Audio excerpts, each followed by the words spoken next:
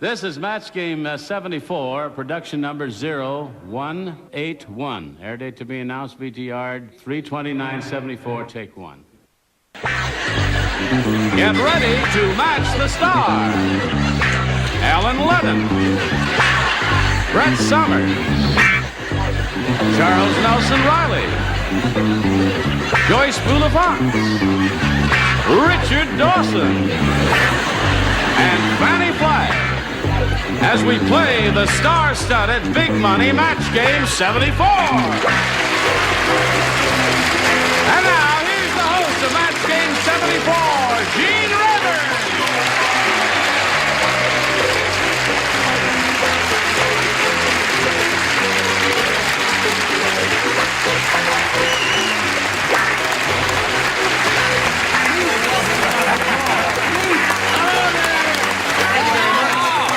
Thank you, Johnny Olson, and thank you for joining us here on Match Game 74, and you for being here in person. The place is packed, isn't it? Yeah. Isn't that terrific? They came to see you, ding-a-lings. It is packed. Listen, I hope you enjoy being on this show as much as I enjoy being on your show. You look better in real life. You really do. Yeah. You look better here than you do even on Password. Really? Yeah, and I must tell you, it's a pleasure to be here. I hope I am just crazy enough to play it. You are? I am. I really am. Okay. He married Betty White, didn't he? And you, we haven't seen you in a long time. Welcome back. I hope you enjoy this as much as I'm going to enjoy it. Oh, look. I enjoyed that. I really like that. No, I'm sorry. Nothing for the bridesmaid? No. All right. Now you've met the Dingalings. Now let's say hello to our two players over here, Marjorie Grant and Mary Macias. All right, Mary. Marjorie is our current champ. She's won $700. She has 2 games under her belt, and she's happy about that. $700, aren't you, Marjorie? Sure. Good. And we started this game last time out, finished round 1. And what do we have? No score. Neither one of them scored. So it's 0-0 at the end of round 1, and we're going to do round 2. You ready for round 2, Mary? Oh, I guess so. Okay, we'll start round 2 right after this message for you. Here it is. Our two ladies here are ready to have a go at it, so I'll push the button and reveal the round 2 questions, the final round. Ask the challenger to make a selection. B, please. All right, Mary wants B. Everyone plays because no one, she didn't match anyone in the first round. Well, don't get nasty. Just read us the question. I understand. She did it. Now listen to that. Listen to that. Warning. In New York City, blanking may be hazardous to your health. We're only kidding, New York. Warning. In New York City, blanking may be hazardous to your health. Good for you, Brett. Brett, you look different today. I have my own hair on. Is that your own hair? It's my own hair. Your own hair. Because it's glued into position. She's wearing a rented face. You know, you've been out here 7 months. That's the first time we've seen your own hair. It's the first time I've seen it. She brought her own legs, chewed it out. It's a very big job. Everybody ready? Okay, so Mary, we call on you. Warning. In New York City, blanking may be hazardous to your health. There's only one thing I can think of. Really? Streaking. Mary,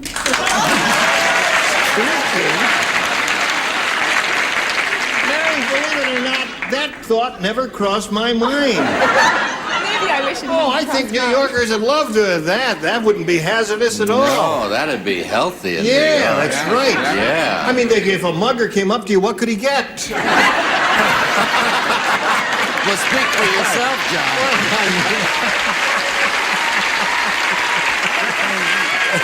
You find out very interesting things about people on this show, don't That's you? right, you do. You mean a mugger couldn't get anything from you if he came up to you and you were naked? Well, I don't know about that exactly. He might like to show us your answer. All right, forgive me, New York, but I said breathing. Breathing. Warning, in New York City, breathing may be hazardous to your health, according to Allen. What do you say? I say I wish Betty White were here. I say I do, too. I think that's a terrific answer. I streaked the other day and nobody noticed. Walking, I said. Walking, there's a good answer. Audience likes your answer. Charles, I you're an agreed old with New Yorker. Mr. Number One. I said breathing. Breathing, yes. Remember the Alamo. ex-Mayor Lindsay's line? What? I don't trust a city where I can't see the air I breathe. What do you That's why say? he's the ex-mayor. Yeah. I lived in New York too, and I think that breathing. Breathing. Mary, breathing seems to be the answer. What do you say?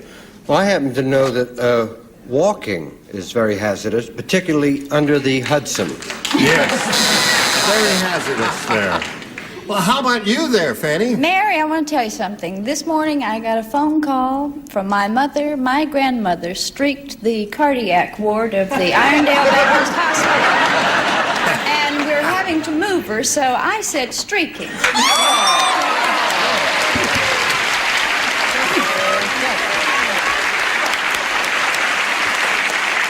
So, that's one for you, and now, yeah, and her grandmother streaked that ward there. Okay, Marjorie, you need one to tie. Two will win the game. I gotta get me some luck. All right, here we go. Dumb Dora. Oh, I remember her. You remember her well. Yeah, Remember, you're sitting next to her. Dumb Dora couldn't find a strainer, so she poured the tea through her blank. Dumb Dora couldn't find a strainer, so she poured the tea Oh, golly, through am her... I quick today. Oh, very good. You finished. You're the first. You're the best. Well, thank you. You're the best. I'm my first. Stop that. Charles. Darling, you're not going to do it again this week after our talk? There he goes. The genius is there he is. Okay. Everyone has finished. Now we call on Marjorie Grant, our current champion. Dumb Dora couldn't find a strainer, so she poured the tea through her... Bra, it's the only thing that fit in the cup. You say a bra? Bra. The only Just thing that would one fit in a half cup? of it. Yes. A teacup. The other would be a double strain. So what do you say, Alan? Do you use words like bra on this show? Yes. Occasionally those things You come do? up. Yeah.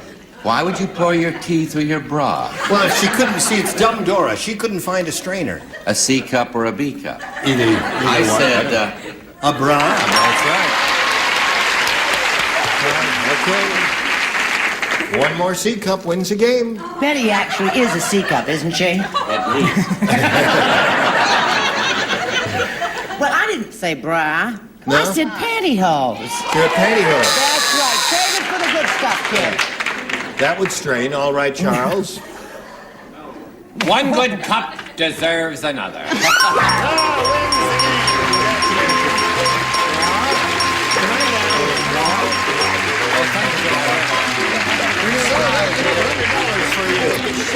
What did you have? You had hanky and bra and another bra over there. Okay. Now we've got to say goodbye here to Mary. Listen, Mary, you're a lively, attractive lady, and it was a pleasure having you here on Match Game 74. We've got a nice gift for you backstage. Thank you, Mary. Okay. Well, you stand by for a moment or so because we've got to do a little business here, and then we'll get back to you and see how you do in the big money super match, okay? Yeah. All right. Come right back, will you? Okay. Here we go with Marjorie Grant. Isn't this a fun show? Yeah, if I knew who I was. You know who you are? You're Marjorie Grant. You now have $800. You've just won your third game, and you're about to have a go at over $5,000. Okay. Let's stand over here on the tape on the floor there so that everything is even Steven here. Now, you know how this goes. We polled a recent studio audience, and we got their best response to this. Ding blank. Now, the answer they gave most often is worth $500 to you if you match it. The second most frequent response, $250, and the third, $100. Little help from three of our celebrities. Whom do you choose? Richard Dawson. Dingbat. Dingbat, right. He said. There's one answer. You want Joyce? Joyce. Never forget your name. J-O-Y-C. Joyce. Dingle, I say to her, right? Yes. You just say it to her. Say Ding-a-ling. something. Say it to me. Ding-a-ling is what I heard. All right. Okay. Try Alan. You want to try, Alan? You want me to try? Yeah. I've tried him. He's not so good.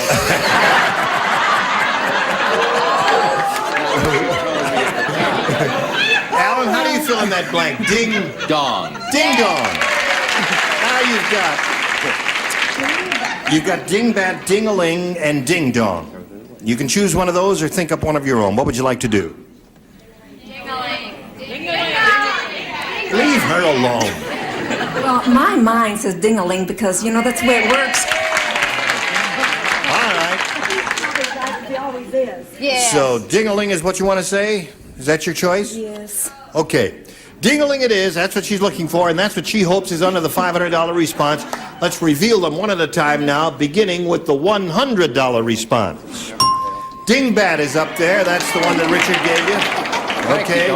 Still looking for a ding-a-ling. And here we go with a $250 response. Ding-a-ling it is! Congratulations, you got it. Okay, that was Joyce's choice. Audience, what you say is under the...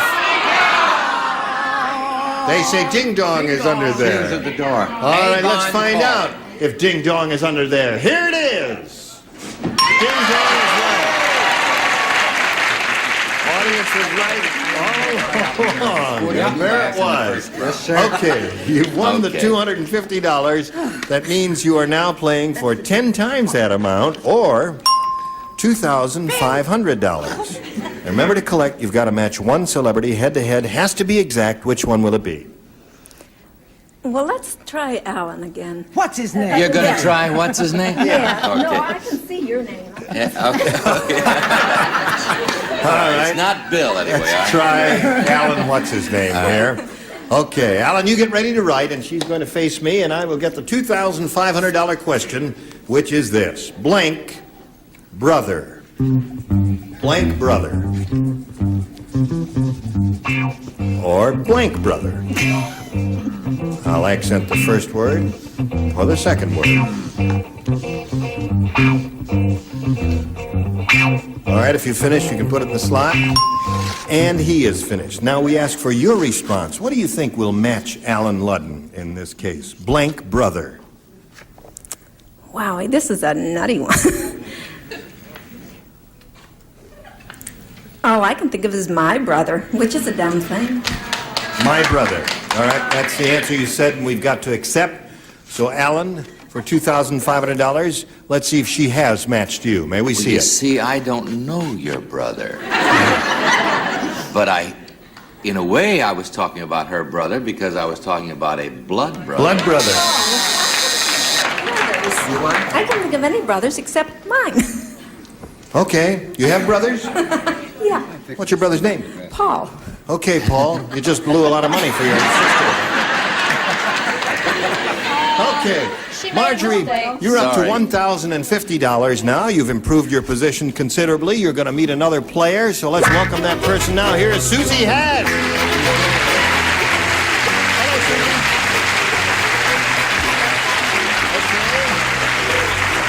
Marge, you know Susie? Super. How are you? Good. You want to tell us a little bit about Susie Hash? I'm married, Yeah. and I have 2 children, Kenny 8 and Wendy 4, and You almost forgot Wendy's age. I'm just nervous. Oh, don't be nervous. Take a deep breath, Susie. Taking some air. That's it. See, now you're not nervous anymore.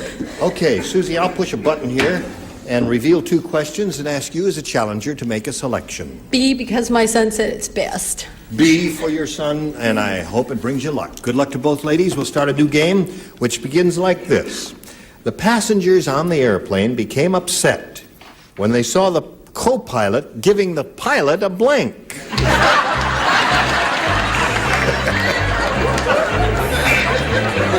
That's what upset the passengers. Passengers became Upset upset when they saw who? What? when they saw the co-pilot giving the pilot a blank. Okay. Do Do Okay. I just write whatever comes to my mind? Well, trust your first instinct. Usually that's best, Alan. Anything that comes to my mind. Well, I better go take a look and see what this cat's doing up here. You sure write slow. I don't think you ought to write that. That's what came to your mind. Give us your second choice.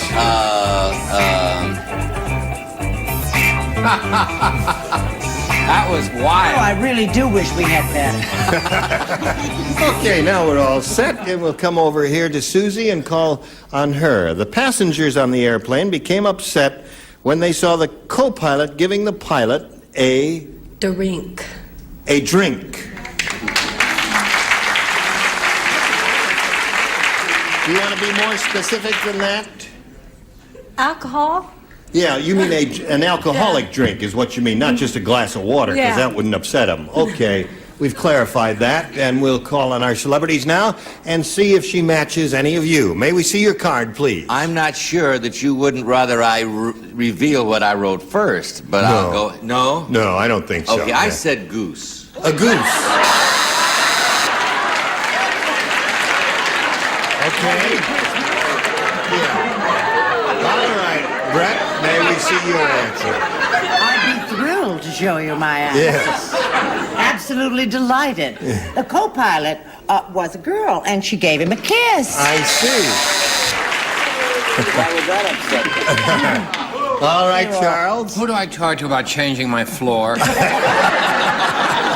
No, this was not a domestic flight. It was an international flight, and the co-pilot gave him abroad. That would be upsetting.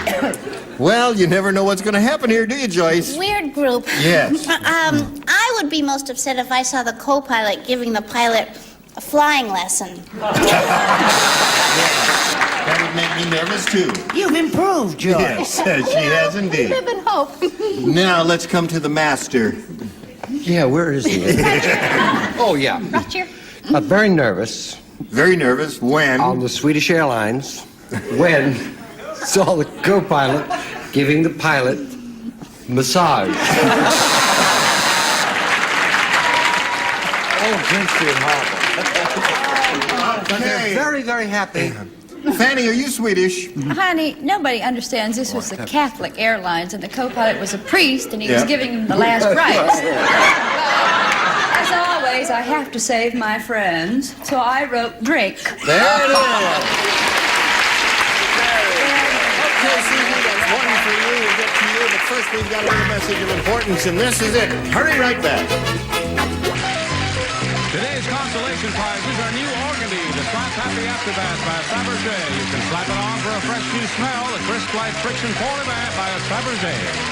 And Rice-A-Roni, the big flavor side dish is so quick, so easy, saute and simmer to flavor perfection. Rice-A-Roni, the San Francisco treat. And a supply of Tropicana, the 100% pure orange juice, the orange juice from fresh oranges from Tropicana. Stay with us for more fun on Match Game 74 in just a minute. Here we go. Let's carry on now with the second question here in round one for you, Marjorie, and this is it. Susie scored one match with her end of round one. Richard Dawson. Present. Says here, Richard Dawson is so British. Right. He has a picture of Her Majesty Queen Elizabeth tattooed on his blank. All right, who told? Where's the blabbermouth who told?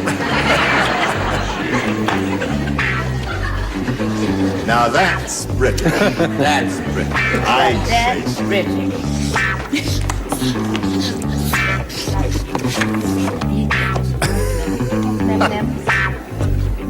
Everybody's ready? Okay. Marjorie, what do you say? Richard Dawson is so British, he has a picture of Her Majesty Queen Elizabeth tattooed on his Chest. chest. Okay. What do you say, Alan? Where is that tattoo? You got it. Chest. There's one for you. And And Brett. this one is for Fanny, boy. She thinks she's the smartest one. Ah, there's another chest. That's for you, Fanny. Charles.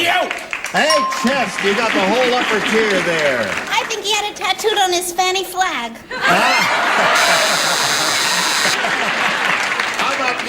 Richard, but there it is, tattooed. I cannot tell a lie. On his chest.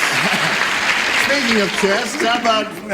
I don't care what anybody says. I like Brett's hair. I said he had it tattooed on his wife. On his wife. Okay, so at the end of round one, it's 4-1, and next will be round two, but first, we've got a message for you. We really don't have enough time to do another question, to do the next round, ladies, so we'll ask you both come back next time, 4-1 at the end of round one. And I just want to say a word to all of you. You were just splendid. Is it over already? It's all, time flies when you're having fun. Alan. Yes, it does. Listen, Joyce, would you tell us about, Joyce made a pilot, and would you tell us about it? What was his name, Joyce? Oh. We want to hear about this TV. It was the Michelle Lee show, and it's a funny thing. It's going to be on April 5th, and she's absolutely charming, and I play her very funny, dumb, blonde friend, and I had to do a lot of research on that. But what's funny is I'm not in the pilot. I'm only in it if it sells, because it went very long, and I was expendable. You were left on the cutting room floor? What happened to my marriage? But if it goes, I'll be in it, and it's a good show. It's going to be called the Michelle Lee Show? Yeah, starring Joyce Boulevard. Okay, all right. Well, when does that play? It's April 5th. You know how Well, they're that's running soon. the Yeah, plays? that's in a week or 10 days or something like that. Shall we all watch It's Joyce on tomorrow, that night? actually. Well, No, I'm not going to watch Oh, no, come on now. now. Join us next time for Match Game 74. Gene Rayburn here. Bye.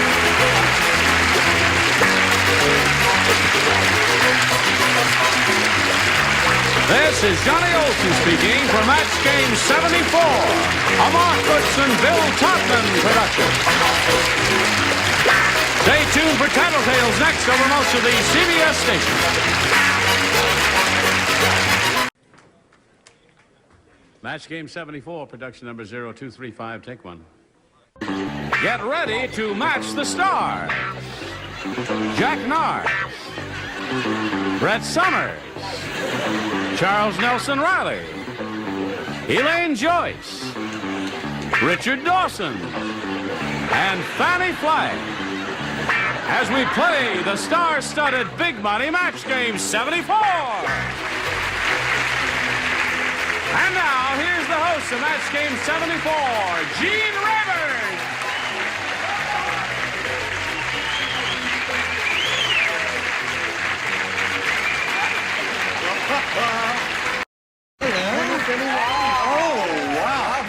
Do that? Yeah. Is this a gift for me? No, it's just a little something that matched the thing on my CD, and I thought. What does that say? Wading pool? No, it says little W. bad. Wiano, right? And that's a tennis racket cover, which I did with my very own hands. Did you do that? I did that. Now, in all fairness, we should point out he doesn't do windows. No. On Thursdays, I do occasionally. Where are the other bodies? Oh, we're cutting down. Yes. Oh, we are? Yes. Yeah. Gave away Why? too much money. What happened? I don't know. It's just, they just sort of disappear. Come on. No. They're coming out now. What is it? Two Come of them. on. Ladies, Brendan Kennedy, where are you? Where are you? Open the door. We just came from Betty White and Allen Ludden's wedding. You mean they finally got married? Yes, after all these years. We missed you. Well, I'm sorry, I wasn't invited to the wedding. You're Well, eating they don't like you. You're eating an apple. That was her Because I'm prize. evil. I'll take them. I'm terribly sorry. The doctor says it's time for your bath, lady. Just get them in the cold sheets, will you? You're going to wear that hat all this during the show. And the flower. Okay, anything you say, ladies. It's getting to them, I think. It is. Let's welcome our two players here, Annette Hall and Carol Fitzpatrick, shall we? Hello, ladies. How are you? And you? Annette Hall is our current champion. She's won $5,600, and she's happy about that. She looks serene. Are you serene? No? How do you feel, Carol? Upset. You're upset? Nervous. Just nervous. Well, you've had your first round question, and we've got one for you coming up. But first, we've got to do a little business, and this is it. Here we are. Push the button and reveal a question for Annette Hall, our current champion. And this is it. Everyone will participate. Even the loony girls. I thought the bride would right my hair. Hope it's not Now molting. listen to this, folks. When Charles Nelson Riley went to the masquerade ball... Could I borrow this? No, Charles. Listen. When Charles Nelson Riley went to the masquerade ball, he painted stripes all over his body and pretended to be a blank. No, you can't write with a... I mean, that's... only Mel Brooks writes with a big banana. You write with this thing. Yeah. When Charles Nelson Riley went to the masquerade ball, Annette, he painted stripes all over his body and pretended to be a blank. Think about it for a second. Hold on. They're not finished writing yet. She's got an answer already, though. She's very quick, Charles.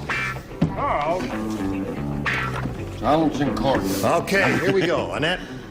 He painted stripes all over his body and pretended to be a... Zebra. Zebra. Good answer. They think you're on the right track there. Pretended to be a zebra. Jack, what do you say? Lots of animals have stripes. Tigers, zebras, Yeah, you're right. But I think he went as a zebra. Zebra. Okay. There's one. Brett? Can you see the wind machine blowing my marabou? Yes. It's I said zebra. zebra. With a triple Z, Charles. Actually, I came as a prisoner. A prisoner. I know, I'm the one that did it. I wasn't a zebra. If I say you're a zebra, Charles, you're a zebra. Okay. Okay. What do you say he is? I said he was a zebra. I saw him. Not only that, but that's all. What do you say, Richard? Well, I know he went once as a Venetian blind, but So talented. that pretty party I remember well. Charles went as a lady.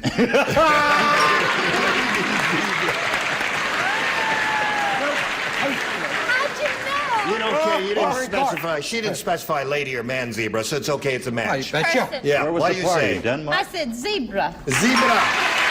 Okay. So we go to round 2 here now, and the champ is ahead 5-0. Carol, what are you going to do to catch up? I'm going to have to try B again. B. All right. Let's see what she does with B. You've got to match 5 to stay in the game. Barry, the practical joker, said, "I worked out a great new gag. When anybody sits on my blank, it plays a Star-Spangled Banner." I'm sorry, you'll just have to do that one more time. This is fella I was just named- thinking about the wedding. Barry, the practical joker.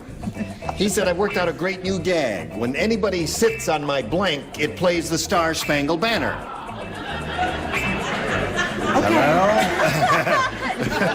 Hello? It's for you, Jim. Oh, it is. Thank you. Hello, Mark. Smell No, bro. I'm sorry. I'm doing the best I can, but she wants to wear the hat, and what the heck can I do about it? Give our regards to Bill. Okay, yeah. Wrong number? Yes, indeed. All right, ready? Now we're all ready. And we call on Carol Fitzpatrick. Barry the practical joker said, "I worked out a great new gag. When anybody sits on my blank, it plays a Star-Spangled Banner." All I can think of is bed. That's I know that's terrible. So all you can think of was what I didn't hear. Bed. Bed. When She anybody didn't sits say on my bed. bed. That's not a bad answer. Bed. Sits on my bed. Won't you sit down, my dear? Da, da, da, da, da, da, da. That's not the Star Spangled Banner. I know Doesn't that, go like but that. it's funnier Doesn't go that like way. that. You're Jack, probably give us your answer. Okay. Well, before you go to bed, I think you should go in here. It would on her WC seat, On the water on the closet. water closet seat. Yes. The toity. Yeah. Apologies to Jack Parr. Yeah. What did you say, Brett? Got to match them all to stay in the game, Carol. How many children does that poor little thing have? 3, I believe. 3 boys. 3 well, I can sympathize with you because I have 2. I said Betty bye. Bed. Bed. There's a match. Charles. I'm sorry, I said John. You said it was John. Oh, you said Annette Hall wins the game. Congratulations. Come on down. Harmonica. Come on down. Annette is so upset about the whole thing that she won another game. She was sitting there not knowing what to do and ignoring my invitation to come down here. Will you just calm down here for a second or so while I say goodbye to this pretty lady, Carol Fitzpatrick? It was a pleasure meeting you. A gift for you backstage, Carol, with our thanks for being with us. Carol Fitzpatrick. Now, Annette, we'll do a little business here, and then we're going to have a go at the big money super match, okay? Fine. All right, see you in a moment. Annette Hall is here again to have another go at the big money super match. She did it once, and she won it all. And now she's going to try it again. Ready? Yes. Okay, here we go. We polled a recent studio audience, Annette. We got their best response to this. Henry Blank. Now, the answer they gave most often is worth $500 if you match it.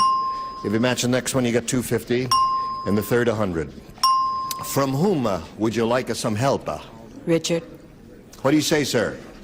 An old role that Charles Lawton played, Henry VIII. Henry VIII. Don't take any notice of these people booing. Are you booing Henry VIII? He'll hit you with his wishbone. All right. Fanny.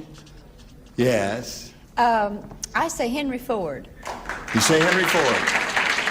There is no Okay. Henry Ford. And one more. Elaine. You say Henry... I say Henry Hudson. Henry Hudson. Is he a friend of yours? Yeah, Well, I boy. said Henry Hudson because he's been dying to hear his name on this show. That's right. He keeps writing, and we just keep ignoring him there. So you've got Henry Hudson, a sure winner. You got Henry VIII and Henry Ford. Now, you may choose one of those or give us one of your own. Annette, what would you like to do? I think I'll go with Henry Ford. All right. Oh, you should have taken. You don't think Henry Ford's a good choice? All right, we'll find out. Henry Ford is what she's looking for. She hopes it's up there and under one of the higher numbers, hopefully. That's the one we're looking for. Let's find out if it's under the $100 response. Henry Aaron. Oh, yeah. All-time champ there. No one thought of him. Okay, here we go. We're looking for Henry Ford. Here is the $250 response. Henry Kissinger. Oh. I don't know why I blanked him out, but I didn't think of him either, did you? I did. You thought. Okay. Here's your last chance for Henry Ford. Here is the $500 response. Henry VIII. Yeah. And you booed him. Boo them. I couldn't, but I will beat him up later. Okay. Well, I'm sorry about that, Annette. You've raised your winnings a little Why bit did here. you doubt me, Annette? That's right. You didn't doubt him last You were time. doing so well. Sorry. Is there another man? Tell me. Yeah. Boy, is there another man. I saw I'll him. tell you. Yes. Okay. You're going to play another game now, Annette. Here comes your next challenger, Ken Scott.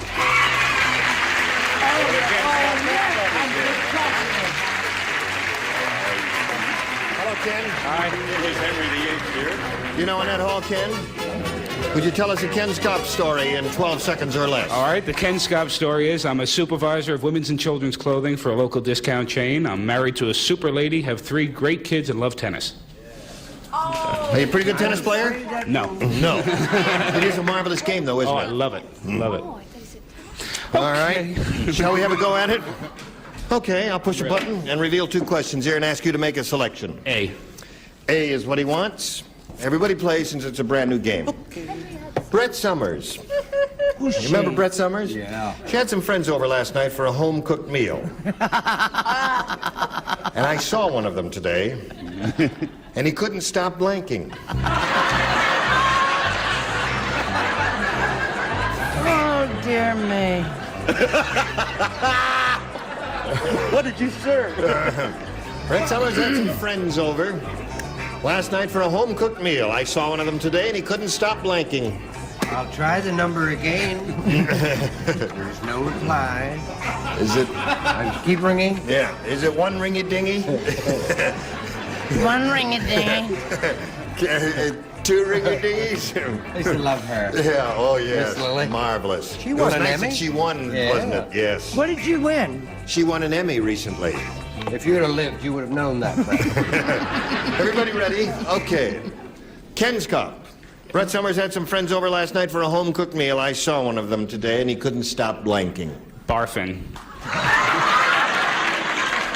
There must be a California expression with which I am not familiar, but I'll take your word for it that it has some significance.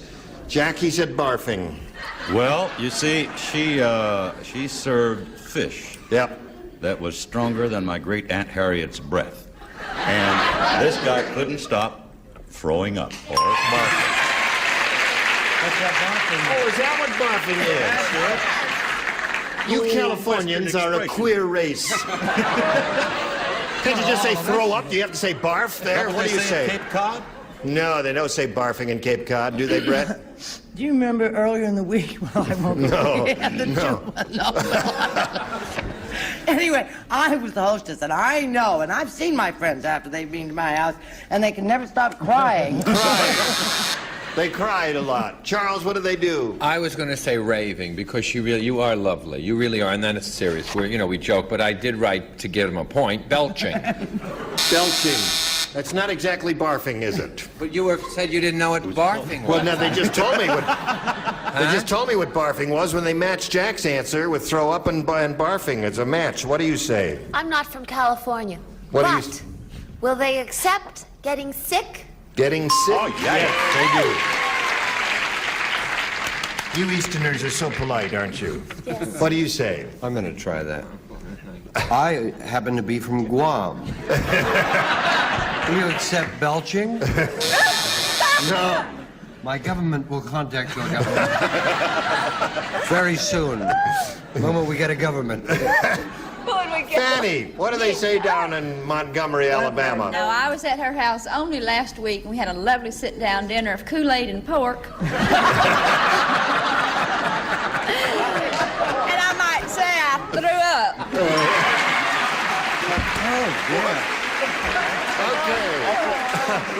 That's 3 for you. Yours will come up in a moment or so. Right now, friends, we've got to pause for this message. You come. Yeah. Okay.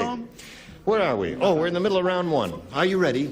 Yes. Well, I'm not. No, yes, I am. Annette, he scored 3 times in his end of the round, and now let's see how Annette does in hers. Consuela said, Dr. Welby, that patient has been dead for 6 months. Why don't you stop blanking him?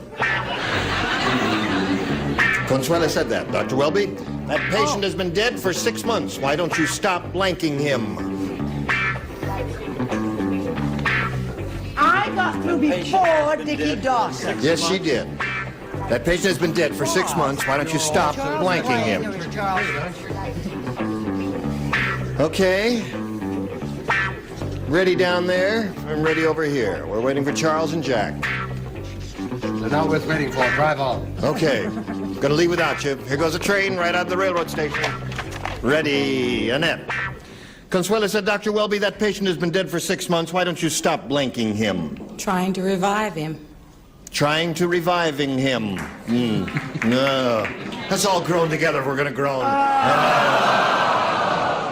There goes the patient. He's been dead. See? That's the first line. All right, Jack, what do you say? She says trying to revive him. Well, one very well-known method of doing that is heart massage. Why don't you stop massaging? Massaging him. Okay. All right, no match there. Brett? Well, everybody knows that Dr. Welby is not the person he appears to be, and I said treating him. Treating him. Okay. Prescribing to. Prescribing to him. Okay, no match there. Trying to revive is her answer. What do you say? Talking to him. How are you? Nothing. Yes, it's okay. Yeah, just take 2 aspirin and call me in the morning. That's it. That's it. And Richard? Well, Representative of Guam, of course. Yes. You're trying to revive him. You're treating him, aren't you? That's right. Well, there are I other didn't ways. ask you, did I? I asked this man. But I'll get to you in a minute. There are other ways of trying to revive him other than treating him. Name 2. You could punch him in the mouth to get his attention. Oh, well, I'll do that. I said treating. Trying to revive and treating does not match. And what do you say? Government will contact you in the morning. What did you say, Don? I think you. Back home at the plantation, Rottenwood. No, I said charging him. Charging him. Oh, charging him. Yeah. Stop sending bills. Okay, so there's no match there at all. We go to round 2. Ken? I'll stick with A. A it is. Now, last time you matched half the celebrity. This time you'll try to match the other half. It is a little-known fact of history that Yule Gibbons ate Lady Godiva's blank. Very few people until this moment knew that. We reveal all here, friends. Oh, I wish I were writing this one. You may whisper one in my ear. That's not good. Yeah! That would be a good answer. It really would. Yeah. A little-known fact of history that Yule Gibbons ate Lady Godiva's blank. You think about that, Ken, for a moment. Charles, you ready? Okay, we're all set. Thank you. Ken, what do you say? The little-known fact of history that Yule Gibbons ate Lady Godiva's horse. Hold it. Ready? No, Fanny does not participate. She was just doodling. I don't even. No. Of course you don't get to play. No, you matched last time. He matched 3 people in his first round. You were one of them. I did? Fanny, Elaine, and Jack. Do not Take play. your hat off and All maybe right? you can hear. Go, Ken. Horse. What? Lady Godiva's horse. He ate Lady Godiva's horse. Brent, what did you say? Well, honey, there are many edible things in the forest. Yeah. And horses are one of them. Horses are one of them. That was one for you. Here we go, Charles. I said hair. Ate her hair. And Richard. She's not a bald-headed lady, Charles, for goodness sake. Also, he's a vegetarian. Didn't you know that? But he did eat her clothes. He ate her clothes. That's why she was naked. Yeah. So, you picked up one more, and now you're up to 4, and we've got another question for you, Annette. But first, we've got this for you. Time has come, the walrus said. To speak of many things. To speak of many things. Of what? Like what? Like what? Well, goodbye for one. And we're in the middle of round 2 here. The score is 4-0 in favor of the champ. You've got to score of the challenger. You've got to score 4 to stay in the game. When we get back next time, 5 will win another game for you. We'll look forward to seeing all of you next time. And you too, dear friends and gentle hearts. You were just splendid. You were lovely, too. Yes. I just go on record as saying you're a beautiful, warm human being. May I say that? Well, I thank you very much. Now here it comes. All right. And what else? You really believe that, don't you? Say good night, Gracie. Good night, Gracie. Don't forget to watch Jack Tanners tomorrow at 11 o'clock or 10 o'clock, wherever you happen to live. Gene Rayburn from Match Game 74. This is the last show, so next time we get together, we'll have these ring-a-dings. Jimmy Walker, Brett Summers, Charles Nelson Riley, Joyce Boulevard, Richard Olson, and Loretta Swift. How about that? You be sure to be here. Bye.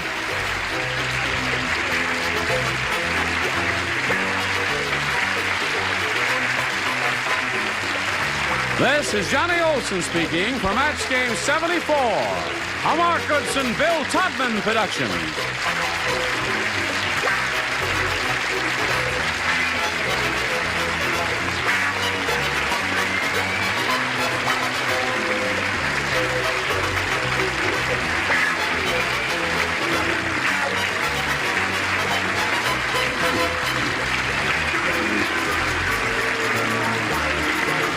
Stay tuned for Tattletales, next over most of these CBS stations.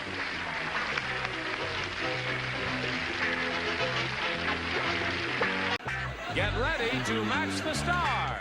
Charlie Brill, Brett Summers, Gary Burghoff, Sarah Kennedy, Richard Dawson, thank you, and Betty White, as we play the star-studded Big Money Match Game 75. And now here's the star of Match Game 75, Gene Rayburn.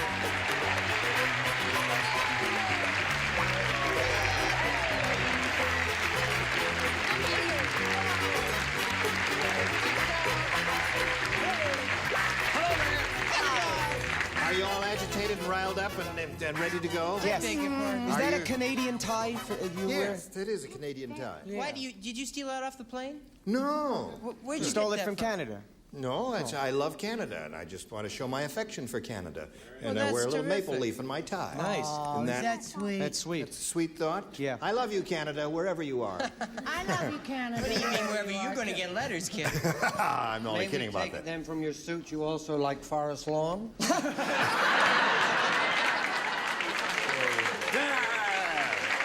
Hello, Louise Miller and Betty Stieferman. How are you, ladies? Louise is our current champion here. she has won how much? $8,800. You didn't have Yikes. that. You had to look over at the cue card over there. That is my reference point. You don't know that you won $8,800 without looking at that cue card? I can't believe it. Oh, you can't. Okay, and Betty is challenging her, and we're in the middle of round one. You've had your first round question, and you did not score with that. And now the question is, will Louise score with her first round question? Well, we'll find out right after we find out about this message. Here we go.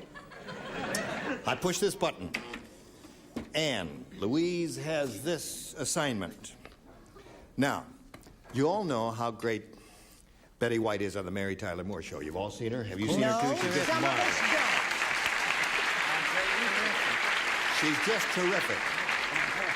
She's really a very gifted actress. Has a great comedy sense and all that. And in addition to that marvelous assignment, she's also hosting Password this week. You're kidding. Yes. So read the question. You're fattening me up for the kill. Now. She's trying to blank Allen Ludden out of his job. No, she's not. But Betty White and Allen Ludden made a deal. Betty gets to host Password for a week, and this Saturday night, Allen gets to blank Mary Tyler Moore. That's the way it is. Betty White and Allen Ludden made a deal.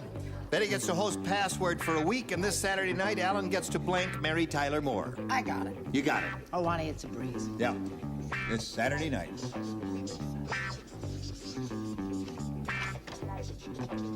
Okay. Jerry's finished.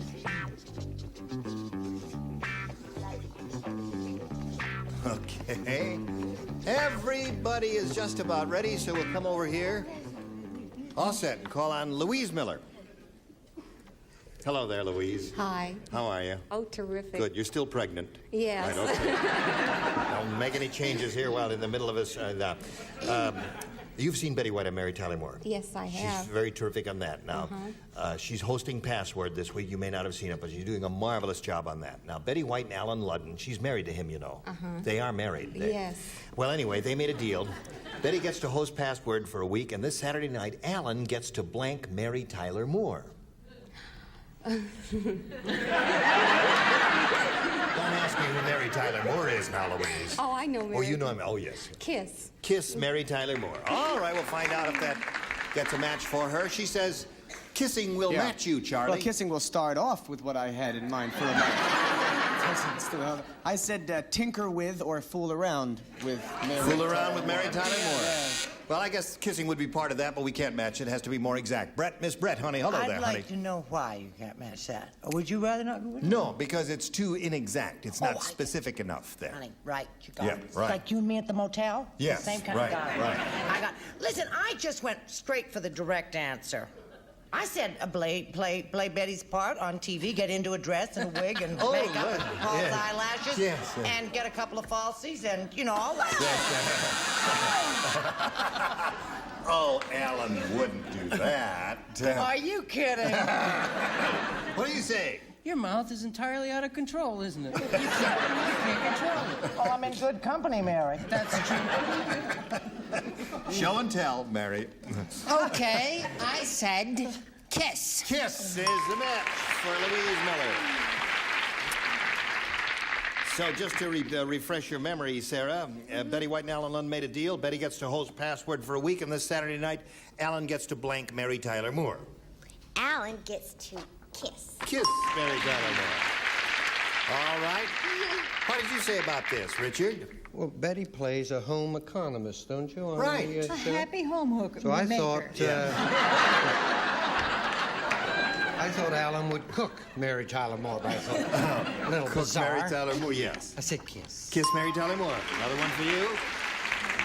Now, what do you say about this deal you made with, what's his name? Well, as with Charlie Brill, I'll grant Tinker would have been a very good answer, but I said kiss. Okay. So that's very good for a first round question. You got 4 for you, and now you gotta go some here. Yes, I Are you ready, Betty? Go. A. All right. Everybody plays again because she didn't score in her first round. It was the middle of winter at the North Pole. and Santa Claus was very cold. How cold was he? I'll tell you how cold he was. He was so cold, for warmth, he set fire to his blank. That's how cold he was. In the middle of winter at the North Pole, Santa Claus was so cold, for warmth, he set fire to his blank. Now that's cold, I'll tell you. That's as cold it gets in Maine, you know. Do you know Sarah Kennedy and I take a singing class together? We're wonderful. We are superb. You're in a singing class. Yes. And we're marvelous. We are marvelous. I didn't know they did that. They had classwork on that. I'd like to join that class, because singing is a lot of fun. It's good to, for Not your... the way they do it. Oh, I see. All right, Betty Stieferman. It was the middle of winter at the North Pole, and Santa Claus was very, very cold. So for warmth, he set fire to his blank. Sled. To his sled. He burned up his sled, threw it right in the fireplace. Not a bad answer. All right, Charlie, she said set fire That's to a his good sled. answer. Good answer. Certainly better than his beard. His beard. That'd warm them up. From here up, it would. Brett, what do you say? Well, you know I come from Maine. It gets so cold up there, Gets you mighty freeze your cold, blanks didn't it? off. That's right. And I said beard. Beard. I'm awful Okay, sorry. got to match all the remaining ones to stay in the game, Betty. Here we go, Gary. Sled is what she's looking for. I'm the decisive one? You're the decisive one. Of all the Santa Claus stories for 14 weeks, I always write beard. Nobody says it. Sorry. Beard. So that means Louise wins another game. What do we got here? Beard. Beard all the way. You would have scored a clean sweep with that. Congratulations. Thank you. Okay. Now, Betty, we've got a gift for you, and we certainly enjoyed meeting you. Very much. It was a lot of fun. Thank you very much. Goodbye, Betty. Now, while she's whirling around there, we're going to whirl this commercial your way, so you come right back for the big money. Hello there. You remember this lady? She's been up here 8 times now. Louise Miller's won 8 games. She's got $8,900, and she's going to have another go at it. What are you doing down there? Straightening you out. Hello there. Everything okay? You feel all right? Just fine. Good. June, huh? June. She's the only person we've ever had who's grown on this show. That's right. After so long, she's a little bigger now than she was when she started here. All right, Louise, we polled a recent studio audience, and we got their best response to this. Blank duty. Remember, the answer they gave most often is worth $500. If you match it. You match the next one, you get $250, and the third, $100. Whom do you call on over here? Richard?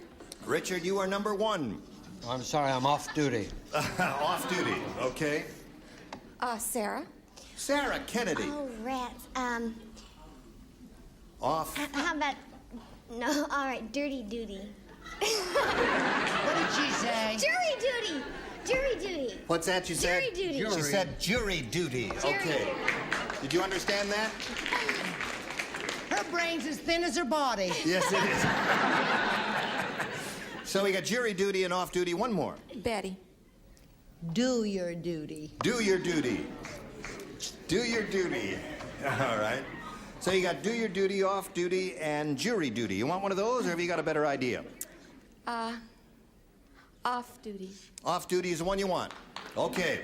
Off duty, she says, is up there and hopefully in a good position, like 500, right? All right, we'll find out where it is right now, but we got to start at the bottom and work our way up. May we see the $100 response? Guard duty. Guard. Okay, no off duty there. Let's find out if it's under the $250 response. Off duty it is. Congratulations, you got it. Okay. So now you've got 250 additional, puts you up to 9,150. And before we go on to play for the 2,500, let's find out what's under the $500 response. What do you say, audience? Heavy duty. Did you think of that? Oh, now you say it. Howdy doody.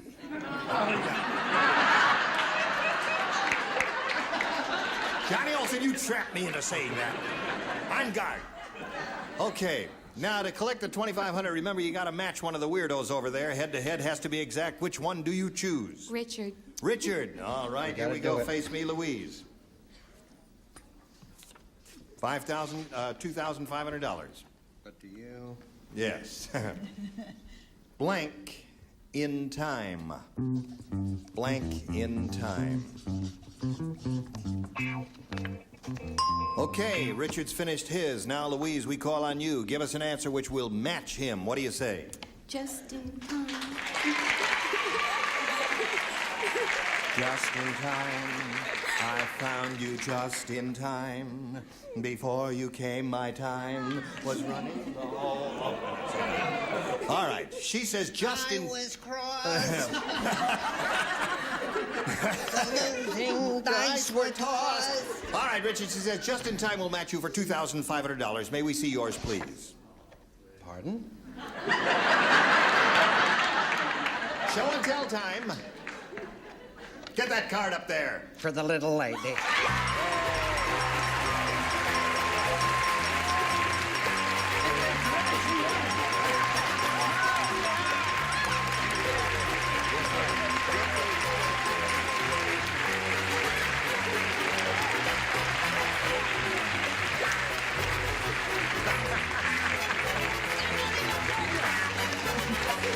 Okay. Now, Louise, you got $11,650. How does that grab you? Oh, just all over. I guess Very gentle. I'm going to communicate with you in a very straight way from now on. Well, Louise, you got the $11,650. You're still the champ. You're going to play another game right now, so let's bring on Patty Diddy.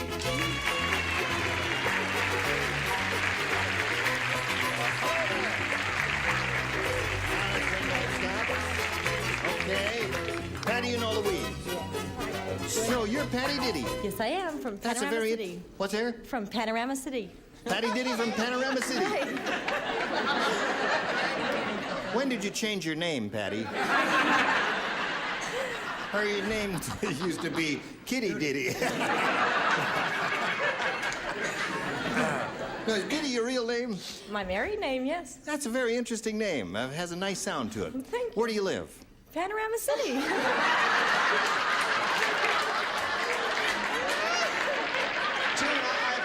There was a young lady named Patty Diddy who... I'm sorry.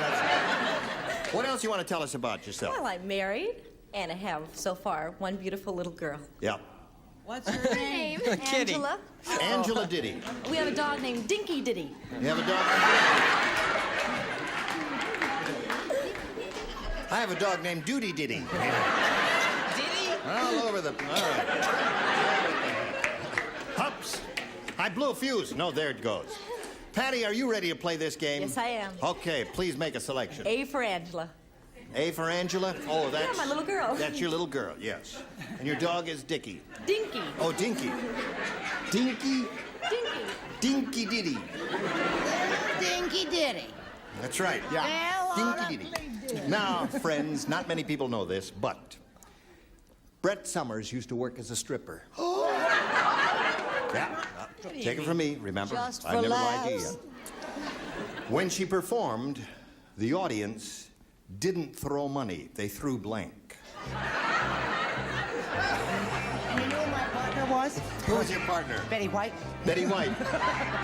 We had a sister act. I see. Her mother played the piano.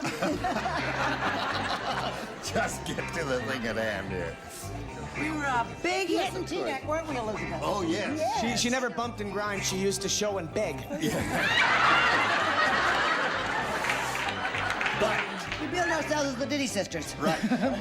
You never played Upper Montclair, New Jersey, my dear. Right. Played it. She owned There's it. a little souvenir for Louise there. That was the thing that won you the $2,500. Now, how are we doing here? Betty, you ready? Yes. Betty, ready? All right. Now, Patty Diddy. Brett Summer used to work as a stripper. Under the name of... No. When she performed, the audience didn't throw money. They threw blank. They threw rocks. Rocks? Oh. Okay, watch it out there.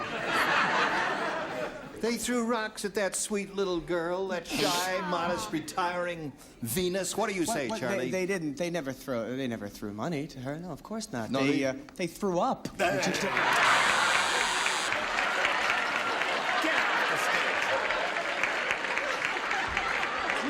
Get down down there. Hide under the stage. Now you stay there until I tell you to come back. You stay there until I tell you to. Don't you come up there until I say no. That was only. Stay down there until I tell you to come up there. It was only when she worked the boat. All right, now, Brett, what do you say? I say, if you want to grind it, wait till you've refined it. Yes. I said roses. Roses. Get down there, Charlie. Don't you dare come up. Get down there. I'll tell you what I would throw if Brett was stripping for me. What? I'd throw clothes and holler, put it on! Put it on! Okay, Charlie, you can come up now. I've been biting Brett's legs. Brett's, I don't know. When, as a stripper, when she performed, the audience didn't throw money, they threw blank. And Patty said, rocks. What do you say there? Oh, no, I said food. They threw food? Food, Sarah. Is there some rationale to that? Can you give us a reason why they would throw food at a lady taking her clothes off to music? No. Well, have you ever seen her take her clothes off? No. I see. All right. Throw whatever was near. Oh, I see. Grab something off the table, grab a hot cross bun or whatever. Okay. Go ahead. You know Dickie was in the country illegally. No. As I say now, I threw clothes. Put it on, as Gary said. Yes, Miss Betty White, honey. Hello there, honey. Hello, honey. We had a marvelous time with the act, but it went a little flat, so they threw grapefruit. Grapefruit. No rocks, and so none for you, and yours is yet to come. But right now, we got a message for you, friends. Here it is. Here we are. We shall carry on with the completion of round 1. Louise, everybody plays here. When millionaire J. Harrison Farquhar passed away, he went first class. He's got the only coffin in town with a blank. The millionaire J. Harrison Farquhar passed away, and he went first class. As always, he's got the only coffin in town with a blank. Okay. Who remember Mr. Farquhar? Finito. Of course I remember. Finito. All right. Okay. Now, just put it in the slot there. I've got it in the slot, baby. Okay. Now, Louise Miller. When the millionaire J. Harrison Farquhar passed away, he went first class. He's got the only coffin in town with a... Blank. I say blank, and you say something else. You know those little things that stick on the car that's on the front of a Mercedes-Benz and thing, you know, that put on the hood of the car? Oh, the emblem? What sits up on the... Sport tags. The what? What sits up on the very front of the hood, it. you know, that little thingamajig with the... It's on the front part of the radiator, that triangular thing? Yeah, it sits up, though. Yeah. A hood ornament. Yeah, that's it. A hood ornament. A Mercedes... He had a coffin with a Mercedes-Benz hood ornament on it?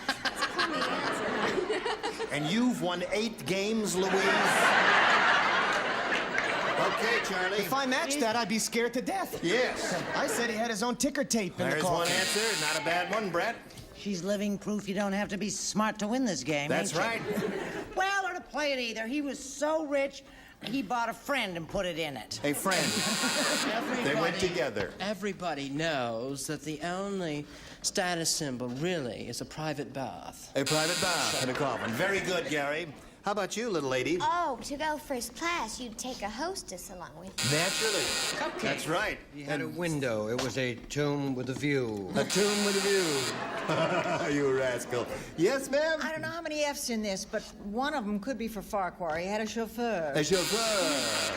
Okay, so at the end of round 1, we got a tight game here. And we may never get to round 2, but we'll try, friends. See you come back. Well, we got 5 seconds to say goodbye. Say goodbye. Bye-bye. Bye. It was splendid. Gene Rayburn, Match Game 75. Join us next time. Goodbye.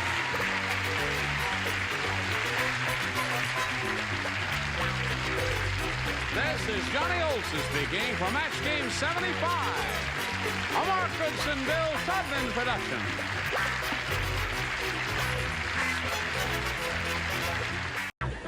Get ready to match the stars. Allen Ludden, Brett Summers, Gary Berghoff, Elaine Joyce, Richard Dawson, and Fanny Flagg as we play the star-studded Big Money Match Game 74. And now here's the star of Match Game 74, Gene Raymer.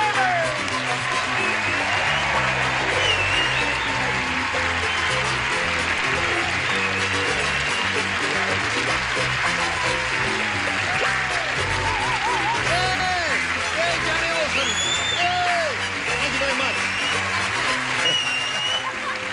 Wild bunch. Don't give no rotten answers today with these people in this studio. You know, you make an entrance like Charles de Gaulle. I am. I do the regal, the royal wave. Have you ever seen the Queen of England when she rides in her carriage? She waves like this. Very nice. Doesn't she? Yes, but do you know, I know a true story about that. What? She has a wooden arm in the car that goes like this. It's true. Is that true, Richard? No, it's a plastic arm. It's a plastic arm. Did you have a question?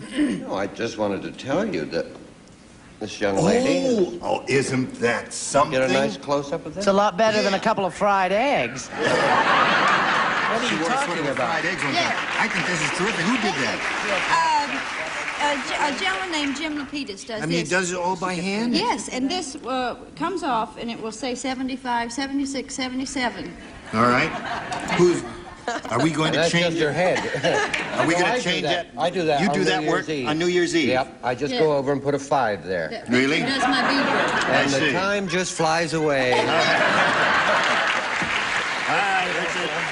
I got something to say to you, Richard. Yeah. What I'd like to say to you, Richard, is you're fired. Oh, and they say Hollywood wind is dead. Yes. Now, listen, one more thing I'd like to say is that we're all happy about his new career. He's got a whole new thing going with... gardening? No. I mean, you know, Alan has been associated with a marvelous classic game show for many years, and the format is revived. What's it called now? Password All-Stars. Password All-Stars. Password All-Stars. Yeah.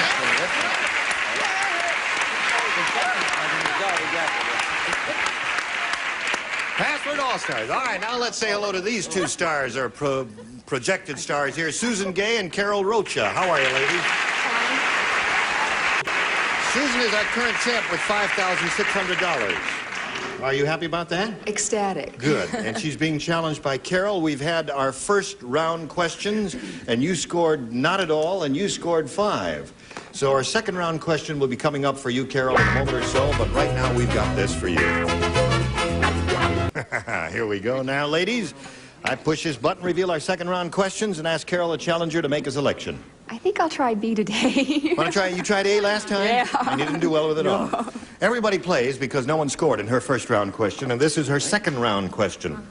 Say, do you know it's fun to travel on Cannibal Airlines? No, but if you hum a few bars, I'll... No, I'll tell you about it. Oh, I'm sorry. Here's how it goes. They give the first-class passengers a great big pot, and they let them cook the blank. It is fun to travel on Cannibal Airlines. It is fun to travel on Cannibal Airlines. They give the first-class passengers a great big pot and let them cook the blank. Now, there are a couple of really terrific answers to this. Really terrific. Do I have to give both of them? No, just one is all we need from you. Wonderful. I dreamt I was kissing Gary Berghoff last night in a hallway. On television, you tell that? She told me that backstage. I was very flattered, but no, I see. It's just a ploy to get publicity. Gary Berghoff. That's all you were. Barry Goldwater. I think so. Everybody ready over there? Okay, let's call on Carol over here. It's fun to travel on Cannibal Airlines, Carol. They give the first-class passengers a great big pot, and they let them cook the... Crew? The crew. Okay, that's one. That's not bad. Crew ain't bad. Don't owe her yet. Now, wait a minute. Wait until she goes down the drain completely and then owe her. What do you say? She looks like a girl who really needs help, doesn't she? Yes. So give her some help. I wish I could have given it to her, but our minds worked in the same direction, except I said pilot. Pilot. Uh-oh. That's a match. All right, you remember the crew. Yeah. Okay. What did you say, Brett? I say, isn't it wonderful to have Alan back? Oh, that's right. He's a Phi Beta Kappa, you know. He's a very intellectual guy. There's the one thing I forgot to tell you in connection with the new format of your show. What's it called? Celebrity? Password All-Stars. Password All-Stars. It's a football game. Yeah. You were saying celebrity bowling. No. Since you are a 5'8", you know the Latin phrase quid pro quo? Yeah. Okay. Now, Brett, would you show us your answer? Yes, I understand. I want everyone to understand that I know that this is not a hyphenated word. I didn't have room. Nor is I it spelled said right. stewardesses. Stewardesses? So what about that? Aren't they members of the... You'll never know. That's not a member of the crew. You mean the crew members are the pilot, co-pilot, navigator, engineer, and all that. Okay, stewardesses now. That's what they say. Hold it. No, wait a minute. You tell it. I date more stewardesses than a pilot on TWA. And there's the members of the crew. And then they all sang, "We really move on." Okay. Call the airport. Call the airport. Hold it, I've got to fight for this. No, wait a minute. That's the ruling, and that's it. We've got to abide by it. This is a country of law and order, remember? And chauvinist pigs. All right, it's fun to travel on Cannibal Airlines, Gary. They give the first-class passengers a great big pot, and they let them cook the quid pro quo. No. No. They cook the captain. The captain. Okay, that's You're still alive, Carol. You've got to capture the remaining 3 to stay in the game. Does she capture you, Elaine, my dear? Would you like to be captured? Sure. Okay. Was somebody screaming? Madam, please. I'm sorry, Johnny Olson has spoken for you, lady. No, I said that they gave the first class this big, huge pot. Yep. And that they cooked the tourist class. The tourist class. So that means Susan Gay wins the game. Stewardesses and stewardesses. Okay, come on down. Congratulations. Well, Carol, we've got a part company here. Sorry to see you go. We've got a gift for you backstage. I had a great time. I'm glad you did, Carol. It was a pleasure meeting you. Carol Rocha. Now, you stand by for a moment, Susan. We've got to do a little business, and we'll get right back to you, okay? Yes, here we go with Susan Gay. How many times have you been here, Susan? This is my second game. Okay, good luck to you now. You know how this goes. We polled a recent studio audience, and we got their best response to this. Button blank. Now, the answer they gave most often is worth $500 if you match it. Then if you match the next one, you get $250. If you match the bottom one, you get $100. 3 celebrities are allowed to help. Whom do you choose? I'll ask Richard, please. You'll ask Richard. Buttonhole. Buttonhole. Okay, there's one. Elaine? Elaine, have you got one? Yeah. Buttons and bows. Buttons and bows. Well-known Broadway show tune. Yeah, Brett. And Brett. How about button hook? Button hook. Okay, so you got buttonhole, buttons and bows, and button hook. You can choose one of those or give us one of your own. What do you want to do? I think I'll try buttonhole. Buttonhole is the one she's looking for. Let's find out if it's up there. And if it's there, where is it? Is it under the $100 response? No. Wow. That's button. Who has a button? Button, who has the button? That's great. Yeah, They were novelists. That's great. They were writing a short story. Did that occur to you? Button, who's got the button? No. All right. We're looking for buttonhole. Here's a $250 response. Button up. Certainly like to thank you for your selections there, celebrities. Splendid. Don't judge too harshly. Let's wait and see. A little side bet here? Yeah, all right. I'll bet you a nickel. You're on. Yes. And you get $500 if I'm right, Don. No. I said I bet you a nickel. Here we go. Look for buttonhole, a $500 response. Buttonhole. No, I was betting that it was there. I told you. I said it wasn't. I don't carry any money with me. Well, you said that. There's a... I'll hold this until I get the nickel. All right. I owe you a nickel. What a cheapskate. He doesn't have any money. Well, I never carry any money when I'm... You see, my pockets are well, empty. this is worth more than a nickel. Yeah, that's 67 cents or something like Raid. that. What do you spray that in your...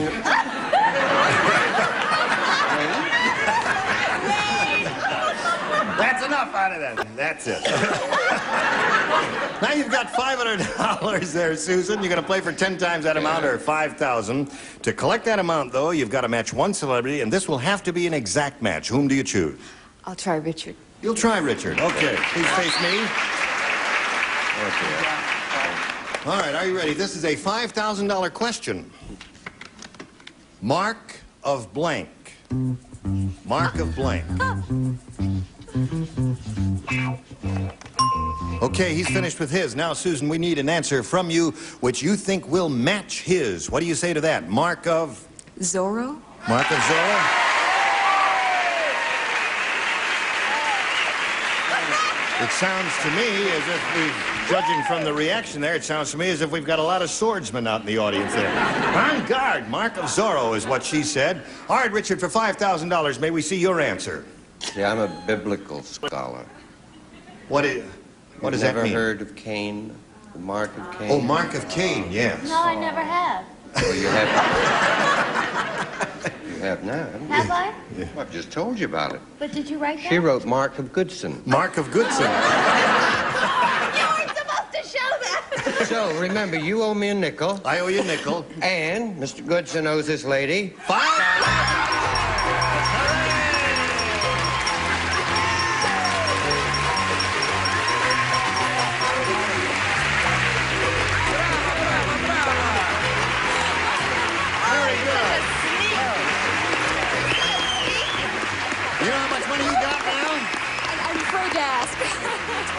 Susan Day now has $11,200. $11,200. We congratulate you, and if you're ready to carry on, are you ready to carry on? I don't know. All right, let's go. We'll carry on. No. Let's meet another player right now, and let's welcome Dave Burt.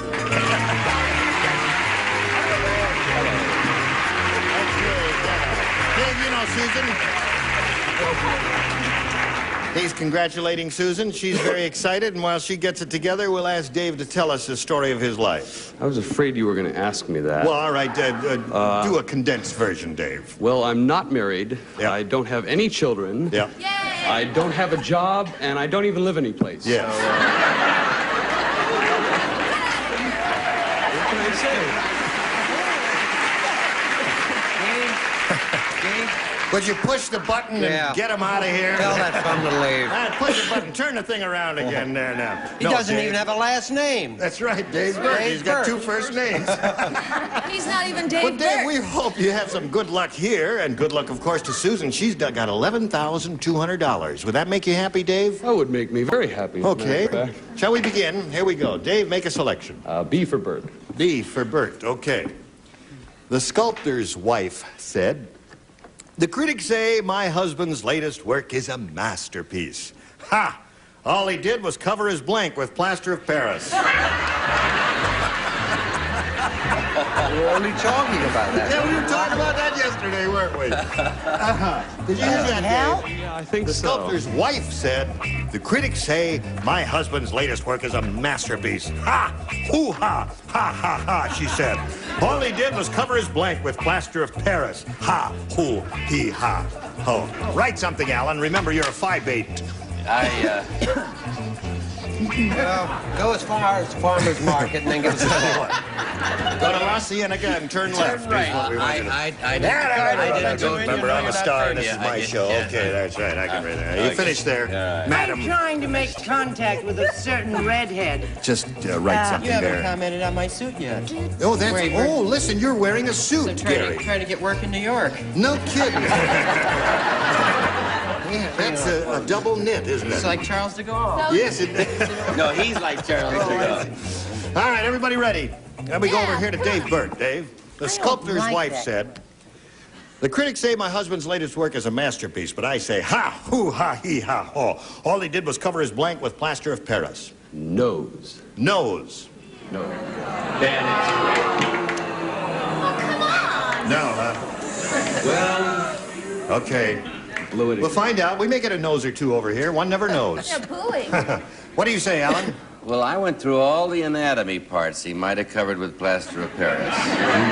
Don't tell us, Alan. And nose was not the one I thought of. I thought of hand because I was limited. Okay. Sorry So there's one about hand for you. He's looking for a nose, Brett. What do you offer? I'm looking for a man. You got anybody in mind? Well, I thought he'd have to leave it there, right? Yeah. I mean, you couldn't cut your hand off and leave it at the museum or No, the gallery. right. I said covered his cage. Oh, well, you don't have to buzz. You can ding or do anything. Do the thing of your choice. Yes, right. Okay. You tell him, Gary. All right, so we got two rotten ones, Gary. Yes, bail us out here. This one is very good. I said he covered it. See, his wife came in unexpectedly, very quick. So quickly he covered his model. Covered his model. Hey, that's a good one. That's right. Yeah, that's not bad. Okay.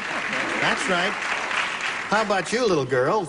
Well, there was somebody he wanted to get rid of, you see. Yes. So he figured, why don't I kill two birds with one stone, right? Right. So he covered his mother-in-law. His mother-in-law? It's like bronzing your booties. Yes. How did she look?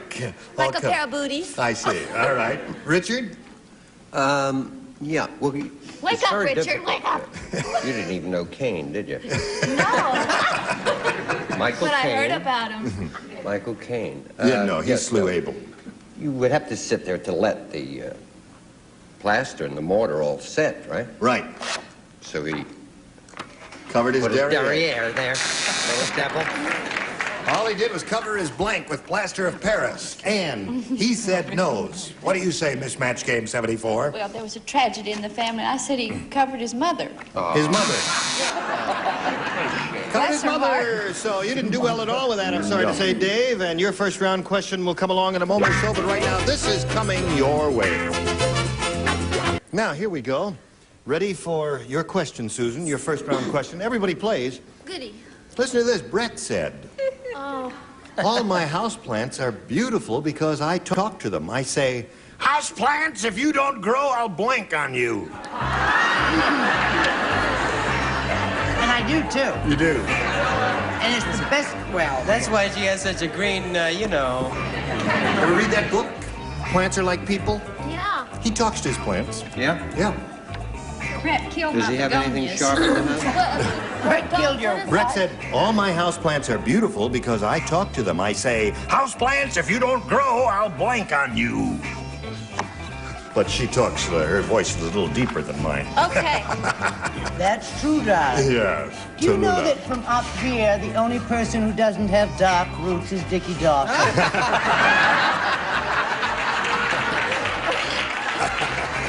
I'd like to say something. Yeah, what would you like to say? You want to talk about your dark roots? No, I want to say if Brett wasn't such a good friend of mine, I'd come up and snatch that wig off her head. And those teeth right out of her mouth. And those things on her chest.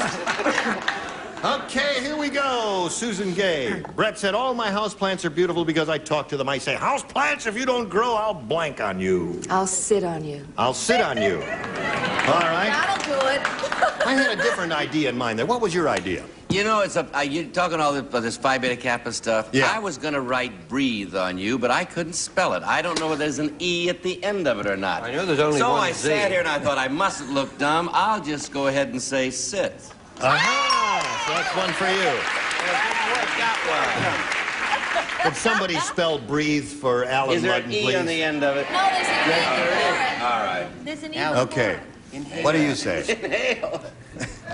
Yes. What? Breathe a little and What give is us an that answer. expression? Yes. It takes so long sometimes for a person to get nowhere. I thought you said spit. I said I spit, and that's what I did. Oh, really? No, she said sit on you. Gary, what'd you say? It's taking longer all the time. I said that she would say spit. You said that. I've heard her say it. All right. So the answer Susan Gay is looking for is sit. Houseplants, if you don't grow, I'll sit on you. What do you say? I said that if her houseplants wouldn't grow, she would sick Jack Klugman on them. That's right. And I hear kill 'em Jack off Klugman for is very once and sick. Kill them off for good. No. What did you say? Old Richard? Well, I said Caine, and she'd never heard of the guy. Amazing. Stop with Oh, this. all right. Well, if you're not a scholar Excuse of the me. Bible. Sit. Sit. 2 for you. That's 2 for her. If you don't grow, I'll sit on you. That's what she says. Yes, what do you I say? know. Brett came to my home, and she breathed all over my apartment. Yeah. And I heard a moan of despair from my bougainvillea. Yeah. No, she is a lady. I don't know why she'd say spit. That's not ladylike. I said throw up.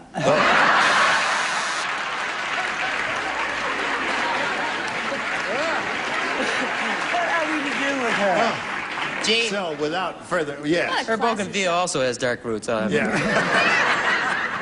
Her bougainvillea always has dark roots. All right, now you stand by for a moment or so. That ends round one. Score 2-0, and we'll pick it up at this point in about 1 minute and 48.5 seconds.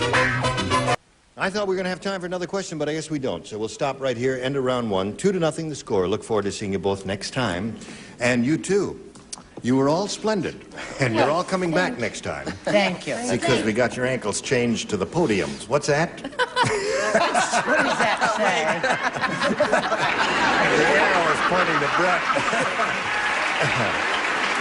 But you must admit, it's a beauty, though, isn't it? Yes, it is. I mean, she looks so natural, doesn't she? Yes, she does. Mm-hmm. Yes. Chauvinist? He held up a sign if you saw it. It said pig. Well, listen, that's all, friends. Enough of this hilarity. Join us next time for Match Game 74. Gene Rayburn here. Goodbye.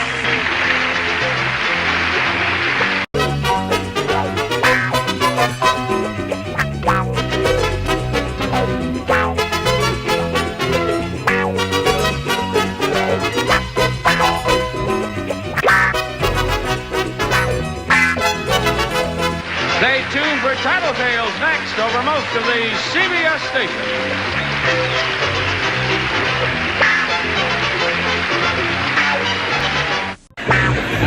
Get ready to match the stars. Allen Ludden, Brett Summers, Charles Nelson Riley, Dolly Martin, Richard Dawson, and Betty White as we play the star-studded Big Money Match Game 75. And now here's the star of Match Game 75, Gene Rayburn.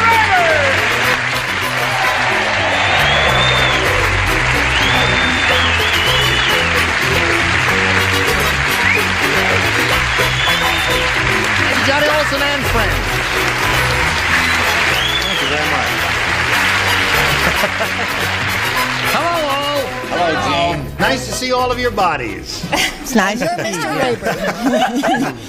We welcome you, sir. We haven't seen you in a long time. I know, it's good to be back. I want to watch what an MC who works does. Well, I tell you, one thing we do when we have a new kid on the block, as we have in this case. I know, but I never got to do what you're going to do right now. No, we just give her a polite round of applause, don't we? And welcome her and make her feel loved and at home.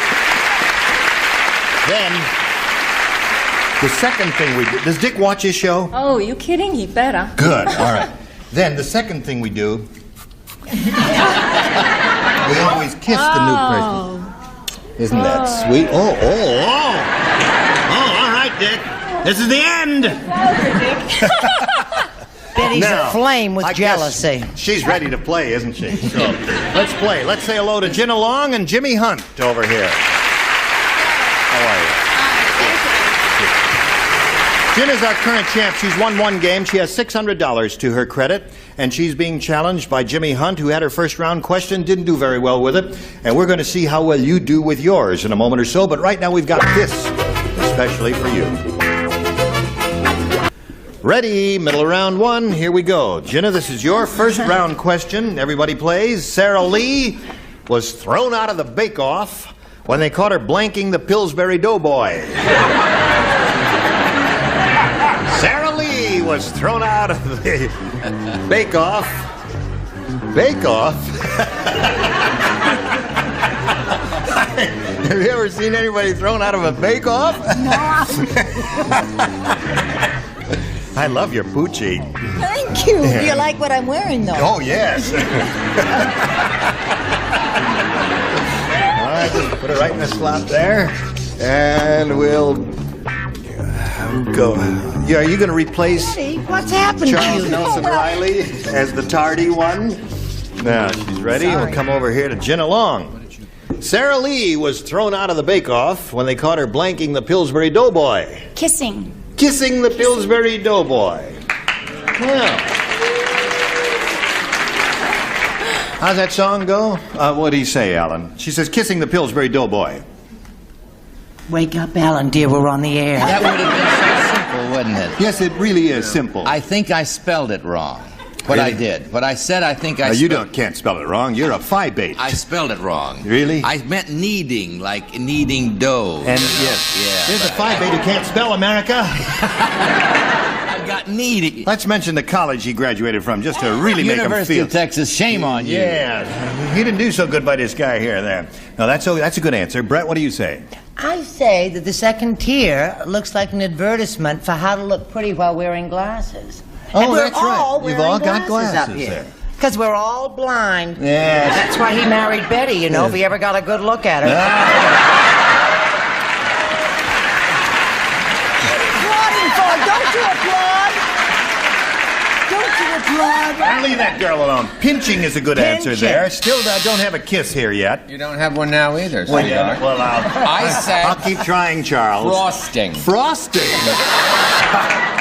How do you frost the Pillsbury Doughboy? Well, don't How old was it? I don't think I want to know. All right, Dolly, you're up. Okay, now I don't know if I spelt it right either. Well, spelling doesn't count Because I'm here. English, like Richard. Yes, of course. Okay, kneading. Kneading. That's it? Yeah, did? spell it correctly. Well done. wrong, however. There you are. Yeah. All right, Very Gina good, Long is Dolly. looking for the answer when they caught her Throw it in the kissing the Pillsbury Doughboy. Richard? Let me explain to Dolly, Yeah. because you don't put that back in Oh. there. No, the only reason is there's a small person over there I love you. who will go bananas. Pick it out of there, pop it in there. That's it. Now you've killed a small person who lives down there. Yes, it Where were we? We were here. Sarah Lee was thrown out of the bake-off when they caught her kissing the Pillsbury Doughboy. Well, I always kiss when I do this. Loving. Loving. Isn't that it? Good. Yeah. The judges are very nice. Now, Betty White. I was torn between rolling and kneading, but I think there's a penalty for the kind of kneading that you Yes, know. I you shouldn't of do course. that Naturally. So at the end of round one, it's 1-0. Favor the current champ. Now we go to round two and ask Jimmy to make her selection. B, please. B it is. Here we go, Jimmy. Everybody plays because she didn't pick up any matches in the first round. Henry was fired from the laundry because whenever a girl would bring in a bra, instead of cleaning it, Henry would blank it. Henry was fired from the laundry, Jimmy, because whenever a girl would bring in a bra, instead of cleaning it, Henry would blank it. You think about that for a moment while we're finishing. Charles, are you ready? Do not tarry, Charles. What are you smoking, Charles? Socks. The socks that he never wears. That's why he never wears socks. No socks today. They ground them all up there. Holy mackerel. All right. Not a very good answer. Jimmy Hunt. Henry was fired from the laundry because whenever a girl would bring in a bra, instead of cleaning it, Henry would blank it. Wear it.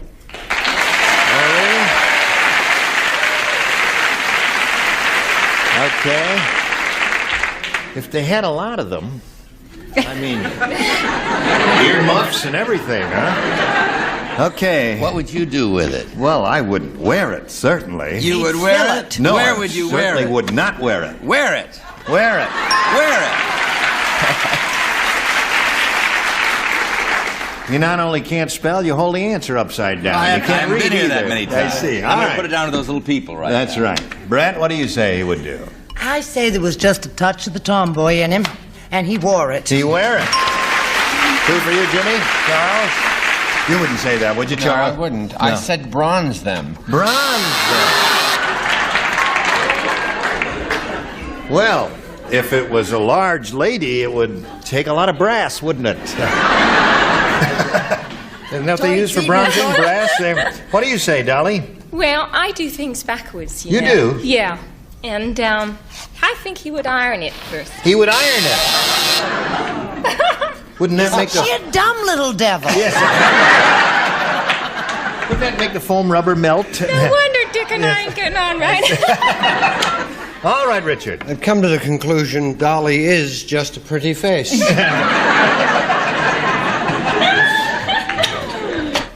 Well, 3 for Jimmy. Whenever a girl would bring in a bra, instead of cleaning it, Henry would wear it, according to Jimmy Hunt. Wear. Okay.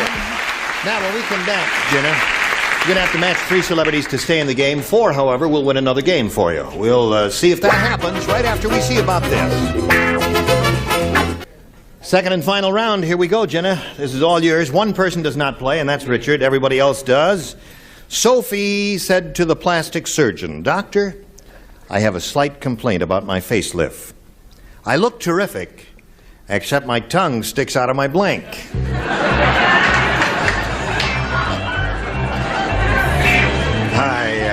I got that. That a girl? That's right. I don't think it's going to come out right. Well, no. No? Yeah, that's right. I'll turn it around. No. It should be this way. Oh, okay. And you just... If it comes out crooked, Now, I'm... when you pull it out, can you...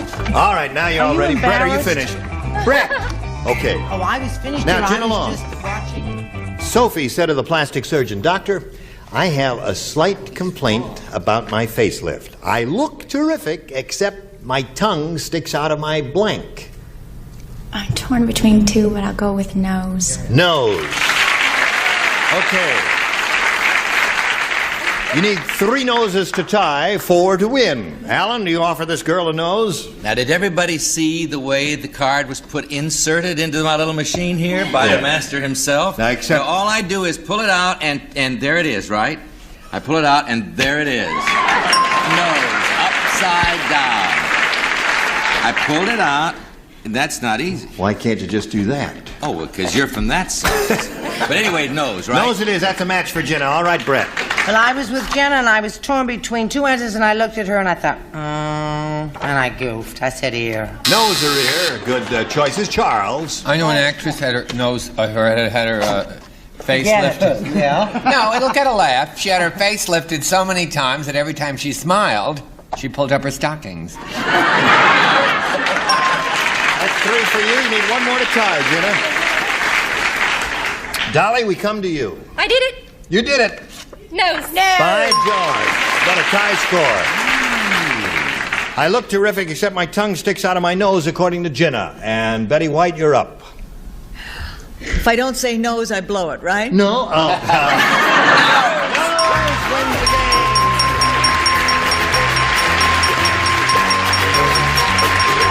Congratulations. Now, we're going to say goodbye to Jimmy Hunt. It was a pleasure meeting you, my dear. Thank you. We've got a gift for you, together with our thanks for being with us on Match Game 75. So much. Goodbye, Jimmy. Bye. All right. Here it is again. Jenny, you've been here before. You now have got $700. You're going to have a go at over $5,000. And shall we begin? Yes. All right. We polled a recent studio audience, and we got their best response to this. Blank dog. The answer they gave most often is worth $500 if you match it. If you match the next one, you get $250. The bottom one gets you $100. Whom do you call on for some help? Okay, I'd like to go with Brett, please. How about hot dog? Hot dog. Okay, Dolly, please. Dolly. I had hot dog. Super dog. I don't Super know. dog. Isn't there a cartoon? Super dog? I don't know. There may be. There is a cartoon called Super Dog. Okay, so that's where 2. he flies. Okay, and Richard, please. Mad Dog. Mad Dog. Okay. You have Mad Dog, Super Dog, and Hot Dog. You may choose one of those or think up one of your own. I think I'll go with hot dog, please. Okay. The little lady's looking for a hot dog. Let's find out if there is one up there. Shall we begin with the $100 response, if you please? Mad Dog. That was Richard's answer. All right. You're still in the ball game, though. Let's find out if hot dog is under the $250 response. Watchdog. Oh, I never thought of that. That's pretty good, you know. Didn't think of that one at all. All right, last chance for hot dog. Here is the $500 response. Hot dog!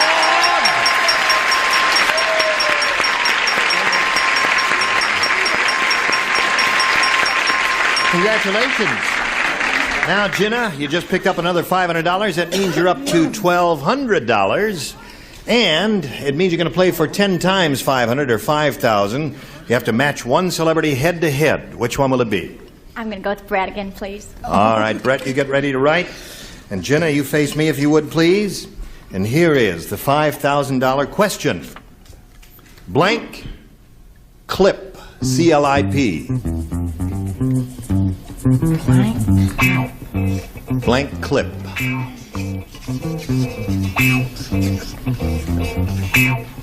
Blank clip. Okay, Brett's finished. Now, Jenna, we need a response from you. One you think will match Brett. Blank clip. Yes, I have it right away. What? Paperclip. Paperclip. The audience thinks she's right, that will match you, but it's up to you to tell us, Brett. Does it match you for $5,000? Do you know what happened? What? He said blank clip, and the only thing I could think of was jewelry and diamonds, and I don't know, because I don't even wear good jewelry. Then I thought, paper!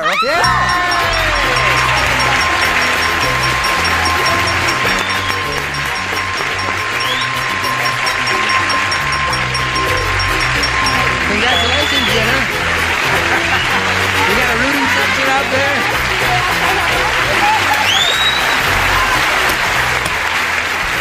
Okay. While Jenna's getting it all together, we'll do this little analysis for you. It's all right. $6,200.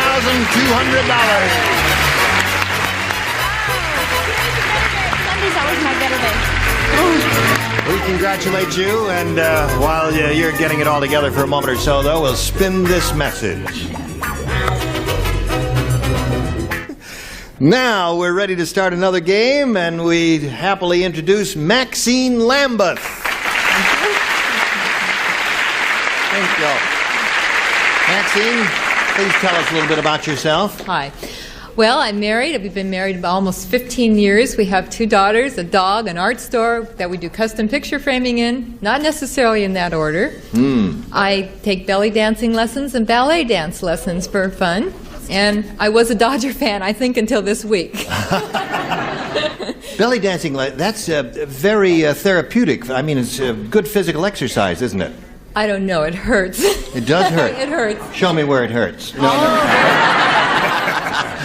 I was going to offer to, well, no. Well, I used to do a show in New York a long time ago called Hell of a Town, where we took our cameras everywhere. And we went to a belly dancing school once, and it was very interesting, and a lot of women were there doing it just for the exercise of it. That's Would what you like to do a little of it for us? After I win all my money. Okay. Then I'll do it. All right, Maxine, I'm going to hold you to that promise. Please make a selection. I'll try B. B it is. You King just Arthur. get worse, you know that. I do that. Yes, yeah. you do. King Arthur said, Lady Guinevere is really playful. Just before the battle, she put blank in my suit of armor. That's what Lady Guinevere did. Oh. Before the battle, she put blank in my suit of armor.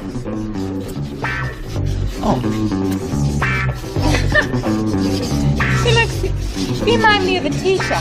Yes, I'm the proctor. Yeah, in school the teacher used to always walk behind me. Look over your shoulder. Yeah, and I to always make get sure it you. wrong. That's why I failed at school. All right, here we go, Maxine. Teacher. King Arthur said, Lady Guinevere is really playful. Just before the battle, she put blank in my suit of armor.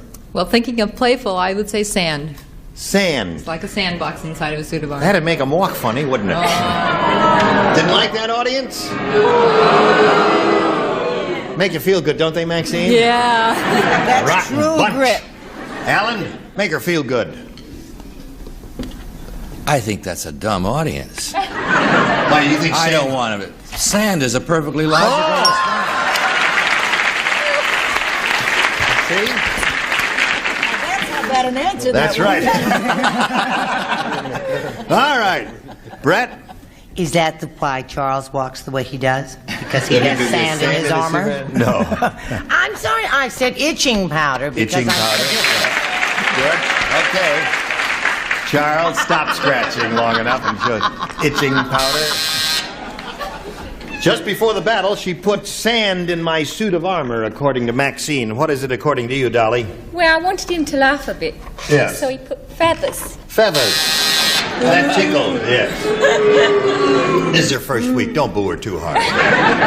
All right, Richard. The only thing is, every 3 miles he wanted to fly to Capistrano. I said itching powder. Itching powder is the answer, isn't it? Betty, It is being obviously. a superb player, you would have the answer, wouldn't Well, by all means, I Sure. would have it if I had not said a mouse. you? A mouse. A mouse? And- Well, think about it. living Sure, thing. they live a happily living ever thing, after. She said a living. All that living cheap thing. talk about Yes. animals. Yeah. Well, it didn't hurt the mouse. Mouse had a terrific Sir time. Lancelot. Now hear this. Senator Mugwump's political career was finished after he was photographed dancing with a blank. No, it's his mugwumps. He's Senator just Mugwump. Just as a name, like it's Smith a political or Jones thing, or right. Brown or Polanski. His political career was finished after he was photographed dancing with a blank. Does that question make any sense, or am I Just throw that one crazy? away and change it. Makes a lot of sense. You're to a me. woman. You're allowed to change your mind. I do often. And you do. All right. Brett, you ready? No, I'm not ready. Yeah, Senator Mugwump's finished after he was photographed dancing with a blank. Quickly Dancing with. Oh, I got it. now. Okay. Whatever you say, Britt, You sure are slow today, Brett. I've been working, I'm a working mother, you know. All right. Now we come over here to Gin Along. Senator Mugwump's political career was finished after he was photographed dancing with a...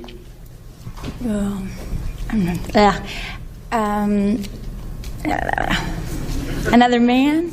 With another man? Well, I guess she was not au courant with recent history in America. What do you say, Alan? Well, the recent history in America, as Yes. you just said, influenced my answer. Yes, and what did you Also, say? the fact that the lovely Maxine studies it, I said belly dancer. Belly dancer. Okay, Brett? See, you accused me of being pokey, but I went right into recent historical events. Right. And I don't want to bring up unpleasant things. There are enough already in the world today. I said stripper. I thought you'd never say it. Charles, can you give us a short answer? No, he was taller than that. It was a sailor. A sailor. That'll finish his career. What do you say, Dolly? That matches. Oh, wait a minute. Another man. That's a match. And what have you got? Stripper doesn't match. And we're up to The Richard now. senator was ruined when he was seen dancing with a congressman. Another man. That's a man. Okay, that's two. And Betty. A congressman. A congressman. Three. I thought you gave the rock hand. With it. Holy mackerel there. What do you say about that? All right, we got a little business for you now, America. This is it. Thank you. You were terrific. Gene Raber, Match Game 75. Join us next time. Goodbye.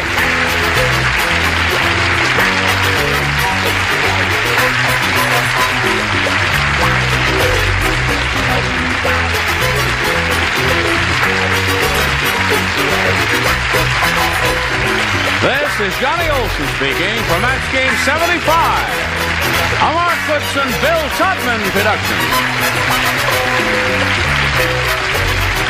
Stay tuned for musical chairs next over most of the CBS stations.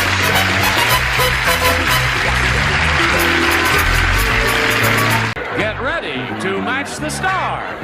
Donald Ross, Brett Summers, Charles Nelson Riley, Isabel Sanford, Richard Dawson, thank you, and Betty White, as we play the star-studded Big Money Match Game 76. And now, here's the star of Match Game 76, Gene Raber.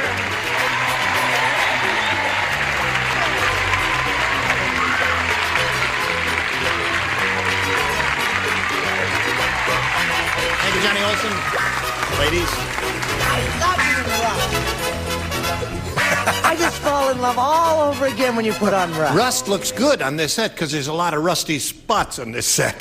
There's a spray that can remove rust, you know. Oh, there is? Yes, you would be naked in a second. You didn't bring any of it in? No, good. How are you, my dear? That's fine, thank you. How are you, my dear? I'm waiting for Mabel Norquist. Mabel Norquist. Girl, I'm just waiting. She said she'll be here soon, so let's get on with this. Oh, all right. Catherine Robinson and Linda Wright are two players. How are you?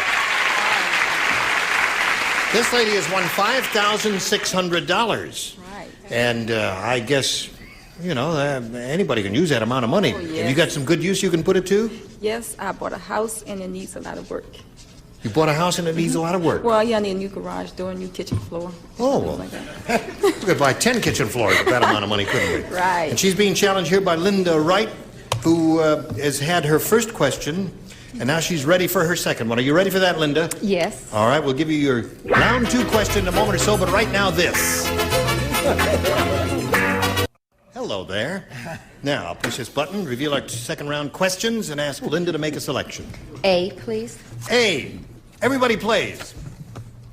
Ralph is a real male chauvinist. Oh, boy. Shame on him. He keeps his wife chained to the blank.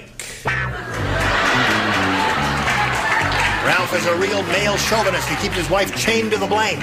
Good, there are so many terrific answers to I that. can only think of 2 really good ones. There may be more. I can think of 4. Really? But I guess, excuse me, Charles, while I go for the obvious. There you go. You got it. That's Okay. it? Oh, no, yeah, that's a good one. Rhett's ready. Donald's ready. Charles? She might. Just might. Here we go. Linda Wright. Ralph is a real male chauvinist. He keeps his wife chained to the... Oh, I can think of 2. You can think of 2? And I'm going to choose kitchen. Choose kitchen. Just for the heck of it, what was your second choice? Bed. Bed.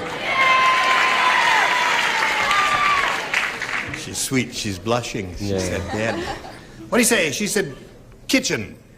I don't know if Linda is right or Linda is wrong, because I said stove. Was stove? It's in the kitchen. No?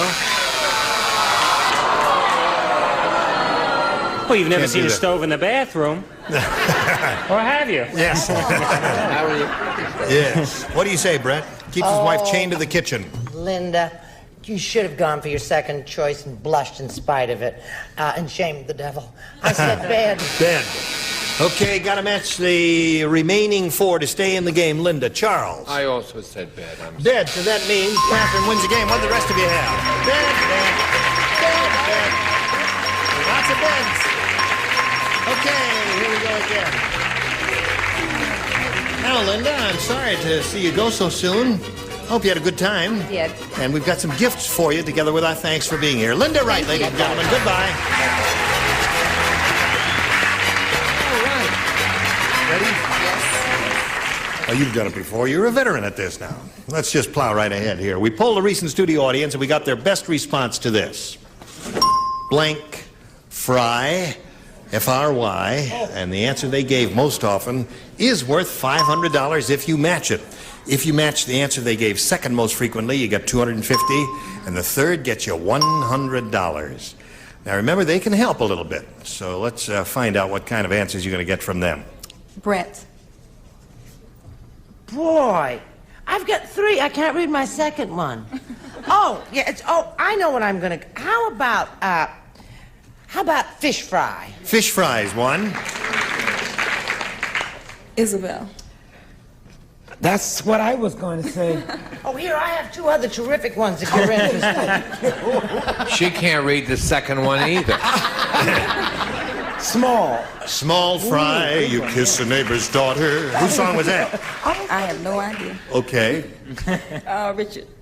Fresh fry. French fry. There they are. French fry, small fry, fish fry. You want one of those? Or maybe there's another thought rattling around in your skull. I'm going to go with the one I thought of also. That Isabel gave, small fry. Small fry. That was a great song. Bing Crosby and... Small fry, where you going now? Johnny Mercer wrote the song, but somebody sang it with Bing. Or he sang it to somebody. Oh, Johnny Mercer. Who? Donald O'Connor. Donald O'Connor? Sing Okay, anyway, it was a small marvelous fry. old record. Let's find out if Small Fry is up there, and if so, where? Send us a photo and a complete resume, and we'll see what we can do for you. May we see the $100 response? Fish fry. That was Brett's answer. All right, small fry is what we want, the answer that Isabel gave you. Here is the $250 number. Small fry, you got it. Congratulations. Very good. What do you think, audience? French fry. That was Richard's answer. All right, let's see if it is. French fries. May we see it, Earl? Yes, it is.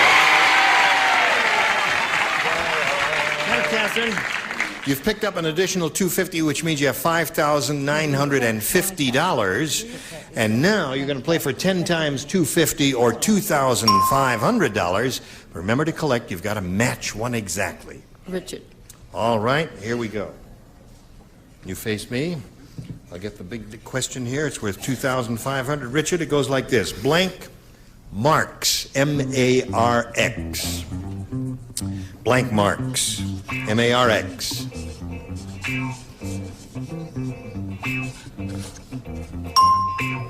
Okay, he's finished. Now, Catherine, an answer from you which you think will match his. What do you say to that? There it is, blank Marx. I hope this is the right name. Karl Marx. Karl Marx. Yeah. He wrote a book called Das Kapital. Yeah. Yes. Richard, she says Karl Marx will match you for $2,500. Most ridiculous thing I ever heard. Groucho Marx. Groucho. You didn't think of that? You know, what? What'd you say, Brett? As a joke, I wrote down. I wrote down Carl, laughed, and started to throw. I thought that would never be in a million She years. said it. And I wrote down Sam. Sam Marx. Same thing we were doing. Well, I held it up for her to look at it, M-A-R-X, just to make sure, you know, it might make the connection with Groucho, but it didn't. Anyway, Catherine, you got $5,950. You're going to play another game later, but right now, this.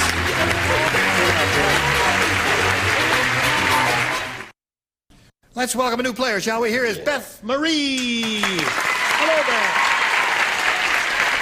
How are you? Good. Now, Beth, we want to know who you are and all that. I'm 21, single. I live in Malibu. I'm an actress and a graduate student. I like to dance and cook, and I'm happy to be here today. All right, do a little cooking and dancing right here. All right. Did you do it at the same time? Good luck to Beth Marie. Thank you. Here we go. Bing.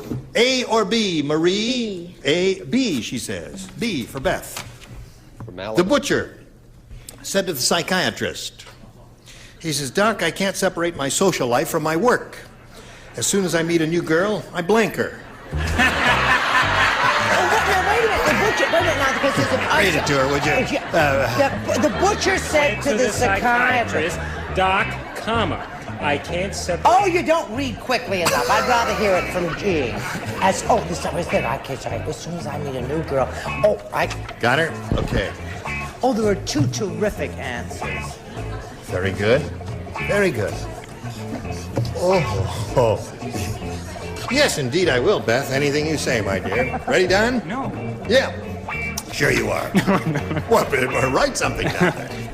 Let's hope he writes faster than he reads. Repeat the question so lovely Beth. Oh, yes. The butcher said to the psychiatrist, Doc, I can't separate my social life from my work. As soon as I meet a new girl, I blank her. And it's a butcher speaking to his psychiatrist. Okay? Don, you ready? Don! Okay. See, this butcher's lying on the psychiatrist's couch. And he says, oh, Doc, I can't separate my social life from my work. As soon as I meet a new girl, I blank her. Carve? Carve her? Yeah? Oh, I think that's too sadistic. Carve her? Boy. Wow.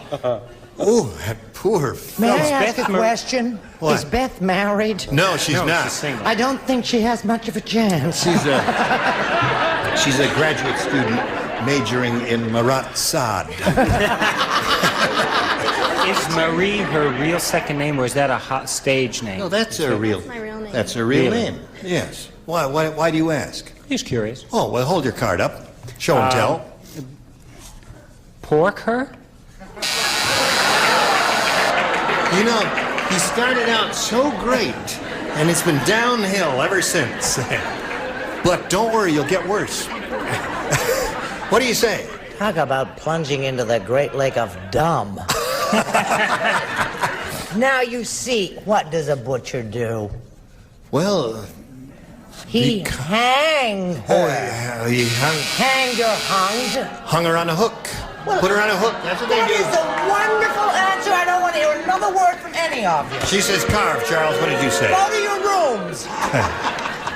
I have a show-stopping audience, pleaser, Gene. Yes. I chose Way. Way is good. Way is a good Not response. really a showstopper. No, but it's Those three people were lovely. Beth, way is a good answer. Isabel. Way. As soon as I meet a new girl, I weigh her. What did you say, Richard? The same. Way. Weigh. Weigh. What do you say? I'm over 21. I'm married. I'm not a religious fanatic. I live in Brentwood, and I said way. Okay. Those ways were What did heavy you answers. say? That's right. So now let's see how Catherine does with her first round questions. Listen, the first ones are kind of tough, so don't feel too bad about that, my dear. Hey, did you see the headline in the Hollywood Gazette? No. Would you like to hear about it? Sure. Yeah, I'm glad you asked. Says Betty White gives up Allen Ludden for blank.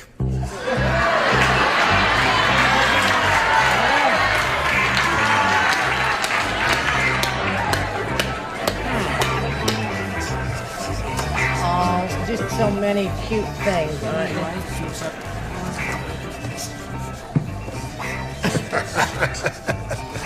Okay. You got it. I love Alan. He gave me these nice chains. Oh, he did. Or he gave them to Betty, and then I stole them. I see. Here we go. Catherine. The headline in the Hollywood Gazette. Betty White gives up Allen Ludden for... The man she's always kissing, Gene Rayburn. For me? She's starting something. That girl's a troublemaker. She's also been peeking. What'd you say? I think Catherine is out to tie Beth. I said security. For security. Betty White gives up Allen Ludden for security. Wait. Wait, Wait, watch this. She, by tearing his up, What? the implication is that his is rotten and hers is better. No, not necessarily better. Oh. She's a tearing freak. Tear anything she get her hands on. First he got dumb, now he's gotten dull. Yeah. No, I said she is giving him up for life. For life. Okay. All right, Charles. I have another Gene show-stopping crowd pleaser. For those, You wish. those 5 lovely people who liked my last show-stopping. I said Ed Asner. For Ed Asner. Guy who plays the editor on the Mary Tyler Moore Now Show. I'm down from 5 And to who has 3. been on this program then. Betty White gives up Allen Ludden for Gene Rayburn, according to Catherine. Match game. For match game. Close. Well, it's That was a good deal. One inanimate object to another. What do you say? I'm not picking on Alan. All right, Richard. If they do offer you that, take it. I did. I already have. She's not a religious fanatic, but she gave up Allen Ludden for Lent. For Lynn. Betty White gives up Allen Ludden for Lent. That's 40 days, is it? Yes. Half September, April, June, and Ricardo Montalban. Yes, okay. I gave him up for, or as they say in Texas, Lent. For Lent. I gave him up for Lent. That's it. So there we are at the end of round 1. We ain't got nothing. I got plenty of nothing. Okay, round 2 coming up at first dip.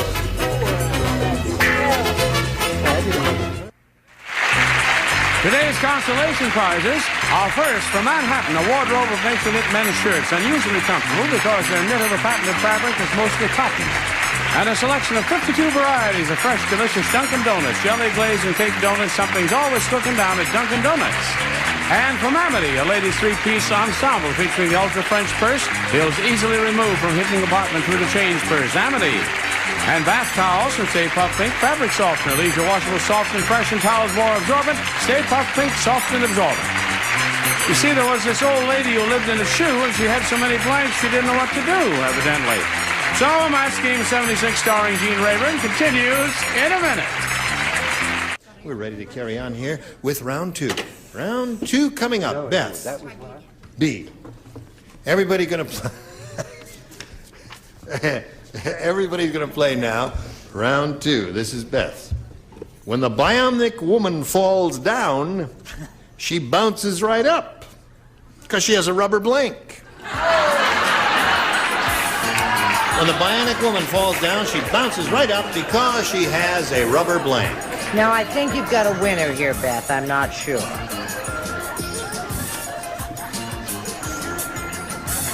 No, dear. No. Use the euphemism of your choice. Nice. Very good, dear. Okay. Beth Marie, look at me.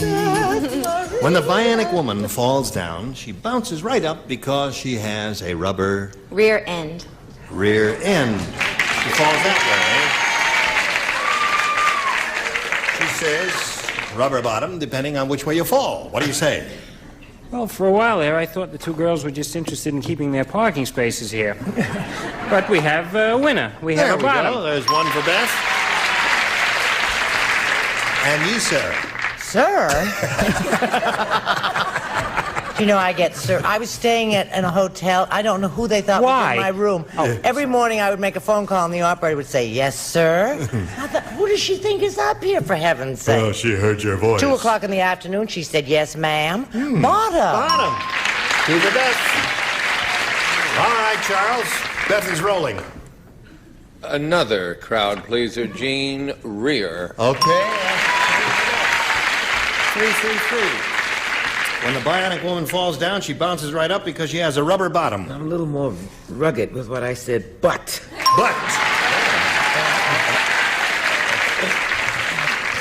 Well, that's a first. What do you say? I saw her falling the other way. I said boo. Oh, that whole thing, yes. She bounced twice. Yep, that's right. Bing bong.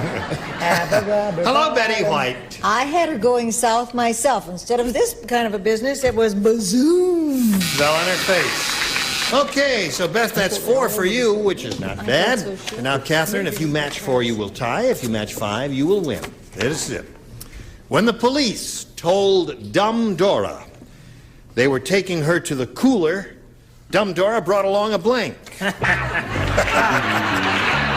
When the police told Dumb Dora they were taking her to the cooler, Dumb Dora brought along a blank. All right. Finished. Wait a minute, I'm not finished yet, honey. Police told Dumb Dora. Dumb Dora, we're taking you to the cooler. She says, wait a minute, I gotta bring along my blank. She brought along a... All right. I will wend my way. But I'll be finished. By the time I get there, you will have finished writing an answer, Brett. I finished it, honey. I'm all shaped up over here. When the police told Dumb Dora they were taking her to the cooler, Dumb Dora brought along a blank. Heater. A heater. She gave us an opposite. That's not so dumb of Dumb Dora. What do you say, Donald? Catherine, this is a heater. Dumb Dora took an overcoat. An overcoat? They're taking you to the cooler, she brought an overcoat. You know, the cooler is a euphemism for jail. You know that.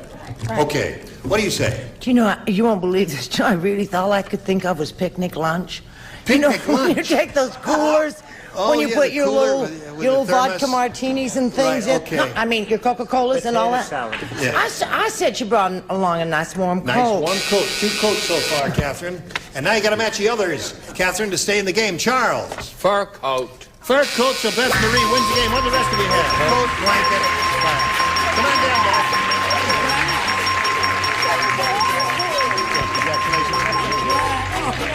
You hang around here for a moment or so while I talk to this lady and tell her she's going to leave here with $5,950. Congratulations to Catherine Robinson. Goodbye, my dear. While she's spinning off, we'll spin a few messages for you and then come back. Hello there. No, I just want to say goodbye there. Listen, you were all splendid. Well, thank you. And when the next time we get together, you'll be even better. You're not just saying that? No, I'm not just saying that. I'm only kidding there. You're all marvelous, and we couldn't do it without you. And I'm very grateful to all of our celebrities who will be here next time for Match Game 76. Gene Rayburn, goodbye.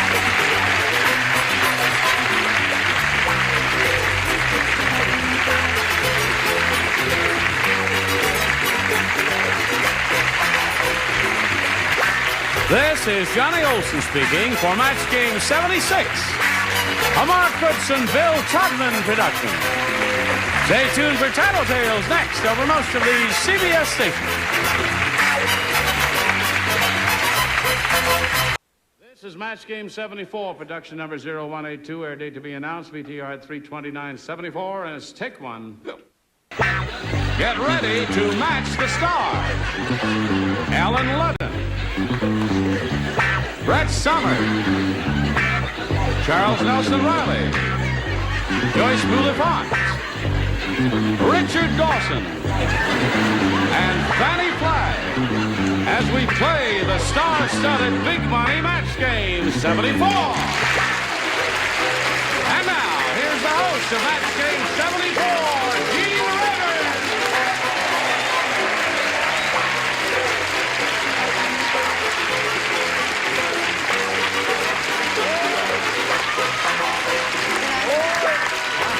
Hello there. Hello there. How are Everyone under control? Perfect. Of course not. We wouldn't be doing this show if we had any control. I'm sitting next to her, and it's not easy. I guess not. Can't keep his hands off me because I have dancing daughters all over my shirt. Oh, that's right. That's the old Joan Crawford picture. Dancing daughters? Dancing daughters. Yes. Look at that. All They over look your like broads. All to over me. my shirt. Does everyone know how busy Charles Nelson Riley is? Does anyone care No, how busy is Charles Nelson Riley? I care. Charles Nelson Riley must be involved in 30 projects. No, I'm I've got a furious. few series going. I What? can't Name a plug any- series. Well, I got on the other network, Hamburgers in Lidsville, and on this network I have this lovely show. And then I have syndication, It Pays to Be Ignorant. And then The Ghost of Mrs. Muir is on reruns. And Buddy Hackett said he turned on the shower and he was upset because I wasn't on. But it's nice, thank God. His mother. And he is good to his Yes. mother. Doesn't go home. That's right. I just finished a picture. You just finished a picture, Yes, I Fanny? did. It's a glossy 8x10. It should be red.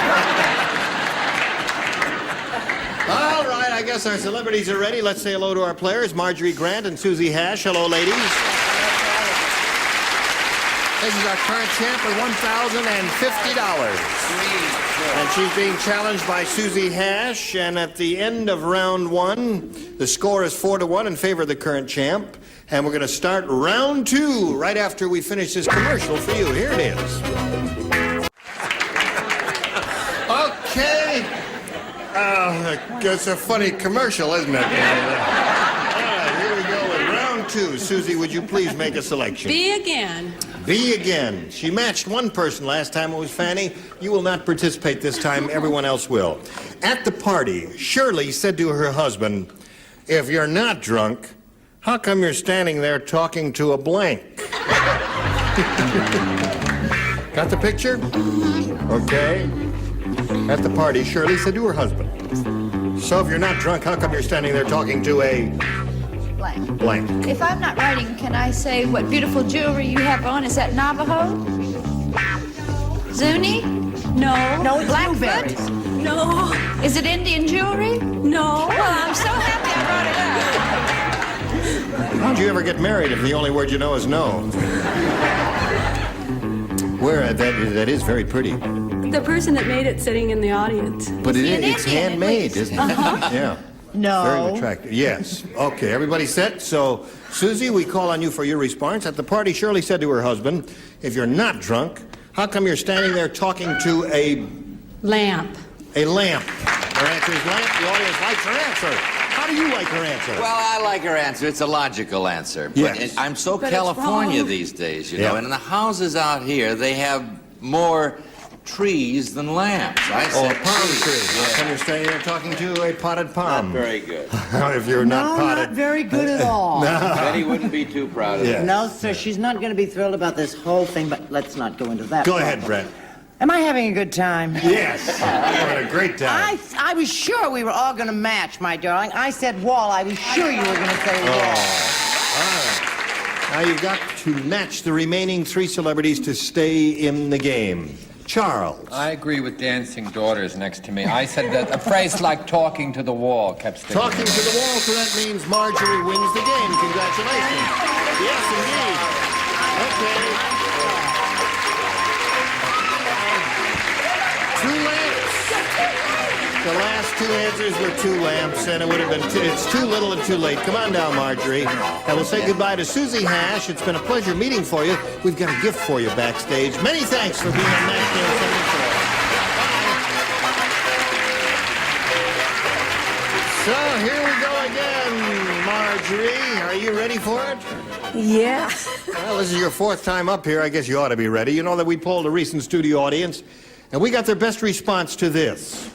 Chop blank. Now, the answer they gave most often is worth $500. If you match that one, if you match the next one, you get $250.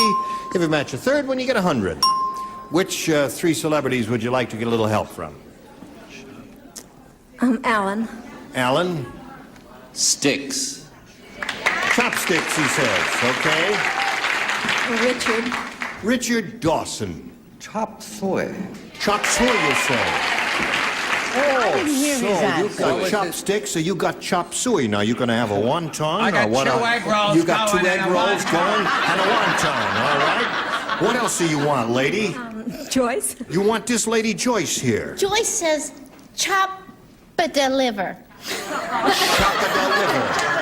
What did you say? I said the chop and Chop a deliver. deliver, she says. BLT work. Okay. So Somebody you got call her the the man chop in and the white deliver. coat. You got her the chop suey. You got her the chopsticks. What do you want? Chop suey. You want a chop suey? I'm sorry, we all out of chop suey. we got egg roll? No. All right, chop suey's the answer she wants. That's the one she hopes is under the $500 response. We'll find out in a moment or so if it's up there at all. First, may we see the $100 response? Chop, chop. Oh, that was a dumb audience. You would have never said that, would you? No. Okay. We are looking for chop suey. May we see the $250 response? There it is. Oh. Chopsticks is up there, one that Alan gave you. Okay, that may be a good sign for you, Marjorie. Here we go. Looking for chop suey, the $500 response. Chop suey. He did it. Wasn't that terrific?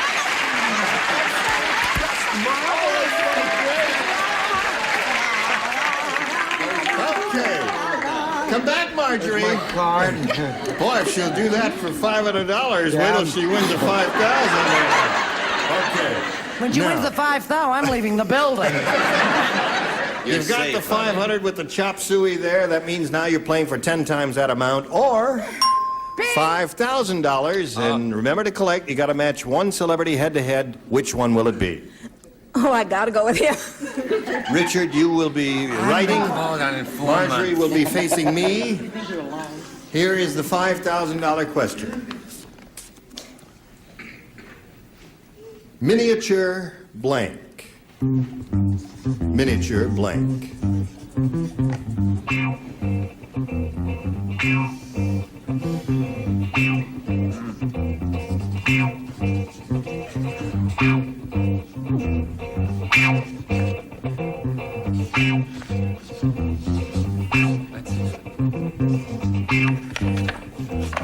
Okay, he's finished. Now, you give us an answer you think will match his, and remember on this part of it, it has to be an exact match. How do you fill in that blank? Miniature? Golf. Miniature golf. I guess everybody had that on their minds there. What'd you say? I said I thought of poodle too, but, you know, but golf is more. Yeah. Okay, we'll find out right now. Richard, for $5,000, may we see your answer? Yeah, I thought of golf and rope poodle. We always do that, you and I. That's right. I go with my first thing, and then I go to the second one, and he's with me on the beginning. Yeah, well, okay. That's a good one. Miniature was a good one. Well, they were both good answers, and you're still a champion, and you're already up to $1,650. You're not doing bad. And we'll carry on right after this. Okay, here we go. We're going to start another game. To do that, we're going to introduce a new player, and we're very happy to welcome Robin Barrett. Hi, Robin.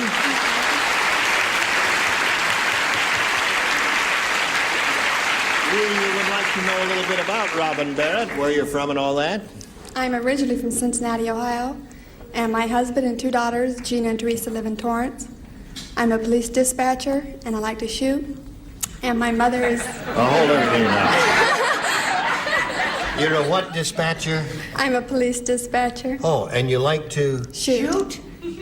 Gun? Did she say shoot? Guns? Did you say shoot? Yes. Oh, you mean... Bang. Bang. Oh, I hope Oh, I yes. match her. Okay. I'd like to mention that my mother is here from Ohio. She flew out last night to be here. Your mother is here from Ohio to be here for this taping. There she is right there. Is that an outfit she's wearing? That is a gardenia. A gardenia. That's very pretty. And she's sitting there with my husband and my best girlfriend, Pat Wood. Your best girlfriend is the one with the... And your, Next to my husband. and your husband is the one with the vest, right? Right. Hello there. No, Good luck vice to... versa. No. Well, Robin, we wish you the best of luck, as we do to our current champion, and shall we begin? I'll push this button, reveal 2 questions, and ask our challenger to make a selection. B. She wants B, and this is it. New game, everybody plays.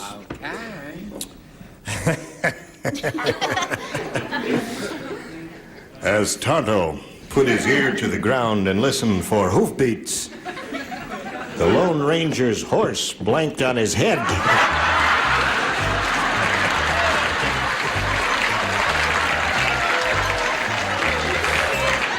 Let me see what I can hear. Can't hear a thing. Can't hear a thing down there. The acting. What was the question? I didn't hear the question. The acting was marvelous and the special effects brilliant, but what the heck? As Tonto put his ear to the ground and listened for hoofbeats, Got that. the Lone Ranger's horse blanked on his head. Oh, I'm glad I didn't hear that. And now that you have... Now you heard it. Did you hear it? Fanny, did you hear it? Yes. Don't I talk plain? Let's try this show No, next week with you just do not 3. talk. Okay. We'll get rid of this whole tier. Right. You're wasting time. All right, upper tier. Charles, I'm ready. I'm ready. did Charles leave any Your family? hair is ready. Okay. Robin, they are now all finished. We ask for your response. As Tonto put his ear to the ground and listened for hoofbeats, the Lone Ranger's horse blanked on his head. Stepped. Stepped on his head, she said. I think that's a fairly good answer. That's a very I think it ought to logical. score for her. Pretty That's good. a very logical answer. However, Anybody with any sense would have said that. step, right? But I'm sorry to say that you said... Sat. Sat. Oh. Okay. Brett has a vacant stare. I want a parole. You want a parole? I want a parole. He's from Texas. He doesn't eat. Horses don't sit ever. With that hair, you shouldn't talk. This hair you belong to Susan Hayward. And I said stomped and stepped and all that. Stomped and stepped. There's a match. Okay. You're clever, just as clever as you can be, sweetheart. Charles Nelson Riley. I said made doo-doo. Look at this audience. Don't encourage such behavior. Yes, Joyce. I'm terribly ladylike. I said he just sat on his head. He sat on his head. The person who doesn't know that horses don't sit. Right. Okay, we've got a lot of people here who know nothing about horses. How about you? Well, I don't know a lot about horses. I do know something about guns. So I wrote stepped. I was terrified. I'll get you right here, would you? Lining me up. Okay. All right, Fanny Flag. Yes, this answer is for everyone in Ohio. Stepped. There it is. Oh.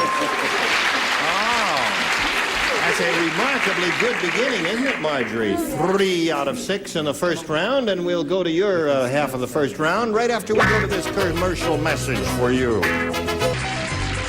Today's consolation prizes our new organdy, the Slap Happy Afterbath by Fabergé. You can slap it on for a fresh new smell, the Crisp Light Friction Portabane by Fabergé.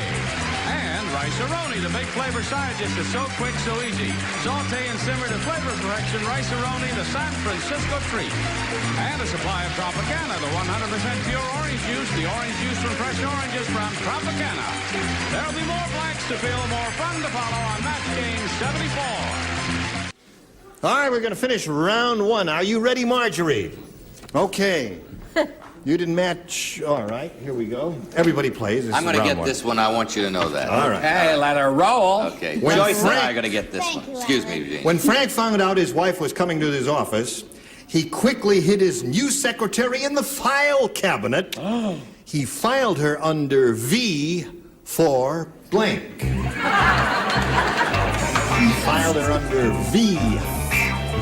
Am I enunciating clearly enough for everyone? I don't like this. Some you like and some. Go ahead now, do it. Joyce and Richard are finished, and Alan is finished. Okay. Waiting for Charles and Fanny. Wait. Oh, my. Oh, I made it. Yes. All right, now we're all set. And we'll call on Marjorie Grant. When Frank found out his wife was coming to his office, he quickly hid his new secretary in the file cabinet. He filed her under V for... It can only be one word. What's that? I mean, it can't be two words, I don't think. Well, whatever you think will match the celebrities, you know.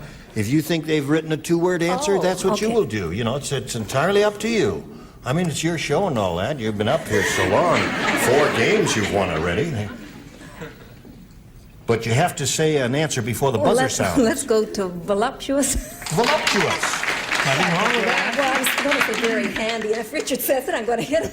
You were going to say very handy, but your answer is voluptuous. She says he filed her under V for voluptuous. What do you say, Alan? Does voluptuous start with a V? Yes. No, it starts with an S, you Starts with dummy. a V. I didn't even think of it because I can't spell it, obviously. I thought of V for virgin. Oh, yes? Okay. All right. You don't know the secretaries I know. don't either. Brett, what did you say? V for... I wouldn't touch that straight line with a barge pole. I said V for very cute. Very cute answer. Charles? I said virgin because the other bins from A to Z were all filled with God knows what.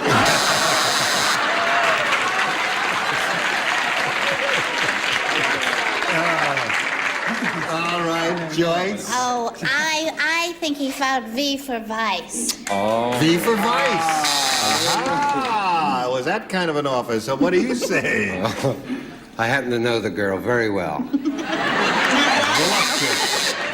Not as well as I'd like, but certainly very well. He filed her under V for voluptuous is what Marjorie said, and we haven't had one voluptuous so far. What do you say, Fanny? My first answer, Richard kicked me. I had to change it to V for victory. V for victory. Okay, so at the end of round one, it's 3-0 in favor of our challenger, and here is round two, and we ask our challenger to make a selection. B again. B again. Now, last time you matched Brett, Fanny, and Richard. The 3 of you will not participate, the others will. The 3 virgins. Greg said... Who said? Greg said, while I was in Africa, a pygmy bit me on the blank. Greg said that. Greg said that? Greg said that. How tall was Greg? Greg was this tall. Oh, I see. It's right About up your height. Right here, yeah. Well, he's a little shorter than I am because I'm unusually tall. And handsome. Handsome, tall, dark, and handsome would be a better character. Okay. And cheeks, yes. High cheekbones, yes. And you have your own hair, which you are wearing today. Susan Hayward. Yep, Susan Hayward style. And dancing daughters. What are you doing? Tell me what time this plane gets to Berlin. You was not better than Vivas in Devore. Well, we weren't well. Vivas much better than you was. Thank you. All right. Is everybody ready? Okay, we'll call on Robin for her answer. Greg said, while I was in Africa, a pygmy bit me on the blank. Knee. On the knee. This is a little fellow. He's about so high. That's why I walk a little stiff-legged now. What do you say? How tall are you? No, I think she's a smart lady. That lady's got a lot of class, because she said me. There's the match. Now we go over to Charles Nelson Riley. She's absolutely right, because I played Greg in the film version, and that's just where it happened. Look at there, you got the scar to show it. Me, there's a match. Okay, you're up to 4, and now Joyce. No, they're up to 5, dear. 5. Oh, they just changed it while I look. Turn your back, and they change the score on you. What do you say? I think that he bit him in the knee. Knee. Perfect round. Okay, you've got your work cut out for you, haven't you? You've got to match all 6 celebrities to stay in the game. Here it is. After working together for 15 years, the organ grinder began to blank like his monkey. 15 years they were together. The organ grinder began to blank like his monkey. Okay, do it as quickly as you can, because we are getting close to the end.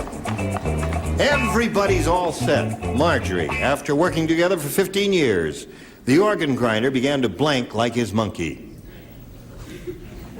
Jump, hop, what? Jump. Move, I guess. Move. Jump, hop, move. She's given us 3 answers. I don't know. All right. She's got to match us all? Everybody's got to match. If she misses one, she's blown it? Right. Bye, Marge. She's going to look like his monkey. So, Robin wins the game.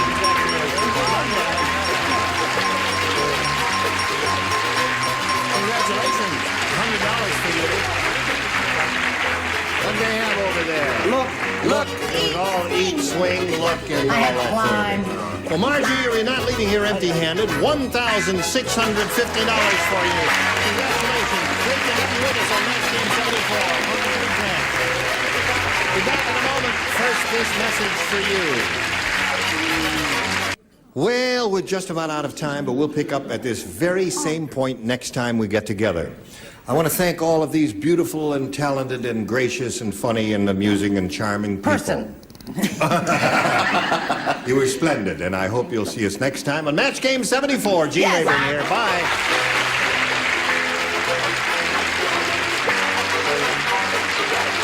This is Johnny Olson speaking for Match Game 74. A Mark Goodson, Bill Todman production.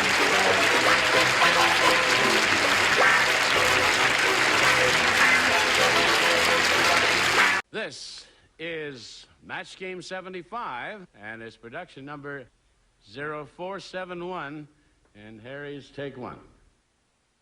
Get ready to match the stars. Gary Berghoff, Brett Summers, Charles Nelson Riley, Madeline Root, Richard Dawson, and Betty White, as we play the star-studded Big Money Match Game 75. And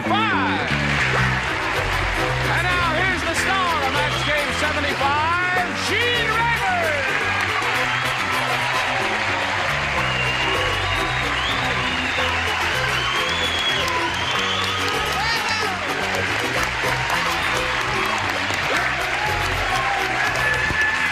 Johnny Olson, and friends.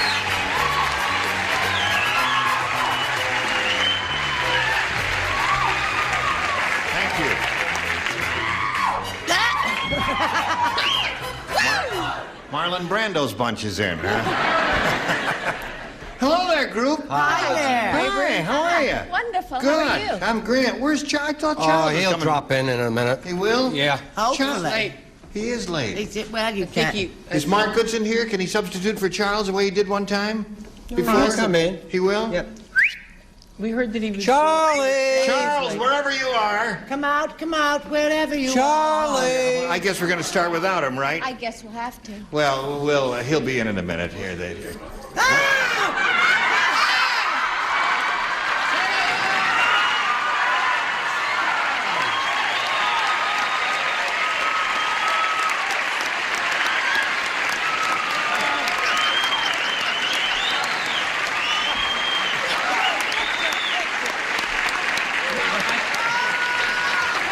I couldn't get a plane. I couldn't get a plane. This is Harry.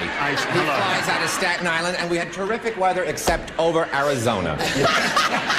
He lost a few feathers. You couldn't get a plane? No, but I'm here now, and I want to thank you and everybody for being so nice to me when I was away. And to the audience for writing the letters. And I just have to thank Clyde, who flies me up and down. Clyde? I gave him $20. Why did you give him $20? I figured if he could fly me in, he could fly Brett out.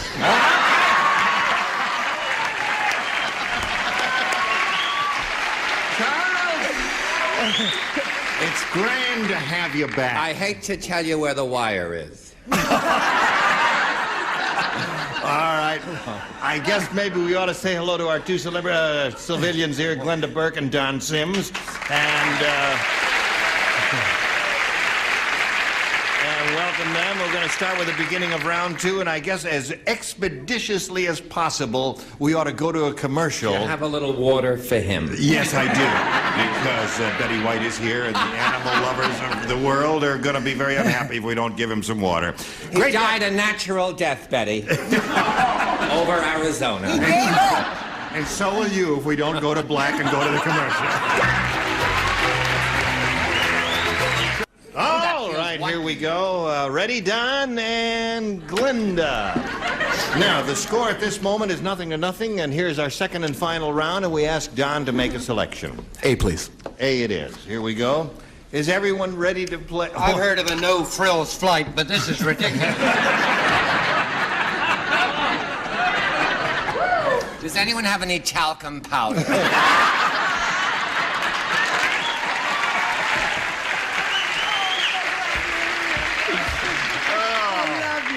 Well, we missed you, and it's grand to have you back. And old Gary did yeoman service while in your absence. What does that mean?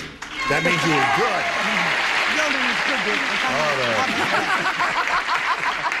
Are you ready? Yeah. Here it is. Dumb Dora is so dumb. How dumb is she?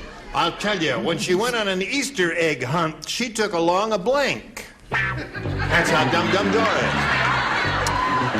is. Dumb Dora is so dumb. When she went on an Easter egg hunt, she took along a blank. Oh, I got it. I got it. You're just smart as a whip the way you read those little questions. How's your throat? Oh, it's much better. Oh, good. Glad to hear that. Dumb Dora so dumb when she went on an Easter egg hunt, she took along a blank. Oh, see? The absence didn't hurt you at all, did it? No, I just scribbled a letter. Atta girl. I missed you, though. I missed you, my dear. Everybody ready down here, okay? Brett, are you fiddling around there? No, here we go. Don Sims. Dumb Dora is so dumb when she went on an Easter egg. You've seen Easter eggs, haven't you? When she went on an Easter egg hunt, she took along a rabbit? A rabbit.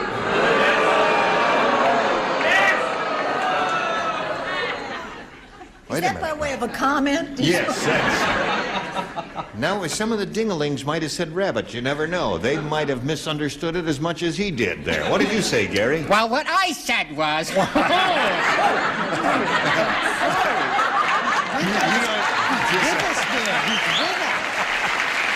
see... It just sort of grows on you after 16 weeks in a row. But My voice was never that high. And never that masculine. Go.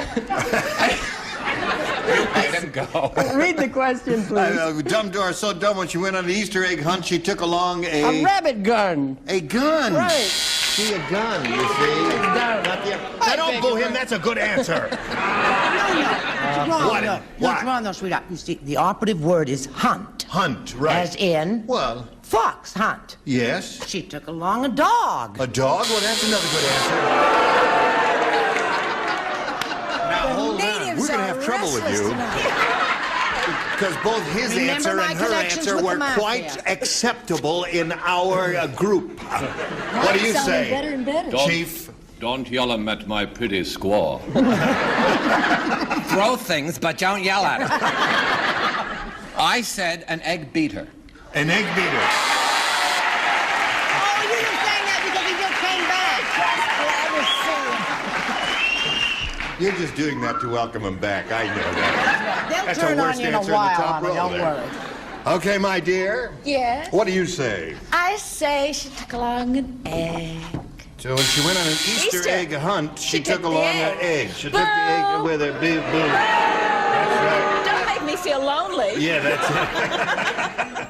All right, Richard. Now, the lady was dumb, is that correct? Dumb Dora. Yep. Going on an Easter egg hunt, or Right. as some people say, Easter heg. Yes. She took along a chicken. A chicken.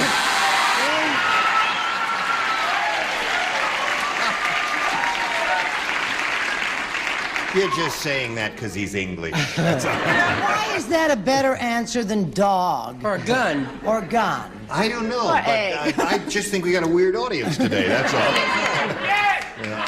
Well, Betty White, straighten us out, will you? Oh, I'd love to. But I've got to tell you, I was so ashamed of my answer in the beginning, and it's gotten so much better. Now I actually, you know, we start slow, folks. It gets better. I said chicken. Correct. That's two chickens. Okay. Now, Glenda, when we come back from this message of importance, you're going to have your question. You will need one match to win the game. We'll see if that happens right after this.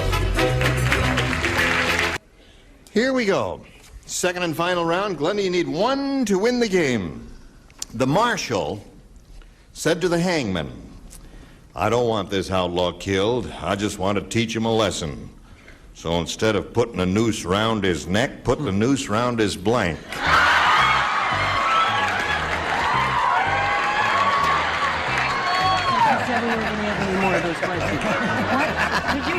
Is it a real hound dog? "I don't want this outlaw killed. I just want to teach him outlaw." Oh, outlaw. I thought you said hound dog. I couldn't figure out. How can you miss? My enunciation is perfect. I heard you say little outlaw, honey, Czechoslovakian. it's clear The as marshal mud. said to the hangman, "I don't want this outlaw killed. I just want to teach him a lesson. So instead of putting the noose around his neck, put the noose around his blank." Can he carry a bird on the way down? I don't know about that.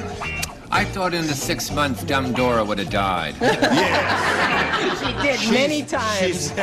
She died more often than we care What to do you think Get about. out! Stop that now! Get away from there! Don't touch me, you dirty man! And he is a dirty man. Would you like a walnut-o? Yeah, I didn't know where that was coming from. Everybody ready? Here we go. Glenda Burke. The marshal said to the hangman, "I don't want this outlaw killed. I just want to teach him a lesson. So instead of putting the noose round his neck, put the noose round his blank." What do you say to that, Glenda Burke? Feet. Feet. All right. Nothing wrong with that. A foot may come up here and there. Gary? I said toes. Toes. That wins the game. What else have we got there? Anybody else? Toes, legs, toes, nose. Okay, come on down. So we congratulate you. That means you've got another $100, and that means you're up to $5,700. And you stand by for a moment while we say goodbye to Don Sims. Don, it was a pleasure meeting you, and you seem like a good citizen to me and a good cop. I hope if I ever get stopped in traffic, you stop me, Don. Thank you, Jane. It was nice being Got a here. gift for you backstage. Don Sims. Yeah. Are you ready? Here it is again. Now, you went all the way here once, Glenda. You may do it again. Let's begin, shall we? So. All right. We polled a recent studio audience, and we got their best response to this. Flea blank. Now, the answer they gave most often is worth $500. If you match it, the next one, you get $250. And if you match the bottom one, you get $100. Whom do you call on here? Brett. Brett, what do you say? Flea market. Flea market. Okay, there's one. Richard. Richard? Something I gave Charles for Christmas. What? A flea collar. A flea collar. Okay. Gary. Gary. The only one left that I can think of is flea powder. Flea powder. So you have flea powder, a flea collar, and a flea market. Do you want one of those, or do you want to give us one of your own? I'm going to go with Brett. Flea market. You're going to go with Brett and choose flea market. All right, that's the one she's looking for. Of course, she hopes it's under the $500 response, but we'll begin at the bottom and see what's under the $100 response. Flea collar. That's the I one told that you it cost me a lot of money. Yes. All right, looking for flea market. Here is the $250 response. Flea bite. That was my second choice. Was that your second choice? Yeah. I hope they came along with it. Okay. You want to turn around while I reveal it? No, you're going to look at it. All right, here we go. Here's the $500 response. Flea market.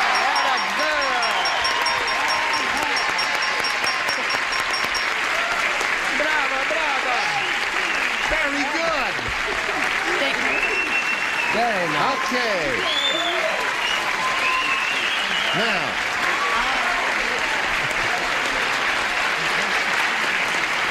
Now, Glenda, you're going to go for the big money. You're going to play for 10 times $500 or $5,000. And since the last time you won the big bundle here, you chose Richard Dawson, the rule says you can't choose the same person twice, so you'll have to choose anyone other than Richard. I'm going to go with Brett, please. All right, Brett. You get ready to write, and Glenda will face me. And here is the $5,000 question. That's all? Slot blank. That's S-L-O-T blank.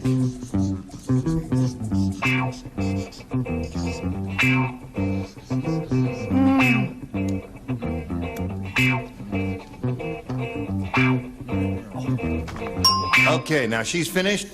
Glenda, we ask you, what answer do you want to give us which you think will match hers? It's slot, S-L-O-T blank. What do you say? Slot machine is your answer.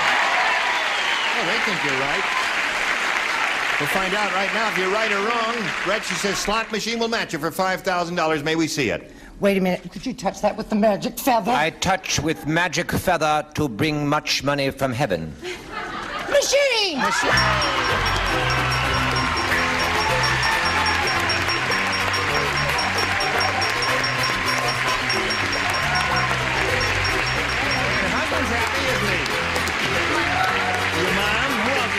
And my girlfriend. And your girlfriend. My mom came all the way from Atlanta, Georgia to see me. No kidding.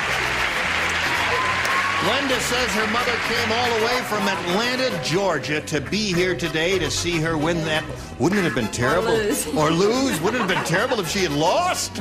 What's your mother's name? Lillian Strickland. She didn't know her mother's name for a second. Lillian, nice to have you with us. Well, you got $11,200 now. We congratulate you. And now let's meet your challenger, Sherry Garner. Yes, you can. Hello there, Sherry. Now, let's climb aboard. Sherry, you know Glenda? Yes. Now, we'll find out a little bit about Sherry Garner, shall we? I'm married. I'm from Ontario, and I go to a figure salon 3 days a week, and I'm going to school. I didn't hear what you do 3 days a week. I'm sorry. What was that? I go to a figure salon. Oh, you go to a beauty salon? No, figure. For the... Oh, a figure salon? Yeah. Oh, you just go there? I go and I work out. Oh, you work out? Yeah. I see. And Okay. I'm taking a course in human relations. Right. And I have well, two I don't children. mind if we have some human relations. Shall we just start with a simple handshake? Well, Sherry, we're delighted to have you with us, and Thank we wish you you. the best of luck, and we'll get back to you two ladies right after we do a little business with America. Today's consolation prizes are Hager double knit slacks, contemporary styling with a comfortable fit. They're machine washable in the wide range of beautiful colors and patterns. Hager double knit slacks. And beautiful St. Mary's rugs and bath carpeting. Soft, thick, 100% Dacron polyester pile. It's completely machine washable plus color coordinated towels. And treat your kids to a good hot nourishing dish. Serve Franco-American spaghetti or SpaghettiOs. They only cost about 15 cents per 7.5 servings. Match Game 75, starring Gene Rayburn, will continue in a minute. Okay, here we go. Ladies, are you ready? Round one coming up. Sherry, please make a selection. B, please. B it is. New game, folks. Everybody plays. When the Egyptian sheik died. How died what? They buried him in an enormous coffin because he wanted to be buried with his blank. When the Egyptian sheik died, they buried him in an enormous coffin because he wanted to be buried with his... Right on the nose, Right on the nose. How have you been, my dear? Terrific. It's been a long time since our paths have crossed. I know. And I've missed you. Watch it. I've missed you. I think I'm alive. Oh, my God. What are they doing down there? She wants, she can have. Are you all ready? All right, here we go. Sherry Garner.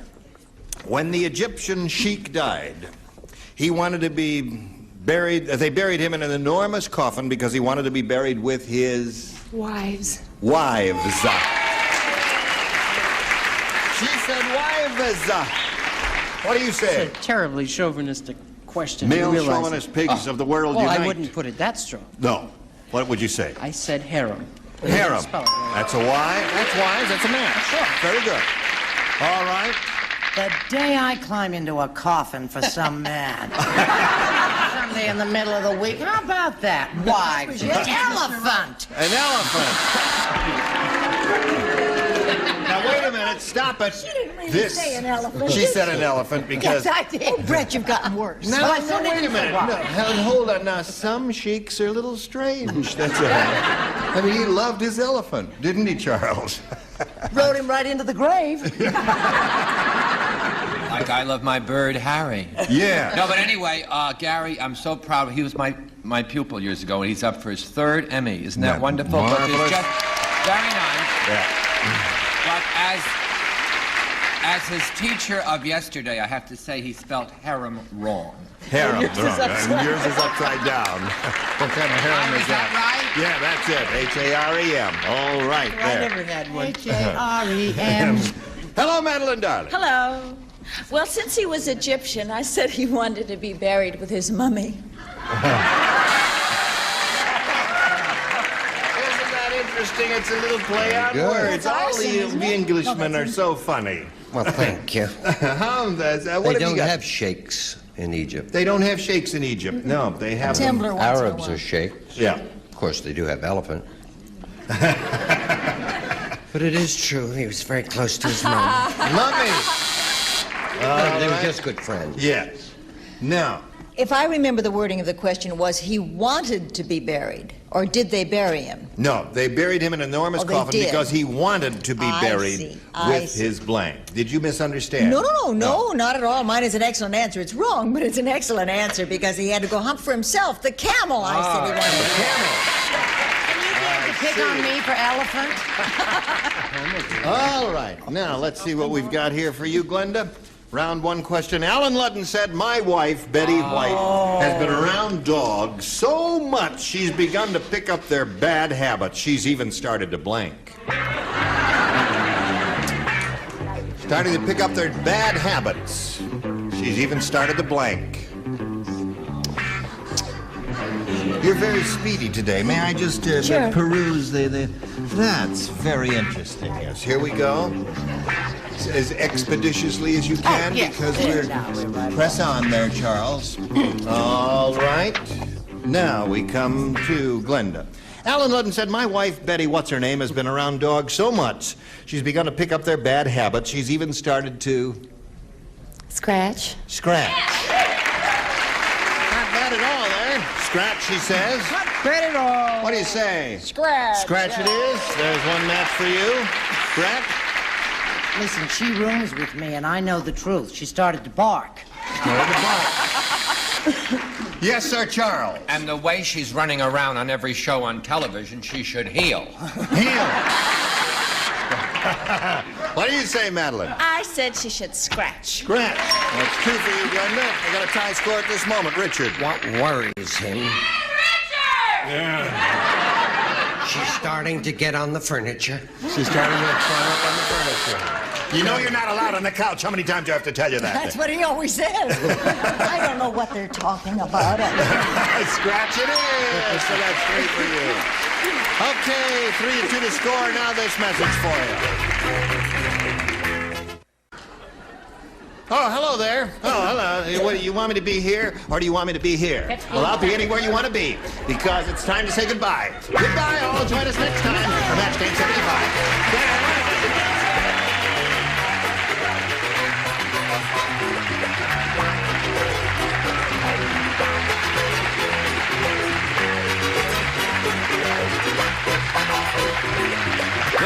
Johnny Olson speaking for Match Game 75, a Mark Goodson, Bill Tubman production. Stay tuned for Tattletales next over most of the CBS stations. Get ready to match the stars.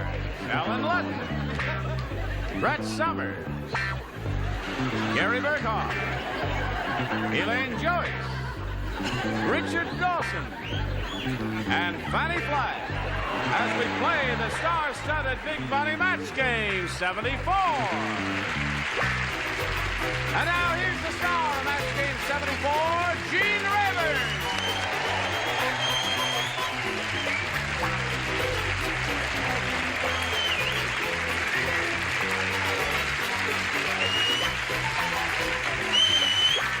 Thank you very much, dear friends and gentle hearts.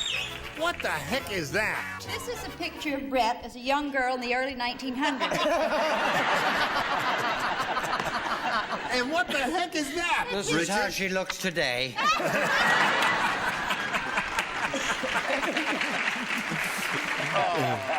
Autograph it and pass it up to her. Well, I see you're in fine fettle. Are you in fine fettle? What is fettle? I don't know what fine. I thought what we is were in that? Now, where does that California. come from? What? Fine fettle, the phrase. I never even heard it. I think it comes from New York, doesn't it? From the sword. Oh, that's right. Sword. That's right. It means your sword is sharp. Now, let's say hello to our two players here, Susan Gay and Dave Burt. Hello there, Susan. Dave. Susan got a lot of money. You got $11,200. I can't believe it. And she's being challenged by Dave, and we've had both first-round questions, and at this moment, at the end of round one, it's 2-0. And you got to go some, don't you? You betcha. You ready? Yes. All right, good luck to both of you. We'll start with round two in a moment or so, but right now we've got to start up with this commercial. All right, here we go. I push this button, reveal our second round questions. Dave, make a selection. I think I'll try B again. B again. Yes. He's persistent, isn't he? No one matched. He didn't match anyone in the first round. Everybody plays. Marshall Dillon said, "You know, Doc isn't really a doctor. You know, he just started calling himself a doctor the day a farmer caught him blanking his daughter."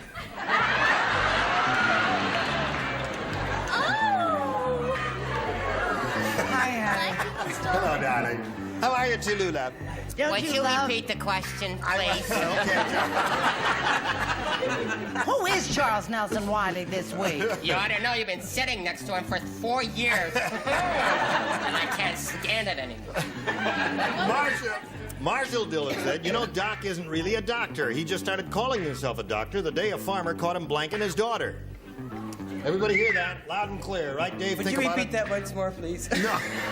Now listen. Not that I didn't hear it. I just like to hear it over and over again. Do us your Marshall Dillon impersonation there. Marshall Dillon said, "You know, Doc, really..." No, that's not Marshall Dillon. Oh, I don't do Marshall Dillon. You don't do Marshall Dillon? You I do Marshall. No, I don't do Marshall. Who does Marshall Dillon? I do, but I won't. You do Marshall Dillon? I'm trying to think of a clever answer. All Will right, you leave me alone, please? Seriously, would you repeat it once more? Would you please know who's already got his answer like me? Terrific, Alan. Terrific. Funny, but it's there. Terrific. Okay. I can hardly wait. Yeah. Marshall Dillon said, "You know, Doc isn't really a doctor at all. He just started calling himself a doctor the day a farmer caught him blanking his daughter."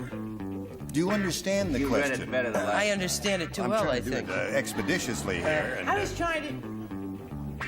Blanking his daughter. he just started calling himself a doctor the day a farmer caught him blanking his daughter. I got it. I got it.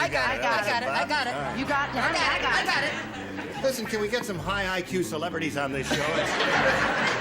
All right. Here we go. Dave Burt. Marshall Dillon said, "You know, Doc isn't really a doctor. He just started calling himself a doctor the day a farmer caught him blanking his daughter." Examining.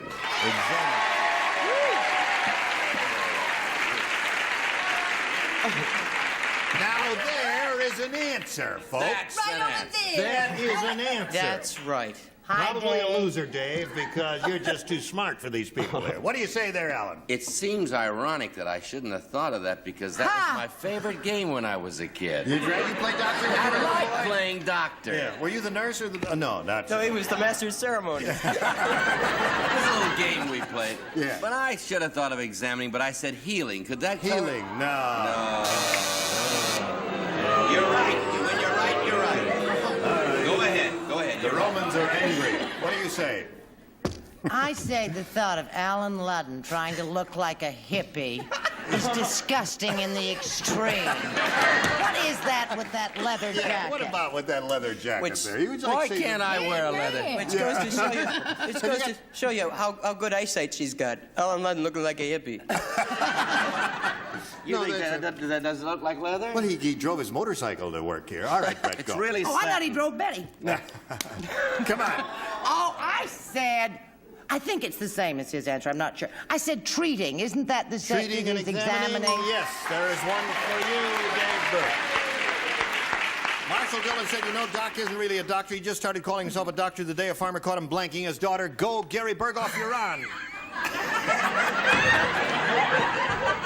Ta-da-da! Charles Nelson Riley.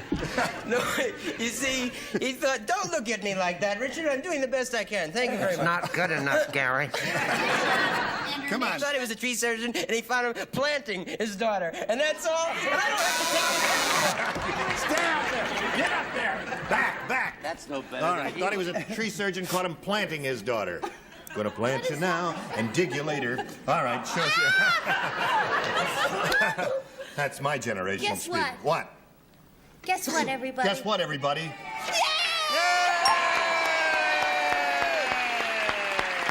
Brava. Okay. How about you, Sir Richard? Well, Dave, What? I mean, you don't have to examine ladies, do you? Well, no. We know the reason we go with them, right?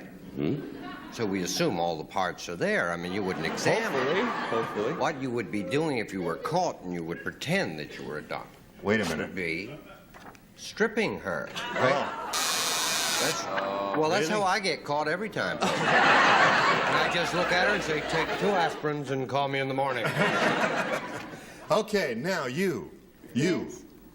Wonderful you, What was the question? wonderful you. What was the question? The question was, he just started calling himself a doctor the day a farmer caught him blanking his daughter. Playing doctor and nurse with his daughter when he was 5 or 6. That's what I was going to say. That says that all on that card. Playing doctor and nurse with his daughter when he was 5 or 6. I don't want people to get the She has an impression that album Doc coming was up. not Yeah. nice. She did that That's while I was not a thinking. match. All right. So here we are in the middle of round 2. Score is 2-2, and your question comes up in a moment. You need 1 to win the game. But first, before anything happens, we've got this for you. Okay. Now, we've got this for you, Susan. Whoops. 1 is all you need to win the game.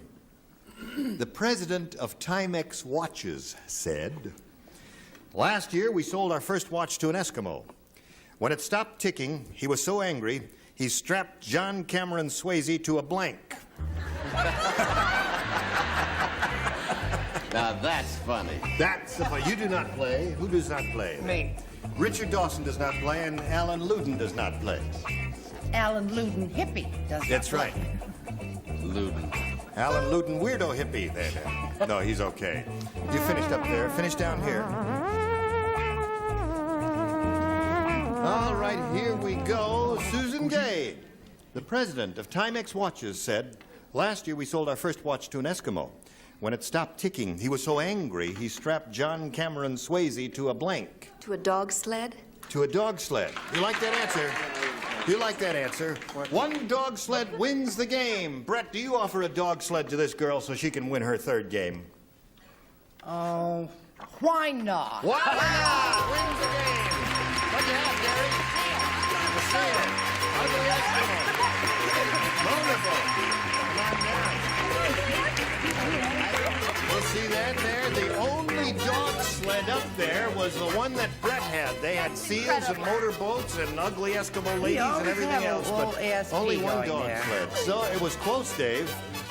It was fun. Yes. I'm glad to hear you say that. We've got a nice gift for Dave, haven't we? Yeah. Give him something expensive. Goodbye, Dave. Thank you. Okay. Now, this is your 3rd time up here, Susan. You're up to $11,300. You could win a lot more money here. Let's find out what's going to happen. We polled a recent studio audience, and we got their best response to this. Bo blank. Now, the answer they gave most often is worth $500 if you match it. If you match the next one, $250. And the third, $100. Whom do you want to get a little assist from here?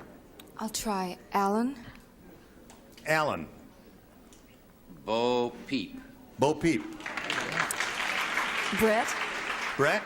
How about your Bojangles? Bojangles. Okay. Richard. Richard? Present. Yes. What? Here we go again. What was the question? The question I'll is answer anything. Fill in this blank. What blank? I'm waiting to be buzzed out. Marshall Dillon. Bo Buzzer. Bo Buzzer. He's an actor Okay. I worked with a long time All ago. right, so you got Bo Peep and Bojangles. You can choose one of those or think up one of your own. What do you want to do? I think I'll try Bo Peep. You want to try Bo Peep? Yeah. Really? I don't know.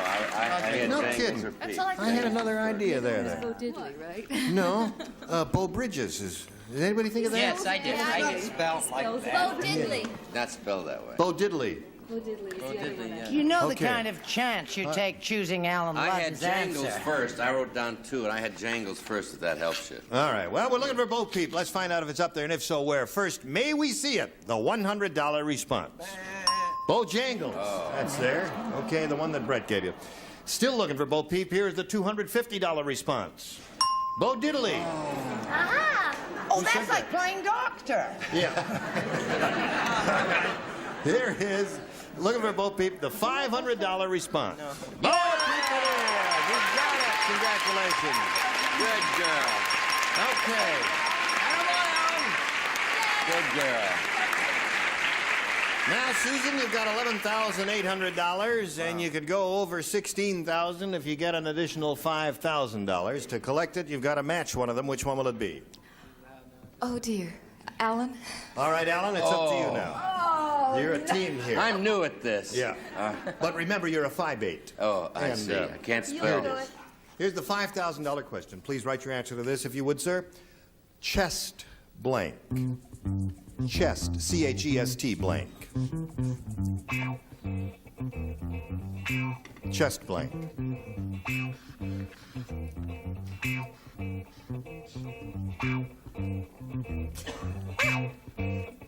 Finished? Put it in the slot and the dinger will ding. There it is. And now we ask Susan Gay to give us an answer which she thinks will match his. Chest, X-ray. chest x-ray. That's the first thing I thought of. Don't draw her now. The only thing I thought. Couldn't think of anything else but chest x-ray. All right, Alan, for $5,000, may we see your answer? I was really concentrating. Yes. I thought you might think of chestnut. Chestnut. I'm sorry. Chestnut. Chest You had x-ray. X-ray? Now, what I- else I is there other than discarded chestnut and that. chest x-ray? Chest pain? Yeah, that was kind of a hard one, but you Oh, did an it. X-ray Just for a nothing. song at That's what I mean twilight? about it. Just a song at twilight? Just a song at twilight. Cut. Well, if we sing it, Yeah, so, lessons to play. So you've got 11,800, and it's time to meet another player. Here comes Adrienne Hahn. Hello there. Okay. Hi, Adrienne. You know Susan Gay? Yes, I do. She's got $11,800. I know. Isn't that nice? Are you happy for her? We're all happy Oh, for I'm her. very happy for her. What about Adrienne Hahn? Who is she? Oh, she's lovely. She is lovely. And she's married to a lovely man? No, she's not married, Oh, but she's has not married. 3 lovely daughters, 2 of whom are in the audience. You're not married, but you have 3 lovely children. Yeah. Okay. That's the best way. Yeah, that's Yeah. anything you say, dear. To each his own. And do you live in this area? Of course, San Fernando Valley. Okay. All right. Anything else you want to say? No, I'm happy to be here. I want to play. All right. Let's play. Here we go. Bing, please make a selection, Adrienne. A, please. A. All right. A for Adrienne. Everybody plays. Fanny Flagg said. Yeah? She said, I just don't know what to do. I just don't know what to do, dear. Then. You want me She to do said- it for you, honey? Oh, Do you do Fanny Flagg? Sure I do. All right, do Fanny Flagg. Are you kidding me? That You put your accent. glasses on, this is and you start right here. Fanny Flagg said, I just don't know what to do. Ever since my boyfriend lost his trampoline, he's been bouncing up and down on my blank. Jack Klugman.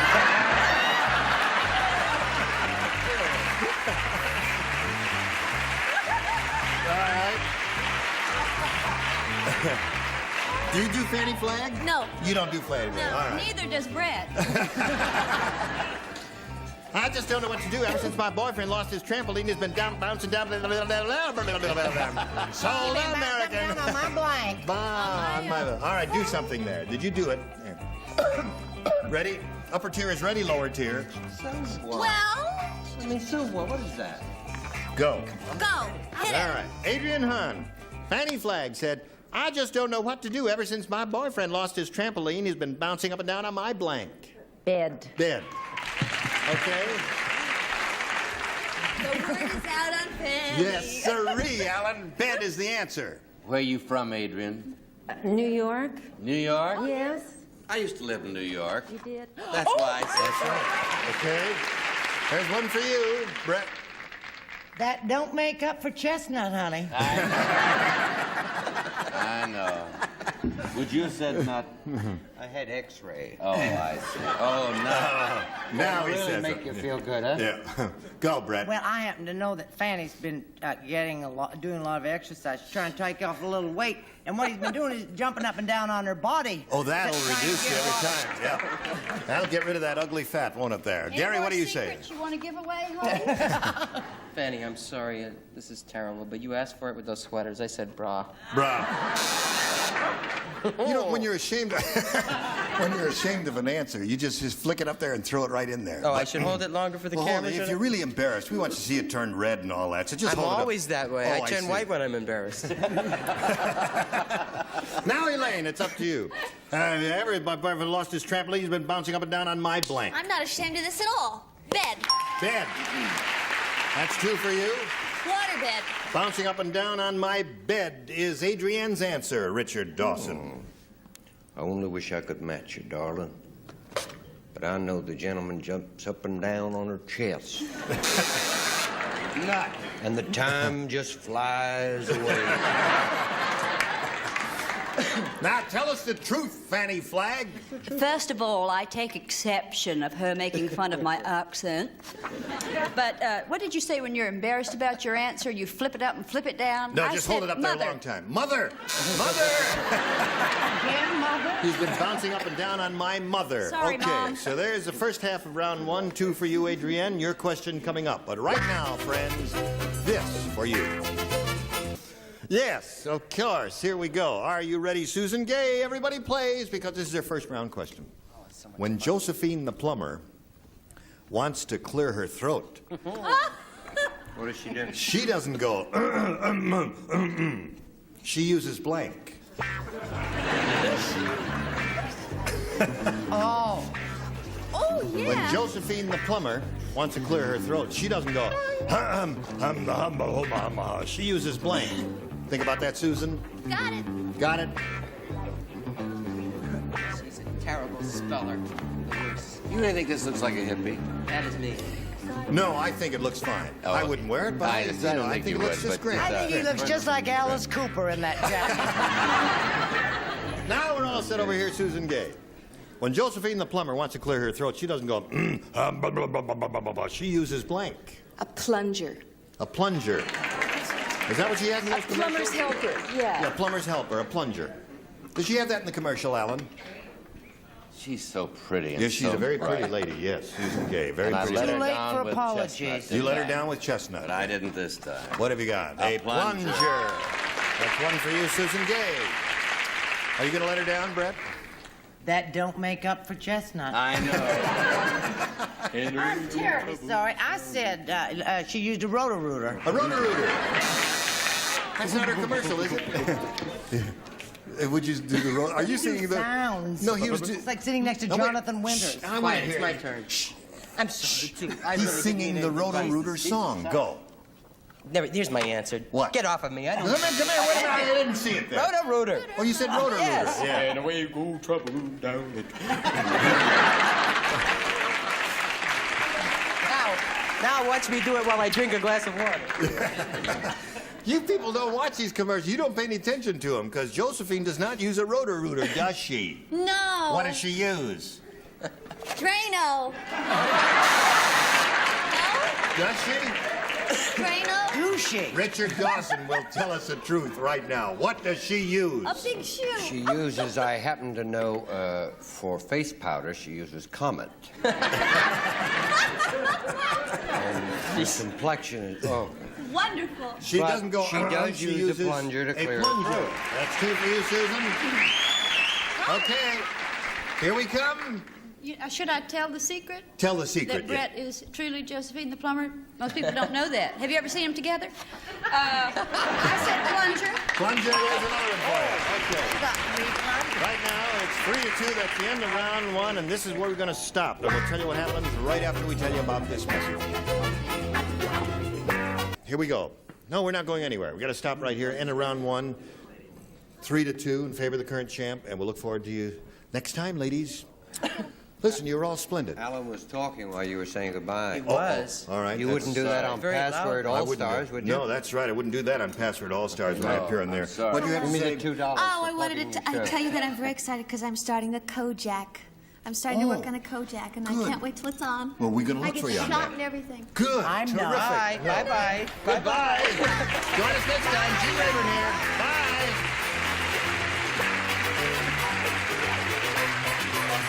This is Johnny Olson speaking for Match Game 74. A Mark Goodson, Bill Todman production. Stay tuned for Tattletales next over most of these CBS stations. Get ready to match the stars.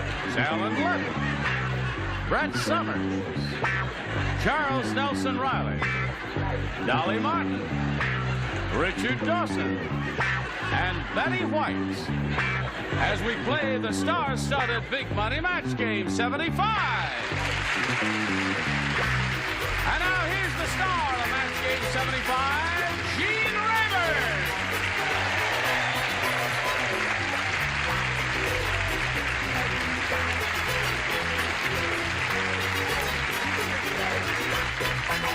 Johnny, old and friend.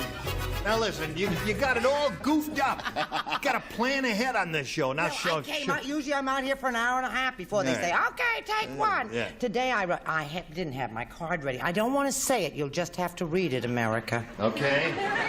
Let me just see if it's on the Did monitor you know, here. Betty? Yes, it is. Okay, that's enough. You see what a big laugh you got with it? Are you ready? Whatever she does is fine. Listen, you're terrific on Tattletales. So are you. Thank you. Thank you. Thank you. Have you seen her with her husband, Dick Martin, on Tattletales? She's good, isn't she? She's funny. He's right. You know who her husband is, Dick Martin of Martin and Lewis? You know that.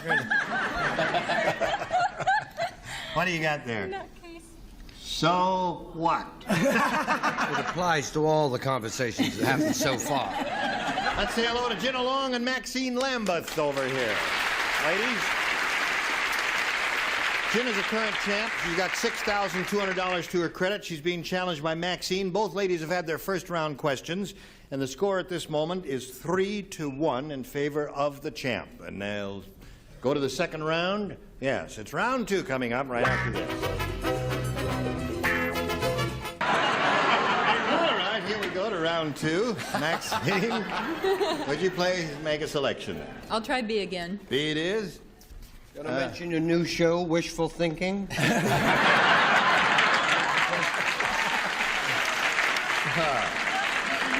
Now, you match one celebrity in your first round. That's Alan, so you lay out, and the rest of you do this. I what? You lay out. Oh.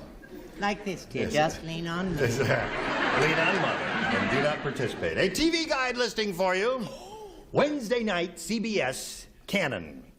Cannon visits the Waltons and blanks their favorite pig. Cannon visits the Waltons and blanks their favorite pig. Did you hear all of that? Okay. Finito? Had a girl? Well, hello, Dolly. You get tired of that, huh? No. No? My car says Dolly. It does? Yeah. Isn't that cute? All right. Maxine. A TV guide listing, Wednesday night, CBS, Cannon. Cannon visits the Waltons and blanks their favorite pig. I think he already did it. He ate their favorite pig. Ate their favorite pig. All right. What do you say, Brett?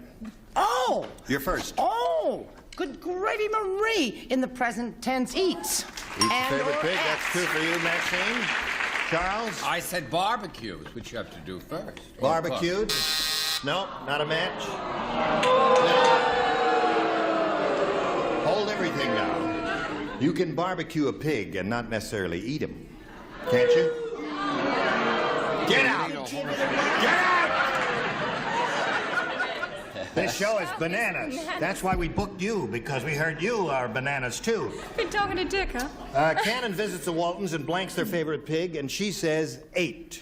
Brett and I say eat. Eat. That's 3 for you. We got a tie score at this moment. All right, Richard. What did he do to their favorite pig? He devoured it. He devoured it. Ate it all up. Okay. What was it you said, Betty? So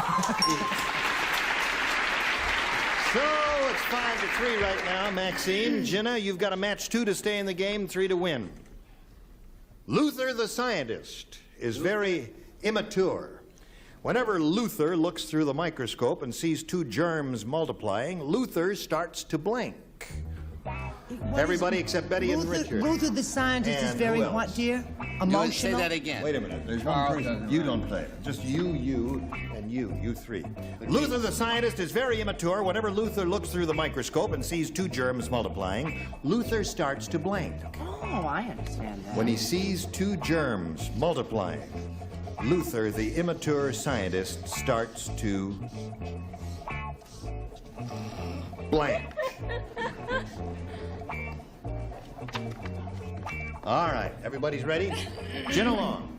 Luther the scientist is very immature. Whenever Luther looks through the microscope and sees 2 germs multiplying, Luther starts to Blush. blush. That's a good answer. She has given the perfect answer because she is a perfect person. I do not expect as much of you. But you see, because on a recent occasion on television, being somewhat immature, yes, I cried. Yeah. A little. Oh. I said cry. Cry. And that's not blush. Well, that's immature. Sorry about yes. that. Immature. He wasn't quite that immature. Then. No. What do you say, Brett? Am I going to be the villainess? Yes. Got to match the 2 remaining ones to stay in the game, and you are the villainess because I take it. Blush is the best answer in the whole world. I feel terrible. I said cry. Cry! So Maxine wins the game. What'd you have there? Dribble, huh? Dribble. Hello there. Congratulations. Okay. I'm a little excited. You are excited. You won't hurt me. Jenna, you're going. You've got to leave us now. Oh, I had a good time. Well, we've had a good time playing Match Game 75 with you. We've got $6,200 for you. We got to win our best wishes. Get along, ladies and gentlemen. Oh, very much. Thank you. Bye-bye. Here we are, Maxine. We're going to play the big money super match here in a moment or so, but right now we want to do a little business especially for you. Oh, thank you. Here we are with Maxine Lambeth, who's won her first game. She's got her first $100, and she's going to have a try at over $5,000 now with a big money super match. You made us promise when you first came on the program that if you won a lot of money, you'd do a little performance for us. I'll do it. All right. Well, I don't want to hold you to it if you don't want to do it. All right. Now, we polled a recent studio audience, Maxine, and we got their best response to this. Stink blank. Now, the answer they gave most often is worth $500 if you match it. If you match the next one, you get $250. If you match the bottom one, you get $100.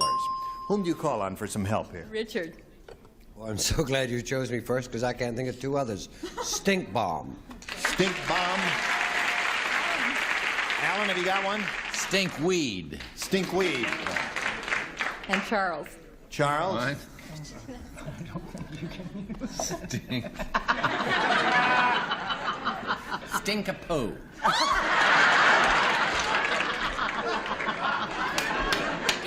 -A-P-O-O. It might be a crummy answer, but it keeps the show going. No, Stink a poo. I have to, Charles, I've got to disagree with you once. It's going to take the show off the air, is what it's going to do. Okay, so you got Charles' crummy answer, and you got stink weed, and you got stink bomb. You want one of those, or do you want to choose one of your own? The only one I could think of was Stink Bomb. I'm sorry. Stink bomb, that's all right. So stink bomb is what you want. Let's find out if it's up there, and if so, where. May we see the $100 response? Stink pot. That's what they refer to, a motorized sailing vessel. They mean All right. smudge pot. No, stink pot is what sailors call motorized sailing vessels. That's what We the are looking kids for call stink them. bomb. Here's the $250 response. Stink bomb, congratulations, you got it there. Okay. Stink-a-po here and No. Charles, I'll make a side bet with you right now of $1,000 that your answer is not up Would there. you take stink-poo? No. Without the A? All right, slide it, Earl. Stink bug. That answer's stink-a-po. Would you have said stink bug, audience? Hey, you're saying that now that you see it. I've never heard of that. What is that? I don't know. I've heard of stink bug. What is that, Ira? It's a bug that makes a terrible odor. I'm sorry I asked you. In Texas, we had weeds. You got 250. We multiply that by 10. That means you're going to play for $2,500 right now, Maxine. You got to match one celebrity head to head. Which one will it be? Richard. Okay, Richard, get ready to write. And you face me.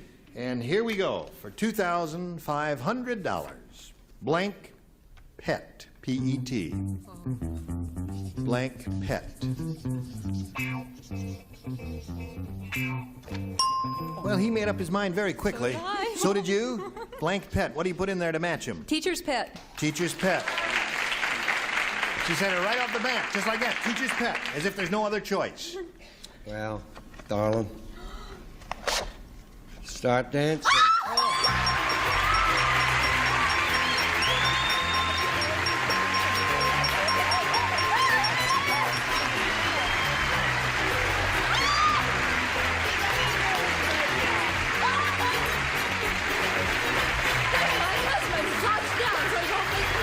Where is that, in the first row there? Second row in here. Oh, I see. The first seat in the second row. All right.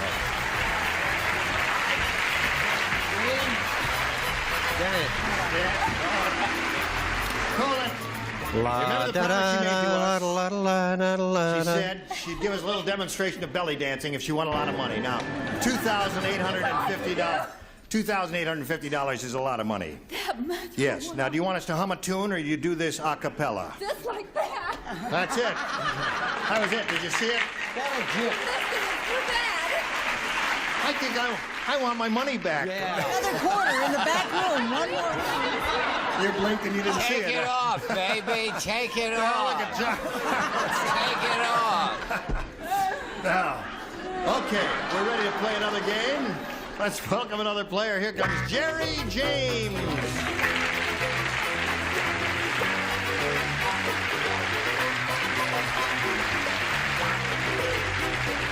Hello, Jerry. Hi, how are you? Do you know Maxine Lambeth, who just danced her way into our hearts? Hope you're tired. Where are you from? I'm born and raised right here in California. Born in Santa Monica, and I've lived out in the San Fernando Valley all my life. Okay, what do you do, Jerry? I'm a fireman with the city of Los Angeles. You brought the whole department with you? Taxpayers. Taxpayers. Beautiful wife named Linda. Yeah. Two beautiful daughters named Tina and Tracy, and a beagle named Bridget who's a vegetarian. Really? No kidding. Yeah, she prefers living plants over dog food. Get out of here. Get out. Listen, Jerry, you put out the fires, Dawson will do the joke. Right. Is that a great deal? I'll swap there. You see me putting fires out? You know, that's true. No, that's Yeah, a little joke he No, made, that's Dolly. about 90% true, and you can look at my backyard if you want to find out. It's a strange coincidence. I had a beagle named Bridget once. Oh, yeah? Sheep plants? No. It was a male, come to think of it. What the heck did we name it Bridget for? I don't understand that. I'm pushing this button and nothing is happening. There it is. Okay, Jerry, we ask you to make a selection, A or B. A, please. The reason we ask you to do it is because some contestants find some harder than others. Now, the chef said, Yes. I'll tell you why this casserole is all covered with hair. I made it by grinding up my blank. That's what the chef said. All right. I'll tell you why the casserole is all covered with hair. I made it by grinding up my blank. That's what he said. Made it by grinding up my blank. I can't bring myself to do that. No, you don't have to. What'd you say, Richard? No, I love you, that's Gene. not I love you, Richard. Get out. Let's stop that. Come on, Charles. This should be easy for you. Ready? Here we go. Jerry James. The chef said, I'll tell you why this casserole is all covered with hair. I made it by grinding up my blank. Hairpiece. My hairpiece. Very good answer.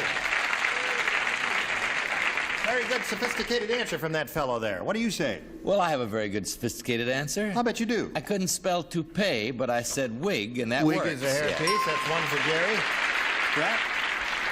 Oh, honey, I'm not sophisticated. Oh, stop all that kissing and pretense and all that stuff. I'm just a simple country girl, and if Betty hits me, I'm never going to forgive her. I said by grinding up my dog. My dog? Oh. Get out. You rascal. Charles, you wouldn't grind up a dog, would you?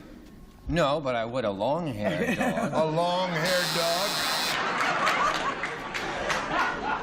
Oh, would you do that? Yeah, I would. Show but... that toe. Toupee. Oh, she wouldn't grind up a dog. That's two for Jerry.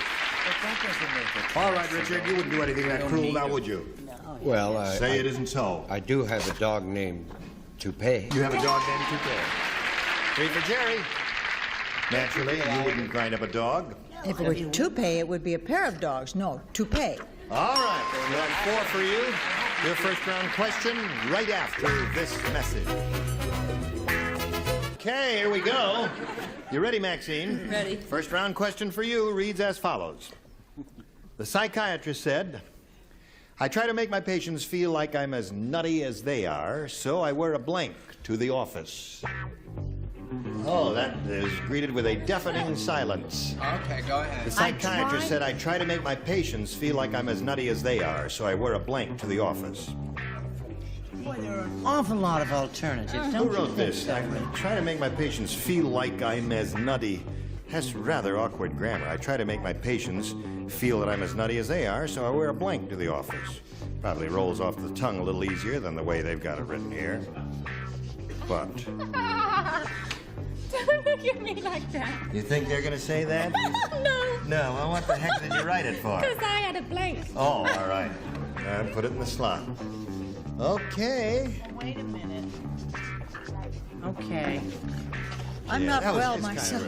Brett? Well, there is so many alternatives. You need a lot of good sweetheart, to choices that. here, right? I wish I could think of one. I wish I could. Put it in the slot there. Here we go. Maxine.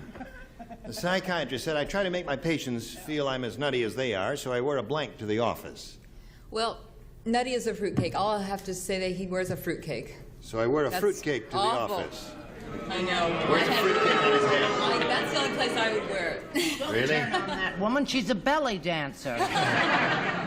She's a ballet dancer. All right. So, what do you say, Alan? Well, I thought my answer was pretty dumb. I was really embarrassed about my answer. Till you heard hers. Until I heard hers. Yeah. So, Maxine, I'm sorry. I said dress. Oh. So I wear a dress to the office. The audience likes that. Bunch of weirdos out there, but that's all right. Wait till you hear what she said. Okay, show and tell, Brett. Strangely enough, I was not embarrassed by Maxine's answer. But knowing Alan, I was deeply humiliated by his. I said he wore this sweet little hoop skirt. Sweet little hoop skirt. Time just flies. The 50-minute hour just goes by like nothing. And a leghorn hat. Yes. I said a Charles? rather interesting answer. I bet you did, Butch. He wore a couch cover. He wore a couch cover. It's better than 1, 2, and 3. Yes. Well, so far we've had 2 rotten answers and 1 extremely imaginative one. What do you offer, Dolly? About to come is the dumb one. He wore a suit made of nuts. A nut suit. That's like a fruitcake, That's right? worse than yours, Maxine. Right. Come out of your shell, doll. Yes. Come out of your shell is right. Richard? That really is bizarre. Just a simple dress. Simple dress, okay. Oh, that makes me feel better when the master does it. Well, thank you, Alan. So I wear a blank to the office, and she said a fruitcake. I can't believe she said that, but that's what it says here. Does it begin to worry you when you come up with the same answers as Allen Ludden? Does that make you Law of nervous? averages. I said, now this is makes a little more sense. Right. A squirrel coat. A squirrel coat. Very nice. A squirrel coat. With a fur coat. Fake squirrel. It's No. a fake squirrel coat. Squirrel in the sense of a nutty coat. All right. So it's 4-0 at the end of the first round. We go to round 2. Jerry, please make your selection. B, please. B it is. Here we go. Kojak went to the zoo, but he left in a hurry when a bald eagle started to blank his head. Just two people, Brett and Charles. Kojak went to the zoo, but he left in a hurry when a bald eagle started to blank his head. Got it? Okay, Jerry. Kojak went to the zoo, but he left in a hurry when a bald eagle started to blank his head. Sit on. Sit on his head is what he said. Tried to sit on his head and hatch it. What do you say, Brett? Oh, honey, I said try to nest in his head. Nest in his head, yes or no? No. Charles? I said peck. Peck his head. No match there. Your second round question comes up. You'll have to match 4 to stay in the game, but right now this is coming up especially for you. Got to quit right here in the middle of round 2, 4-0 the score. Your question, you'll have a chance to catch up with them and maybe even go beyond them. And we'll look forward to seeing you both next time, as we will look forward to seeing all of you. Now, is there some little service I could perform in the way of a plug for anyone here? Yes. Not what? here, dear. Oh, No. pardon me, I didn't hear the entire question. I'm sorry. Oh, you stopped at some little service, and that was the end of it, huh? I'm sorry, dear. Yes, well, not this season. Mention what you do. Yes. Oh, well, the Mary Tyler Moore Show. Have you started that? Yes, we've done 3 of them already. You have? And Alan and I are going to go on a little vacation to Maui. Oh, how with nice. each other. With each other? Yes. You going to take some books with you? And Lots of books. Some needlepoint? Needlepoint, sunshine. So you have something to do? Would you tell us what you would do if you were going with us? To Maui? Yeah. I take my needlepoint. That's what I do. You have a good time in Ireland. You're going to go to Ireland. I'm going to Ireland sometime in the near future. To see the Irish. To see the Irish. Yeah. I'll wear my suit of armor. It'll be all right. It'll be good. Listen, we just had a dandy time. We'll look forward to seeing you next time. Gene Rayburn, Match Game 75. Goodbye.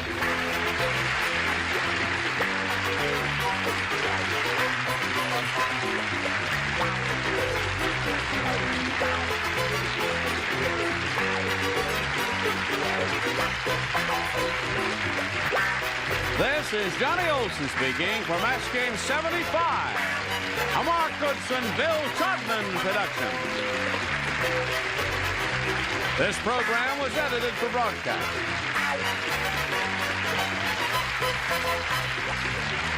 This is Match Game 74, production number 0183. Air date to be announced, VTR 32974. Get ready to match the stars. Allen Ludden, Brett Summers, Charles Nelson Riley, Joyce Boulafant, Richard Dawson, and Fannie Flagg, as we play the star-studded Big Money Match Game 74. And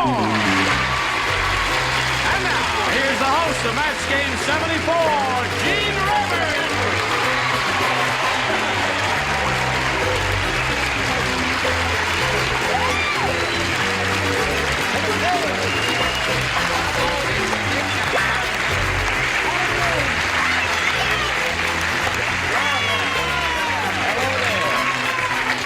Everyone well and ready? Yes, that's an entrance. Brett is not ready? It's going funny. Have you noticed? I heard they were going to do a remake of Gone with the Wind. Yes. So I had Edie fix my hair this way. Looks Does pretty. she look like Marianne Mobley to you? No, I look like Vivian Lee in the good days. You look like Clark Gable on a bad day, right? What did you say? I think he said you look like Clark Gable on a bad day. You're so mean. Your name's No. a snake. Truthful, too, darling. He's sweet. He's okay. Well, you look to me as if you're all ready, so we'll greet our celebrity I've never over been ready here in on my this life. side. Here's our current champ, Robin Barrett. How are you, Robin?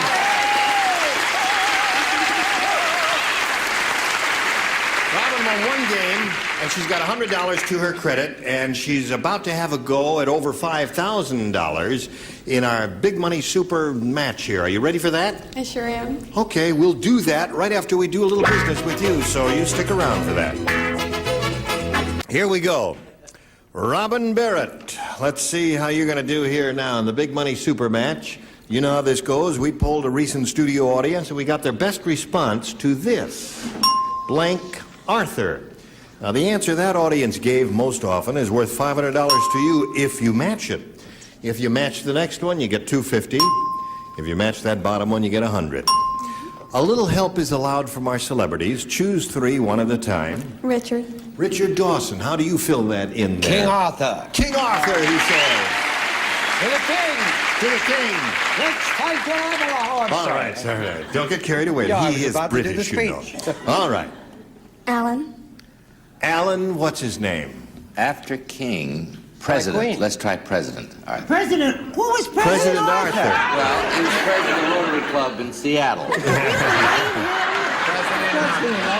Betty White. I never thought I'd feel sorry for her. That's your answer, President Arthur. No, not only that, he voted for him.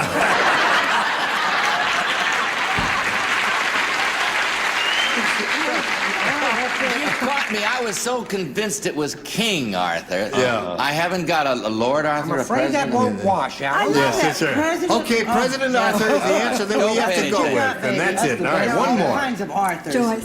Oh, I'm so glad you asked me because I have 2 children named Mary MacArthur and Charles MacArthur, so I have to go with MacArthur. Well, as in general, not Mary and Charles, but MacArthur is what you want to say. Yes. Any MacArthur. Any MacArthur. Could be like Sam MacArthur or President MacArthur. Dear friend B. Okay. President MacArthur. All right. So you've got King Arthur, MacArthur, and President Arthur.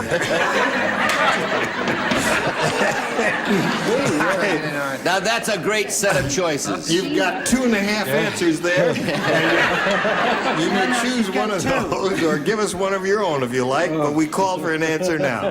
King. King. All right. We are looking for King Arthur. May we see the $100 response, sir? President. B. Arthur, that brilliant actress, B. Arthur, who plays your Maud, old-fashioned and a tintype. friend of yours, yes. All right, we're still looking for King Arthur. Is he under the $250 response? President. No, MacArthur is, though. That's the one that Joyce gave you. Very good. Well, you're getting close, so this may be it. Hold on to your hat. Ready? All right, King Arthur, Sir Lancelot here calling. Are you under the $500 response? Yes.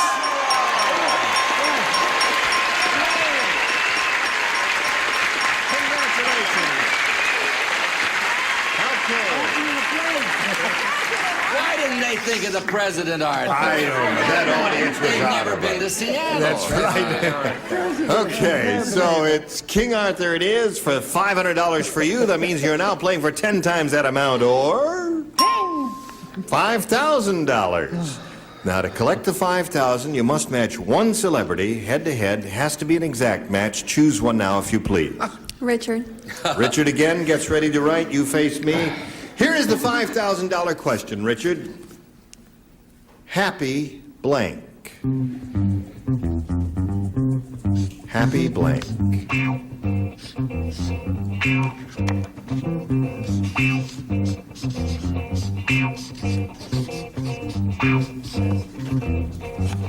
All right, he's finished. Now we want to know how you fill in that blank. Happy blank. Birthday. You say birthday? Okay, the audience seems to think that that is a good choice. We'll find out if you match Richard now by asking him to expose his card. May we see your response, sir, for $5,000? There's a big hit TV show. Yeah, called Happy Days, which was, of course, before I was born. So I wrote Born Day or Birthday.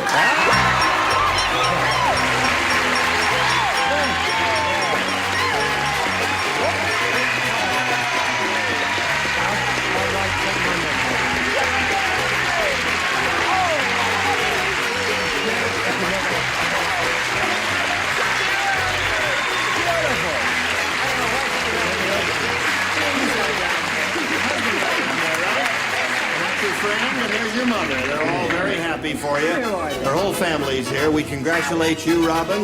You now have a total of $5,600, and in a moment or so you'll play another game after we pass along this message of interest to one and all. Here it is. Hello there. Now, we're going to start another game. To do that, we've got to welcome a new player, and we do so with a great deal of pleasure. Here is Michael Herbs. Thank you. Hi, Michael. Pretty good, Gene. Where are you from? From Los Angeles. I'm a local fella. You are? Yep. Michael is a local fella from Los Angeles here. Tell us a little more about yourself. Well, I'm a communications consultant for a Fortune 500 company, and married, have 2 kids. Yeah. Angela and Kenny, and they're probably watching. Angela's 9 and Kenny's 8. Yeah. How you guys? Do they like this show? Love it. They watch it often? They think you're the greatest. Well. Honey matches. Well, I thank you for that. Good luck to both of our players. Shall we begin? Why not? All right, I'll push a button and ask our challenger, Michael, to make a selection. A. He wants A, and this is a new game, folks. Here we go. The president was President Arthur? I told you that he would be around, yeah. The president was flabbergasted when he saw blank streaking across the White House lawn. Flabbergasted. You got your own game going out there in the audience, have you? President was flabbergasted when he saw blank streaking across the White House lawn. I've got my answer in my head. I've got my answer. We're all finished here. We're waiting for Charles gets slower and slower. I think he's getting old. I think it's premature senility. He's not that old. I'm 26. You weird. And a terrific liar. Okay, all finished over there, Michael, so we ask you. The president was flabbergasted when he saw blank streaking across the White House lawn. I'm really embarrassed because I want to think of President Nixon's wife, and I can't right off, but his wife. His wife, Pat. Pat, there you go. Thank you.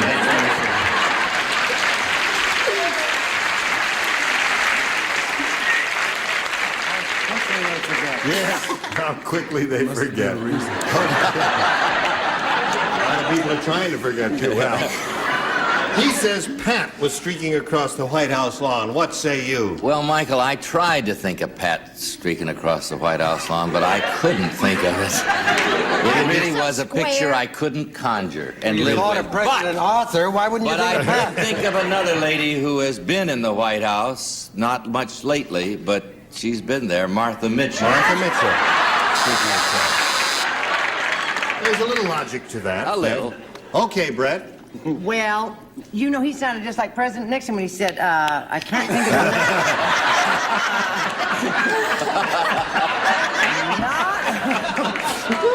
it. Not only can she streak, honey, I've seen her streaking all over town. Pat. There's one for you, Michael. Charles, you drew a picture. No, this is the new Polish President Arthur Stamp. Our beloved President Farquhar P. Arthur. I don't know their names either. The Supreme Court streaking. I think that's more fun. Did those 9 old men streaking down?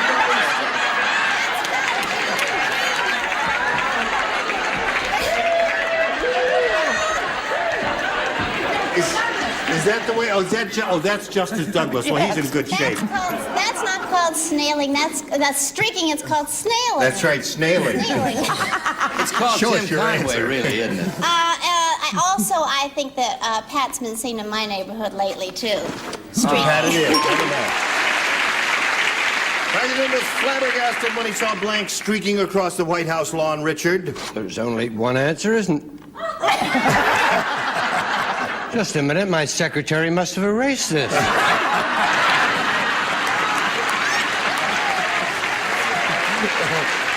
now the good news.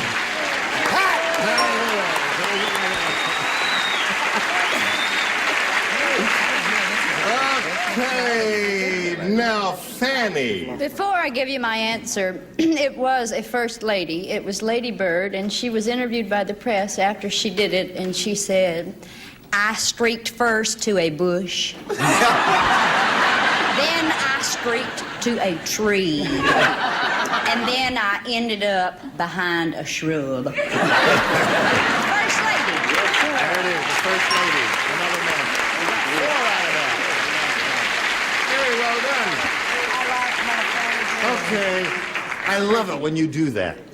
Now, here we go with your editor. Not many people know this there.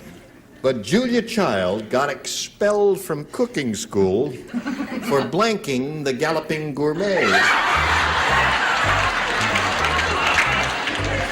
Julia, wherever you are.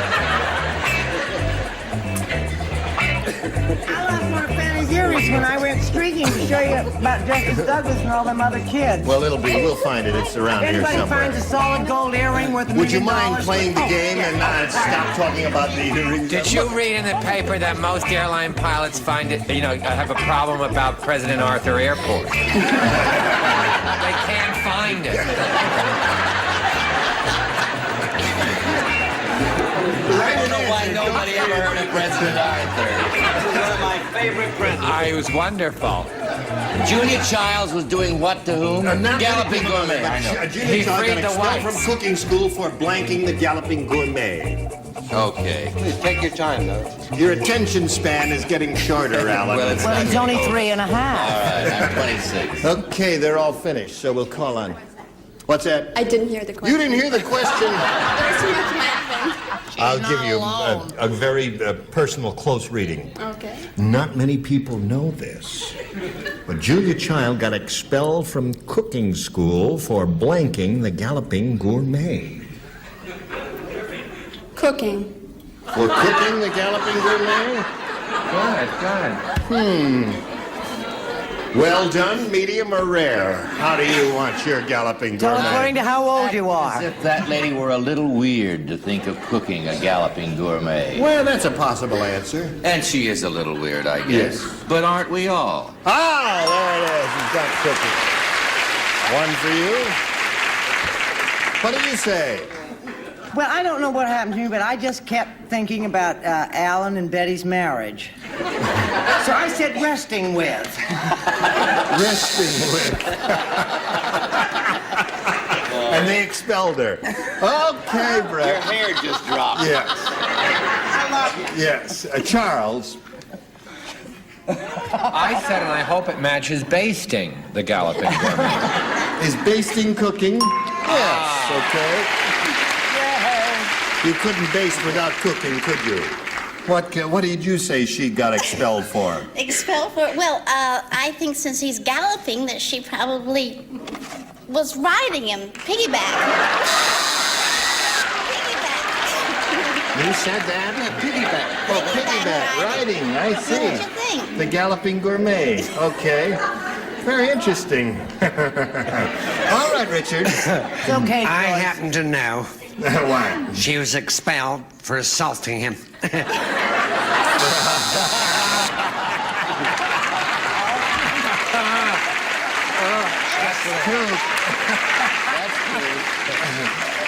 right, Fanny?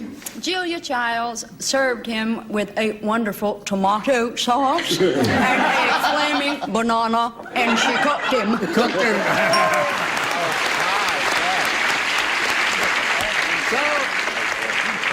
This has been one of the most interesting round ones we've played in a long time, and with an interesting score in addition, 4-3 in favor of the challenger. Round 2 coming up in a moment or so, but first we've got this for you. GSN presents... Someone showed me a single-spaced typewritten list of all the celebrities who had been on Match Game, and it's a formidable list. Betty White, Burt Reynolds, Kitty Carlisle, Joe Garagiola, Steve Allen. You know, we had them all. Stay tuned for more of That 70s Hour on GSN. Everybody came and bowed and paid their respect and kissed my ring. Today's consolation prizes are the Gemini All-Floor Sweeper by Bissell. Sweeps any surface you can walk on right up to the baseboard. No cords or attachments required from Bissell. And the InSinkerator hot water dispenser gives you 190-degree water at your kitchen sink like having a tea kettle always ready from InSinkerator. And Profile with its own great flavor from a special formula of crack-cleaving wheat germ, just right for toast. Profile, it's a matter of taste. There'll be more challenges to the stars when match game 74 continues in just a blank. Can't find the earring, but we've been looking for the earring all during the commercial. Did anybody find it? Wayne, is that your earring or? Well, our cameraman wears an earring, but what the heck? It's if someone's found it and they haven't turned it in. Listen, what? Give her the earring, will you? Is that it? I can't hear what you say because of the earring in my ear. There. That's it. Is that one or two? They're my earrings. Brett borrowed them. We've still lost one. Is that it? Well, we'll find it Who during lost the his next contact lens? No. You are so funny. You really are. All right, we're going on with the game now, folks. It's a serious show. Oh, okay. Now, first I got to push this button. Oh, look at that. It works. Now, Michael, would you make a selection, please? Try again. A, all right. Last time you matched 4 celebrities. And that means you will only be playing now with Allen and Charles. Oh, God bless her. Well, we could look for the earring then. No. With all the shortages these days, robbers no longer say your money or your life. Now they say your money or your blank. I've lost my watch, too. There's a thief among us. No, it fell off. Well, I don't mind about the watch, but your earring. I don't see the earring anywhere. All right, the 2 gentlemen are ready. Michael, with all the shortages these days, robbers no longer say your money or your life. Now they say your money or your blank. Because of the shortages of various things today, now they say your money or your... Shh, no help. Well, we appreciate your enthusiasm, but you may be giving them a rotten answer, you know. We have to call for an answer now, Michael. Why don't we try wife? Your money or your wife? Yeah. I guess, there's no shortages. How many yeses you'd get to that question, honey? Yeah. Alan, he says wife. Your money or your wife? Michael, you didn't hear about the shortages. I There's heard it, no but I didn't get it. I see. All Okay, right. gasoline, I said. Gasoline would be a good answer. Charles? Gas! Gas is the answer. Okay. All right. Now we'll go to this question here. You must match 1 celebrity to stay in the game. 2, however, will win the game. Charles, we got Charles' answer. He had gasoline. Okay. Don't take any notice of them. What do they know? 43 to score. There we go. Hey, what about Charles? Audience, let me run the show, all right? We'll scream and holler and laugh and do all that, and I'll keep the show going. What's the matter? You were listening to it. The last time, thank you. I love you. You're all right. Last time, Robin, you matched Alan, Charles, and Fanny, so the 3 of you will lay out. All right. Sir Lancelot ate so much at the royal banquet, he needed blank to get out of his suit of armor. All right. Sir Lancelot ate so much at the royal banquet, he needed blank to get out of his suit of armor. Finished, Brett? Yes, sir. Finished. Richard's finished. Oh, thank you. See how good he is in his heart. Okay. Even though he did steal Fanny Blank's earring. Robin, Sir Lancelot ate so much at the royal banquet, he needed blank to get out of his suit of armor. Oil. Oil? She says oil.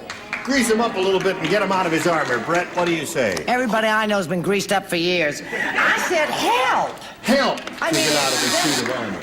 Well, Need all 1 right. to tie, 2 to win, Robin. And Joyce. Oh, I said that he needed a jacksaw. Is there such a thing? Hacksaw. Hacksaw. It's a loser anyway. That's like President Arthur's favorite Time tool. Richard to stay in the game, Robin. What do you say, Richard? I said help, Don. Help. Yeah. Oil. Oh, I'm sorry. So Michael Herbs wins the game. Congratulations. Come on down. Come on down. Robin, we've got to say goodbye to you, but you're not going to be leaving empty-handed because you have, to your credit at this moment, a total of $5,600. Goodbye, Robin. All right, we'll get back to you in a moment. Now this for you. Gene Rayburn, Match Game 74. See you next time. Bye.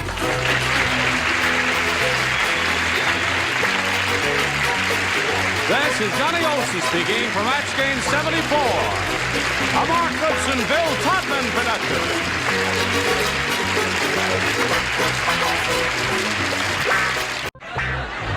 Get ready to match the stars. Jack Cassidy, Brett Summers, Charles Nelson Riley, Connie Van Dyke, Richard Dawson, and Betty White as we play the star-studded Big Money Match Game 75. And now here's the star of Match Game 75, Gene Rayburn.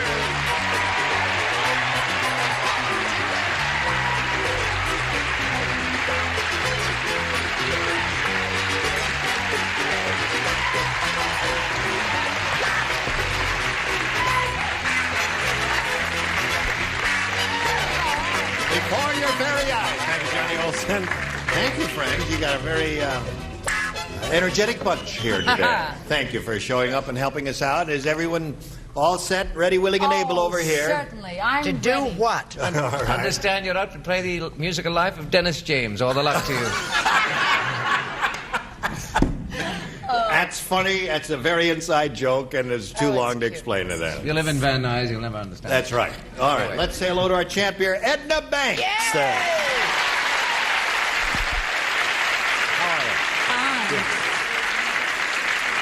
Well, we were together last time. Edna just won a game, and she got her $100. Now she's going to try for over $5,000 in the Big Money Super Match. Edna, are you ready for that? Yes. Well, we're ready for you, and we'll do that in a minute or so after we do a little business with you. All right. Here we are. Edna Banks, you ready? Yes, I am. Edna, we polled a recent studio audience, and we got their best response to this. Blank mark. Now, the answer that audience gave most often is worth $500 to you if you match it. If you match the next one, you get $250. And if you team up with that bottom number, you get $100.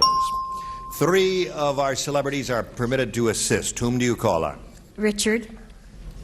Something Gene has a very pretty one of, a birthmark. A birthmark. Remember the strawberry? How did you thing know? that you No, had? it's right here.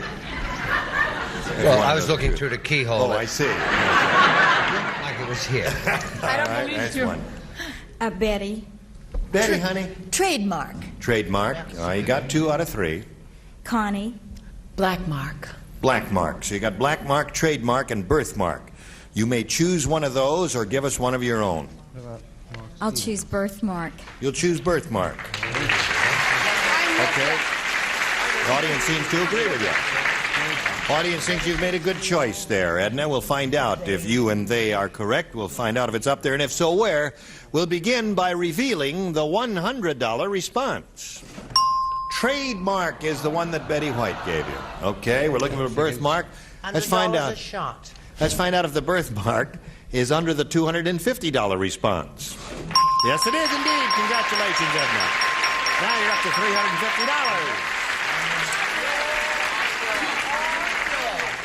She bets it's on your. On your mark? On Is that what you say? Bookmark. Bookmark. Bookmark. You don't know.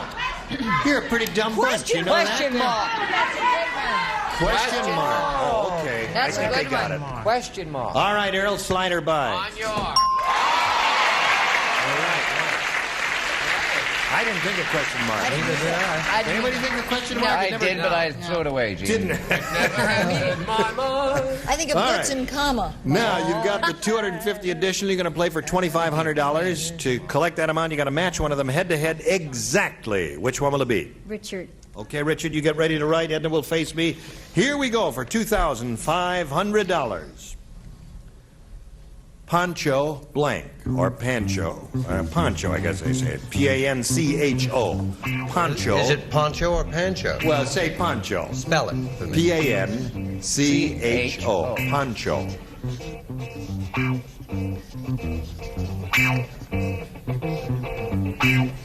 I'm just playing for kidding around. Right. I heard about it. Richard's finished, Edna. Now we need an answer from you. One you think will match his. Pancho blank. Pancho Villa. Pancho Villa.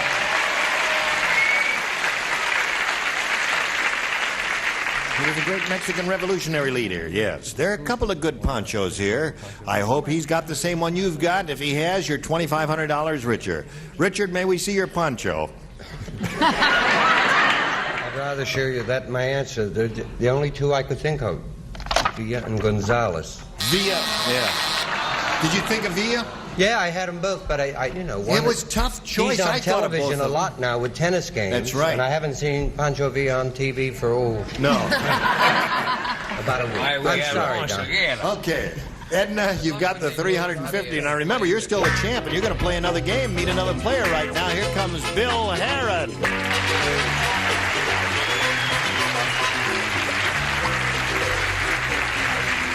Okay. I guess it's stopped now, Edna. Bill, you know Edna, don't you? Right. How's Bill? Yes, she's a little richer now, isn't she? Now, please tell us about yourself, if you would, Bill. Well, Gene, my name's Bill Herod. You know, I'm a food checker at one of our supermarkets in Long Beach. I have 2 grandchildren, a boy, Jason. His birthday is today. He's 5 years old. I have my grandmother in the audience today. Your grandmother? My grandmother is in the audience. I also have a granddaughter that's 2 weeks old, I believe yesterday. And I'm married to the prettiest locksmith in Long Beach. Now, are you happy? Evidently, you found the key to a heart. That could be a series. That's already the first episode of a series. Right. That's a whole series, the Bill Herod Show. Okay. You, a young-looking guy like you, is a grandfather? Isn't that amazing? It's not really. Very nice. That's very nice. I married quite young. You did? Yes, sir. Yes, so 12 did years I. old, yes. I was 12 when I was married. Listen, Bill, we wish you the best of luck, and we ask you to make a selection. I'll go with B, Gene. All right, B it is for Bill. The guests. The guests at Dumb Dora's Chinese dinner had great difficulty picking up their food. How dumb were they? Because Dumb Dora didn't give them chopsticks, she gave them blank sticks. Oh, I got that one. Dumb Dora didn't give them chopsticks, she gave them blank sticks. Where do you find these?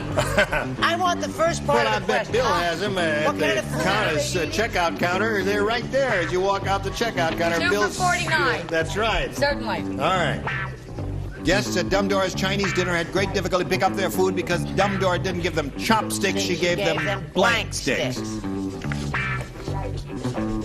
Okay. Finish. The faces here are tremendous. Yes. You were the first one finished. Very good. I was, Yes. Gene, because Right. I'm... You're a superior person. I'll say it before you do. Leaps and bounds ahead of this Right. crowd. Okay. Oh, I love your modesty. Now, Bill Herod. The guests at Dumb Dora's Chinese dinner had great difficulty picking up their food because Dumb Dora didn't give them chopsticks. She gave them blank sticks. Fiddlesticks. Fiddlesticks. Hey, isn't that a cute answer? He'll get his own show.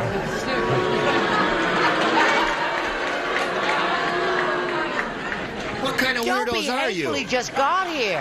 That happens to be a funny answer. He's going to lose with it, but it's a funny answer.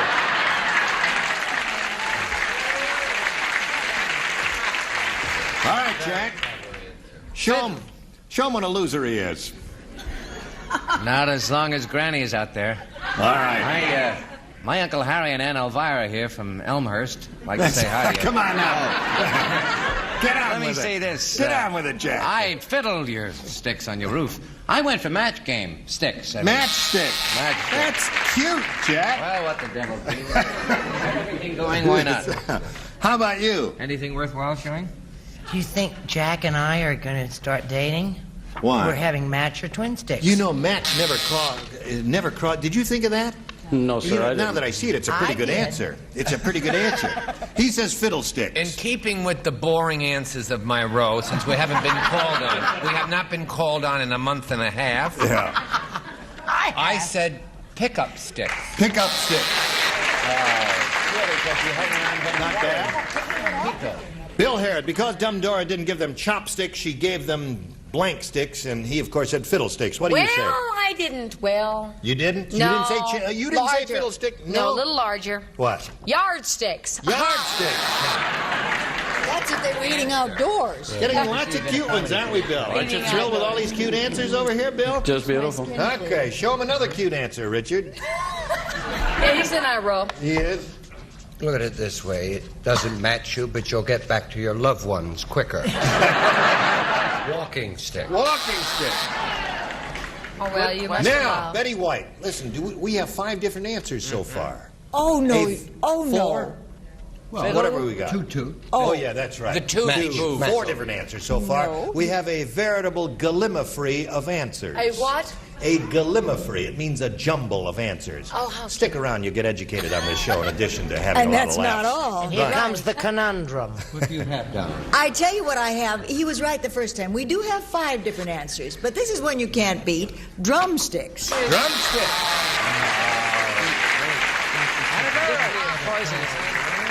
So, Bill, that's the way it goes. But I still say it was a very cute answer.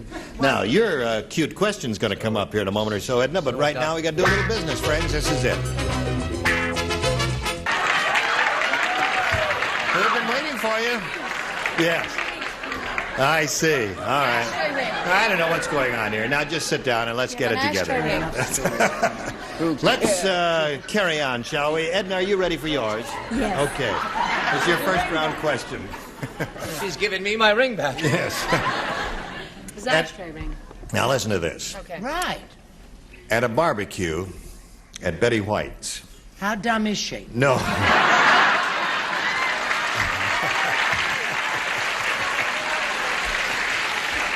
How dumb was it? Betty made this statement. Okay. She says, folks, I've got good news and bad news. The bad, now quiet. She says, the bad news is Allen Ludden's on fire. The good news is I've got plenty of blank.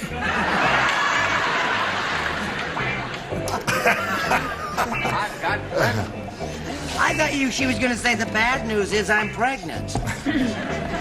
Good news and bad news. Bad news is Allen Ludden's on fire. Then I The remember good to news raise. is I've got plenty of blank. You know we love you. Oh, you're not And we think highly of what's his name, too.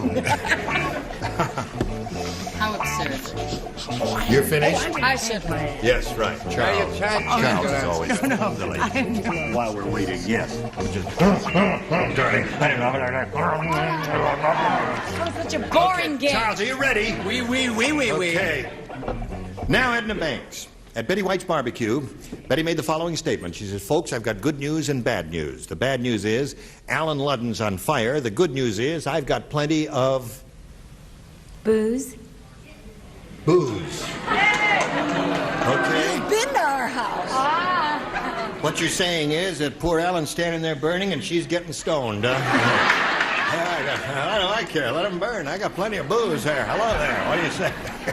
God, I love your little antenna, Gene. Isn't that something? It's everything I've hoped. I can make it smaller for you if you'd like there. How's that? It's the story of your life. Let me say this.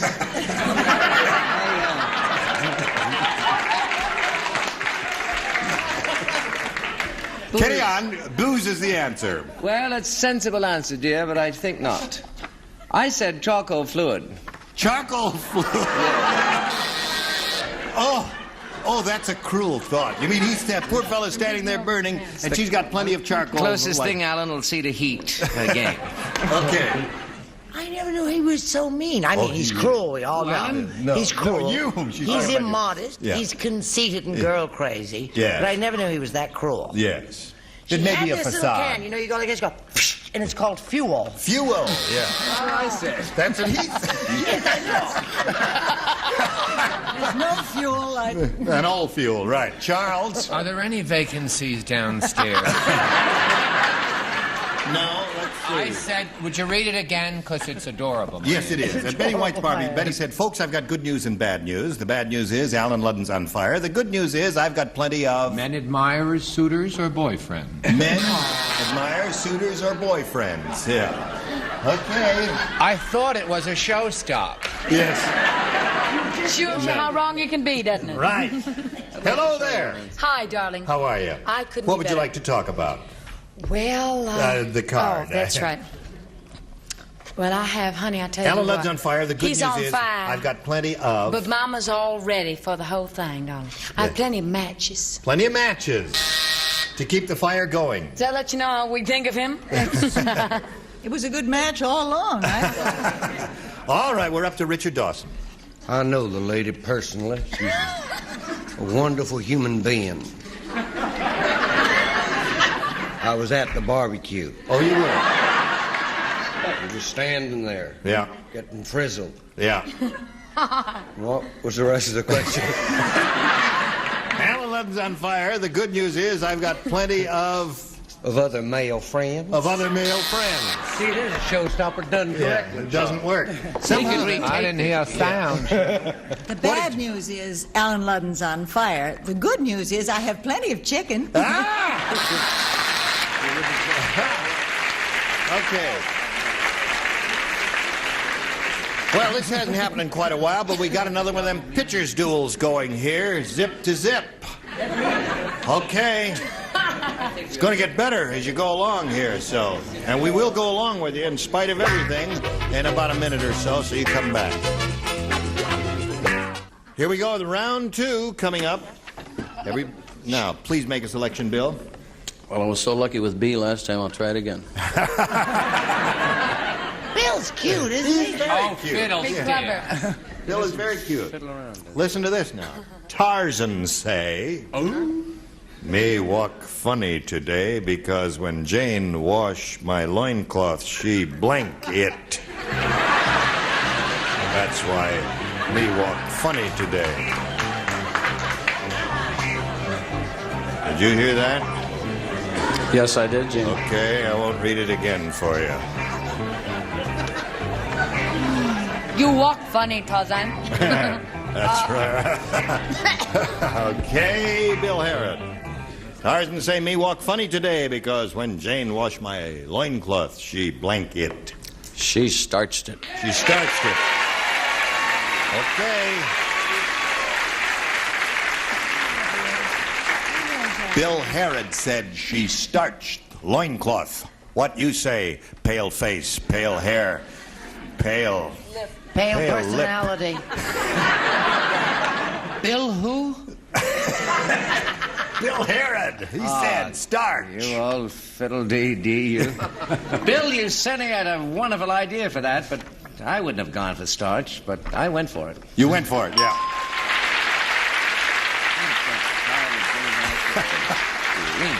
Come on, Brett. He said starch. That's what he wants. His legs were all chapped and rough. He had to put a little starch in them. Starch. Okay. That's two for you, Bill.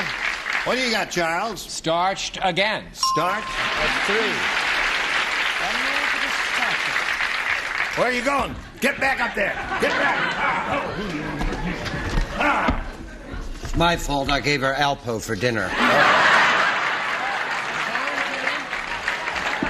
Feel the nose. Yes, I it's take hot. it you got a rotten answer and you're trying Bad answer. You're trying to get out of it. Hi, Mom. No, that's not it. Listen. What? Honey, I shrunk. His leotard. Shrunk it.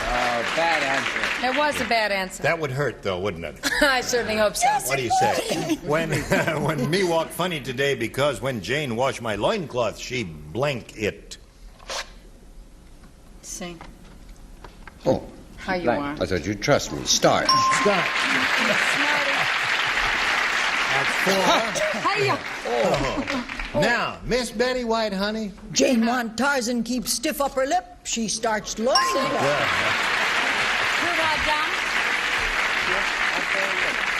That's pretty good. Now, Edna, you got to go some. You got to match 5 to stay in the game, 6 to win a game. The doctor said to Marvin, "You really have strange reflexes. When I hit one of your knees with my little hammer, your blank pops up in the air." That's what he said. By God, I'll buy that, Yes, Gene. that's what it says there, right? When I hit one of your knees with my little hammer, your blank pops up in the air.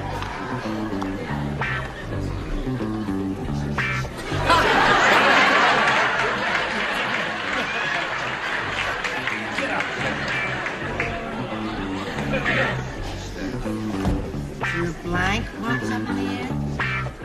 Yes, Your it blank pops up in the air, dear. Your blank. You know, why are you hanging around me? Because the lower tier is already finished, and you are still fiddling around. Good gravy, Marie. When I hit one of your knees with my... Hurry up now. We got to go along here. Please. Oh, all right.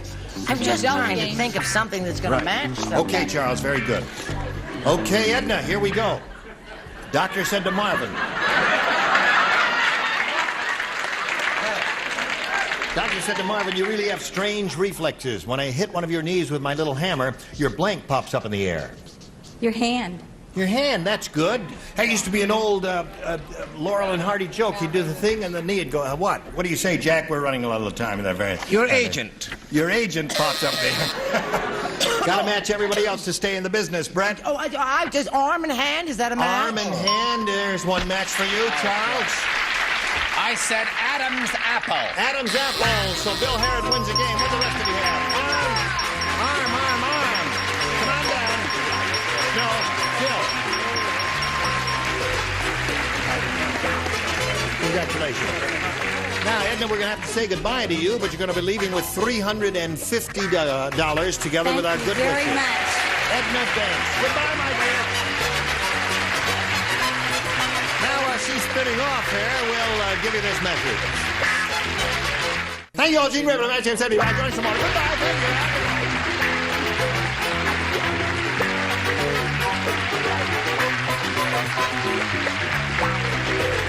This is Johnny Olsen speaking for Match Game 75. A Mark Goodson, Bill Todman production.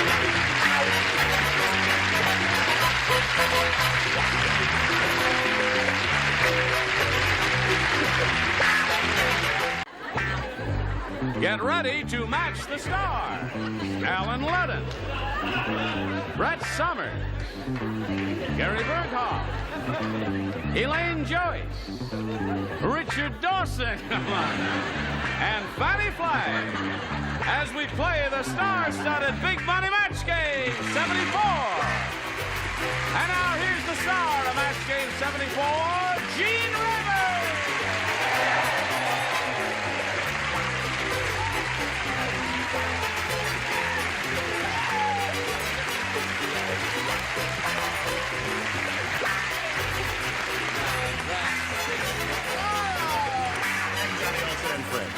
I try to come out here with some element of dignity and add some class to the show. You're out of You can't do that in that suit. Thank you. And look at Fanny. She's showing her pennies. Pennies from heaven. Pennies from heaven. On What heaven. is that? What? It's what, my what- answer to inflation. Oh, really? Yeah. They say they're going to be hard to get. How much money can you hold up there? Make sure your umbrella is upside down. That explains Well, why we our did that. economy's gone bust. Okay, you got it all out of your system now. Anything you'd like to say? Yeah, we've said it. That Oh, suit okay. does it. Thank you. All right, here are two players, Susan Gay and Adrienne Hahn. Hello, ladies. Susan Gay is our current champion. She has won $11,800 is what this lady has to her credit. Wow. And she's happy about that, and she's being challenged by Adrienne. We have finished round one. Adrienne scored 2, Susan scored 3. And this is a pretty good game going here. Let's see how it ends right after we see this message. Here we go. I push this button, reveal our second round questions, ask the challenger, Adrienne, to make a choice here. I'll stick with A. You had A last time? I want it again. And you want it again. A for Adrienne, she says. Alan does not play, and Elaine does not play. We did it the first time. That's right. And the last time. The rest of you can ruminate over this. They got a little riddle for you there. Okay. What's full of air and carries a 6-gun? The answer, Wyatt Blank.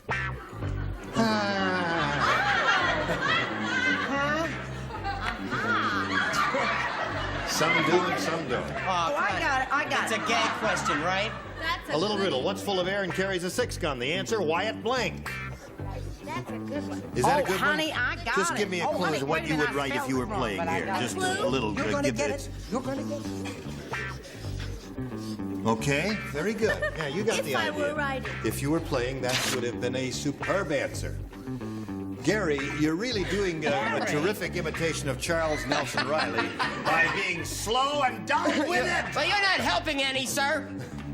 That wasn't Charles. Honest, that wasn't Charles. Okay, Don't that think I'm a bad impersonator. I have no idea. Don't look at it. Wonderful. Okay. What a terrific answer. Adrienne, a little riddle. What's full of air and carries a 6-gun? The answer, Wyatt Blank. Burp. Wyatt Burp. That a girl. She got it. She got it. Did you get it? Don't look at me like that after what we've been through together. Of course I got it. Wyatt Burr. And the girl. Okay. She got it, Gary. What about you? What about me? Tell us about yourself. Well, I was born in Bristol, Connecticut. No, I was going to say burp, honestly, but I said balloon. Wyatt Balloon. That's it. Now, wait a Yeah. minute. Don't be unhappy. Why? Because you're fired. Wyatt Balloon, no. Wyatt Balloon and Wyatt Burp are really the two good You answers. don't have here. to get hostile. Yeah. Now, just a minute here. I can't stand this woman. Look at that. She has one of these round things for each husband. No, she doesn't. Notches in each of them. What's full of air and carries a 6-gun? The answer, Wyatt Blank. What did you say? She says burp. I give up. What's the answer? Either Wyatt Balloon or Wyatt Burp are two good answers. She happens to choose burp. Balloon is not a good answer. It doesn't match Adrienne, does it? No, it doesn't. Let's make this clown feel any better than he should. Wyatt Burp. Okay. He has friends in the audience, too. That's right. He's really He a brings very his nice plaque person. with him there. Have you got Wyatt Burp on that card? If Yes. so, hold it up and be proud of it. Hey, okay. All right. Now, Susan, you need 2 to tie, 3 to win. Ready? Here we go.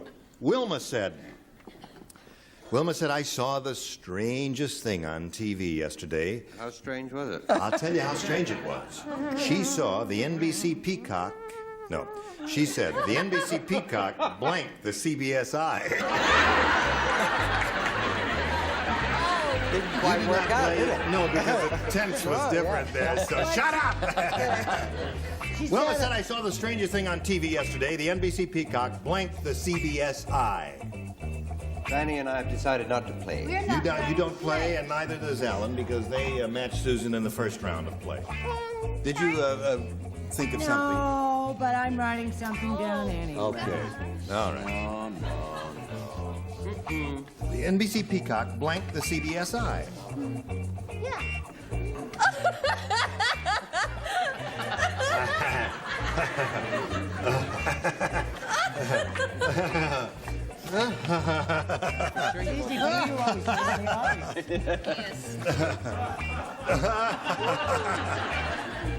All right, Brett and Gary are ready? Wait a minute. Okay, and Elaine will think of an answer in a moment or so. And we're going to Jane, kick while it. we're waiting, I'd Yes. like to wish Brett good luck in her comeback.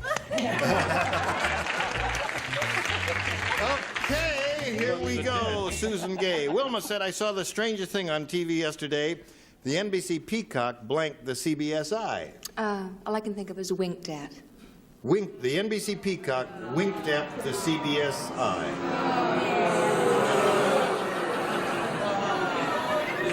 Okay. Not a bad answer. What do you say? She said the NBC Peacock winked the CBS eye. Or, if you will, covered. Covered. There it is. Now, you got to match the remaining one, Susan, to stay in the game. That means Gary and Elaine. Gary, what have you got? Not in the ratings. I said pecked. Pecked. Okay. And what was your answer there? Pecked. Okay. Come on down. Hello there. When you win, you come down here, okay?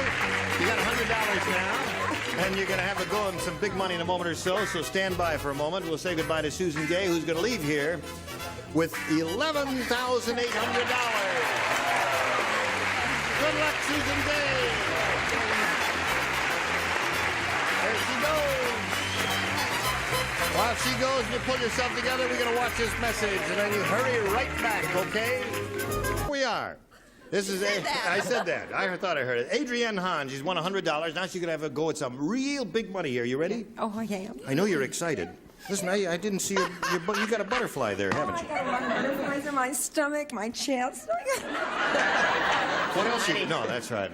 Okay, now we polled a recent studio audience. I think she's left over from another game show. That's right. No, there are no other game shows. We polled a recent studio audience. We got the best response to this. Walking blank. Now, the answer that audience gave most often is worth $500 to you, Adrienne, if you match it. And if you go for the next one, you get $250. The bottom one, $100. Which three celebrities would you like an assist from? Richard? Richard will suggest an answer now. Walking... Yeah, well, there's a hit movie out, it's Walking Tall, so I'll say that. You say Walking Tall. Okay. Alan? Alan?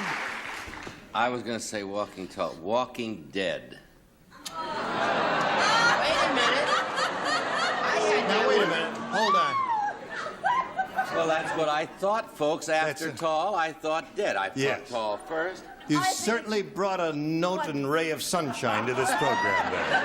Well, you got on last time. You look like you're going to a funeral with that blue suit. That's true. Last time he remembered Chester A. Arthur, the 17th president of the United States or whatever. Now, won't you be surprised if it turns up there in the $500 position? I will be surprised. All right. Which other celebrity do you want? Fanny. You want Fanny? Yes. Something I've seen in Brett's dressing room, a walking stick. Walking stick. Oh, boy. So now, Adrienne, you have walking stick, you've got Walking Dead, and Walking Tall. You want one of those, or you want to give us one of your own? I want tall. You want tall? Yeah. Okay. You want tall? All right, you got tall there. Okay, we're looking for Walking Tall, and let's find out where it is. Is it under the $100 response? Walking my baby back home. Oh, I know that. Walking my baby back home. Walking my baby back home. She's over 60.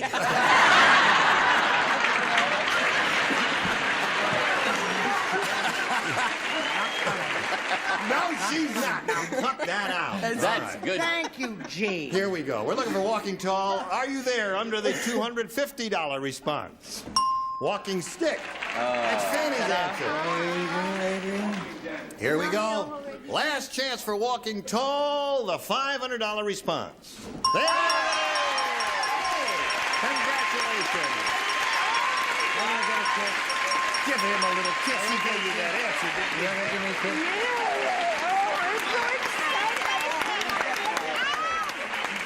You gonna pay for what? I'm gonna paint my bedroom. You're gonna Have somebody paint my bedroom, and my living room, and my kids' room. Everything. Well, we'll come over, give you a hand out. All right. What do y'all say we go over to Adrienne's house and paint her bedroom there? Okay. Hey, paint it with this. No. Listen, you've got the $500. That means your total now is $600. You can have a go at $5,000. Now, to collect that amount, you've got to match one of them. Head-to-head has to be exact. Which one will it be? Richard. Okay, Yay. Richard, get ready to write. Adrienne will face me. This is worth $5,000. Lucky blank. Lucky blank.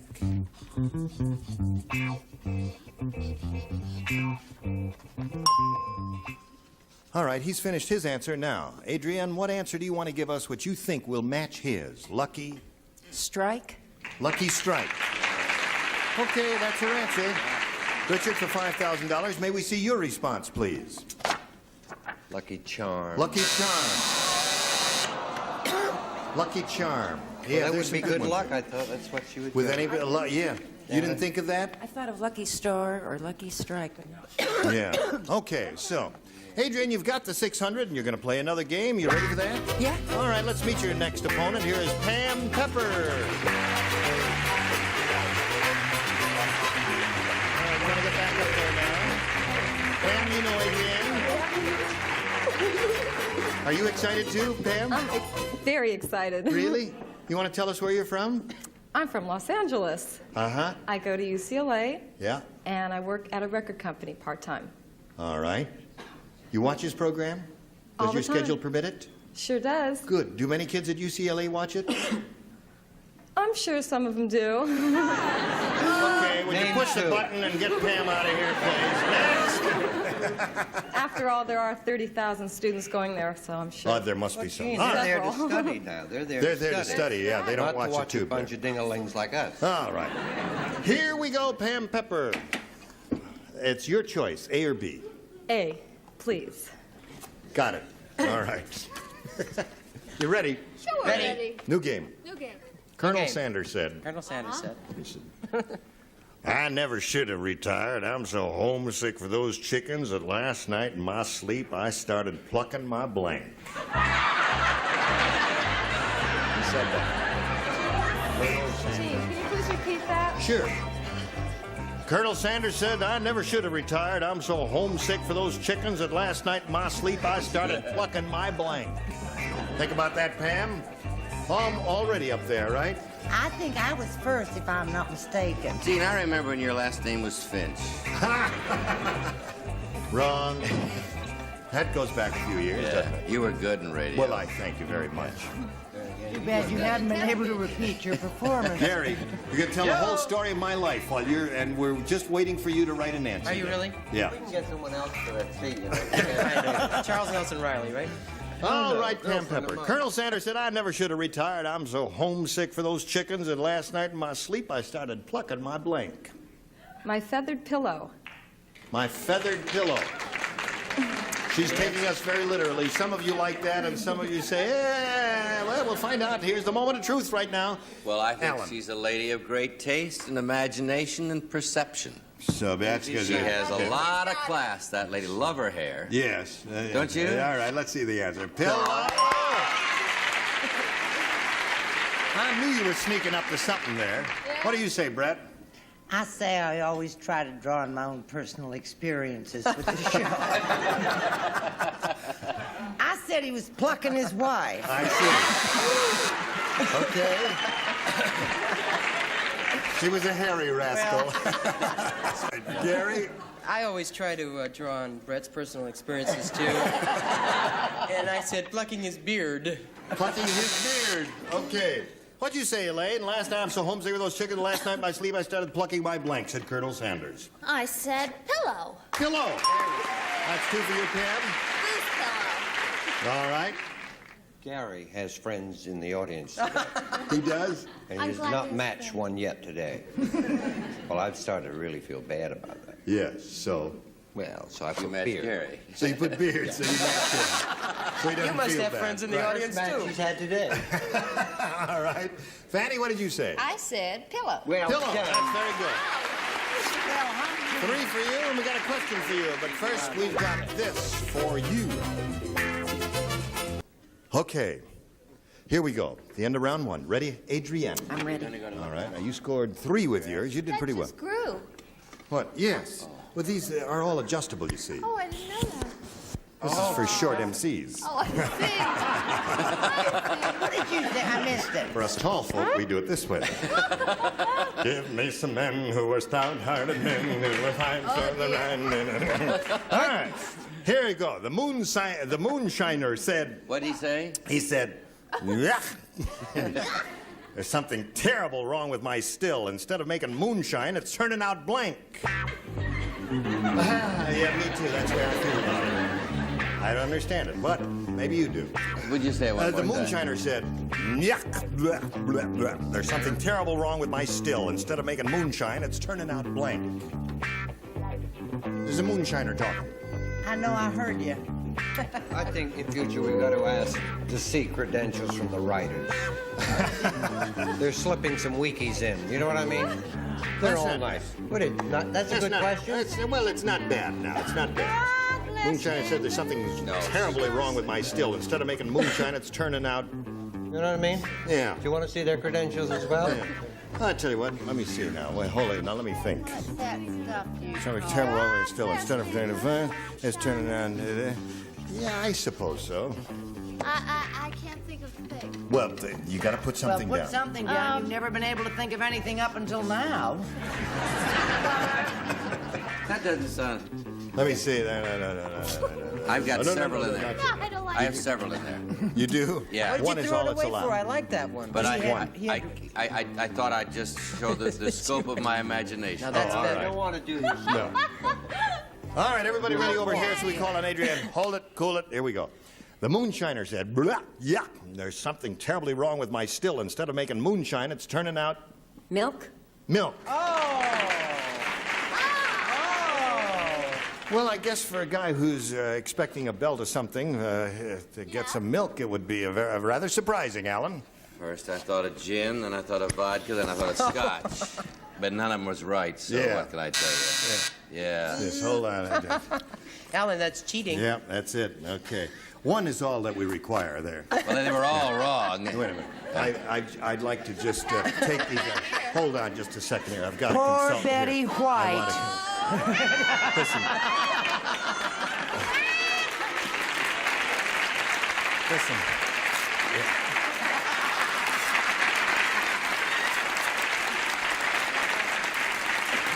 Tell him to do his homework, would you? I've tried to teach him everything I know. Yeah.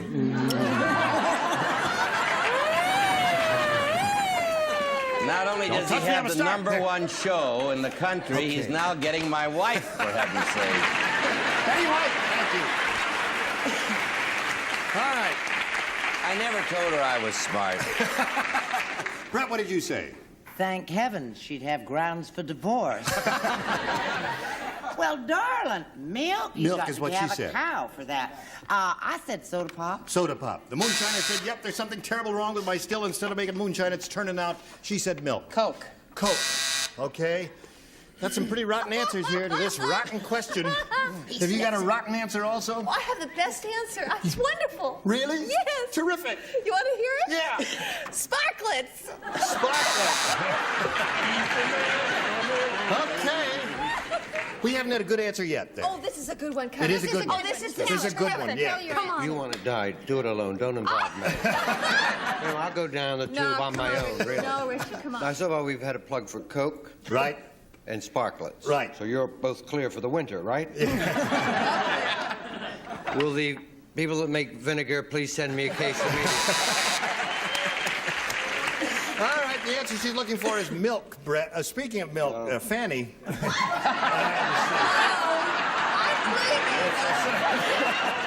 I wouldn't have said a thing like that. Every time it rains, it rains. I mean, this girl has got a terrific answer, right? Vinegar. No.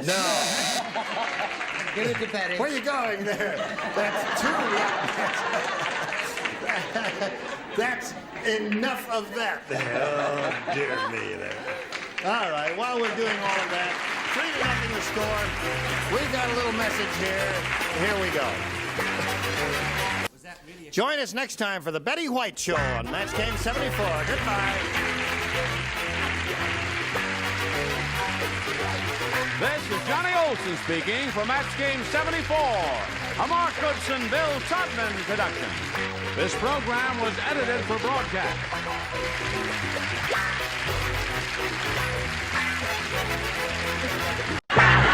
Get ready to match the stars. Allen Ludden, Brett Summers, Charles Nelson Riley, Dolly Martin, Richard Dawson, and Betty White as we play the star-studded Big Money Match Game 75. And now here's the star of Match Game 75, Gene Rayburn.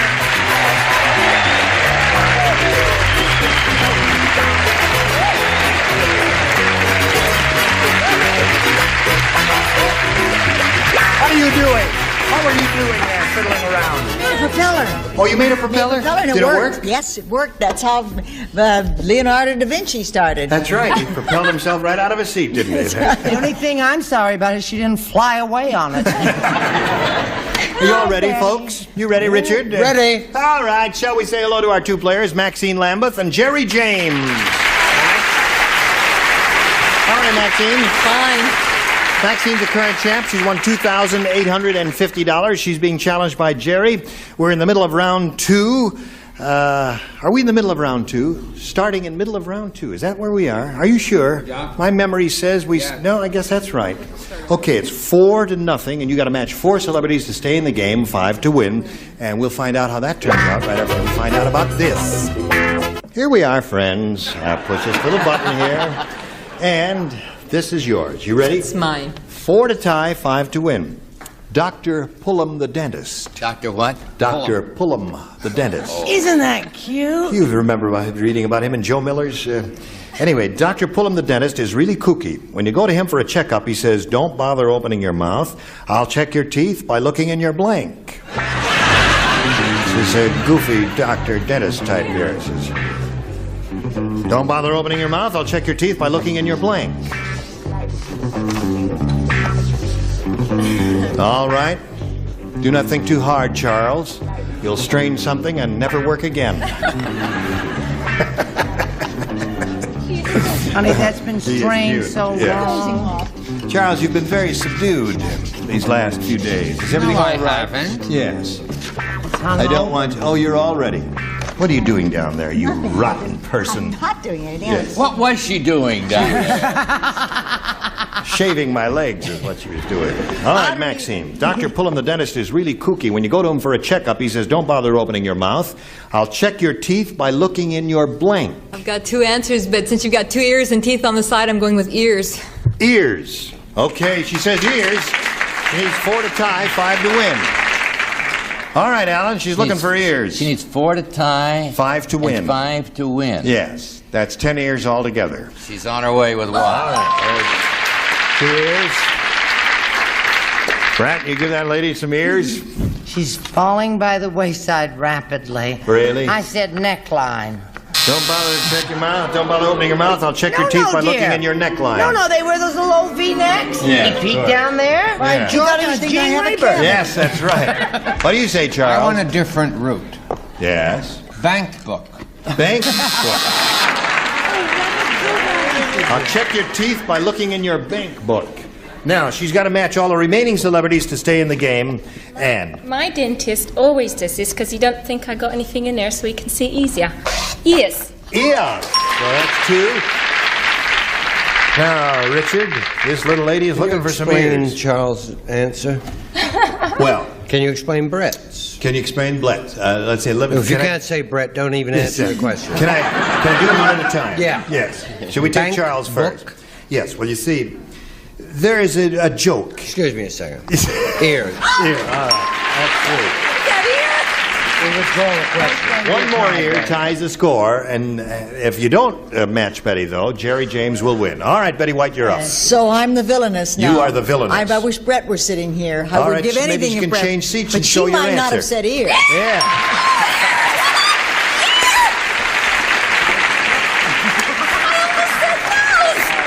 You almost said nose? Yes, I'm so glad I said ears. Yes, I'm so glad you said it. Listen, when they screened you in the office to come in here and play the game, I wasn't didn't like they this, say? I'm sorry. Didn't they say try and get a little, excited about it and pretend If they you're knew me, enjoying they would it? have said sit still. All right, so we've got a tie. We'll wipe the slate clean, push the button, reveal the 2 tie-breaking questions, 1 for each. The one who scores the most will be the winner. Jerry, you make a selection. B, please. All right, everybody plays the tiebreaker. William was supposed to be a judge at the Big Dog Show, but he lost the job when they found out he had blank. What? William was supposed to be a judge at the Big Dog Show, but he lost the job when they found out he had... Oh, I got it. I got it. Oh, honey, every once in a while it becomes crystal clear to me. Oh. Why the Lord put me on this earth. That is. That's All right. the answer. Here we go. Everybody's ready. Jerry James is up now. William was supposed to be a judge at the Big Dog Show, but he lost the job when they found out he had... Fleas. Fleas is a good answer. Hey. Let's hear it for the fleas. My dog has fleas. My dog has fleas. How do you feel? I still love my answer. What do you say? Fleas, naturally. Well, the 5-bait finally came through. Yeah. Right? Listen, all dogs have fleas. Look at Betty. I said she had rabies. Rabies. Charles, your dog has fleas. Fleas. 2 for Jerry. What do you say, Dolly? Distemper. You say distemper. Right, We're putting you Dolly. on the first boat to Liverpool. What do you say, Richard? And I'll meet you at the captain's table. Rabies. Rabies. Oh, it's all right when Dick says rabies. But when I say rabies. It's reasonable. Neckline and bank book for a dentist is absolutely bizarre. That's right. You're not going to sleep tonight over No, that. I'm certainly not. I'm going to talk to them. All Don't right, talk Betty to me. White. I'm not speaking to you. Looking for the answer, fleas. I'm still looking for the answer, please. It's a very mangy answer. Mange. So that's 2 for you. Now you need 2 to tie, 3 to win. Here we go. Lorenzo said to his psychiatrist, "I've never felt so humiliated in my entire life. This morning, I was blanked out of clown school." That's what Lorenzo said to his psychiatrist. What did Lorenzo do? Lorenzo said to his psychiatrist, "I've never felt so humiliated in my entire life. This morning, I was blanked out of clown school." Does that question make sense? Tell No, the it truth. doesn't. None of the questions Very good sense. make sense. Does? Charles. Did I see your answer? Charles, you mean you finally understood a question? Yes. This show is in a heap of trouble. If Charles finally understood a question. We didn't meet. I'm Cedric Martin. You're Cedric Martin. The ticket booth is closed, but if you take this receipt to the blue counter. Are you ready? Have you met the ingenue? No. You haven't. You're going to love her. Yes. Now, she's right over there, Dolly. That's right. Are you ready over here? Do your clothes ever shrink? No, my clothes never shrink. That's nice.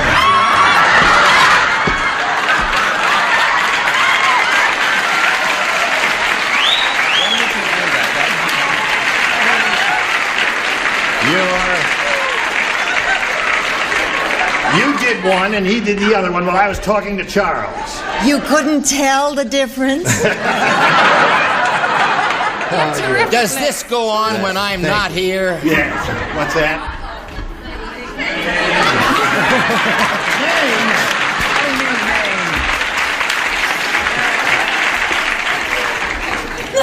You forgot the question? Yeah, Oh, now my, tell so me I'll read it again. again. Lorenzo said to a psychiatrist, "I've never felt so humiliated in my entire life. This morning I was blanked out of clown school." Kicked out. Kicked out of clown school. That was good. The jury is not decided yet. Alan? Now, this takes a little loose treatment, but given the proper looseness, this could match. Really? I would think it was a We'll match. be the judge of that. You'll be the judge of that? Washed. Washed out. That kicked out, washed out. Well, they're not exactly alike. I Kicked wouldn't out, have matched washed them. out, same thing. But I don't own the show, so that's the way it is. What do you say? Want to see my tank watch? Well, darling, I said drummed. They have drummed. Drummed out? Drummed out is the same as washed out, kicked out, Isn't it? Yeah. discarded. Okay. One more, you win the game, Maxine. Charles? This is a terrific answer. Yes. Laughed out. Laughed out. That is a terrific answer. Clown was laughed out of school because he was a rotten clown. All right, Dolly, she's looking for kicked out of clown school. This is what the audience do to me often. Booed out. Booed out. No match there. She'll get you in the parking lot later. Vicious karate champ. They're singing our song. Richard? Well, of course, washed and all that drummed may be, but I always like to match the word kicked with kick. Kick. That wins the game. What do you have, Betty? Laughed out. Okay, come on down, Maxine. So there's another $100 for you. We congratulate you, and we're sorry to say goodbye to Jerry James. That's fun. Got a gift for you, together with our thanks for being on Thank Match you. Game 75. Jerry James. All right, while he's going on, we'll spin this little commercial for you, and then you hurry right back. Here's a little lady who has $2,950 and is going to try for over $5,000 now. And if you get the 5 G's, you know what you have to do. Okay. All right. We polled a recent studio audience, Maxine, got their best response to this. Going blank. The answer they gave most often is worth $500 if you match it, $250 if you match the middle one, $100 if you match the bottom one. Whom do you call out? Richard. Going, gone. Going, gone. That wasn't my answer. Alan. I had going my way. Going my way, the old been called be flipped. Brett. What do you say, Brett? Oh, I just think about my youth. How about going steady? Going steady? You like that one? Yes, going steady. And that's one you're going to pick? That's what I'm going to pick. All right, it's yours. You got it, Maxine. Going steady is what she is looking for. Naturally, she hopes it's under the $500 response, but we're going to begin at the bottom as usual and reveal the $100 response. Going, gone. That was up there, given to you by Richard. Here is the $250 response. Going my way. Oh. All right. That was Allen Ludden's answer. Last chance for going steady. Here's the $500 response.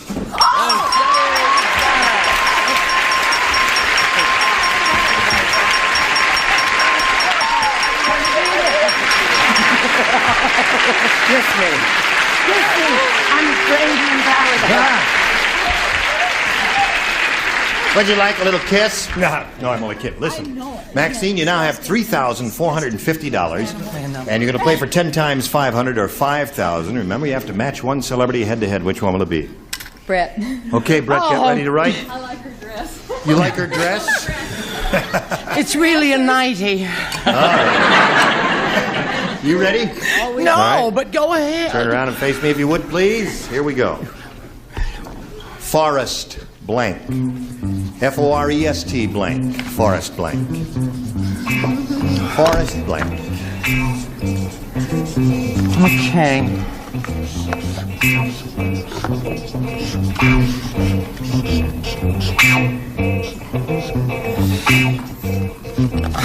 Now she's finished. Maxine, we ask you to give us an answer, one you think will match hers. Forest. I'm sorry to say this, but Forest Lawn. I don't know if that's an advertisement or not. Forest lawn. All right, she says that'll match you for $5,000. Brett, what do you say? Oh, I'm sorry. I said forest fire. Forest fire. What's that? She's right. She's right? Yes. One of us is wrong here. So. I had Tucker. Okay. Well, I'm sorry you didn't win the $5,000, but you still got your $3,450. You're going to play another game, Maxine. Let's welcome Cindy Williams.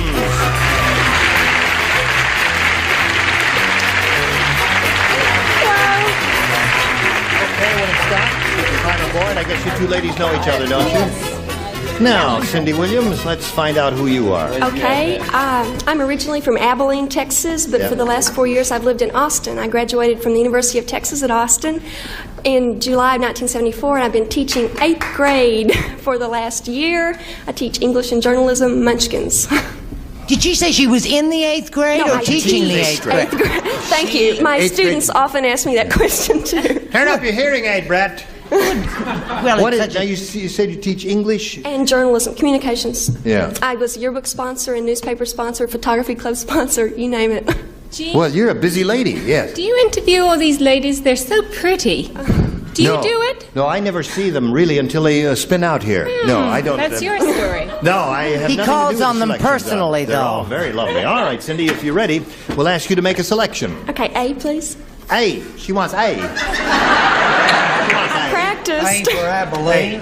Tell us why they say that A down there, Alan. That's the way you talk in the University of Texas. I see. I'm going to match her. Now watch. Allen Ludden said, "Oh, my wife Betty White treats me like a dog. For my birthday, she gave me a blank. My wife Betty treats me like a dog. For my birthday, she gave me a blank."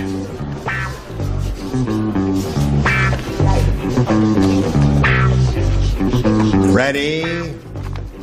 We're just funning you. They're just joshing you. Yes. Splendid. Okay, Cindy Williams. Allen Ludden said, my wife Betty White treats me like a dog. For my birthday, she gave me a... Bone? A bone. Gene, I don't see how a pretty University of Texas graduate like that could think that the wife of a distinguished alum like me could be given such a tacky present as that. I don't understand it either. But knowing the University of Texas, I said, bone. That's a match. That's one for you. Oh, thank you. All right, Brett. Alan and I are going to Hawaii. Now's the time to tell you, and you're staying home with a bone. Okay. Charles? Bone! Bone. That's 2 bones. No, 3. There you go. Hey, listen, will you wake up back there? Who's ever keeping score? She's got 3. Okay. Dolly, you're up. Bone. Bone. That's 4 bones. And here we come. Do you find drinking during the day helps, Alan? It all depends who you have to work with. What he was saying. Exactly, Alan. For my birthday, she gave me a blank, and the lady said bone. I'll choose column I, bone. Bone! 5 bones. I don't know how to explain this, but you see, I don't believe in giving dogs bones because sometimes it causes... Oh, pardon me, sir. I said she gave him a goodie. I'm sorry. That's what I give my dog. You didn't match. You're the only one who didn't match. I know it, and I'm so sorry. Holy mackerel. Okay, Cindy, that's 5 for you. Your question comes up a little later. Right now, this for you. Here we go. All right. Ready? Ready. You know what you have to do? Oh, yes. All right, you got to 5 work answers. hard here. Dr. Welby said, Consuela, this lunch tastes awful. And Consuela said, that isn't your lunch, doctor. You're eating Mr. Harris's blank. You hear all that, Maxine? Yes. I'm not going to answer that question. Yes, you've got to play. No, I'm not going to play this one. Oh, yes. You can't sit out. Consuela said this lunch tastes awful. Consuela said that isn't your lunch, doctor. You're eating Mr. Harris's blank. Okay. All right. Come on now, that's an easy one there. Marvelous choices there. Amusing choices. Serious choices. You have another category. Yes. Charles, will you hurry up there? Here we go. Maxine. Dr. Welby said, Consuela, this lunch tastes awful. And Consuela said, that isn't your lunch, doctor. You're eating Mr. Harris's blank. Heart. Heart. Could have been anything. Could have been anything, but you said heart, huh? Okay. What do you say? Well, I was afraid of something she was going to say. Yes. And I didn't want to say it. Naturally. But I wanted to say something that would match it. Yes. So I said, quote, sample. End quote. Okay. All right. Carry on. All right, troops. Brett, into the breach. All right, my darling. Once more, eat your heart out because I said liver. Liver. Looking for a little heart here, Charles. I wanted to... What was his name, Mr.? Dr. Welby. Dr. Welby, for heaven's sake. You're eating Mr. Harris's blank. I wanted to keep Mr. Harrison alive, so I said appendix. Appendix. Parmesan. Parmesan. Appendix Parmigiano. Ah, che bella. Oh, hello there. Hello. Yes. I did think of heart, come to think of it. You did but- think of heart? But I didn't put it down. What did you put down? Because he would have died, right? Yes. I didn't want him to die, so I said kidney. Kidney. Would he have died if he'd had his kidney? Oh, no, he'd be fine without He'd be kidney. fine. You only need 1 kidney. He could eat 1 kidney. Guy wouldn't even miss it there, would he? What do you say there? Oh, appendix a la mode. Appendix a la mode, yeah. Al deserto. All right. Are you offering something special? What's on the special today? Well, you can have... No, I will not. My husband would do that. Liver and tonsils or Yeah. liver and onions. With a little bacon and onions fried up, okay.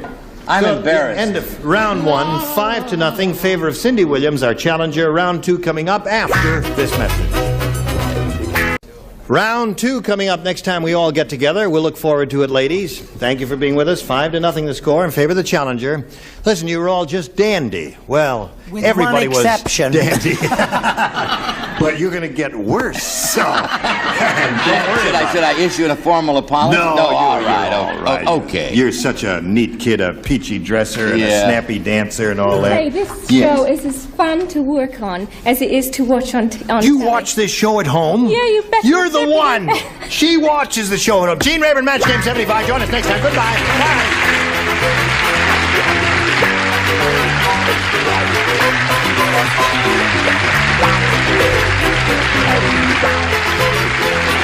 This is Johnny Olson speaking for Match Game 75, a Mark Goodson, Bill Tubman production. This program was edited for broadcast. Stay tuned for musical chairs next over most of these CBS stations.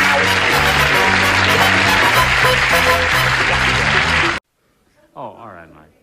This is Match Game 74, production number 0184, air date to be announced, BTR 32974, take one. Get ready to match the stars. Allen Ludden, Brett Summers, Charles Nelson Riley, Joyce Boulevard, Richard Dawson, and Fanny Flagg as we play the star-studded Big Body Match Game 74. And now, here's the host of Match Game 74, Gene Rayburn.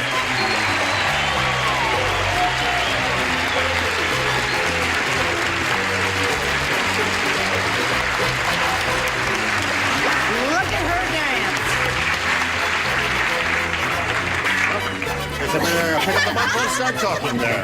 How's everybody doing? I love your walk. Well, Where'd that's you learn ballet. to walk like that? Well, when you go to an acting class for dancers, they teach you ballet, and that's the way all ballet dancers walk. That's also how I got out of the Army.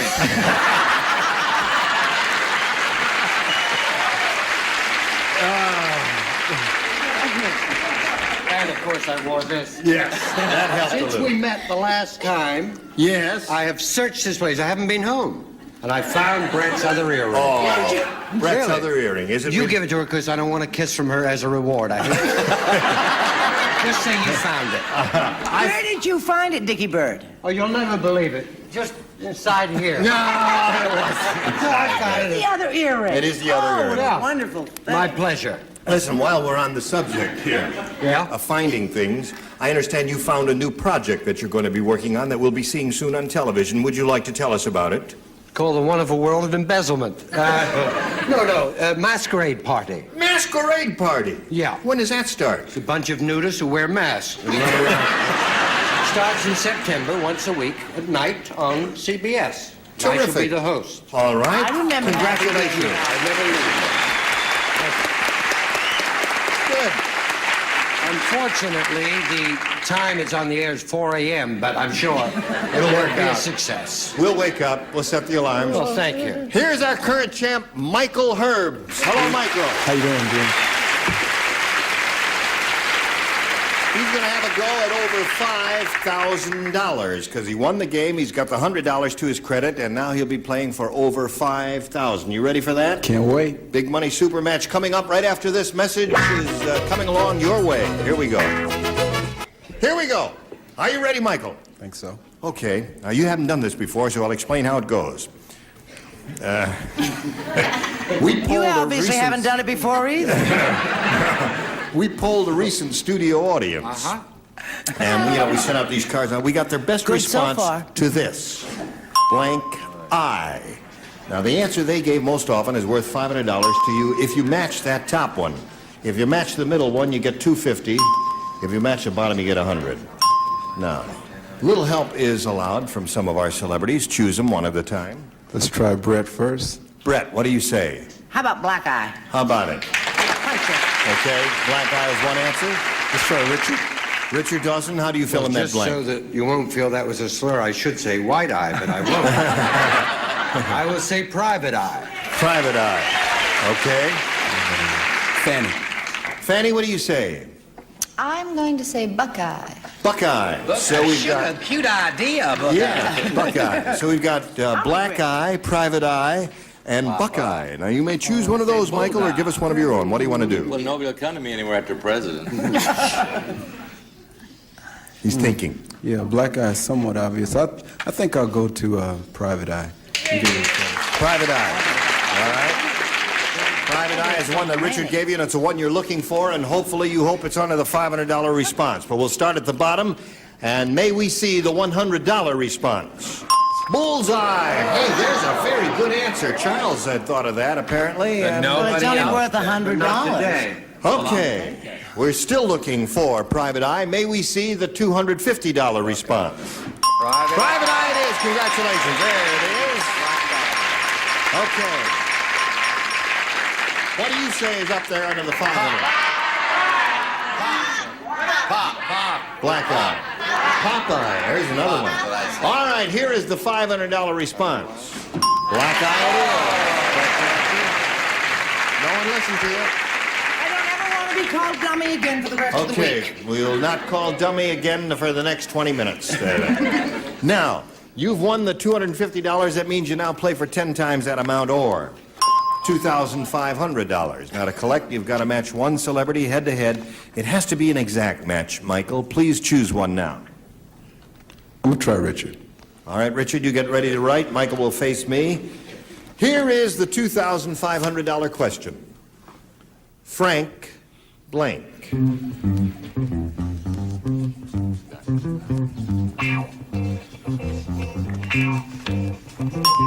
Okay, he's finished. How do you fill in that blank? Frank blank.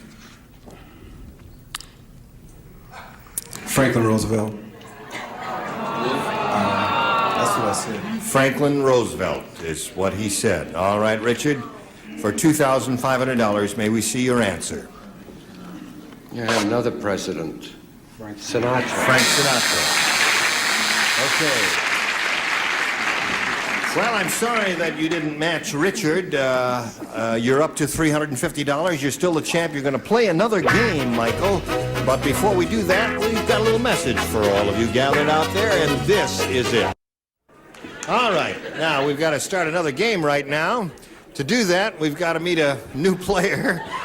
And we're very happy to present Mary Duncan. Hello, Mary.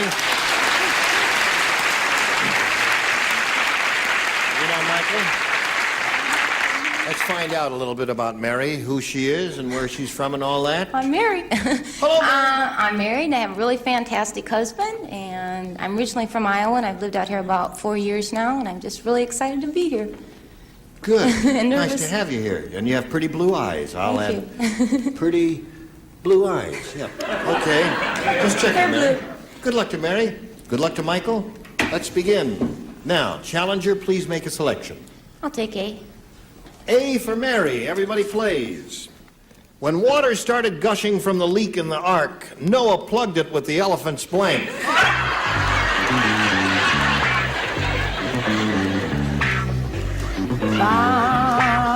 Roses are strong. All right, I won't look at your answer. I'm not peeking at all. I'll stand way back over here. Charles, we are waiting. Charles, now I told you about that premature senility bit. All right. When water started gushing from the leak in the ark, Noah plugged it with the elephant's blank. Trunk. Trunk. Good answer, I think. Trunk was about so long and about that wide, and it worked very well. What do you say? Father. Come on now, show us your answer there. Tell him, Mr. White. Trunk it is. Very good, Alan. There's the match for tonight. Brett? Isn't that cute? It's the first time he's been right all week. Yeah. Except for President Arthur, of course. Trunk. Trunk it is. Thank you, Brett. Kiss me. Okay, Charles. And historians will tell you that it was the trunk because if the elephant breathes faster, the ark would pick up speed. I don't understand that. That's all right. Oh. Everybody laugh. What difference does it make whether you understand it or not there? What do you say there, This Judy? elephant also used his trunk. Oh, trunk it is. Well, that's 4 trunks in a row. What are you offering there? Well, I'll give you 2 weeks in Mexico. Okay. And a nifty little dancer. What is it, 4 trunks in a row? 4 trunks in a row. You're gonna hate me. I made it 5. 5. All right, Fanny Flagg. She said Episcopal Church. I did not. It rang it with its trunk, and it was real mad about it, too. Well, that is most unusual.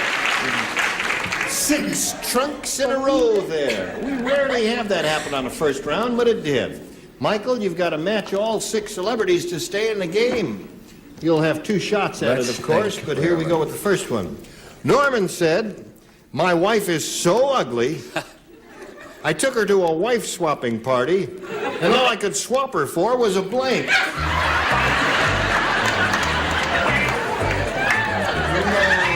Think about that. All right, Charles is finished. Well done, Charles. Well, it's the first time this week, Charles. I'm so glad you've gotten it together, sweetheart. I did. All right, the upper tier is ready. And the lower tier is ready. So we will call on Michael. Norman said, "My wife is so ugly. I took her to a wife-swapping party, and all I could swap her for was a blank."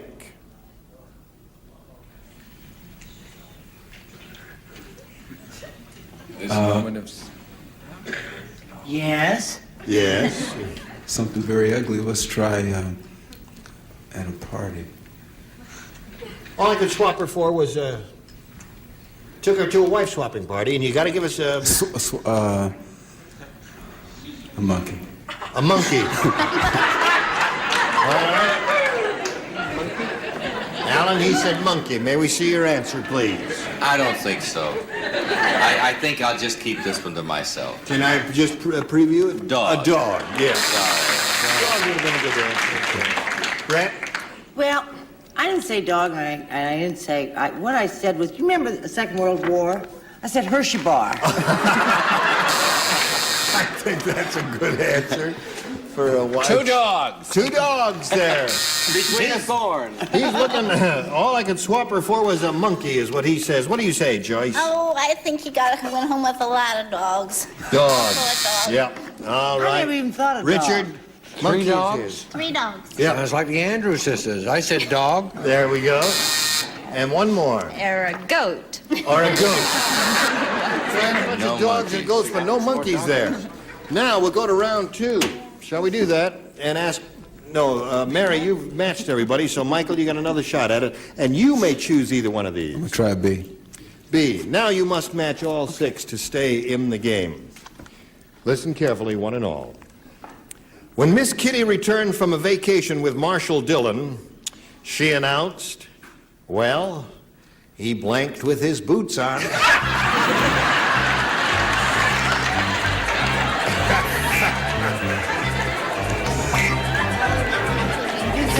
Really?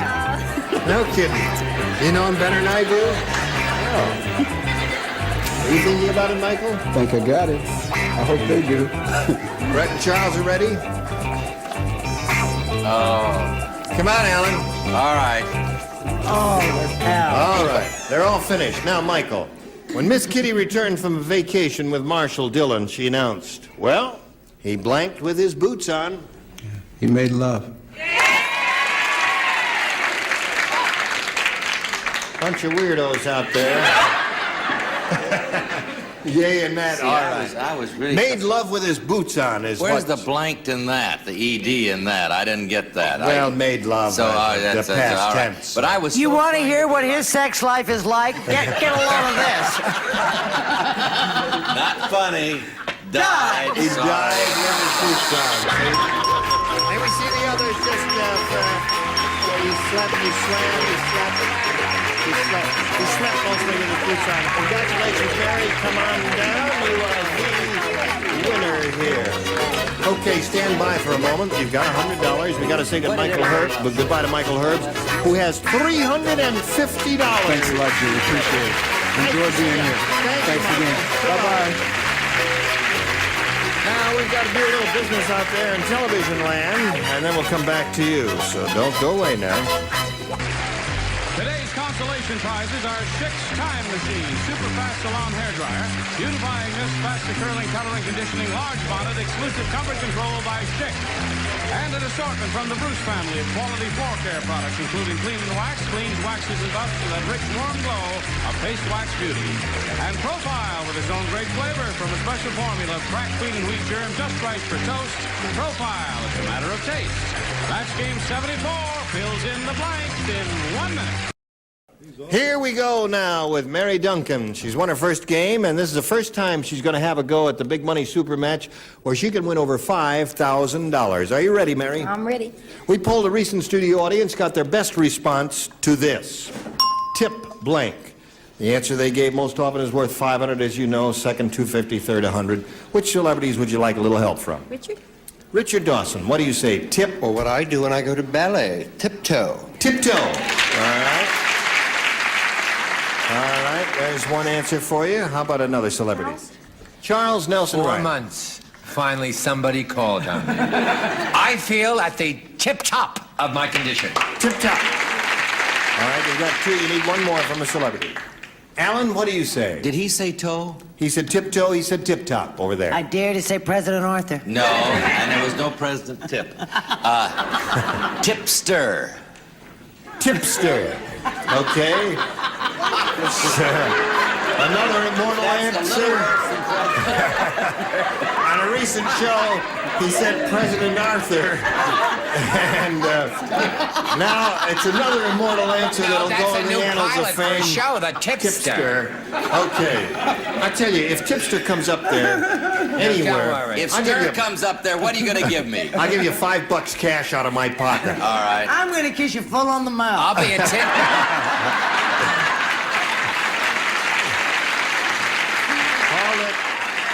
No, he'll give you my $5 not to kiss him on the mouth. No, here we go. Now you've got Tipster, Tiptoe, and Tip-Top. You may choose one of those or give us one of your own, but we call for an answer now, Mary. I think I'll go with tiptoe. Tiptoe is the one she's looking for and what you want? All right, let's see if it's up there, and if so, where first? May we see the $100 response? Tip off. Oh, I thought of that and rejected it. You rejected that? Yes, a stir. All right, we're looking for Tiptoe. May we see the $250 response? Well, Tiptoe it is. We've got it. There's the answer that Richard gave you. All right. Tipster. Tipster. Now show him Stir. Any side bets that Tipster is not up there? What do you think's up there? Tip-Top. All right, Tip-Top is what the audience says, and Allen Ludden says Tipster. Here is the $500 response. Stir! Tip-Top. Yeah. Okay, now you've got the $250, Mary. That means you're playing for 10 times that amount, or Bing. $2,500. Now to collect, you've got to match one ding-a-ling head-to-head, and it has to be an exact match. Please choose one. Richard. Okay. Everybody always chooses. Now you. Everybody gets Richard. Fanny's mad because she wore a Charlie Chaplin shirt and everything. She thought they was going to choose her. Here is the $2,500 question, Richard. Shooting blank. Shooting blank.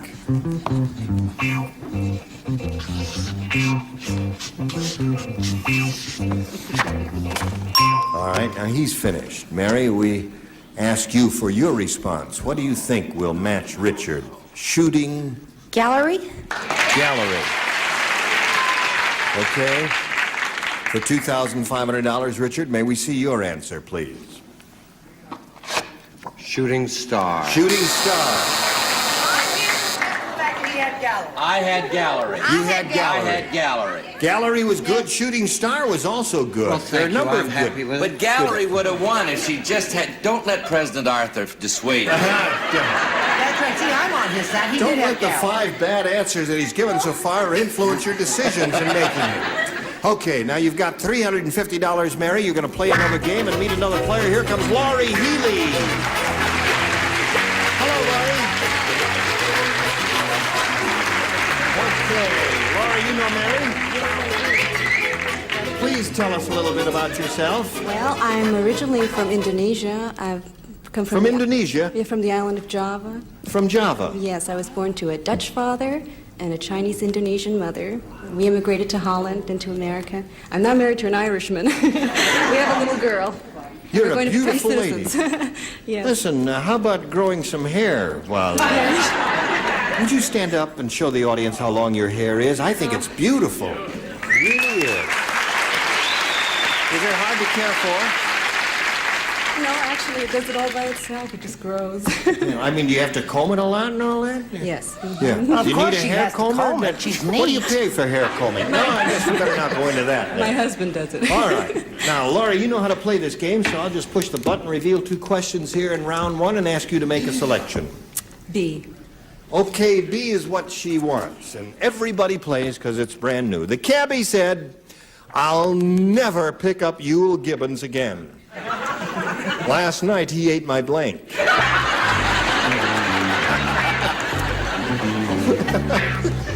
Yule Gibbons.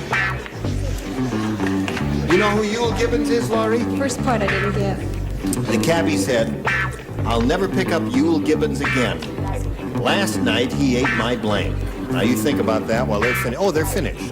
So we need a response from you now. You know who Yule Gibbons is, Yes, don't you? I do. Yeah. But a cabbie. He is. The cabbie said, "I'll never pick up Yule Gibbons again. Last night he ate my..." Cap. My what? Cap. Cap? Oh, well, his cap.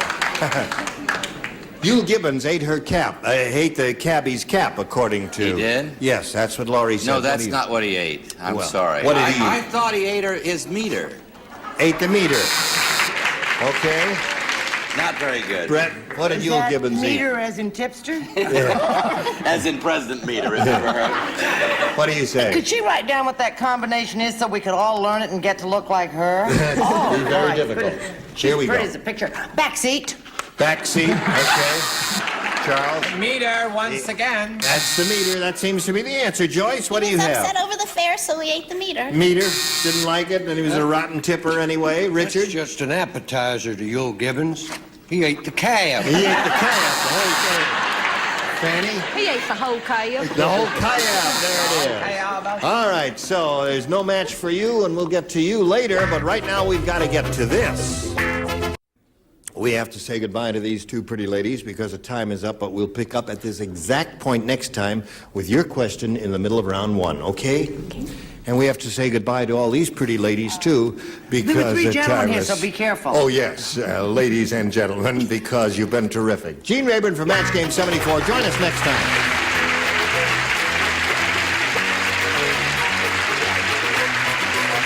This is Johnny Olson speaking for Match Game 74. A Mark Goodson, Bill Todman production. Stay tuned for Tattletales next over most of these CBS stations. Production number 532, and it's take 1. Get ready to match the stars. Bill Macy, Brett Summers, Charles Nelson Riley, Elaine Joyce, Richard Dawson, and Betty White as we play the star-studded Big Money Match Game 75. And now here's the star of Match Game 75, Gene Rayburn.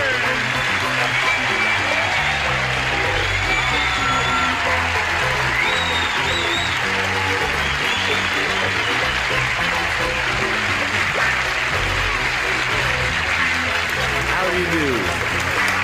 Thank you. My dear Johnny Olson and dear friend. And to think we lost India. You didn't lose it, you just misplaced. I see. What were you saying, my dear? Wait till my... I don't want to embarrass you, but you have the wrong jacket on. I'm not embarrassed. I just don't know no better. Oh, no, it's beautiful. Thank you, my dear. Are you all quite ready? We are prepared. You are. Did you do your homework? Huh? Yeah, you're ready. Let's say hello to our 2 players, Tommy Singer and Roger Young. How are you?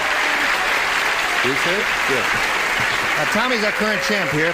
She has a total of $6,800. He's being challenged by Roger, who had his first round question, and you matched one of our celebrities. Who was that? I don't know. Bill, that's Light. right. Light. All right. That's Light. right. Light. That's right, Light. That was it. Okay. We will go to your first round question in a moment or so, but right now, we want to go to this message especially for you. All right, we've been waiting for you, and we're ready to go right now. Here we go, middle of round one. Tommy, this is all yours. First round question. Tom said, I'll tell you why Gloria's been acting strange lately. Why? Well, I'll tell you. Last week she went to the track meet, wandered across the field, and a blank landed on her head. And that's why Gloria's been acting strange lately. She went to a track meet. Went to a track meet. A track meet is where walking along the field, just walking across the field this way. You know the way Gloria walks. She's got that funny little walk, and a blank landed on her head. Right in the middle of the track meet.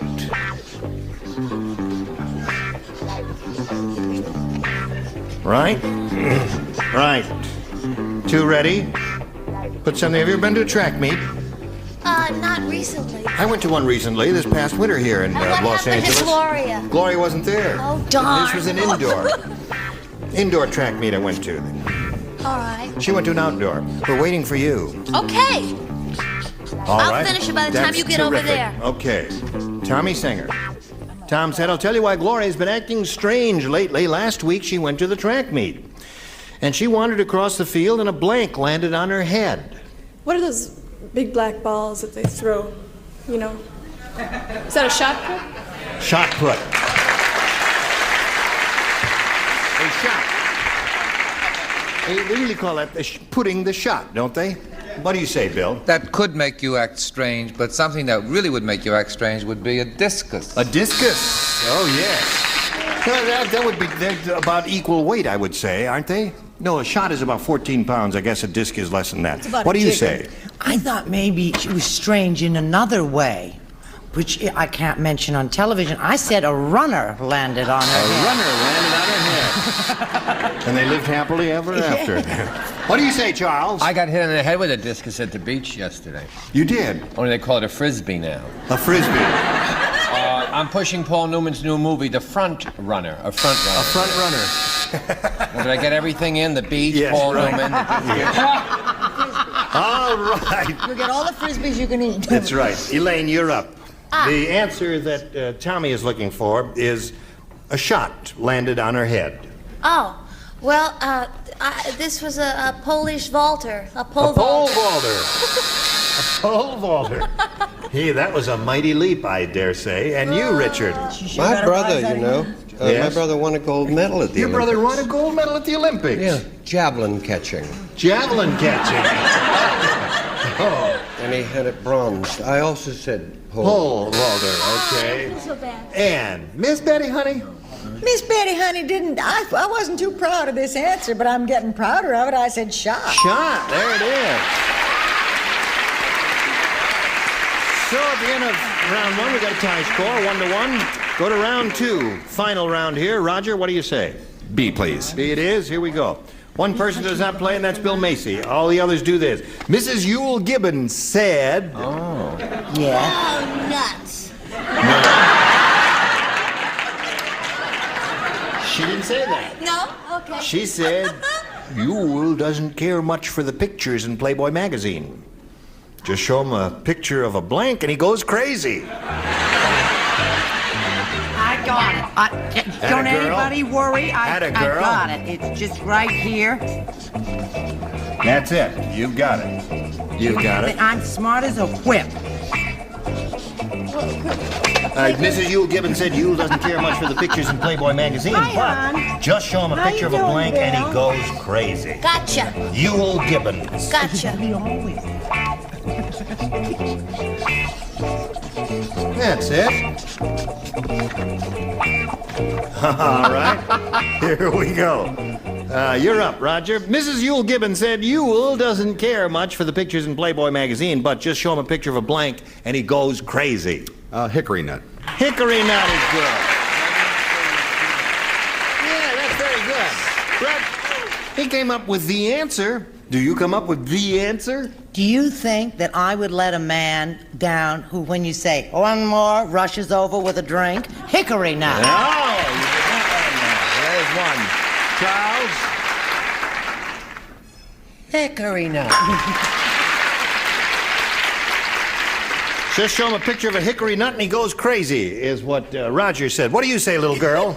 Well, he didn't like Playboy magazine, so I don't know what he likes to read, but I figured if he didn't go crazy over girls, he'd go crazy over a guy. Yule Gibbons, that clean old man? It isn't true. Oh, all right. He's Richard? a freak. No, he's not. No, he's not. He's not. No mail, please. You, Richard, what do you say? I know he likes 10 by 8 glossies of squirrels. He does. Yeah. And hickory nuts.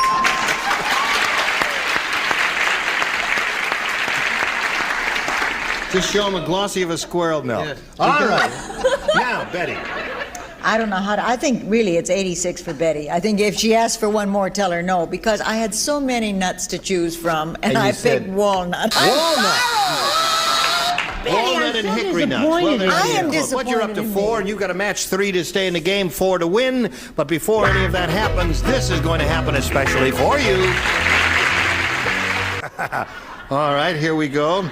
You're up, my dear, and remember, 3 to tie, 4 to win. Gotcha. And here it is. Okay. Everybody except Miss Betty White. She's the only one who does not, because she matched in the first Because round. I said walnut.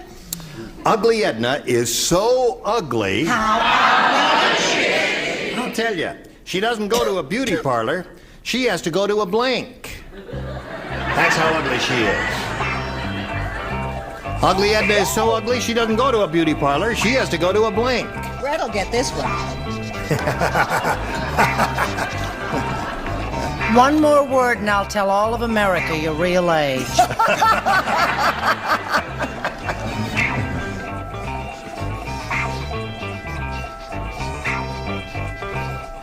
All right. Okay, 2 bottom people are ready here. Having trouble with this one, Bill. Oh, now think of it. Ugly Edna, so ugly. She doesn't go to a beauty parlor, she goes to a... Okay, put it in the front. Wonderful. And away we go. Tommy Singer. Ugly Edna is so ugly. Yes. She doesn't go to a beauty parlor. She has to go to A dog salon? a dog salon. Yeah. That's not bad. That's pretty good there. She was a dog. What do you say, Bill? I think I misinterpreted, but I still stand by my question. She went to an ugly parlor. She went to an ugly parlor. Doesn't go to a beauty parlor, she goes to an ugly parlor. That's okay, Bill. That's all right. You can come back tomorrow. What do you say, my dear?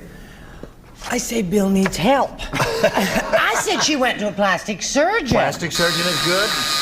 Got to match the remaining ones to stay in the game, Tommy. Let's see what happens. Charles, you're up. Dog salon. I said a car wash. A car wash. What the rest of you have? Dog parlor. He had one over there. Okay, come on down, Ron. Congratulations to you, sir. Stand by for a moment now while we say goodbye to Tommy. You're going to be leaving here with $6,800. What are you going to do with that money? Well, You're going to spend it.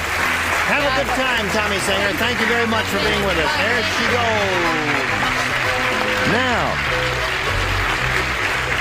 this is your first time up here. Yes, sir. So let me just touch it over. My, you are tall. How tall are you? 6'4". Roger Young is so tall I thought that... I thought it was later than that. Now, here's the way it goes, Roger. We polled a recent studio audience, and we got their best response to this. Capital blank. Now, the answer they gave most often is worth $500 if you match it. If you match the next one, you get $250. The bottom one gets you $100.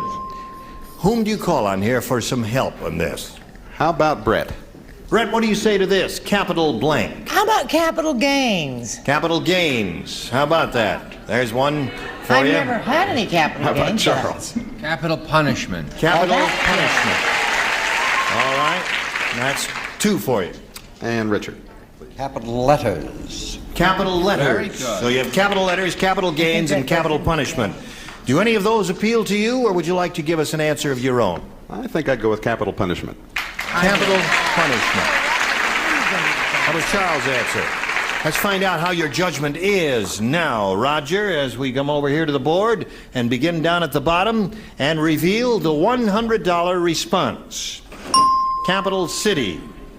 What does that mean? Silence. You didn't think of that one either, did you? I thought of capital record. It may be under the next one. Let's find out if capital punishment is under the $250 response.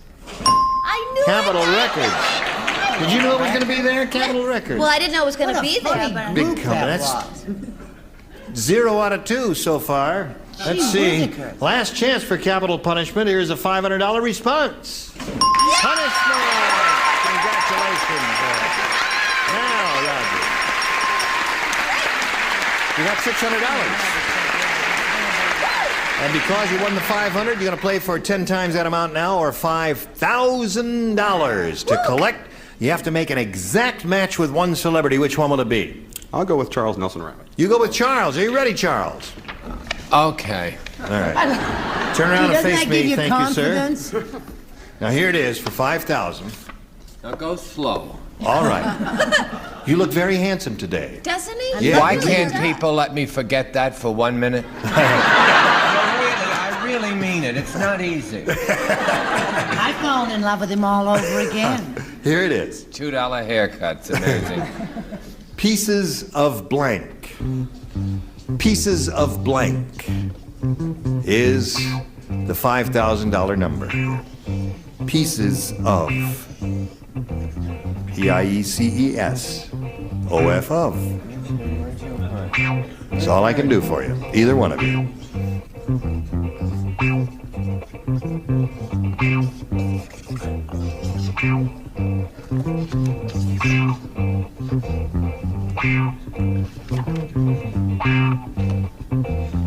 I guess this is a hard one. No help from the audience. But I suppose you've all formulated an answer, have you? Charles, have you thought of one yet? What did you put? I'm just having a census. It's important. Charles, you must write an answer if you would. There you go. I'd hate to be on a committee with these people. Now, pieces of blank. Now, we ask you to give us an answer which you think will match Charles. What do you say to that? Pieces of 8. You know, that's the only thing I could think of, too. There may be another one. I don't know. Down here, the only one either one of us could think of was pieces of 8. Let's find out if he matches you for $5,000, Charles. I'm sorry. I said pieces of dreams. Pieces of dreams. Now, what is Pieces of 8? The only thing I thought of Pieces of 8, but to me that's an obscure show. It is? No. What is Pieces of 8 is the phrase from the pirate from the Treasure Island. Remember, they were always talking about Pieces of 8. The parrot used to go around saying Pieces of 8, Pieces of 8, Pieces of 8. Right, right. Long John Silver used to talk about Pieces of 8. Okay, Roger, you got the $600. You're going to meet another player in a moment or so, but right now we're going to meet this commercial message. Welcome you back and ask you to welcome Terry Casey. Hello there. Fine, thank you. You know Roger? Yes, I do. Yeah. Hi, Roger. Now, Terry, we'd be interested to find out a little bit about you, if you would tell us, please. I'm married, and I have 2 small children, a 6-year-old son, Paul, and a 4.5-year-old daughter, Nancy. And they're both toe-headed. Paul and Nancy. Well, toe-headed means red-headed, no, right? No, white hair. Oh, white hair. Yeah. Where'd that come from? Yes. I have a mother like that. What are you talking about? You know, where does toe-headed come from? From your Somebody toes. had toes on their head. I don't know. No. It's an Irish harbor. It's an Irish, no. Where does toe-headed come from? T-O-W. Where does toe-headed come from? Apache dancers. Got a bunch of dummies in the studio with me today. Dancers. No, What? Apache dancers used to grab the girl by the hair and tore her right across And tore the her floor. across the stage. Okay, good luck to Terry Casey. All right, Terry, it's up to you to make a selection. A, please. A. Don't nobody write me letters about toe-headed, because I'm going to look it up myself and I'll save you the trouble, but I thank you anyway for the thought. Hey! They're making a new movie of Beauty and the Beast. They are? They are indeed. Who's in it? In this one, Betty White will play Beauty, and Blank will play the Beast.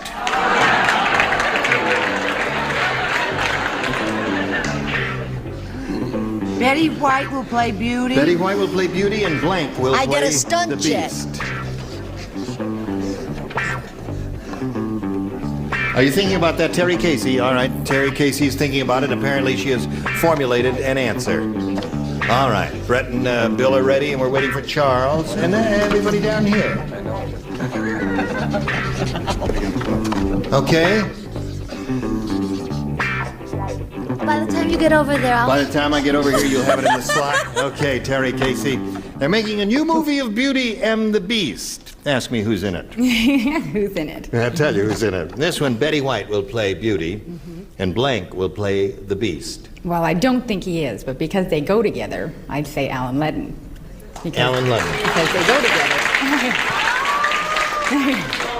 You mean they're still going together? They never really got married and all that? Yeah, I didn't know that. What do you say there, Bill? I love Betty. Yes. And Brett will play the Beast.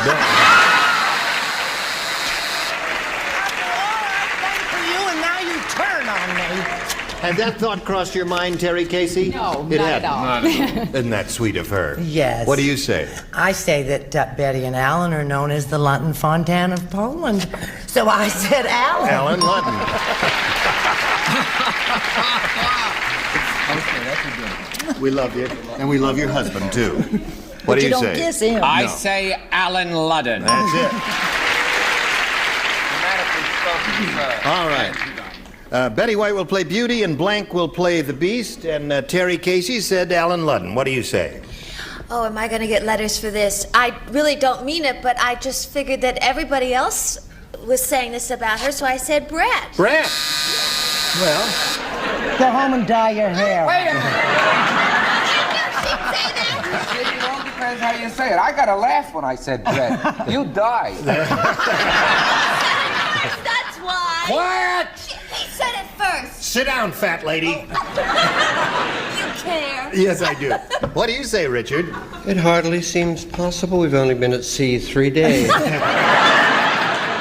Everybody's fighting already. I've written something at the bottom of this because you know I don't mean it. I said Brett, and then I said, please forgive me. Yes. Well, we know it now. I don't. I love you. You don't forgive him? All right. Now, what the heck with you? All right. Betty, what do you say? Well, animal that Alan is, and it's something he can't fight, although he is trying. He's cutting down. I did write something on the bottom of this. I wrote Brett, and then I wrote Summers underneath in case there was any doubt. Okay. So, Terry Casey, you've got 2. Your first round question is yet to come, but right now we've got a message especially for you. Sorry to say to the 2 of you, we've got to stop right here now, and we invite you to come back next time. You will do that, will you? Yeah. Sure will. We shall look forward to seeing your smiling faces, and your smiling faces, too. Maude, CBS show, big hit. Bill plays the husband in it and does a sensational job. Wonderful actor. Wonderful actor. Yeah.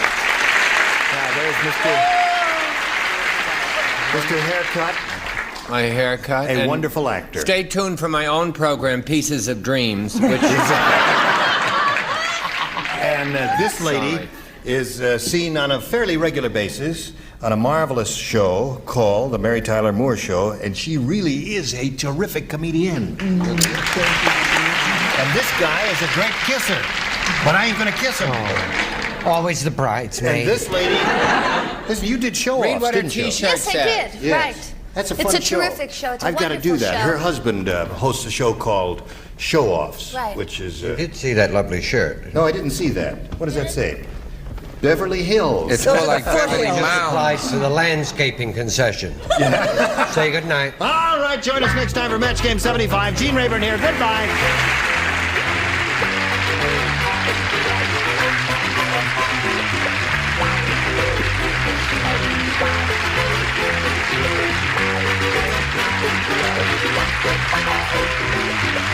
This is Johnny Olson speaking for Match Game 75. A Mark Goodson, Bill Tubman production. Stay tuned for Tattletales next over most of the CBS stations. Get ready to match the stars. Allen Ludden, Brett Summers, Gary Berghoff, Elaine Choice, Richard Dawson, and Fanny Flagg as we play the star-studded Big Funny Match Game 74. And now here's the star of Match Game 74, Gene Rayburn.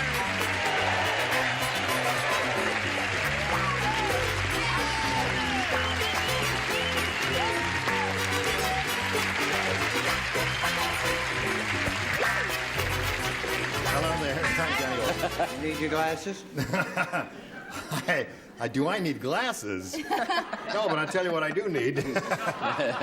Where do you get those? They all come from the same place? You must spend a lot of time looking for those things. Well, the doctor said I needed glasses. What? Well, those made for her. She did have those made for her? All of her lovely sweaters she has made. Yeah. Well, that's just terrific. You think you can go on? My eyes are failing me. I think I need bifocals. Yes. Fanny. I'll go on. Well, I will muddle through. How long have you had? It's show business, right? Yes. How long have you had 20/30 vision? How long have you had 34? No, that's Now, here are two players, Adrienne Hahn and Pam Pepper. Hello, ladies. Hello. How much money have you won? $600. Adrienne has won $600. And Pam, we've played round one, haven't we? And you did what, 3, and you didn't do any? Oh. Well. We got round 2 coming up. You both ready for that, ladies? All right, we'll slip it to you in a moment or so, but right now we got to slip you this message of interest. There we go. All right, Pam Pepper, make a selection, A or B? B, please. B. What'd you have last time? A. All right, she's got B this time. Last time she matched 3 celebrities, Alan, Elaine, and Fanny. The 3 of you lay out, the rest of you pay attention What to this. was that we're supposed to do? Lay out. Oh, I see. Okay. Do not participate. Sit down. You mean lay out here? No, I just mean do not participate. That's all that means. Stop blanking around, Alan. Your language is so weird. Basketball terminology. There's nothing wrong with that. Now listen to this carefully now. Are you ready? Listen to this. As Moses prepareth to part the Red Sea, one Israelite saith to another, It appeareth that Moses doth not think this trick will work. He weareth a blank. I know the answer, but I can't think of it. I know what it means. No. As Moses prepareth to part the Red Sea, one Israelite saith to another, It appeareth that Moses doth not think this trick will work. He weareth a blank. He was preparing. I know it, darling. I know it. I get so carried away because you're so Scooby-Doo. I have an announcement to Scooby-Doo. make. Wait a minute. While we're waiting for Gary and I have Brett, an she has an announcement to make. What is it? I don't want to give a plug, but you know, a lot of female stars have their own line of makeup, a la Polly Bergen, and Brett Summers is starting her own line. It's called Kim Tone. And I just wanted to give it a plug. I'm never going to take Adam to your house for Halloween again. Scared the heck out of him, didn't it? Okay. Pam Pepper. As Moses prepareth to part the Red Sea, one Israelite saith to another, It appeareth that Moses doth not think this trick will work. He weareth a... Desert. A what? Desert? He weareth a... You can't wear it. He weareth? He weareth. What did you think I said? I thought... Bewareth, I thought you said. No.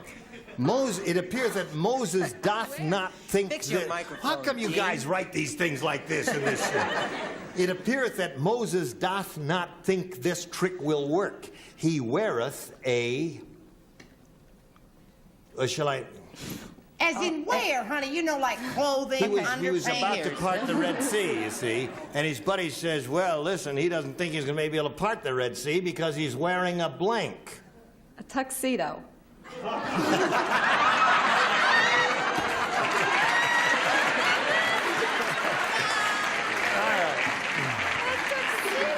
She was closer when she thought you said beware. Yeah. Did the best I could, folks, and I hope you're going to do the best you can for her. Brett? He don't write? He don't write. She don't think. No, she don't. I do. I said life jacket. A life jacket, certainly. Okay, that's the answer. That's one of the good ones. Gary? Well, it's really amazing. I said tuxedo. Oh, where? No. No, I said aqualung. Aqualung. There's another good one. So we've got two good ones. You got another good one, Richard? Hell, I wish I had tuxedo. I'd get the biggest laugh on this show. Where did you get it from? Where did you get that answer from, Don? I couldn't even understand the first part of the question. Do you remember the story in the Bible about Moses going smote and he parted the Red Sea and then he led his people through the bottom of the sea and he walked to safety, and then when they got to safety the waters came together again and the enemies were in the path and they all drowned? Remember that story? Oh, you don't remember the story then? I feel like I've been to Sunday school. It's a series. All right, next Sunday the sermon will be about Well, also Moses said to Ramesses, "Let my people go." Right. Ramesses said, "Haven't seen your people." I said, Okay. Now, where are we here? Adrian, you'll take Adrian says, now you need 3 to tie, 4 to win. The garbage man said... Was das Maskrust? He said, I haven't seen your garbage. No, he says, hey, things have gotten pretty rough for the people on my route. Nowadays, they don't give me their garbage. I have to blanket. That's another winner. Did the writers go home early? After the I'd last like question. to see all the writers in Gene's dressing room after the show, please. The garbage man said, Adrian, for you. The garbage man said, things have gotten pretty rough for the people on my route. Nowadays, they don't give me their garbage. I have to blanket. Ready? Oh, wait. Oh. No, you can't change. Now, come on now. Stop that. Okay, darling. Okay. What? See how quickly I acquiesce. All right, you can change it because the ding-a-ling is not finished yet. Not the ding-a-ling, the dum-dum. The dum-dum is not finished. Go ahead. Straight body. Yes. I have a question from last week's show I'd like to change. Is that okay? Don't give me the garbage. I have to blanket. I have to. Things have gotten pretty rough. Don't mix me up. For thy people. I have to. On my route. Bewareth of dumb blondes. I have to grasp. This is a recording. Okay, there she's finished. Now we call on Adrienne. The garbage man said, things have gotten pretty rough for the people on my route. Nowadays, they don't give me their garbage. I have to blanket. Steal it. Steal it. Steal it. Good answer. All right. Did you write something? You look incredulous. Hello, testing. 1, 2, bing, bing. I have buyeth it. Buyeth it. All right, buy it. That's a good answer. That is a good All right, answer. Brett. What? She says steal. He said buy. Two good winners there so far. Rip it offeth. Rip it off. Steal it. That's it. Very good. Very good, Brett. What do you say, Gary? Steal it. Steal. Oh, there it is. One more, you got a tie. You gonna steal some garbage, Elaine? No, he had to make it. Get thee to a nunnery. That's disgusting. That's my secretary. That's right. Mother Brett. All right. Are you stealing garbage these days? I certainly am. Make us. Make us. You'd have gotten a laugh on that, even though Yeah. you No, were because wrong. it was done twice already. Steal. High score. Folks, one more, thanks. One more, come on. One more, Steelers. Look at me when I'm talking to you. One more, Is there a dentist One in the more- house with a little aura fix, please?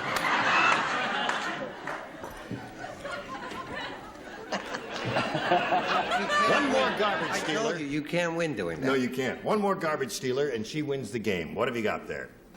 Tuxedo. Bye. Buy it. What do you say? We end up in a tie here, 3-3. So, tune in after this message and find out what happens in a tie. Will you tune in? Thanks all. Now, this game ended in a tie, 3-3. What sayest thou to that? Tuxedo. Let us wipe the slate clean. Scabby-doo, and push this button here. And yea, verily, we have a tiebreaker, A and B here. Pam Pepper, it's your choice. A. A. One question for each of you ladies. The one who scored the most will be the winner. Are you ready? Ready. I'm making a It was raining. Pardon? It was raining. Yeah. And there was nothing to do. Okay. So, John and Mary spent the afternoon testing their blank. That's what. I got it, darling. Good. I got it. Atta girl. Write it down. John and Mary spent the afternoon testing their blank. It was raining. There was nothing to do, so John and Mary spent the afternoon testing their blank. You mind your own business, Sweetheart. Let's hurry up over here so we can get Pam Well, I've Pepper's done it. terrific answer.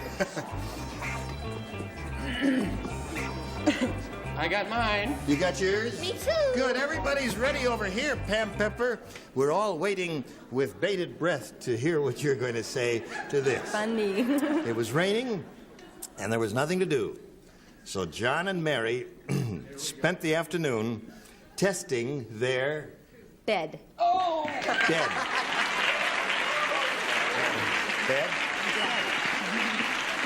There it is, folks, from the girl who gave you tuxedo.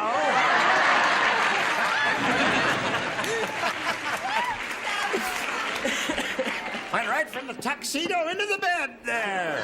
With the tuxedo. Yeah, with the tuxedo, fully clothed. There, hello, little boy. She has a direct kind of precise mind. That's doesn't right, she? yeah. Not bad And for if the 12 years judges old. have the kind of loose, kind of related mind that I hope they have, they'll accept this. Well, Spent say the it, you afternoon dummy. Relationship. Testing their relationship. There's more to a relationship than the bed, sir. Now let's hear the buzzer for Allen Ludden there. That's it. All right. You got the idea, Allen. I'm sorry, Fred. All right. Brett, what Sorry, did you Pam. say? Brett. My hello. answer is something I've tested several times and failed at. Oh. And I think it matches hers. Marriage. Marriage. No, it doesn't match hers. No. It doesn't? No, it doesn't. No, they're two different things there. Gary, tell her. I could They give do you a not lecture necessarily on go that. hand in hand there. Gary? It's the testiest person I know. People honestly don't watch the commercials. They were testing their tissue. Really? Paper towels. I see. Is that worse than relationship? Yes. That was the relationship. Elaine Joyce. Listen, Gene, you didn't say that they were inside or anything. I didn't say anything of that. That's right. So it was a rainy afternoon, so the two of them went out and tested their umbrella. I mean, that's what you do. Yeah, I suppose so. Don't comment. All right, there. Richard. Look, it's rejecting it. Yeah. Even the wastebasket doesn't want that answer. What have you got there? On a rainy afternoon, what I always do, What do any you- young lady that I can get my hands on, Right.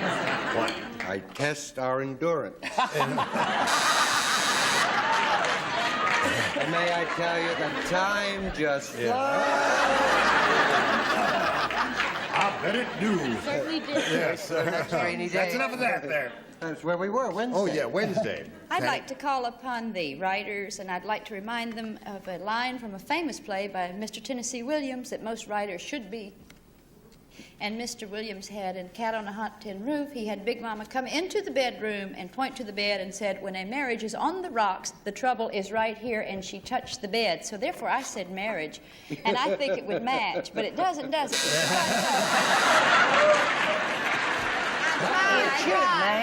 Nice try. Now, you're in a good spot here because all you need is one to win the game. Let's see if it happens. I think that's... Dumb Dora. Was so dumb? No, little different here. Dumb Dora couldn't afford a color TV. How so, couldn't she not afford it? I'll tell you how she could not afford a color TV. Let my people She go. bought a black and white TV and some blank. Ah. You see? Dumb Dora couldn't afford a color TV, so she bought a black and white TV and some blank. Right. Sure, right. Yeah, naturally. Now, see how easy it is? Sure, simple. Right. Oh. Bing, bing, bing, bing, bing, bong. It needs a wait. And we're waiting for... No, this will fly. This will fly. They said Are we waiting for me? Yes, Yeah. that's all right. Okay. Adrienne Hahn. Dumb Dora couldn't afford a color television set, so she bought a black and white television set and some... Paint. Paint. All right. One can of paint wins the game for the little girl, Alan. I don't know whether this will count or not, but it's in the same field. I said crayons. No. What? Yeah, Brett, what did you say? May I ask Betty White, does he drive? Never. You do all the driving in the family? Everybody. All you. Man wants to know if paint and crayon match. Isn't that astounding?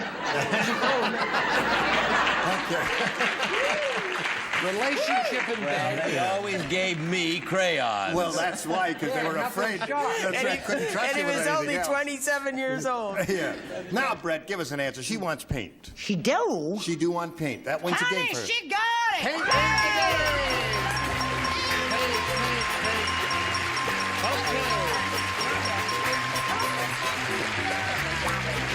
There you go, another $100 for you, and I know you're happy about that. And Pam, I'm sorry to see you go. I had a good time. I really That's did. good. We had a good time. Didn't we enjoy meeting Pam? Yeah. Yes, sir. Goodbye, Pam.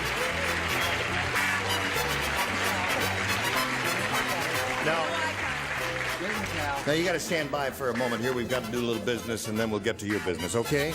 All right. Come right back. Hang in there, Adrienne Hahn. Listen now.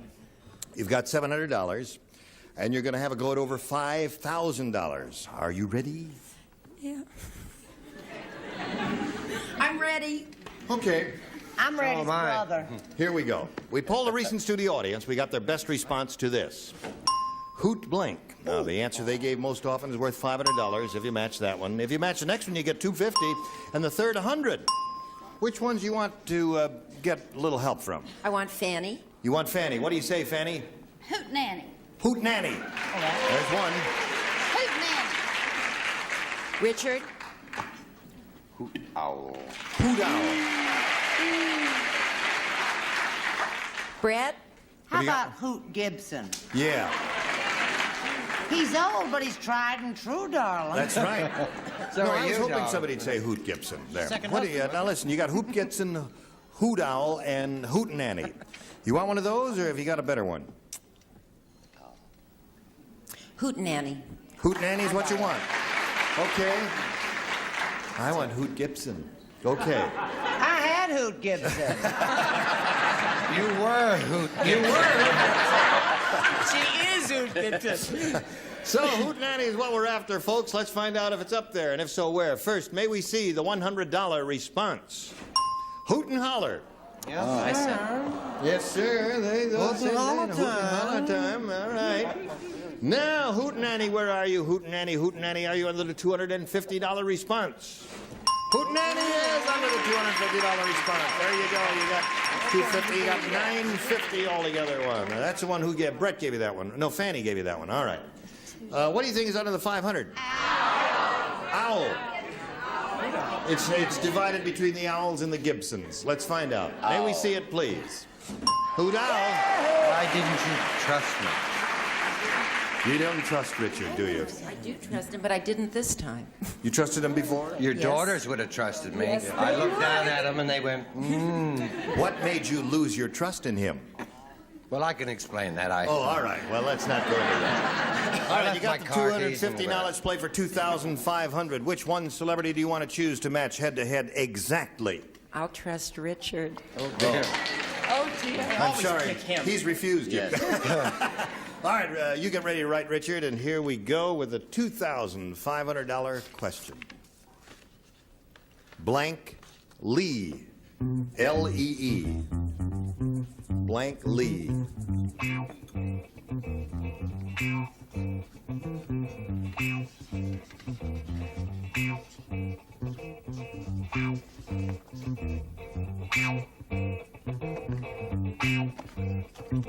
He's finished. Now, Adrienne, what answer would you give us to match his? What do you come up with? Blank Lee. Robert E. Robert E. Lee. All right, Richard. She says Robert E. Lee. This may be a tough one for you because you may not be as familiar with American we eat history. lots of cake in our house. And it's made. What? Not Sarah Lee. What do you eat in your house? We eat a great cake made by Robert E. I know.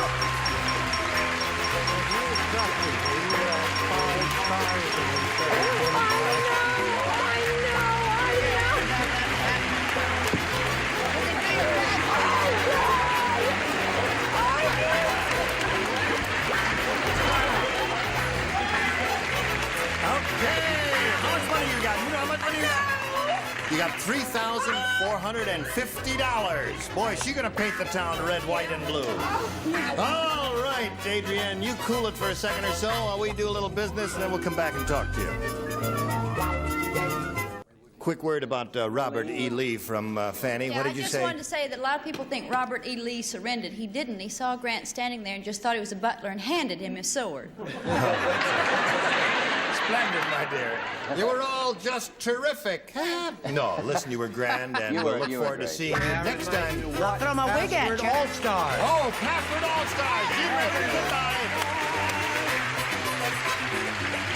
This is Johnny Olson speaking for Match Game 74, a Mark Goodson, Bill Todman production. Stay tuned for Tattletales next over most of the CBS stations. Get ready to match the stars. Allen Ludden, Brett Summers, Charles Nelson Riley, Dolly Martin, Richard Dawson, and Betty White, as we play the star-studded Big Money Match Game 75. And now here's the star of Match Game 75, Gene Rayburn.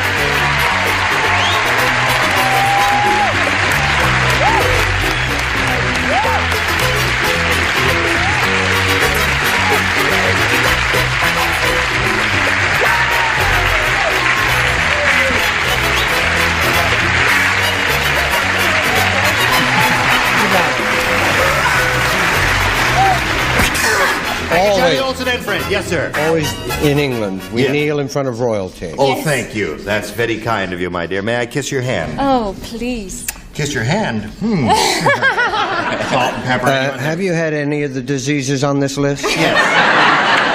Only numbers 1 and 3. Now you have 2, 4, and 6. I take it all the ding-a-lings are ready, so let's say hello to our two players, Maxine Lambeth and Cindy Williams. How are you? Fine. Are you okay? We're going to start with round 2, right? You've both had your first round questions. At this moment, the score is 5-0 in favor of Cindy, and we'll go to the second round in a minute or so and see how this game ends. So you hurry right back, because we're all anxious to have you come back here and join us. All right, are you ready? Okay, we're ready. I push this button here and ask Cindy to make a selection. I'd like A again, please. You want A again. Now, there's only one person who plays. That person is down here on my left. Oh, but this is so silly. We get down on our knees. Humiliating, Betty, not silly. What do you want to be when you grow up, little man? I want to be big. Dumb Dora, so dumb. All together now. Not bad, John. Let him stay. They're really okay there.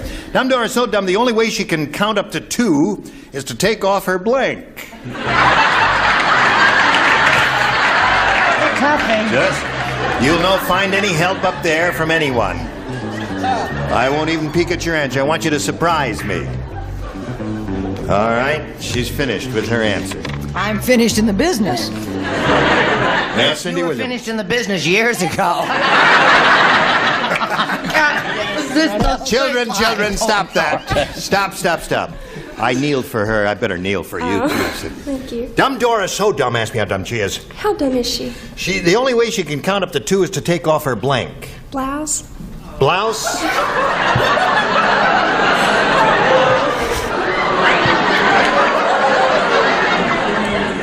Obviously, Dumb Dora's a liberated woman. She is a liberated woman. And she went to the University of Texas. Yes, she did. Well, so did you, Alan.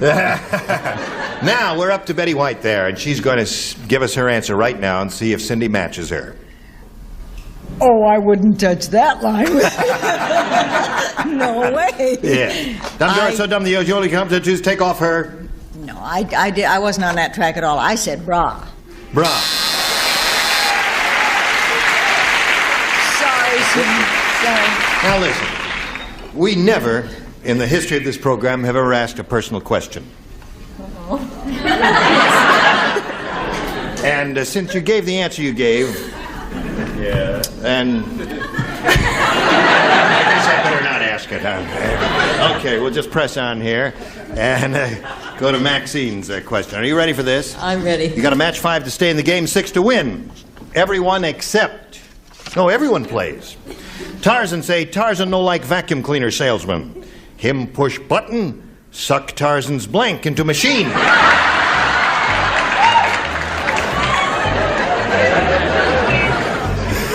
Why didn't you ask Betty if she wore a bra?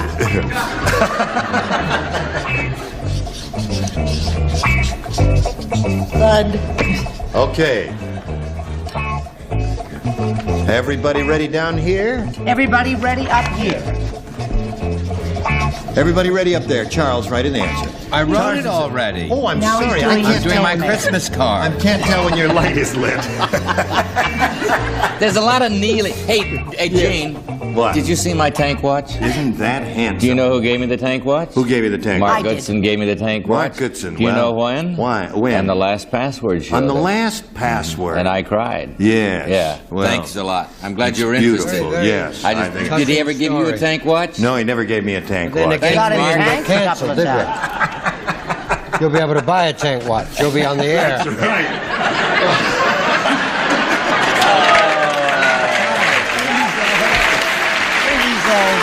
Okay, Maxine, are you ready? Ready. It's very important. Now listen carefully. Tarzan say, Tarzan no like vacuum cleaner salesman. Him push button, suck Tarzan's blank into machine. Loincloth. Loincloth. Aha. 5 loincloths to tie, 6 to win. Or tie-dye. Here's one. There's one. 1 loincloth. Brett. What he wore instead of trousers, loincloth. That's 2 loincloths. We're going to have a naked Tarzan, it appears. Charles? His loincloth was at the cleaners. I think this is the match because it really covers the same ground. Fig leaf. No. I don't think so. Now you've got to match the remaining. Fig leaf. No, that was Adam who wore the fig leaf. You got to match your 3 remaining ones down here. I couldn't think of what that thing was called, so I You couldn't put, think of loincloth? Yes, so I put thing he wears on his body covering his lower part. Now, wait a minute.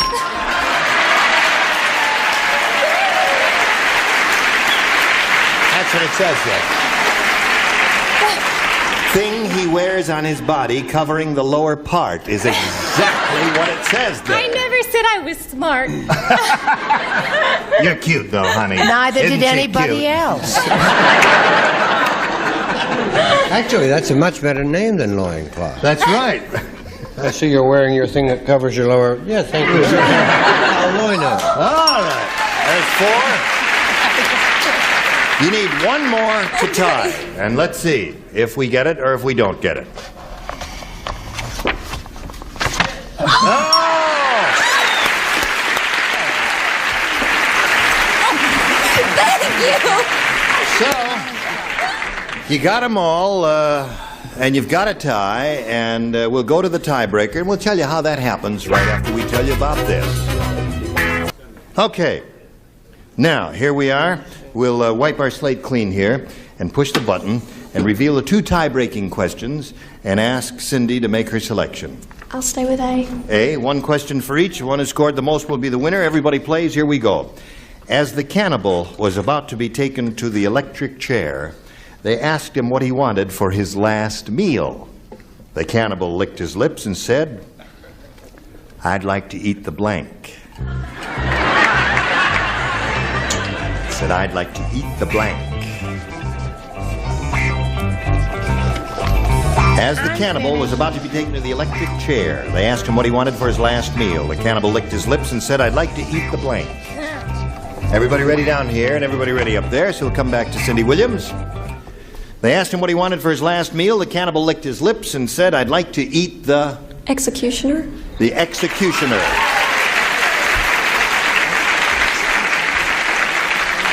Executioner is what she said. What do you say? Hello, testing. 1, 2. 1, 2.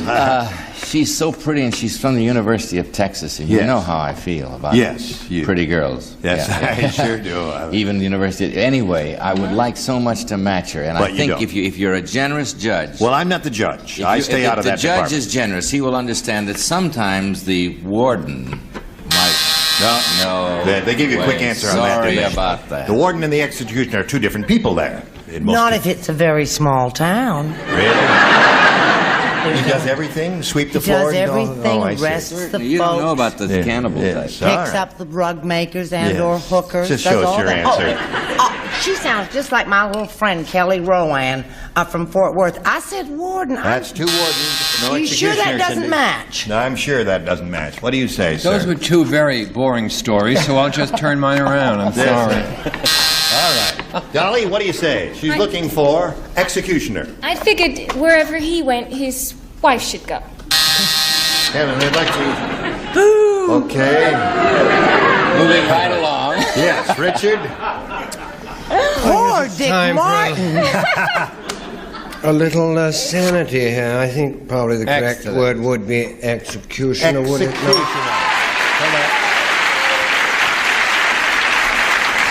Well, we've heard the superb answer, and the audience agreed now. I suppose you're going to show us your answer and get roundly booed. This is son of superb Oh! executioner. So that's 2 for you. Now, Maxine, 2 to tie, 3 to win. Gloria said, I didn't realize my husband was so short until our honeymoon. He spent the whole night pacing back and forth under my blank. That's how short he was. Gloria said, I didn't realize my husband was so short until our honeymoon. He spent the whole night pacing back and forth under my blank. You finished quickly there, didn't you? All right. Now we're all set. Here we go with Maxine. Gloria said, I didn't realize my husband was so short until our honeymoon. He spent the whole night pacing back and forth under my Bed. bed, is what she said. 2 beds tie, 3 wins. What do you say? 2 beds tie? 2 beds tie. She got one. 1 bed, Dave. 1 for you. Would you offer this lady a bed? Well, she was in the bed. Yes. When he no, she was standing. Which actually, I said, paced back and forth under her nightgown. She was. All right. Going from the crazy How lady many beds to tie? 2 to tie. Here's your twinsies. We now have twin beds. 1 more bed. We'll win another game for you, Maxine. Let's see if it happens. Yep. There it is.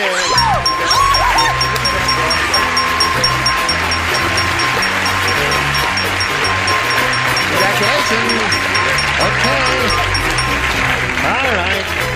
Now, Cindy, we have to say goodbye to you. We've got a gift for you, together with our thanks for being with us here on Match Game 75. Thank you very Nice to much. meet you, Cindy. Goodbye.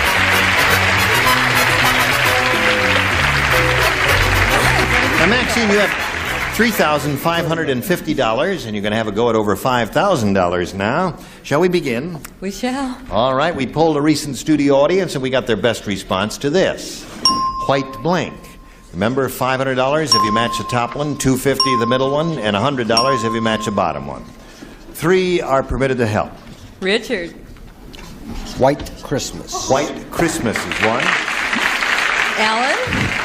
White sail. White sail. White night. White night. So you have white sail, white night, and white Christmas. Does one of those suit your fancy? I thought of White Christmas. I'll go with it. All right, that's the one Richard gave you. Let's find out if it's up there, and if so, where. She, of course, hopes it's under the $500 response, but we'll begin by revealing the $100 response. White tornado. That's right. I'm dreaming of a white tornado. White Christmas isn't under the $250 response. I ask you, white elephant. I'm dreaming of a white elephant. All right, last chance for White Christmas. Here we go, the $500 response.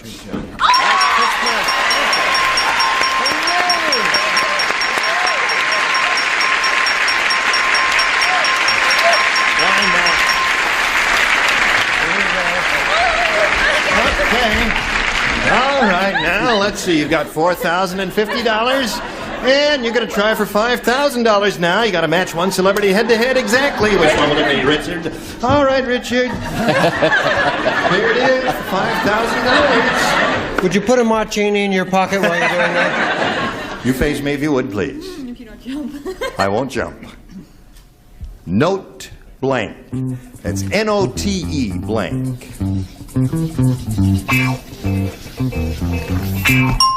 He's finished. Now, Maxine, what answer would you like to give us? Would you think we'll match his? Note. Paper. Note paper. Don't go her. She's won over $4,000. I just thought of the one they're booing that I should have given. What? Book? Notebook. What? What is she going to do if she wins more money, too? Oh, she's going to Remind- dance for us again. She wins a $5,000. But we'll find out right now from Richard if she matches him. Well, you heard them clapping, and naturally they're wrong.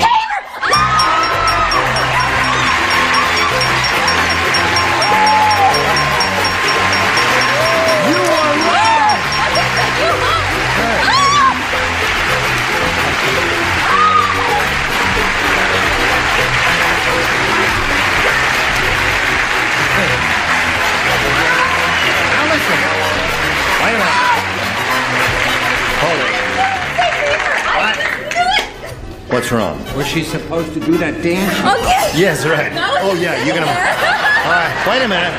Hold everything now. She promised if she'd win some money, she'd do a little dance for us because she went to belly dancing school. So we got some music playing. Bring up the music and let's see her do her dance.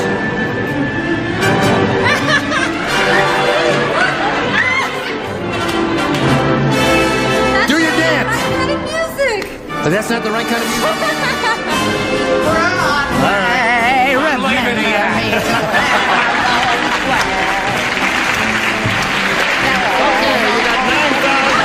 $50.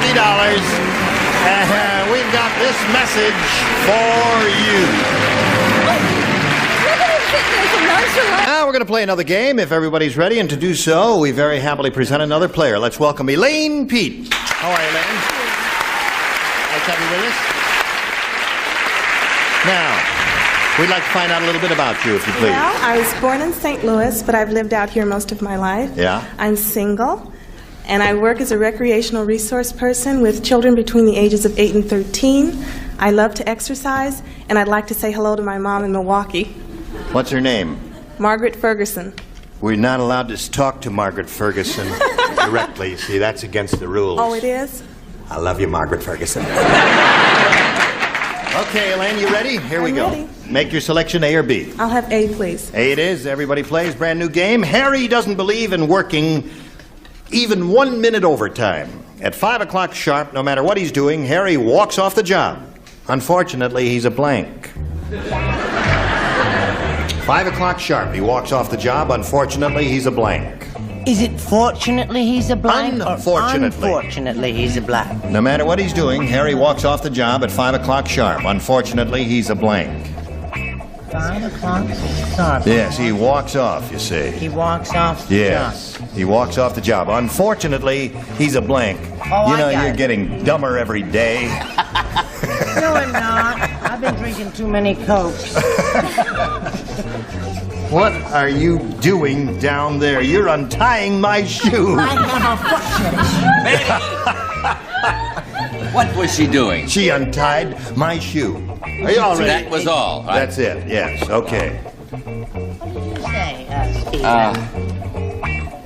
You're not improving as time goes by either, you know. No, it's getting worse. Yeah. Okay.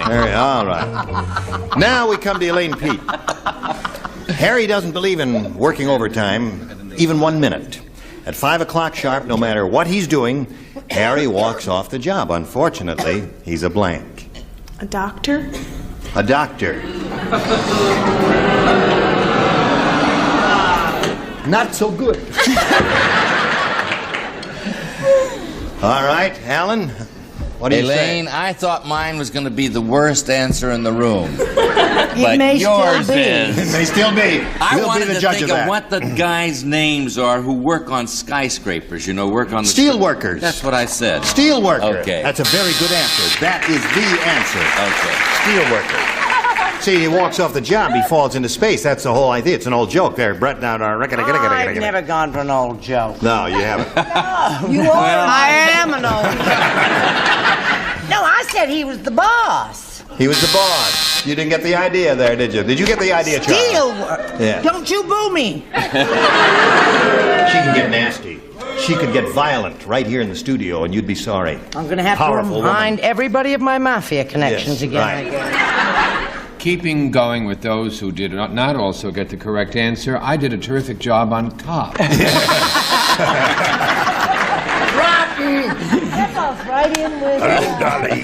Well, hello. What do you got there? My answer's rotten too, but here goes. Timekeeper. A timekeeper. No matter what he's doing, Harry walks off the job. Unfortunately, he's a timekeeper. Nobody understood this question. I realize that now. Except Well, not Alan all of so us far. grew up in And that vaudeville, really has got honey. me worried. Maybe we should let Brett and Charles go. Yeah. I've had Fig Leaf. Yes. Hello, dear. Cop Boss. Yes. I was only saying to Margaret Ferguson of Milwaukee this morning. Of course, you're not allowed to talk. No, you can't talk to Margaret But Ferguson. another name for iron worker or steel worker is steeplejack. They're Steeplejack. the people that work on the top of the building. Really? English word. I thought it's... Oh, that's in England Yes. you call him steeple. Yeah. Steeplejack is a guy who works paints on the steeples. top of flagpoles here. No. And steeples. No, I think you'll find that's a member of the Gay Liberation. Yes. Here we go, Betty White. Flagpole. I'm sorry. I'm Yes. And if he's not too bright, he's a steeple jerk. Steeple jerk. So, we've got a first round question for you, but right now we've got a little message we want you to hear. Well, listen, you are just dandy today. Gene Rayburn, Match Game 75. Hope you'll join us next time. Goodbye.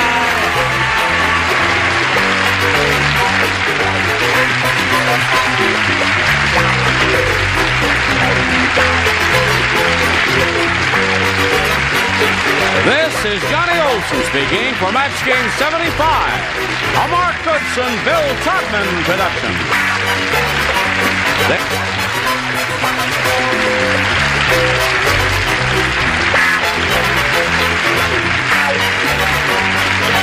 Yeah, I was all through, Mike. This is Match Game 74, production number 0185, air date to be announced, VTR 32974, take one. Get ready to match the star. Allen Ludden, Brett Summers, Charles Nelson Riley, Joyce Boulevard, Richard Dawson, and Barry Flagg as we play the star-studded Big Money Match Game 74. And now, here's the host of Match Game 74, Gene Rayburn.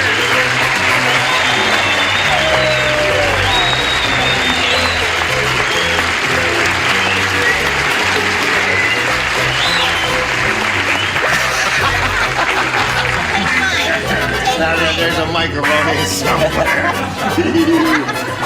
You rascal. Thanks, I needed that. I need it. Oh, how can I do the show without a microphone? How are you, honey? I missed you. Thank you. How have you been? Yes, the rest of you Betty's are right. dismissed. You really are a dirty old man. That's true. Yeah. DOM for short. Yeah. What happened? You said you'd call. I waited in all day. That's enough of that. Well, it's the His truth. reputation's No, it's bad not. enough. Fanny, kiss me. See? Do you do that when Betty's sitting there? Have you had any of the diseases on this list? Let's welcome our two players here, Mary Duncan and Laurie Healy.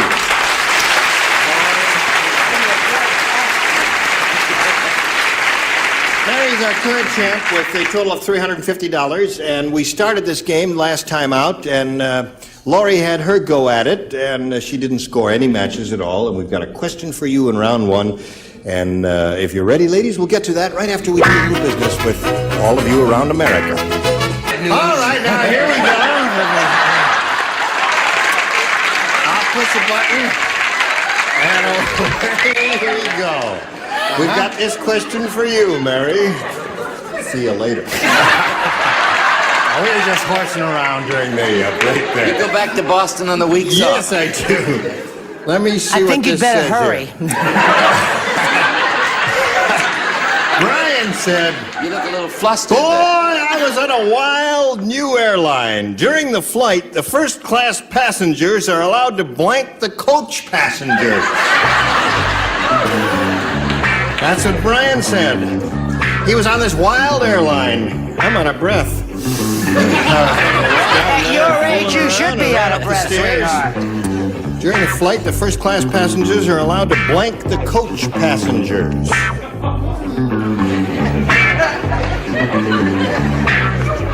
All right, bottom tier is ready. Well, except for Fanny. You're thinking too hard, Fanny. Just trust your first judgment, honey. It'll be all right. Was to leave. Oh. Fanny, today, dear, today. I know.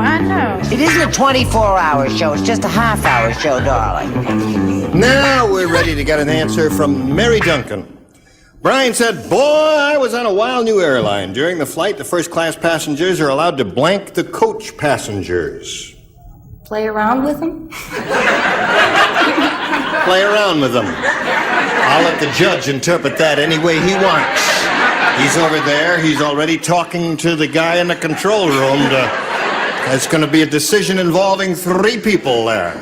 Okay, play around is our answer. Alan, what's yours? Going to be a decision involving 4 people. I said sleep with. No match? Well, it all depends on how you sleep. The play with. Right. Okay. Don't turn on this man. He's married to Betty White. What did you say about those passengers? Well, I sort of said play around with. I said streak. Streak with. That's interesting. He goes back and forth. All right, Charles. Okay. I'm afraid I'm with these other 2 bananas I live with. I said stone. Stone? Well, they throw stones at them. Stone. The first-class passengers are allowed to, and she said play around the coach passengers. What do you say, Joyce? Brett, were you on that same flight I was? Uh-huh. Where I said that, you know, Streak. we streaked with them. Took them all. We did it, yeah. Right down in the raw and Bing up and down the aisle If 2 we gotta times. move on. I've got a plane to catch. Oh, all right. Richard. I happen to know the first-class passengers are allowed to mug the All right. Bing. Okay, Fanny, we're up to you. First of all, people were hollering at me, and I was very pressured, and I get very upset. And I was a Girl Scout, and I'm a very sweet person, and I didn't know what to write, so I wrote pickle.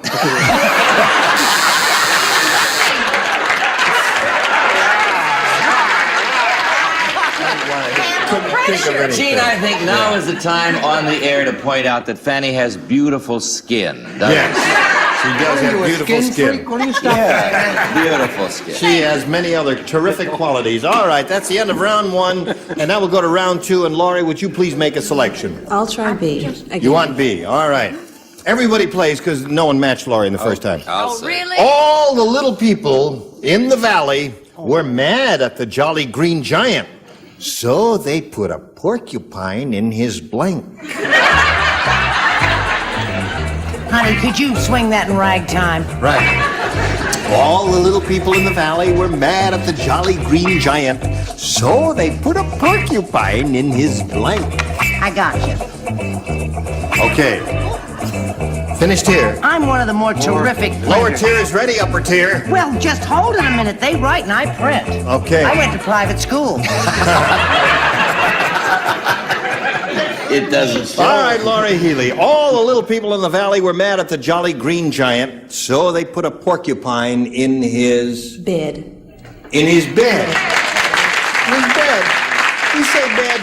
If I were playing, I would have said shoe for some reason. What did you say? Shoe? I would have said shoe because... You're as dumb as Allen Shoe Ludden. must be this big. Yeah, well, I think of a big giant. Yeah, a big who man. wears shorts. Okay. But I didn't get anything. Porcupine in his shorts there. Bed is the answer she's looking for, Brett. I'll tell you exactly where they put that porcupine, my darling. They put it in his vegetable patch. In his vegetable patch. You bet your old-fashioned tintype, my Thank you, Toulouse. Now, Charles. I said Chalo should, well, no matter. In a pea pod. In a pea pod. Well, that didn't hurt.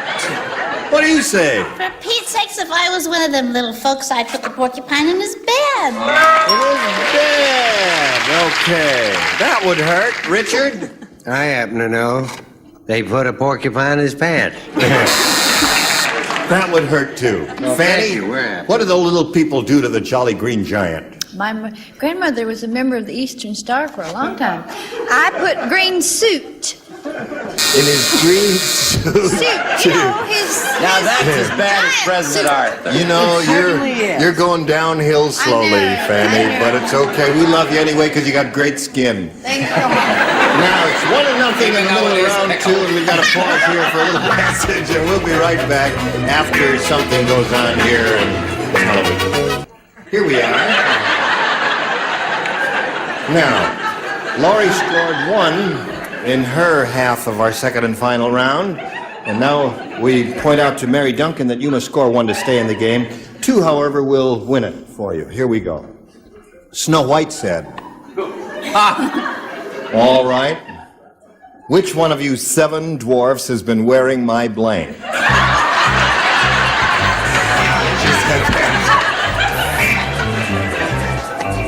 She was sweet. She talked in this sweet, gentle voice. Which one of you 7 dwarfs has been wearing my blank? That's what she said. She was a sweet girl, wasn't she? She was. She was sweet as sugar. Yeah. Gene, I wish you'd loosen up a little bit, though. I'm very thought tense she was on very this show. weird. Living Charles, with did you 7 finish? midgets. There we I haven't go. caught on to how to play it yet. Yes, here we go. Mary Duncan. Snow White said, all right now, which one of you 7 dwarfs has been wearing my Bra. bra? She looked too young to me to, but it may have been a training bra for all I know. They call it a -A. A minus A. I don't know that. You know, I'm a big fan of this show. You know that because Yeah. I'm secretly in love with this lady here from the south. Of South? Maine. Yeah, She's south not of from Maine. the Well, south. look at her hair. So I learned that when in doubt, say, Bra. and I There's a man. Dora's tied. 1 more bra wins the game. Oh, golly. I felt like you did that she didn't even know that she was a -A. Yeah. So I said dress. Dress. Okay. All right, If you don't Charles. cut that out, you're going to get it one of these days. What do you You know what say? the 7 dwarfs' real names were? No. Monday, Tuesday, Wednesday, Thursday, Friday, Saturday, and Sunday. Think it over. Bra.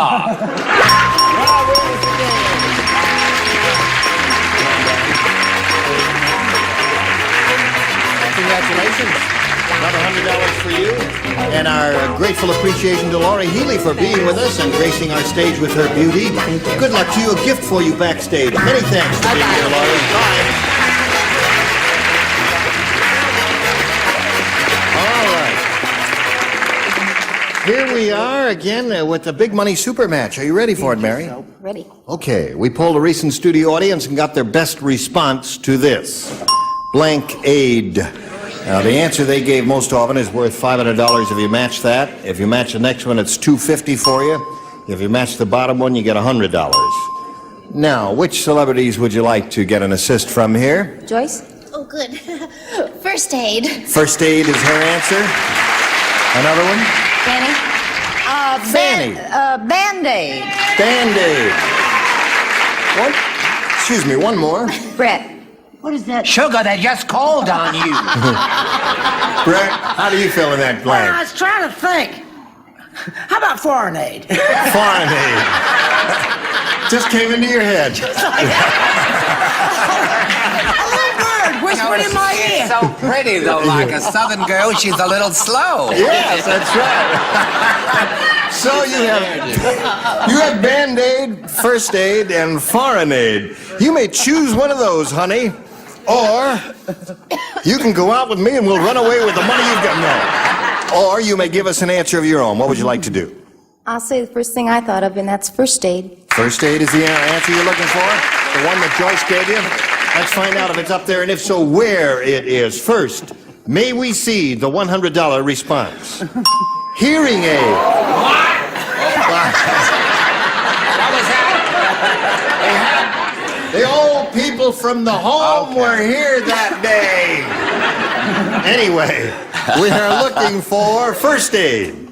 May we see the $250 response? Band-Aid is up there, the one that Fanny gave you.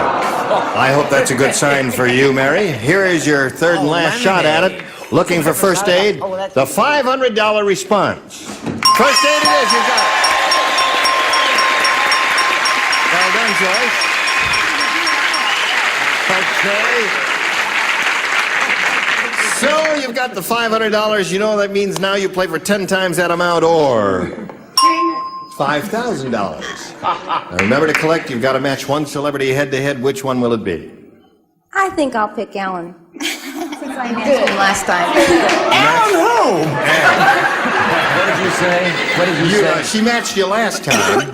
Yeah. And yes, so, I did. So she's choosing you, Ellen. You get ready to write. Sweet, that something came to our floor at last. And you face me, Mary. Here is the $5,000 question. He can't even get it out. He's so nervous about Alan. No, I've got all the confidence in the world in Alan. All right, just don't worry. Buffalo blank. We appreciate your enthusiasm, but remember your answer may be rotten. Okay, how do you fill in this blank to match Alan? Buffalo blank. Bill. Bill, all right. The audience thinks you've chosen a winning answer, and the moment of truth is at hand now, Mary, as we ask Alan for $5,000 to reveal his answer. You may have saved my marriage. Why is that? You really may have saved my marriage, because if I'd blown this... You never heard the end of it. I'd have never heard the end. But You didn't blow it. You blow it!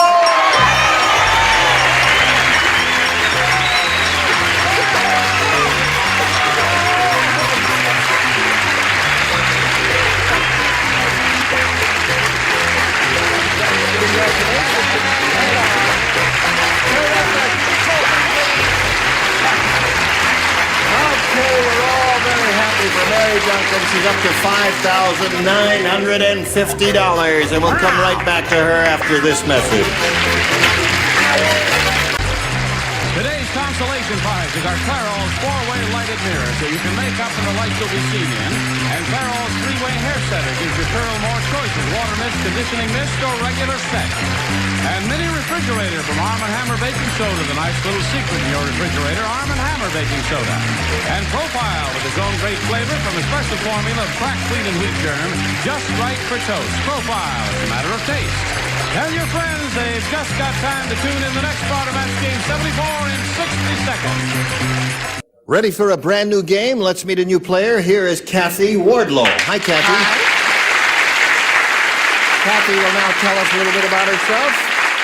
Where are you from and all that, Kathy? I'm from North Hollywood, and I'm a mother and housewife of 2 adorably but naughty boys.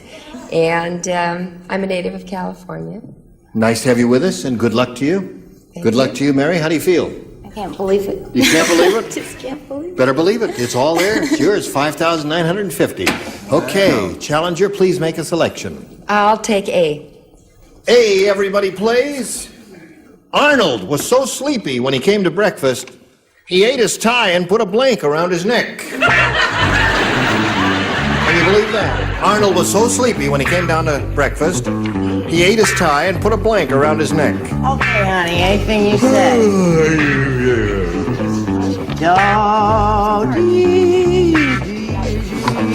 Okay. All right. Come along, sweetheart. Charles. Go. Now, Kathy. Arnold was so sleepy when he came down to breakfast, he ate his tie and put a blank around his neck. A towel. You kids, boo! I guess you really didn't get the idea then, Kathy. I guess But I did. Towel is the answer we have to accept because that's what we heard and you said it, and there it is. Alan, she says towel. I don't have towels for breakfast too often. No, you don't. But I do have pancakes. Pancakes. And that's what I say. All right. Brett, what do you say? I hate his answer. I said donut. And so Put a donut. It's time to put a donut around his neck. Bacon strip. Bacon strip is a very good answer.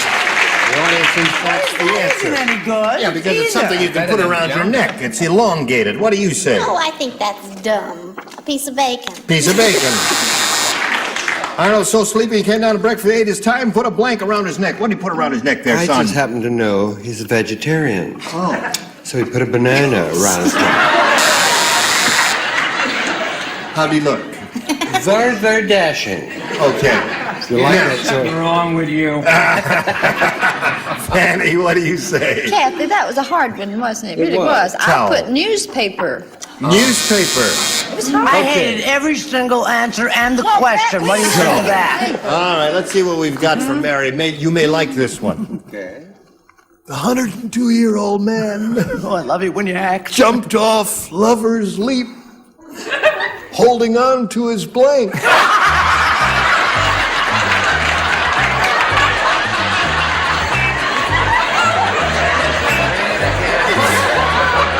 The 102-year-old man jumped off Lover's Leap, holding on to his blank. I'll show you how he did it. Well, I guess I can't do that until I hear the answers. I'll demonstrate one of those answers if they are in reason. Hold everything down until we get some light showing here. Joyce is lit, and so is Fanny. We're going to be Richard to light up. And Alan. Okay, Charles, are you lit? Yeah. Mary Duncan. A 102-year-old man jumped off Lover's Leap holding on to his... Teeth.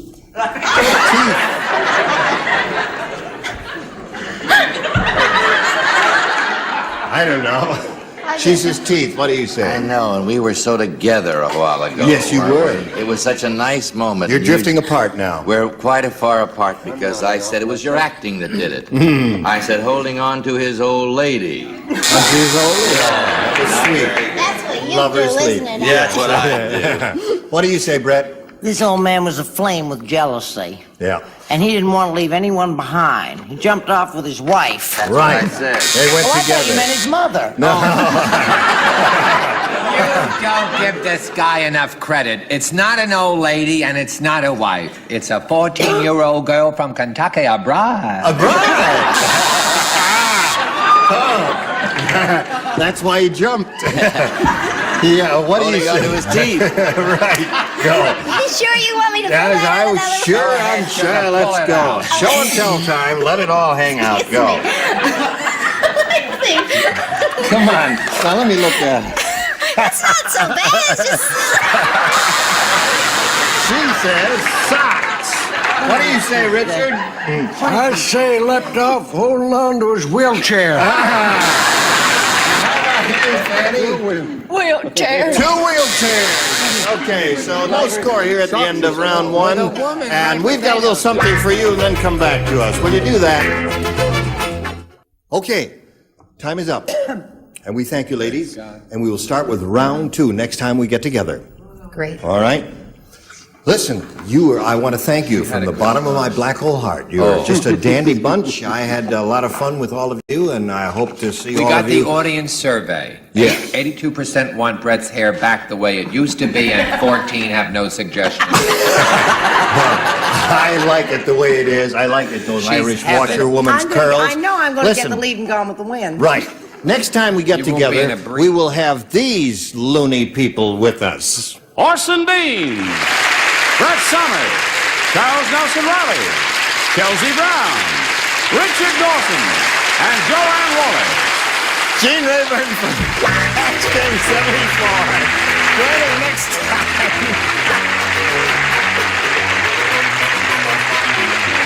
This is Johnny Olson speaking for Match Game 74. A Mark Goodson, Bill Todman production.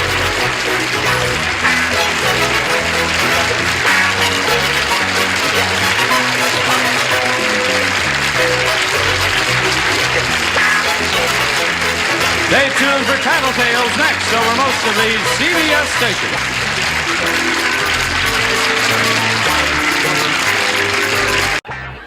Get ready to match the stars. Allen Ludden, Brett Summers, Gary Berghoff, Elaine Joyce, Richard Dawson, and Fanny Flagg as we play the star-studded Big Money Match Game 74.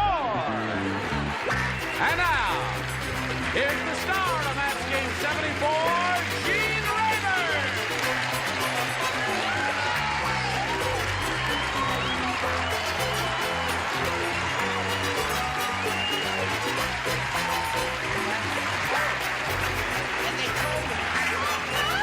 They told me not to wear anything white. You can't wear anything white. What's wrong? Would you buy a used car from that man? Yes. Doesn't make me a bad person.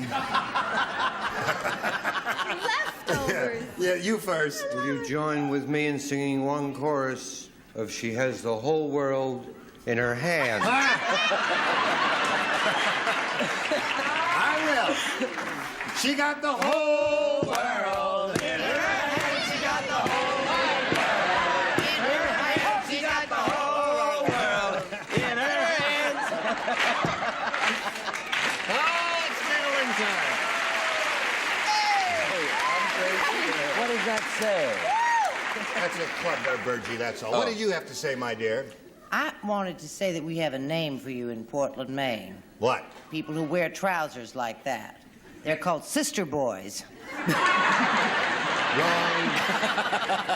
I'm going to do the whole show in my deep voice just for that. All right, let me introduce you. It is the Amos and Andy show, folks. What do you say we say hello? Adrienne Hahn. How are you, Adrienne? She's our current champion. She's got $3,450. Are you happy about that? I love You said it. you're going to paint your house? I already am going to put a new floor in the kitchen. Oh, all right. So we got a complete house painting job and a new floor in the kitchen. She's going to be challenged now by Pat Pollard. Let's welcome Pat. How are you, Pat? Hello. How are you? Where are you from? Trinidad. Port of Spain, Trinidad. Port of Spain, Trinidad. That's right. Do you live here now? I do. And what do you do for a living, Pat? I work in cosmetics. You do? Mm-hmm. All right. He's not kidding Work me. with the He's ladies. the mayor. You work with the ladies? Mm-hmm. I do too, Pat. Very good. Anything else you want to tell us about yourself? Well, I enjoy the United States and I like to travel. Well, all right. Welcome to my country and good luck here. We'll start this game right after we do a little business with America. Here we go. No, it's my Hello there. Bunch of animals running around here. Yeah, that's right. I'll check with you later. Hello, Gene. Yeah. All right. Now we're ready to begin. I'll push this button and ask Pat Pollard to make a selection. I'd like A, please. A. Okay, Pat, you got it. You got it. Got a letter here from a psychologist. Dear Match Game 74, I took all the answers from yesterday's show and ran them through the Quackenbush normalcy test. I discovered that the only panelist who's normal is blank.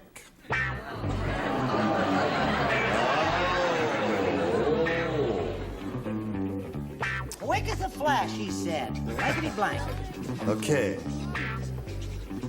The only panelist who's normal is blank. You watch the show often, Pat? Yes, I do. Good. Well, then you're familiar with all of our panel members here, huh? Yes, I am. Good. All right. Now, we're ready for your response, sir. The letter from the psychologist, Dear Match Game 74, I took all the answers from yesterday's show, ran them through the Quackenbush normalcy test. I discovered that the only panelist who's normal is... Richard. Richard. Thank you, That's Pat. an insult. He's not Welcome normal. to Gene's country. Yes. Okay, he says Richard. Change your tune, didn't You you? said it was your country. Yes. Alan, what did you say? He said he watches the show regularly? Yes. And he said Richard is the only normal one here? What are you going to say? You, Huckleberry Dillinger? No, if he watched the show regularly, he'd know that the only panelist who is normal is not here today. Is not here today. I Sorry. see. Very good answer. Okay, that's a terrific answer. Yeah. We just wanted to... Betty That's is right. usually here with some regularity. She's and she pretty is normal. pretty That's normal, right. yeah. Okay, Brett. Who told you that? Her mother? What does her poor mother know? She's been talking to Betty. Well, honey, the only normal person on this whole bloody panel is Brant. That's right. Hey! Oh, you got a little longer buzz there than usual. How about you, Gare? 2 gag answers. Brett. 2 gag answers in a row. Mm-hmm. Okay, they say Brett's the only normal one, Elaine. Oh. The answer Pat's looking for is Dawson, the only normal one on the panel. No, I've sat next to him many times, and believe me, it's like Alan said, the person is not on this show. Not on this show. He ain't here today, never showed up there. I just want their names to make Yeah. sure that they You won't. see, he can't even remember our names. How normal is that? Elaine Joyce are the If 2. you were as dull as you were, would you remember your name? I'm sorry, Betty. I just call them as I see them. Pat, the only I've panelist been who's in normal. Port of Spain. It's a lovely country, and naturally I put myself, Naturally, Richard Dawson, the only normal one. Welcome to your country. Okay, it frightens me every time I look over there. I mean, Got the girl behind her. especially when she's standing. What's the with her matter, honey? hands You afraid behind it's her. you? I'm going to dust her down later for prints. Yes. Okay, four-handed lady. As the question was asked, Richard had his hand on my knee, but I think the only person is Mr. Allen Ludden. I agree. Thank you, Fatty. There has to be one in every crowd. That's the man who gave us Chester E. Arthur, I believe. Yes. All right, Adrienne, Thank are you, you ready Fatty. for your first round I was question? going to say that too. Here we go. At the old people's party, nobody would drink the punch because old man Periwinkle stirred it with his blink. You're kidding. No! You did? He did that! Wow, I should have been there. Take pictures. Hold everything now. Start it with I gotta this, find out what's going on up here. Just a little preview there. Come on now, write an answer down and put it in that. Please. Oh, You have lipstick too on. much. Who's been kissing you? Okay. You! They've ladies got All their right, hands they're on ready her up in sweater. the upper tier. Did you get one, Elaine? Oh, sure. Oh, no. You had one. Didn't you have one a little while ago? Well, then put one down. Those were my thoughts I was writing Oh, down. all right. You don't have any thoughts, darling. Oh, yes. Got what was one. the question? Oh, yes. The She stirred question it with was- his Nobody would drink the punch because old man Periwinkle stirred it with his. Yeah. Okay, now, Adrienne, at the old people's party, nobody would drink the punch because old man Periwinkle stirred it with his Cane. cane. Oh, very good on it. Oh. She said he stirred it with his cane. What did he stir the punch Well, with? that's relatively normal. Sure. Yeah, an old man We're wears off a at the cane. normal, yes. And very often, though, smokes a pipe, so I said... Stirred it with his pipe. That's okay. Brett? Not good, but there. Yeah, there it is. Just not good. Come on, Brett. Show When and tell you say time. there, where do you mean? Leave him alone now. Well, honey, he just picked this little lady up by her ankles. He stirred it with his wife. Oh, yeah. Dumped her head right in there. You really have a She was bone rich skinny fantasy thin. life there. Gary? Here's an old guy and stone drunk. He's done 16 years of the mass show and was stirring it with his tongue. Oh, boy. He's weirder than Charles Nelson Riley, isn't he, then? All right, little girl. First, he spiked it with his Geritol. Yeah. Then he stirred it with his cane. Cane is a match for Adrienne. So that's one for her. What do you offer? That's one for me. We're going to get a normal answer now. Excuse me. There's Mr. Normal. Go ahead, get it. Sprechen Sie Deutsch? Yeah. Droppen Sie dead.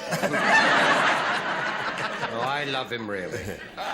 What's so normal about this? That's right. Heckling me, Huckleberry. Put Leave him pipe. alone now. Leave him Well, alone. he's The hostile. old He hamburger deserves it. stirred it with his leg. With his legs. Hence the expression, Give shake him a a... blow. Shake a leg. Thank you. Okay. Never He's did get the strangling shot. his Man, ankle. the heck, I quit. Okay. Go ahead, four hands. I'm appalled at Gary's answer, stirring it with his tongue, something nasty from his mouth. I said dentures. That's So what in happened. round one, we got a tie here. 1-1. Round 2 will occur after round 1. Isn't that logical? But first this. All right, are you ready for round 2? Here we go, Pat. Please make a selection. I'll stay with A, thanks. A. 1-1 the score. Last time you matched Richard, so he's the only one who will not participate. Being Everyone normal, else will. being normal, natural. Now, for the rest of you, I have a little limerick. It goes like this. There was a young fellow named Fred who had neither a sleigh nor a sled. When it started to snow, he yelled, "Here I go!" and he slid down the hill on his blank. Doo-dah, doo-dah. Is there another chorus? No, that's it. Would you like it over again? There was a young fellow named Fred who had neither a sleigh nor a sled. When it started to snow, he yelled, "Here I go!" and he slid down the hill on his blank. Oh, I Yeah. Well, the rhyme is... I know. Oh, I know. I got it. It's a hell of a lot better than yours. Okay. Okay. All ready, Pat Pollard. There was a young fellow named Fred who had neither a sleigh nor a sled. When it started to snow, he yelled, "Here I go!" and he slid down the hill on his... Head. Head. Yay! The audience says, "Yay for head," is what they say. What do you say for head? Well, they got a lot of taste. Head. Head it is. There's one for you, Pat. What do you mean you're so surprised? I'm Let's see, is that the first one all week? No. You've had one other then. 2 or yeah. 3. 2 or 3. All right, Brett. What are we going to do about Elaine Joyce? I don't know. Why don't we make her into a rug? I have a couple of ideas. I could fix her hair for her, but other than no, darling. He What? slid He slid down the hill on his bed. Bed.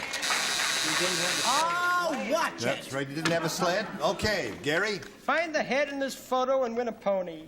Find the head in this photo and win a... Ding, ding, Oh, there ding, it is. ding, There it is. ding, Give him a ding, ding-ding. There's a head here in fine print if you'll zoom in on it. It was Please, it. don't make light of my Come art. here. Yeah. They have to know that. Gus, what are you doing? Did you give him the dinger? Okay, that's a match, sir. Okay. They were only funning you there. But it said You head, I better. saw it, and I will testify to that. All right, let my people go here with my...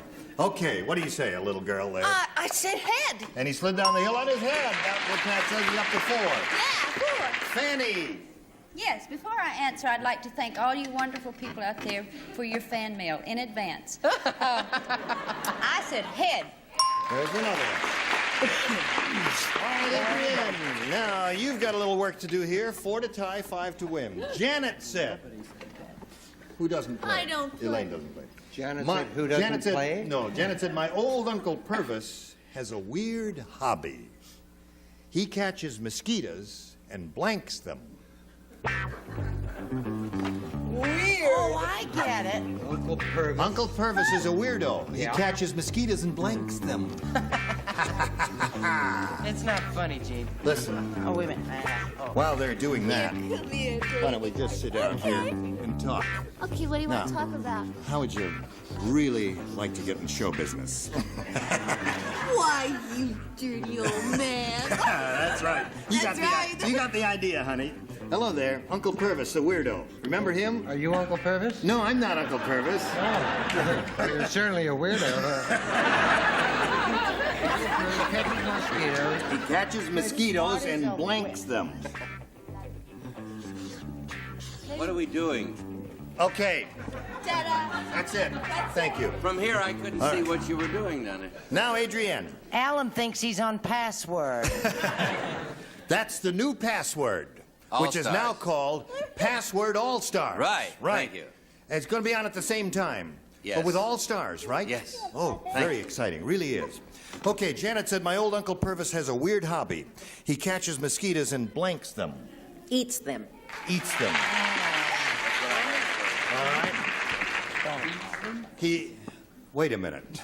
This is my show, Richard. Ah, but I am the real Uncle Purvis. No. Get over there. It's true, he is. The weirdo. All right, Alan.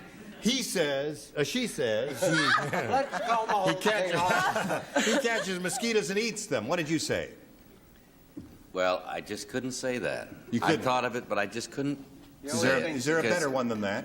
I would think if he was really weird, he'd frame them. Really? You're weirdo than Uncle Purvis. More weird than Uncle Purvis. What did you say? Well, darling, you do the same thing with Got a that match. you do with butterflies. He mounts them. He mounts them, no. So that's not a match, and Pat Pollard wins the game. Eats, bites, good. Come on down, Pat. All right, you've got $100. Stand by for a moment. We've got to say goodbye to Adrienne Hahn. She's not leaving empty-handed. She did pretty well here, didn't she? Are you happy about it? I'm thrilled, and I want to thank everybody, and I love the show. Good, thank you. Adrienne Hahn, she leaves with $3,450. Okay, we'll be back in a moment or so. Don't go away. Listen, folks, Pat Pollard here just won $100 a minute or so ago, and now he's going to try for over $5,000 here in the Big Money Super Match. You ready for that? Yeah, I am. Okay. All right. You know, we polled a recent studio audience, Pat, and we got their best response to this. Blank Bunny. Now, the answer they gave most often is worth $500 if you match it. If you match the next one, you get $250, and the third, $100. Which celebrities would you like an assist from? I'd like Richard. What's up, Doc? Bugs Bunny. Bugs Bunny. There's one. I'd like Allen. Alan? Lion. Playboy. Playboy Bunny. And I'd like Elaine. Elaine? Honey. Honey Bunny? Okay. Another winner from Miss George. You got Playboy Bunny, Honey Bunny, and Bugs Bunny. Do you want to choose one of those as the answer, Pat, or do you want to give us one of your own? I'll take Bugs Bunny. You'll take Bugs Bunny? Okay. That's the one that Richard gave you. It's the one we're looking for. Let's find out if it's up there, and if so, where. First, may we see the $100 response? Playboy Bunny is there. That's the one Alan gave you. Okay. Still looking for Bugs Bunny. Here's the $250 response. Easter. Yeah, that's a good answer, isn't it? Okay, last chance for Bugs Bunny. Here we go with a $500 response. Bugs Bunny it is. You got it. Congratulations.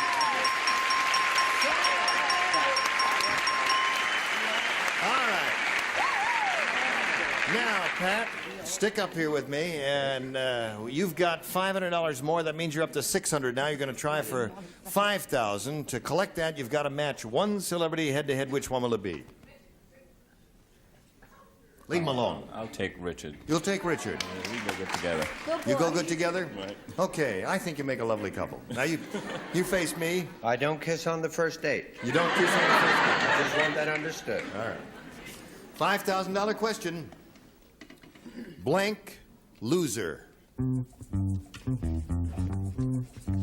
Or blank loser.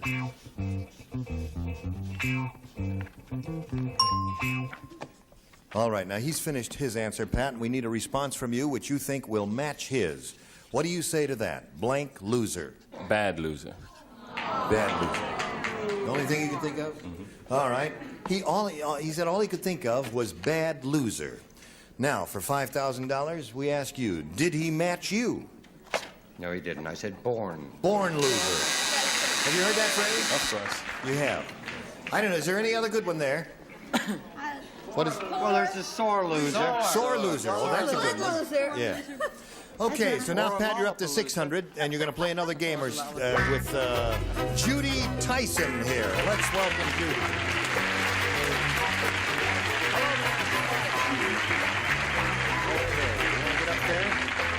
Judy, you know Pat Pollard? And let's find out now who Judy Tyson is. Well, I live in Upland, California. I'm married and have a son, Scott, 10 years old. Upland, did you say? Mm-hmm. I don't know where that is. It's out near San Bernardino. Okay. Anything you say, Judy. Okay. All right. Good luck to you. We've got to stop right now because we're getting close to the end of the line here. But we'll get back to you. Right now, we've got this message of interest to you.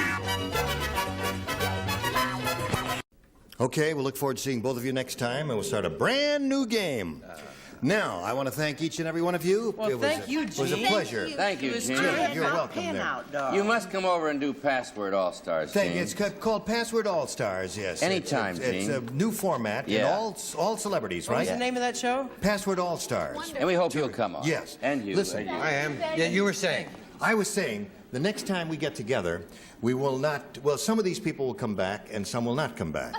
I'm now going to say who's coming and who's going. All right, let's hear. Sitting in that chair up there, where the late Allen Ludden is sitting, is Gene Wood. That will be Gene Wood. Yeah. Then Brett Summers will be there with a different wig, of course. And Gary Berghoff will be sitting where Gary Berghoff is now sitting. Didn't know that, did you? Then down here, where the kid is sitting, will be Amanda Blake. Ah. And where that kid is sitting will be, guess who? I fooled him again? Lovable Richard Dawson. Good. And Joyce Boulafont with the 4 hands over there, but only with 2 hands for Joyce. Gene Rayburn, Match Game 74. Join us next time. Bye.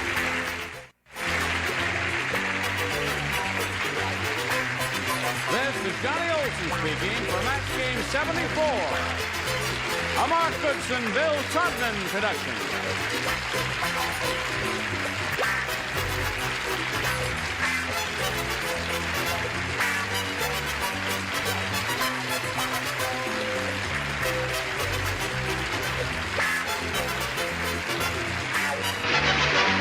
Stay tuned for Tattletales next over most of these CBS stations.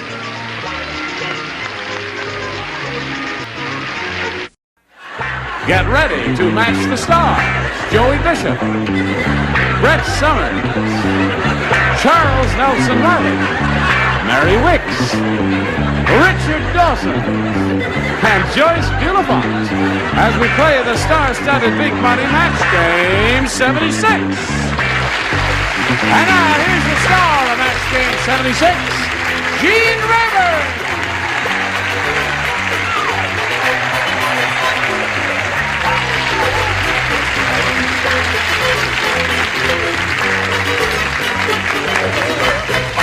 Thank you, Johnny Olson. Wow. You like that? Oh, yeah. Keep that outfit in. All right. Green is not the real me, though. Oh, but I don't know. It's awfully sporty. You know what I mean, dear? That's pretty. Yes, thank you. Somewhere in Los Angeles, a 46 Chevy is missing its seat covers.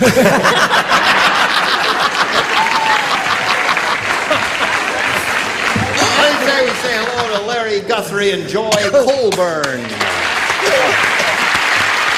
He looks kind of natty too, doesn't he? Larry is the current champ. He's won 1 game. He has $600 to his credit. How do you feel about that, Larry? Oh, real good. I'd like to have some more. You, what's that? I'd like to have some more. Oh, all right. That's entirely up to you. It's partly up to Joy, too. And we'll see how this competition goes. We're in the middle of round 1. She's had her first question, didn't do too well with it. Yours will be along in a moment or so, but right now, this for you. Ready? Here we go. Another half of round 1. Larry, this is all yours. Listen carefully. When ugly Edna was born, the stork didn't bring her to the maternity ward. Instead, he took one look at her and brought her to the blank.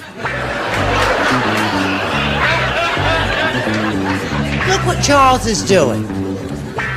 I'm not wearing my glasses, so you don't even have to do that. Now just get on with it Oh, and what? leave him alone. When ugly Edna was born, the stork didn't bring her to the maternity ward. He took one look at her and brought her to the blank. Yes. Well, I think if you just shorten the jacket a little bit, Taylor. Yes, right. You'll take it in. No pockets. No pockets. You rascal, you. Oh, I'm... What did she do? Mary, what did you do? That's what Something adorable. her old vaudeville turn is An what old she did vaudeville there. turn is right. All right, Larry. When ugly Edna was born, the stork didn't bring her to the maternity ward. He took one look at her and brought her to the zoo. To the zoo, eh? That sounds pretty good now that I hear it, but it never crossed my mind for a moment. What'd you say? Hey, folks, instead of boo, could you do... I said zoo. Zoo. That really surprises me.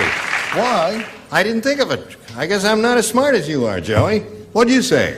I don't know, maybe this, I was just thinking about my own problems. I said he brought it to the plastic surgeon.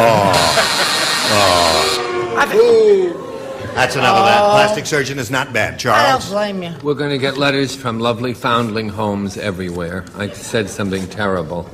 City dump. Even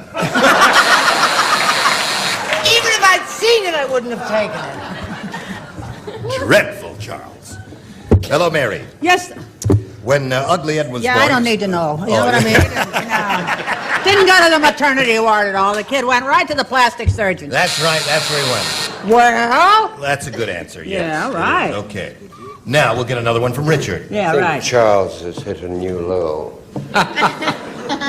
It's a city dump. No, I meant Joey. That's two for that there. Two new lows. Now, well, have heart, Richard. Because you can always strike a new low blow when you're calling on Joyce. You can count on her. I make everybody else feel smart, I have a feeling. Right. I thought that was a very good answer. I'm so ugly, but this stork wanted to help the baby out. Yeah. So took the baby to the Max Factor factory. He's gonna make it up.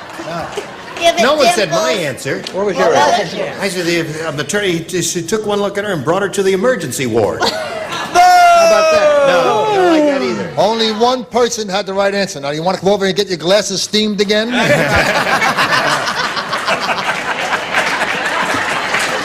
Okay. What do you say? Whoops. What do you say we go to round two? Get down there. Down. Now, Joy, it's up to you to make a selection. B. B? Everybody plays, and she didn't match anybody in the first round. Dumb Donald was so dumb, Joy. Let me tell you, when they told him to keep a stiff upper lip, he dipped his mouth in blank. Oh, that's very funny. He's so dumb, when they told him to keep a stiff upper lip, he dipped his mouth in blank. Sweetheart, that's one of the few this week I haven't had to think about. That's it. Okay. Oh, well, I think that's a little heavy, don't you? All right. Put it in the slot once you're finished. In the slot, right? Okay, Joy. Dumb Donald was so dumb, Joy. Let me tell you about this. When they told him to keep a stiff upper lip, he dipped his mouth in... Cement. Cement. One of two good possible choices. Cement was one. Joy? She said cement? She said cement. And they applauded? Yes. And I ought to get a nice round of applause. I also said cement. One for Joy. What do you say? I say to hell with it. I'm going to start wearing my glasses. I don't care if I do it with my hair. I said starch. Starch is good. Two good possible choices, cement and starch are the two good ones. Charles? Cement. Cement. So that's two for Joy. Now, Mary, cement or starch? I want to sit up there next time because I hate to be upstage. Do you know what I mean? Why? I don't know. I said starch. Starch? Yeah. Okay. We have I two guess for that's more starch female. and two for cement. But Joy is looking for cement. A starch is born. And starch. A starch is born. Starch is born. All right. Now, two good choices here. This lady is liable to have neither. What? I said cement.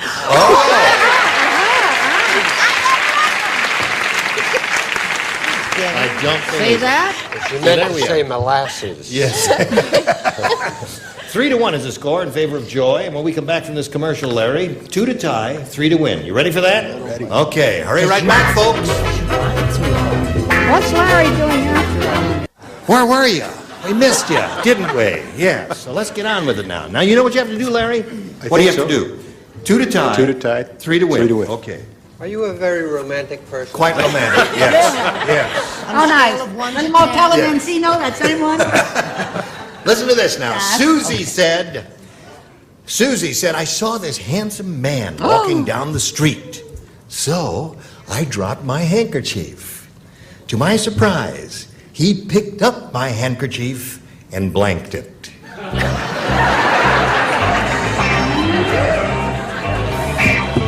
I love this question. This is a good one. Well, if you love it so much, do it one more time. Susie said, I saw this handsome man walking down the street, so I dropped my handkerchief. To my surprise, he picked up my handkerchief and he blanked it. You got those blank ED. Boy, that makes it tough, really, grammatically. Well, just the past tense. Just think in terms of the past tense. The word itself does not have to end in ED. It doesn't. In the past tense. Oh, I did not know that. Like 8. You know, like 8 would be the past tense of eat, but that does not end in ED, does it? Well, that's a fact. And blank. What? Oh, Joey, you don't play. You don't even play, honey. Oh, You don't play. I'm stupid for asking you a question, but you're even more stupid for answering me. Right. Because I don't play. Ha ha ha. It says don't write. It says don't write to your mother. Oh. All right.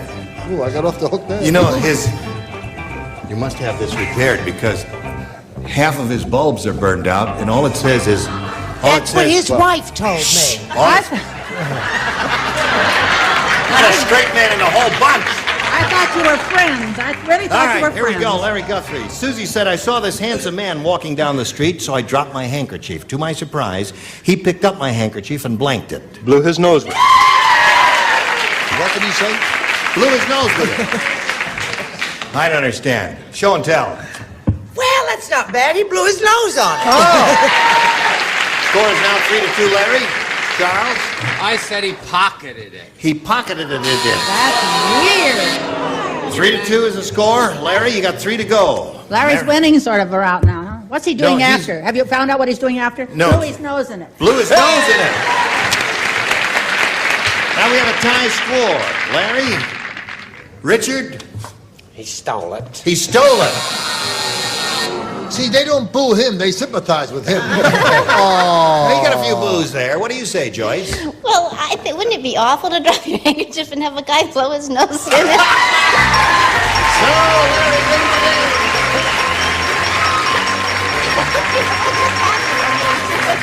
Here we go again. All right. Hang around there for a minute while we say goodbye to Joy. It was a pleasure meeting you. Nice being here. Thank you, Joy. We've got gifts for you. And thank you for being on Match Game 76, Joy Colburn. Here we go again. Larry, you ready? Yeah. It's fun? Yeah, I like it. All right, stand on the adhesive tape there. Attaboy. Yes. We want you to be able to see this thing coming up here. You ready? I'm ready. We polled a recent studio audience, and we got their best response to this. C.B. blank. Okay. Now, the answer they gave most often is worth $500 if you match it, $250 if you hook up with the middle one, and $100 for the bottom one. Whom do you call on here, Larry? Brett. There were 2. What about, I'm going to say CBS. Okay, there's one. How about Joey? Joey, have you got one? I have DeMille. C.B. DeMille. Okay. And Richard. Pardon? Oh, nice to see you again, Larry. Nice to be here. Let me think. I was going to say DeMille. Got it. And I was going to say S, and now... CB's. What? CB... He's got nothing here. He's got CB the Radio. CB. No, CB Radio. CB Radio. Okay. For those in 3, CB Radio, CBS, and CB DeMille. Citizens Band Radio is a very big thing these days. Oh, that's right. There was an article in the New Times. Brett, when my lips are moving, that means you don't talk. Okay, Brett? Thank you. I just threw All right, away you the got the key. 3, CB DeMille, CBS, and CB Radio. I like C.B. DeMille. I think so. Wait a minute. Cecil B. DeMille. Can you wait till the audience comes back from throwing up? It's going to be CB DeMille. CB DeMille, you think it's up there? You really do. All right, let's find out if he's up there. Let's begin at the bottom and reveal the $100 response. You got it right off the bat. Congratulations. That means you pick up another $100, Larry. Another $100. And let's find out what's under the $250 number. CB Radio, Citizens Band. You think CBS is on top? You bet CBS is on top. Slide it, Earl. What is it? Yeah.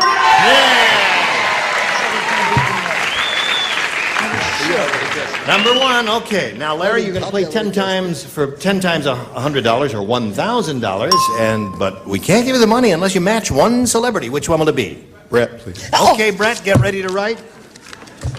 Yikes. Here we go. Okay, That hairdo is paying off. Yeah, the hairdo is really working for you today. I think he's You cute, thinking? Or too. you got your ESP going Don't over to forget Brett? now, if it works, you kiss her, then I kiss you. All right, here it is. Blank mouse. Or blank mouse. Blank mouse. Okay, she's finished. We need an answer from you which you think will match hers. What do you put in that blank, Larry? Gotta be Mickey Mouse. Mickey Mouse? She could say church mouse, couldn't she? Mighty Mouse. Quiet as Baby, I quiet don't as a believe mouse. it. I did it again. What? Mickey. Mickey!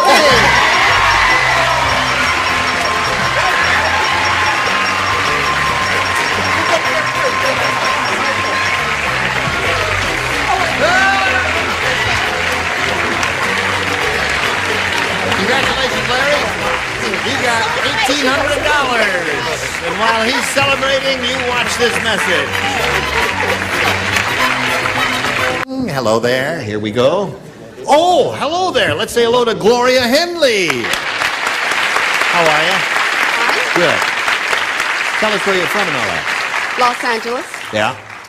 and I'm married to a wonderful man, and I have two daughters, Sharon, 5, and Charnaze, 2, and 2 dogs. 2 dogs. 2 dogs, Eli What and breed? Duchess. Dobermans. Dobermans. Yeah. Oh, boy. Well, all right, let's now fiddle around with this. Ladies, you got 2 big Dobermans there. They're vicious animals there. All right, Gloria, it's up to you. You may have A or B. B. All right, we're off and running.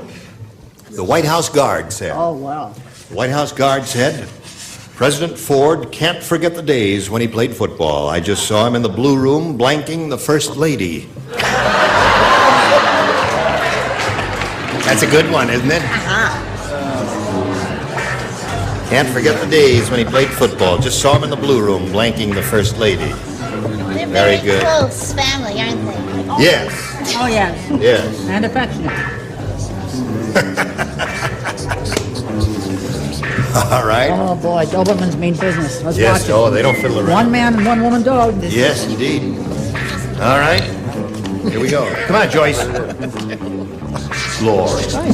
The White House guard said President Ford can't forget the days when he played football. I just saw him in the blue room blanking the First Lady.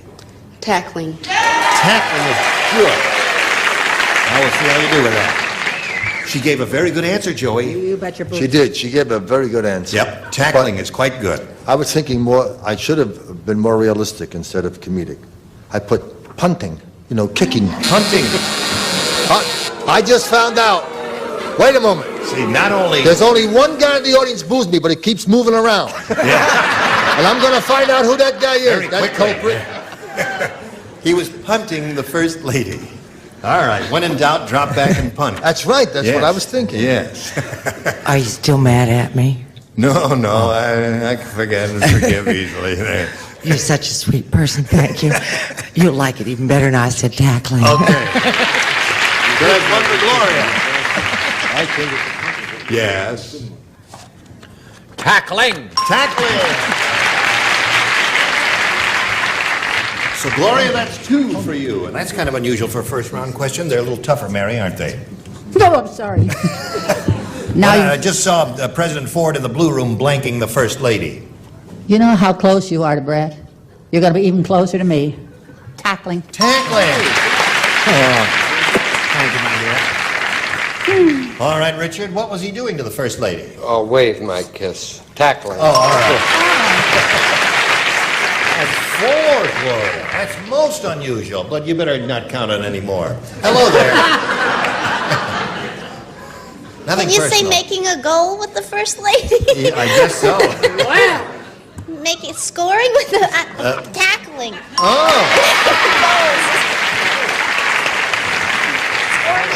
That's most unusual for a first-round question, isn't it, Larry? You've been up here a long time. She's got 5. Let's see how you do with yours. Did you see that I was the only one who didn't copy? Right. Try this one, Joey. Ralph the prisoner tunneled out of his cell, but he made a big mistake. When he surfaced, he discovered he had tunneled into the blank. See? Dug a tunnel out of his cell, but he made a mistake. When he surfaced, he discovered he had tunneled into the... Prisoner. Yeah, he's a prisoner. Tunneled out of his cell. But he made a mistake. When he surfaced, he discovered he had tunneled into the... You got it. Right? You like that one, Yes, Ron? indeed. Very good. That's nice. Good. Oh, my goodness, mine is a good answer. I have a very good answer. Excellent. Some people don't. Some people near me do not have good answers. But They should be mine is nameless. Yeah. Me, namely. All right, Larry. Ralph the prisoner tunneled out of his cell, but he made a big mistake. When he surfaced, he discovered he had tunneled into the... Warden's office. Warden's office is good. What do you say to that, Joey? Just once, I'd like to see a boo a contestant. Warden's office. There's one. One for Larry. What do you have? Larry is a potential Mr. Right. Would I let him down? Warden's on. That's two for Larry. Something you want to show Larry there? I beg your pardon. Warden's office. At this moment, the score is 5-3. This is a lively first-round number. Mary? Would you please find out what Larry's doing after? Oh, okay. Warden's office. Looking for the warden's office. I'm sorry, he tunneled into the prison toilet. The prison toilet. So the score at this moment remains 5-4, and now we Is it? come... I've got to go. 5-4. No, stick around till the end there. Oh. Can you stick around till 4? Yes, Good. Yes, ma'am. How did they get warden's office? Oh, I'm sorry. I was thinking about the watchdogs in the prison kennel. Prison toilet. That would be a big mistake. Big mistake. That would be So, a terrible in round mistake. 1, 5-4 in favor of Gloria. Very well done for both of you. Two good players here. Come back and see how it ends. We got to cool it here now, but you will come back next time because this is a very exciting first round. 5-4 in favor of Gloria. And our second and final round will occur next time we get together. And you will all come back too. Because Don't forget, Saturday we've got to watch Doc. Oh, Doc. Yes, oh, yes. 8:30 New York CBS. time on CBS, the number one network in America. Yahoo! Hey, anything you want to plug, Joy, before we go? No, but I would like to say many people have asked me, I pinch her for Toady Fields in Vegas, and she's coming along fine. Toady Fields is coming along good. Good. Thank you, Joy. Gene Ravenner, join us next time for Match Game 76. Goodbye.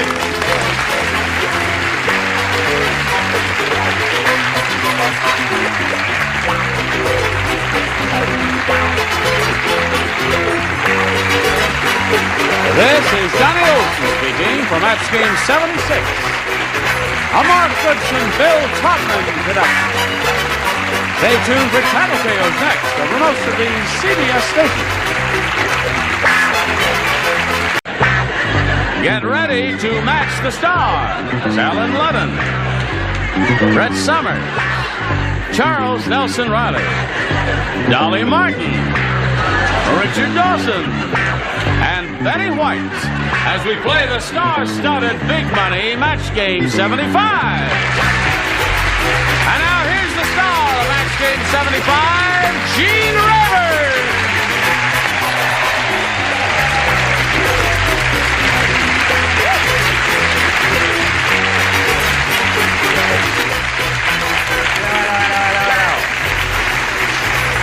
Hey, Gene. That's Betty Boop, isn't it? Gene, Yeah. we should have called. Oh, yes. Oh, well, we're twinsies. Yeah. Sorry about that. Well, it's Do you my have the show. same dress? Sorry, I should have checked with the stars, shouldn't Well, I? you can do the show in your shirt sleeves if you like.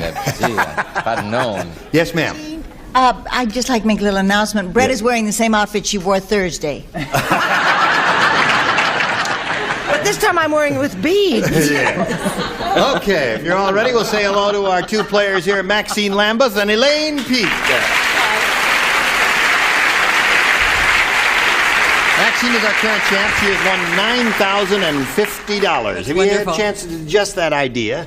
Not yet. You haven't. And she's being challenged by Elaine, who's had her first round question and didn't match anyone. And your first round question will come up in a moment or so, but right now we've got this for you. All right, Game show here we go. for 15 years. There we go. Now that's for you, Maxine, your first round question. The Tidy Bowl man said... Love it. Oh. Josephine the plumber is out to get me. Yesterday, she opened up the tank and threw a blank at me. That's what the Tidy Bowl man said. Josephine the plumber is out to get me. Yesterday, she opened up the tank and threw a blank at me.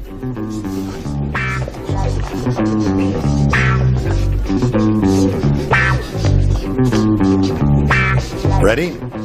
Oh, Ready. I have a better. Upper tiers ready? Love my ass. Am I allowed to say that? That if you want to. What are we doing over here?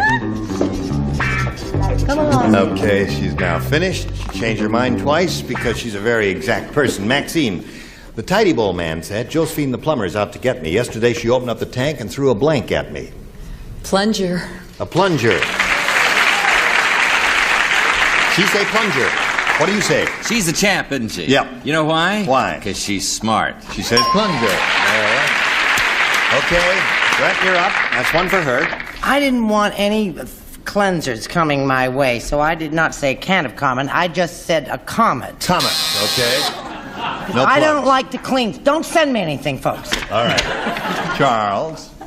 What have you got? Charles, you have a medal. Yes, I'm wearing a medal from the Television Academy. Is that a medal? It's for the from FSNTBWGBA Award. What is the SFNWGBA Award? For sitting next to Brett without going bananas.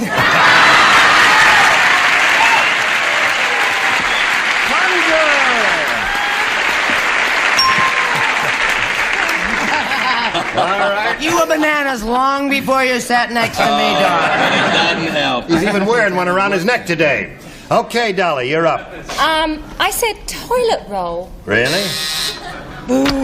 That's nice, dear. Flush it down that little hole there. Flush it down. Okay. What was the question? What was the question again, please? Yeah, Josephine the plumber's out to get me. Yesterday she opened up the tank and threw a blank at me. He's in a boat, isn't he? That He's in a little devil? boat in the Well, a tank. plunger won't get you. No. What's the way you really sink it? You toss an anchor in there. Toss an anchor. Boom. Down to the Jeep. There he goes. The thing is to match her. Yes. Look at that. Did you see Betty's lips move when he spoke? All right, Betty, your turn. These may not match, but Brett and I believe in playing clean. Can of common. Can of common. Okay. So that's 2 for you. That's the end of round 1. 2-0 to score in favor of the champ. Elaine, please make a selection. I'll have a B this time. B it is for you. Everybody plays. The tuba player said. I may be crazy, but I'm not deaf. I can read. You don't have to have me read lips. Well, I want you to understand it correctly.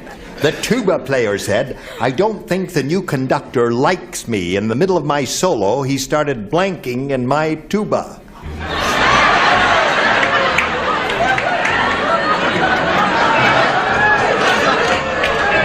What'd you say, dear? He says, I knew you'd ask me again. I don't think the new conductor likes me. In the middle of my solo, he started blanking in my tuba. How far was the tuba from the conductor? And what was the trajectory? The tuba player said. How old was the conductor?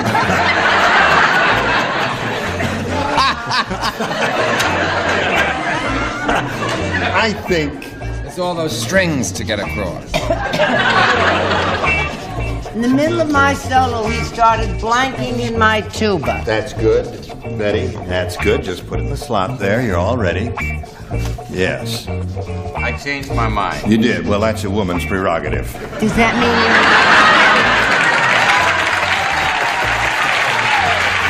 That is a sexist remark. you leave him alone?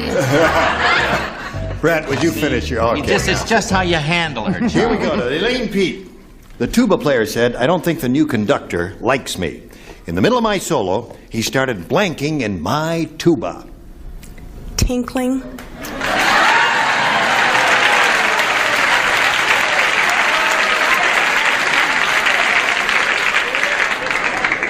Let's see. In a symphony orchestra. Margaret Ferguson is going to be very surprised. Violins are here. The cellos are there. The drums are up there, and the tubas are way back there. No, I don't believe Even with my medal, he couldn't do it. What do you say there? Can I just skip this whole thing? No. You got to show and tell. Those are the rules. Okay, it's not any better than tinkling. It's just a little bit worse than tinkling because it's no more logical. I said blowing because I couldn't think of anything else. In the middle of my solo, he started blowing in my tuba. Well, I deserve that. Thank you. Do you want to see my tank watch?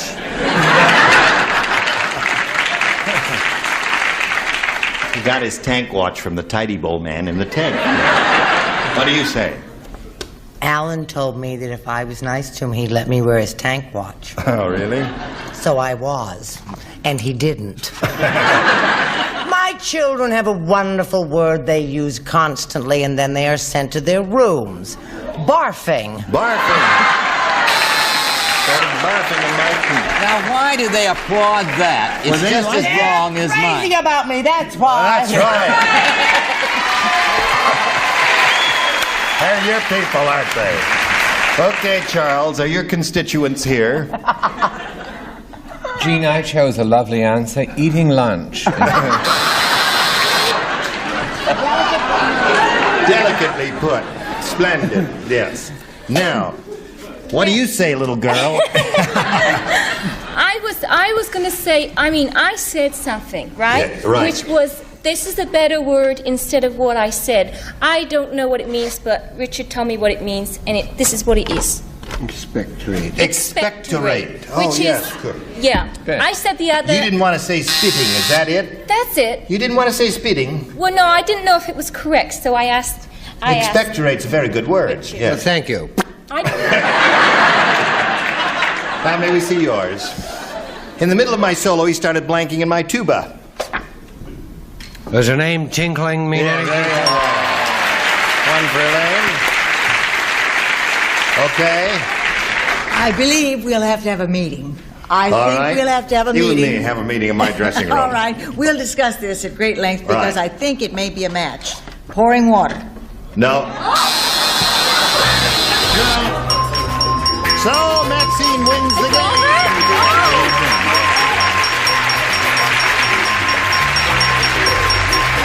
Congratulations. That's another $100 for you. Well, Elaine, I'm sorry to see you go. It was a pleasure meeting you. I enjoyed it very much. Thank you, and we've got a gift for you, together with our thanks for being on Match Game 75. Bye-bye. Goodbye. Now we spin her off. Elaine, how many times do I have to tell you? I don't like long goodbyes. Here's a little message for you. Goodbye.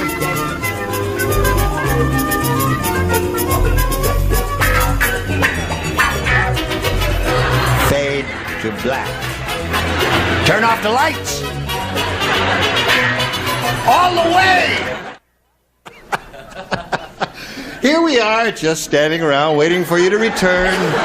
Now that you've come back, Maxine, who has $9,150, is going to try for another $5,000. Ready? I'm ready. We polled a recent studio audience, got their best response to this.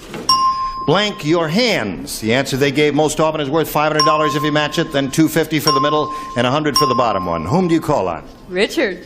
What do you say, Rich? Clap your hands. Clap your hands. Okay, there's one.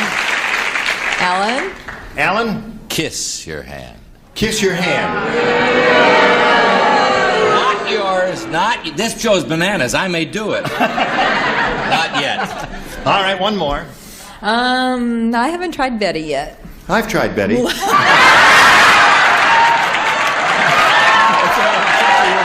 joke there, that's all.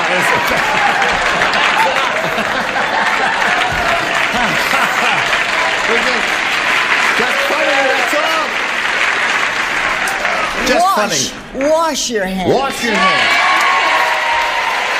So now you got wash your hands. Oh, it's hands. Clap your hands. We couldn't see the S. We couldn't see the S. I couldn't either.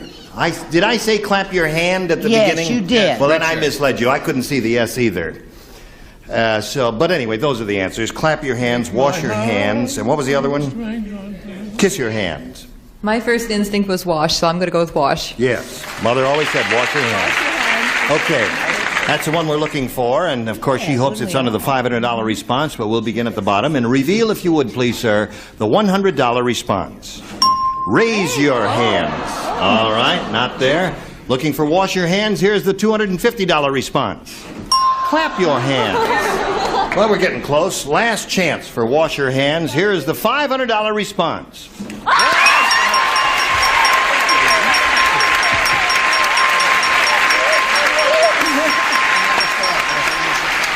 Congratulations, my dear.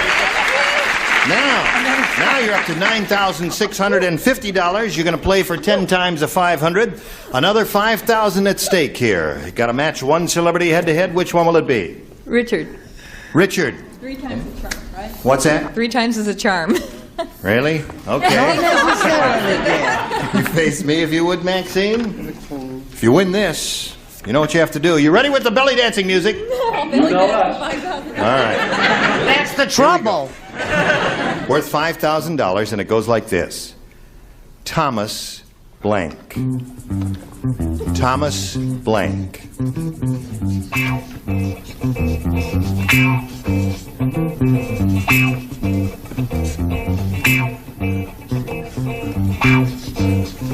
Thomas blank. He's finished. Now, Maxine, we need a response from you which you think will match his. What do you say to that? Thomas Edison. Edison. Okay. Richard, she says Thomas Edison matches you for $5,000. What do you say to that? What did he invent? What's that? He invented the electric light, bulb, and the gramophone, and the stock ticker, and all kinds of peachy things. Unfortunately, I have pain here. No, I have Edison.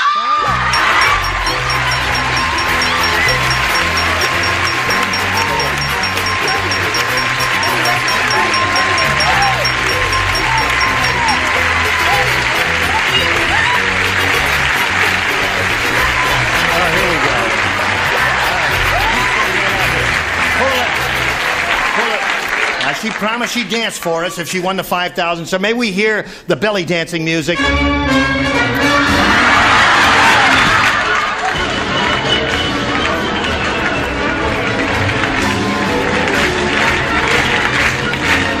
quit the act again!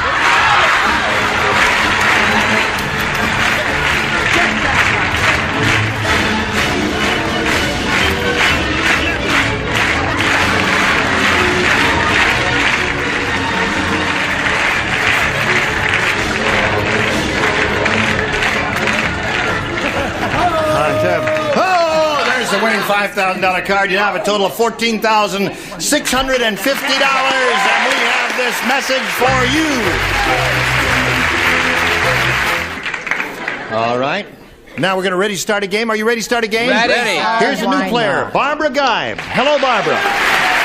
You know Maxine, right? Yes. Now, tell us a Barbara Geib story, if you would, please. I'm married, and Yeah. I've got 4 kids. 4? Mine, his, and ours. I see. And I like to water ski, and I love plants. And you like plants? Plants, uh-huh. All right. You have a green thumb? Yeah. Okay. All right. Nothing to be ashamed of to have a green thumb, is it? No.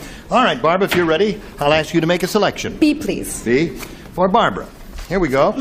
The passenger said, on the airplane, the movie projector broke down. Yeah. So, the pilot came out of the cockpit and showed us his blank.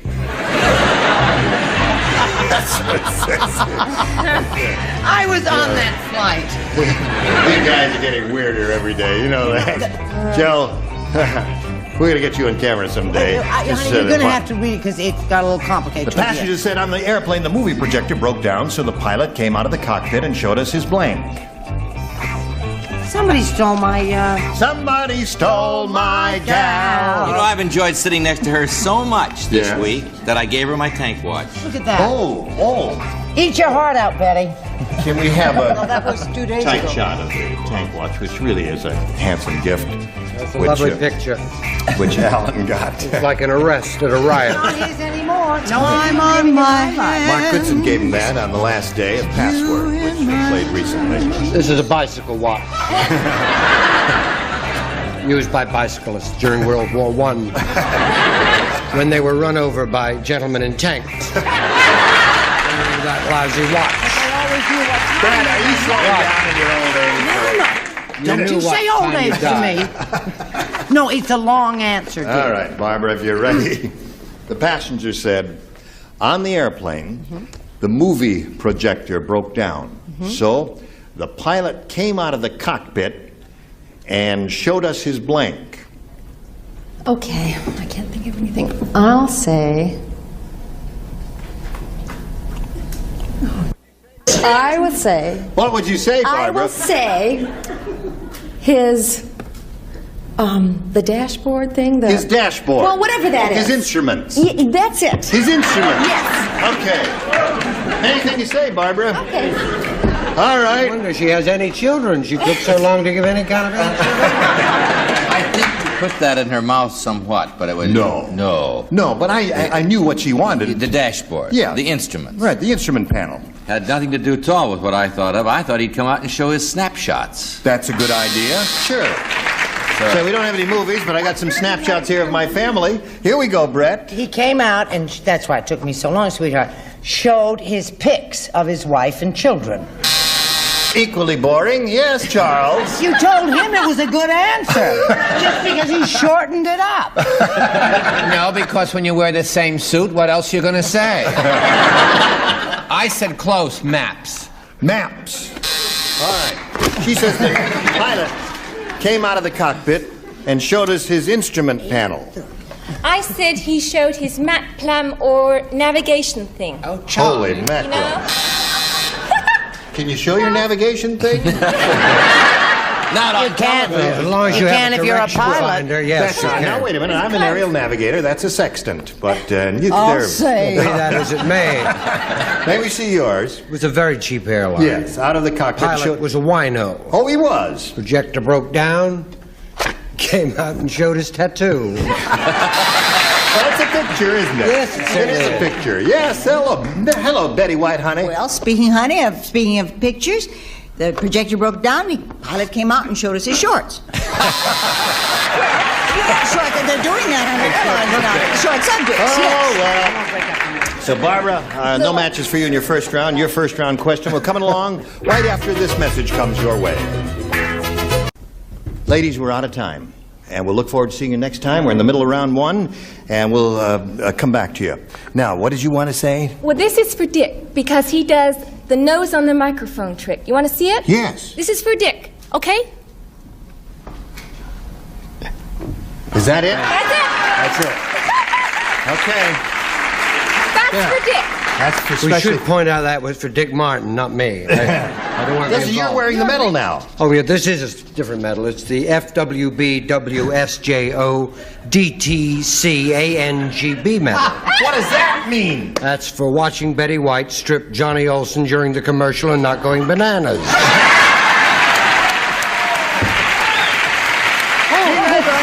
Next time we get together, these are the celebrities we'll have. Gary Berghoff, Brett Summers, Charles Nelson Riley, Brenda Dixon, Richard Dawson, and Patty Dorff. Join us next time. Match Game 75. Goodbye.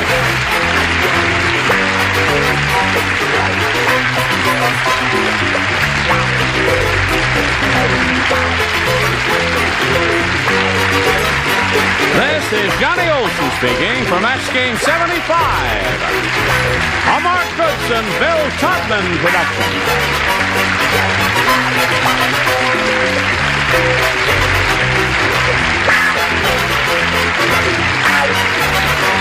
This program was edited for broadcast.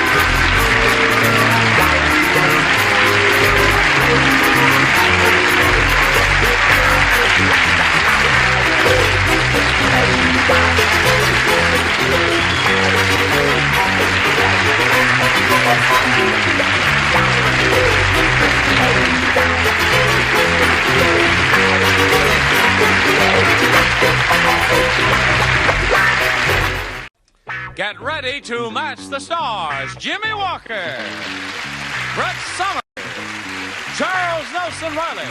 From Palmerstown, USA, Janelle Allen. From Password Plus, Allen Ludden and Betty White. As we play the star-studded Big Money Match Game PM. And now, here's the star of Match Game PM, Gene Rader.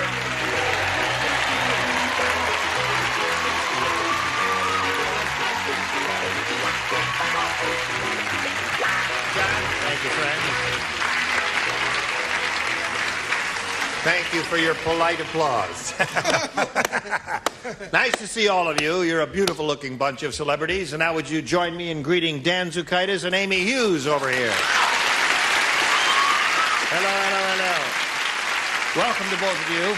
Let's find out who you are and where you're from. Amy, please. Well, I'm from Torrance, and I'm a theater arts major at Cal State University Long Beach. And I work part-time as a singing soda jerk. Really? A singing soda jerk. A singing soda jerk. You work behind a counter, or? I work behind a counter, and I sing Happy Birthday, beat on drums, ring bells, sirens, etc. Oh, that's cute. Is that down there in Torrance someplace? Yeah, in Torrance. Well, if we have a birthday coming up, we could go down there and whoop it up with ice cream and get sick and all that there. Well, good luck, Amy. Anyway, Dan, what about you? Well, I live in a town called Encinitas. It's a little seaside village about a half hour north of San Diego. I manage a real estate office there. I'm married, and I play hockey, I ski, and play racquetball. Good for you. You're a very athletic fella. Oh, he's powerful. He's really muscular. All right, just stay in back of the seat there. Now listen, here on Match Game PM, you'll each have 3 opportunities to match as many of our stars as you possibly can. The one who's done that most often at the end of the 3rd round will be the winner. And that person will go on to play the Big Money Super Match, which can pay off over $20,000. So here we go. Amy? A, please. A for Amy. A for Amy. Dean said, something crazy has happened to my television set. I can see Quincy and the Galloping Gourmet at the same time, and it's weird. Quincy is performing an autopsy on a blank. We are amused? All right, here we go. Amy. Dean said, something crazy has happened to my television set. I can see Quincy and the Galloping Gourmet at the same time. It's weird. Quincy is performing an autopsy on a blank. Turkey. Turkey is her answer. Now, Jimmy Boy, what do you say? I came up with one of the 3 or 4 best answers again on this particular question, and the best one in this case happens to be turkey. Aha! All right. I didn't say turkey. I don't like animal things because, you know, when Miss White's on the show, or Miss Flood, as the case. I said a English trifle. English trifle. Remember her? Yes. I remember her well, Betty. Yes. You're affected. You know that? You're affected. Affected? Affected. Is that the word? Yeah, that means she's stuck up. Yes. Putting on airs. I said a Cornish game hen. Cornish game hen. That's not affected. No. They wouldn't deal in turkeys on those shows. They're too cheap to meat. That's right. Galloping Gourmet and Quincy at the same time. Quincy is performing an autopsy on a... Leg of a lamb. Leg of lamb. Yes. Aha. And you, sir? I'm so often wrong, right? Yes. Right. Turkey.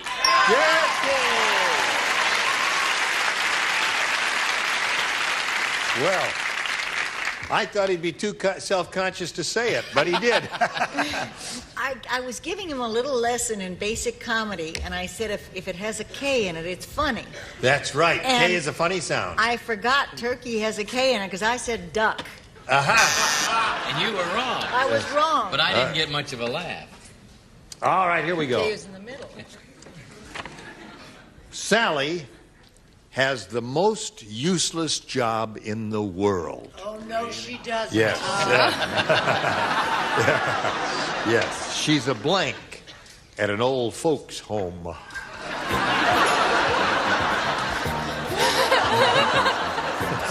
You Yep. Oh, You're Ready. the one. Now, Dan, Sally has the most useless job in the world. She's a blank at an old folks' home. Dance instructor. Dance instructor.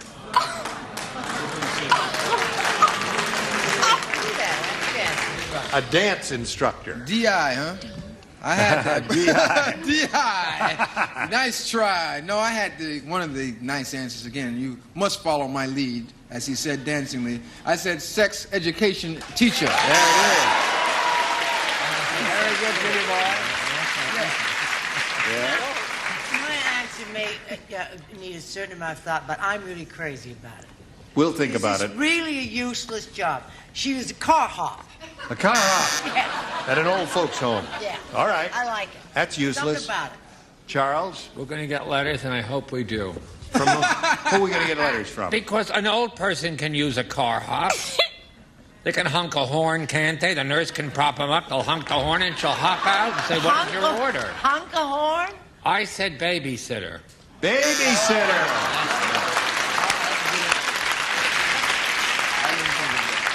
Wonderful answer, Charles. Jonelle. I shouldn't have changed mine. I had phys ed teacher, but I had dance instructor before. You had dance Yes. instructor and threw it away. Yeah, because old people dance. Yeah. Sure they Sure do. they do. Yeah.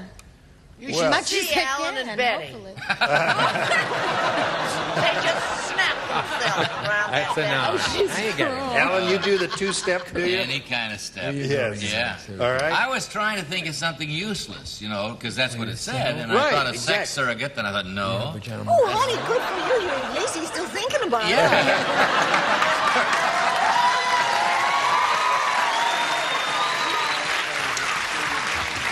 You know, I got myself into that. Yes, you did. So I thought of something. What do they not do? Right. They don't play football, so I had a football referee. Football referee would be a useless They've job. got wonderful elderly leagues. I've turn on seen you fast. pictures. Oh, they go for your jugular. Yeah. I thought that was very useless. Yes, quite useless. Not funny. Yeah, no. All right. There's only one really more use, because even a babysitter can double in brass, but an obstetrician really sits around. That'll get you. End of round one, 2-0, her favor. Round two coming up in a moment. Now this for you, if you please. Hello there. Here we go to round two, if you're ready. Amy, you're ahead. You'll go first. A again, please. A for Amy. Weird Willie lost his job as a farmhand after he took a branding iron and branded the farmer's blank.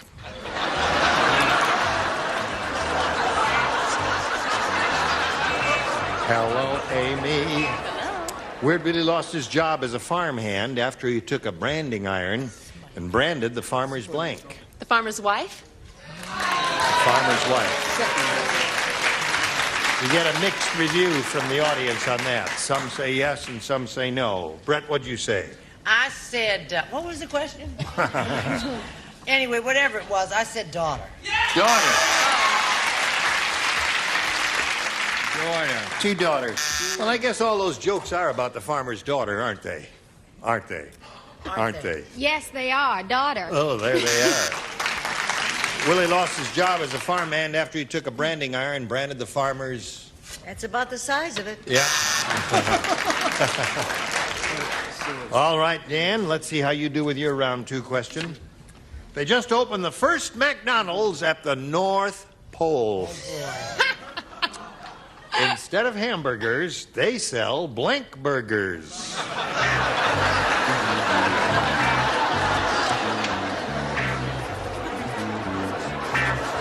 All right, Dan. They just opened the first McDonald's at the North Pole. Instead of hamburgers, they sell blank burgers. Walrus burgers. Walrus burgers. Don't like that, I take it. You're very quick to give an opinion, but suppose you were sitting up here, you'd have sweaty palms and flop sweat and all that. You'd say walrus burgers, too. Hello. Back to skiing for Big Dan. He'll be skiing shortly. The definitive and wonderful answer, ice burger. Ice burger. Thank you, crowd. Thank you, crowd. My people. I did mine in Italian. She gave it to the Isa office. Berger. Isa Berger. She was related to Senta Berger, the actress. Blubber burger. Blubber Burger.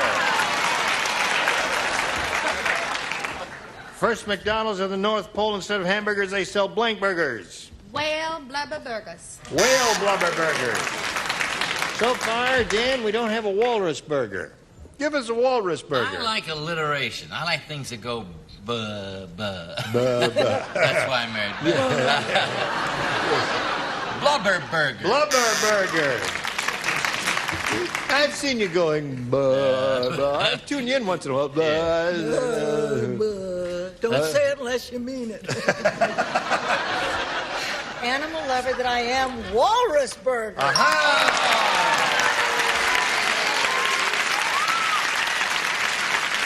All right.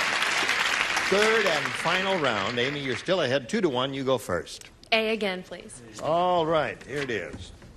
The judge told Dumb Donald he was going up the river. So Dumb Donald brought along a blank. All righty.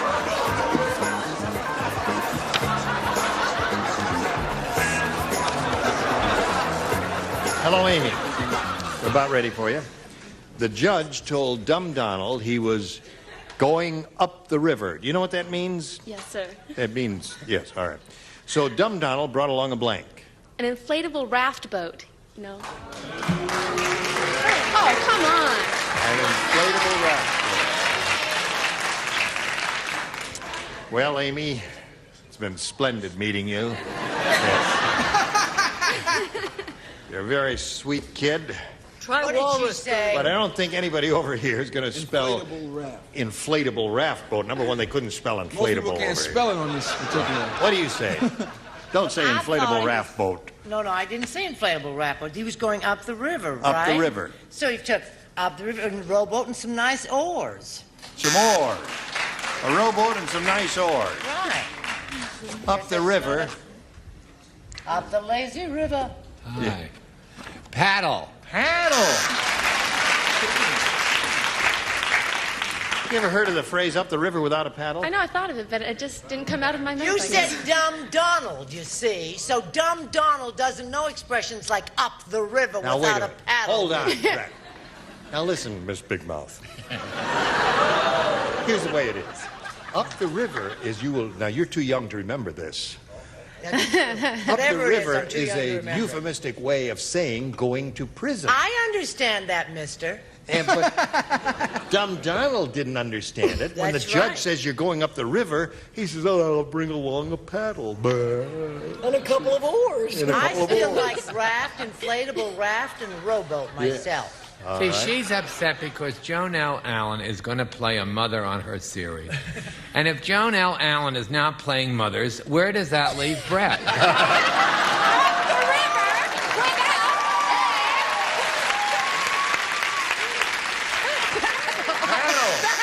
She's got to hang around for the Ma Whistler store. It's a What'd you very say sad there? thing. Miss Betty. I say I think we better have a meeting. We need a meeting because the first couple of words I put in invisible ink, I said boat. Amen. It's generic. That's why I said it Has was to be just inflated. All right. Watch Now. this, Ira. Well, now, here's that.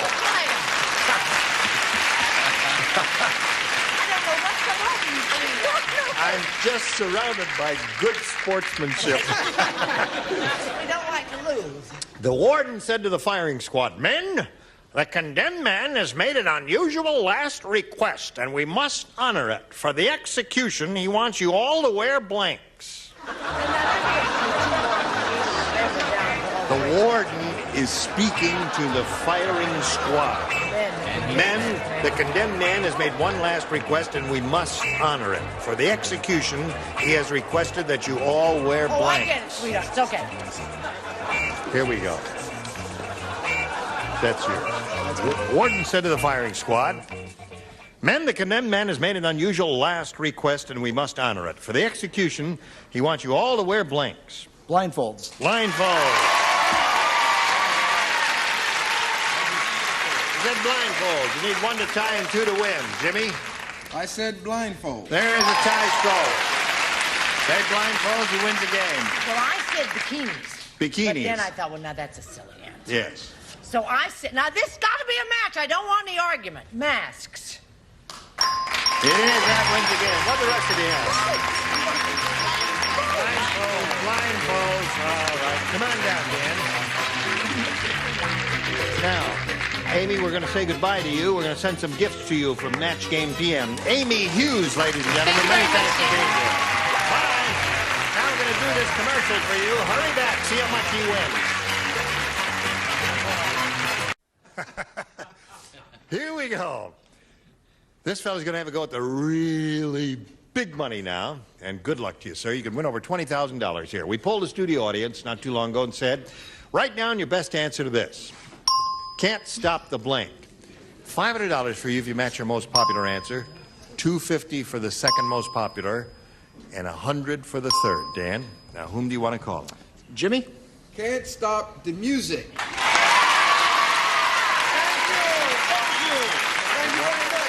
Betty? Alan Carr. Is Betty, have you got one? Betty. Oh, Betty. I had Can't Stop the Presses. Can't stop the presses. Okay, Alan?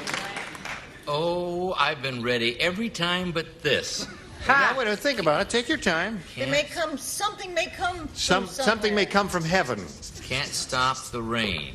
Can't stop the rain. It's adorable, Alan. All right. Can't stop the rain, can't stop the presses, can't stop the music are the three they've given you. Do you want one of those or one of your own? I've got to go with the music. The music. All right. Let's see what the music is. May we see the $100 response. Can't stop the train. That's nearly, almost like Rain, yes. Yeah. Close, right. May we see the next one, please? Can't stop the clock. That's true. Yeah. I don't know what it means, but it's true. Last chance for Can't Stop the Music. Go. Attaboy, Dan. Now, Dan, you've got $500. Means the least you could play for is $5,000. But you've got one more audience match, and let's see how you do with that. Let's see what it is. Lone blank. Good Lord. All right. Well, we've got to go with Jimmy again. Lone shark. Brett? Yes, dear. Now, just a minute. Did he call my name? Yes, slip your name out there. Now, just a moment. I'll think of something. No. Oh, loan. Well, loan office. All right. Boy, the next time I take your answer, Alan. The Lone Ranger. Lone Ranger. Rise again. Lone Ranger? All right. Like Peking Tom. Okay, so you got Lone Ranger, Lone Office, and Lone Shark. You want one of those or one of your own? I've got to go with Lone Shark. Maybe see the $100 response, please. Loan me a dollar. That's mighty angry. Love the grammar. It's a nice bunch of people you had. Right. Maybe see the next one. Lone Officer. See? Last chance for Lone Shark coming up here, Dan. Let's see if you've got it. Go. Yeah. Attaboy. Another $500 means another $5,000. You got a pot of $10,000 to shoot for, but you can make it into $20,000 if you get a lucky spin of the wheel. Grab that peg and give it a go, and we'll all root for a double, and here we go.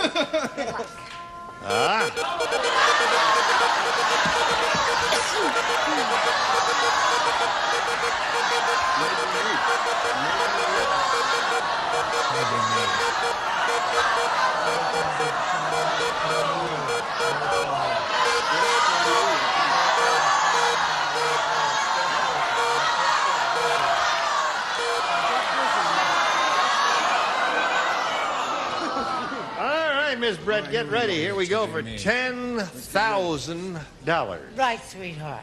Here it is. Blank sitting. S-I-T-T-I-N-G. Blank sitting. There it is. S-I-T-T-I-N-G? Correct. Gotcha. All right. Now, we want from you, Dan, the same answer that Brett's written on the card. If you give us that, we give you $10,000. I've got to go with baby. Babysitting. All right. Okay, Brett, he says babysitting for $10,000. You know, we just went on a little tour on Love Boat. You know, Yeah. they have the first, second seating, and the second sitting, and the thing, and babysitting. And babysitting.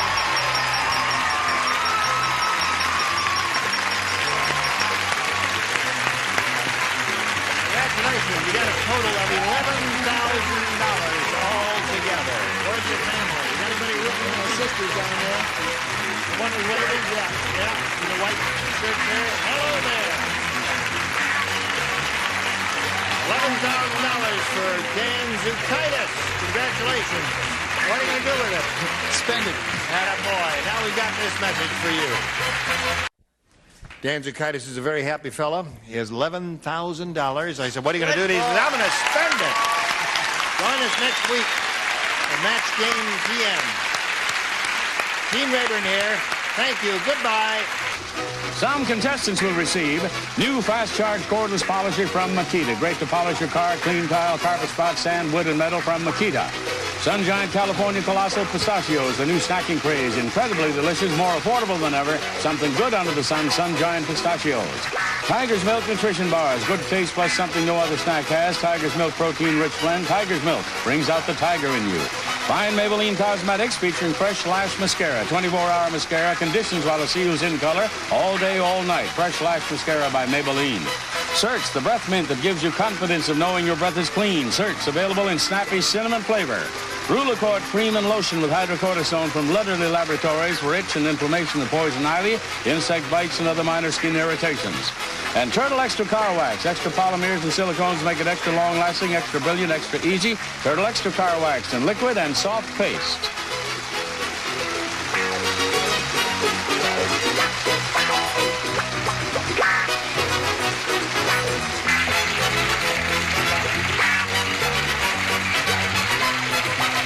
This is Johnny Olson speaking for Match Game PM, a Mark Goodson, Bill Todman production.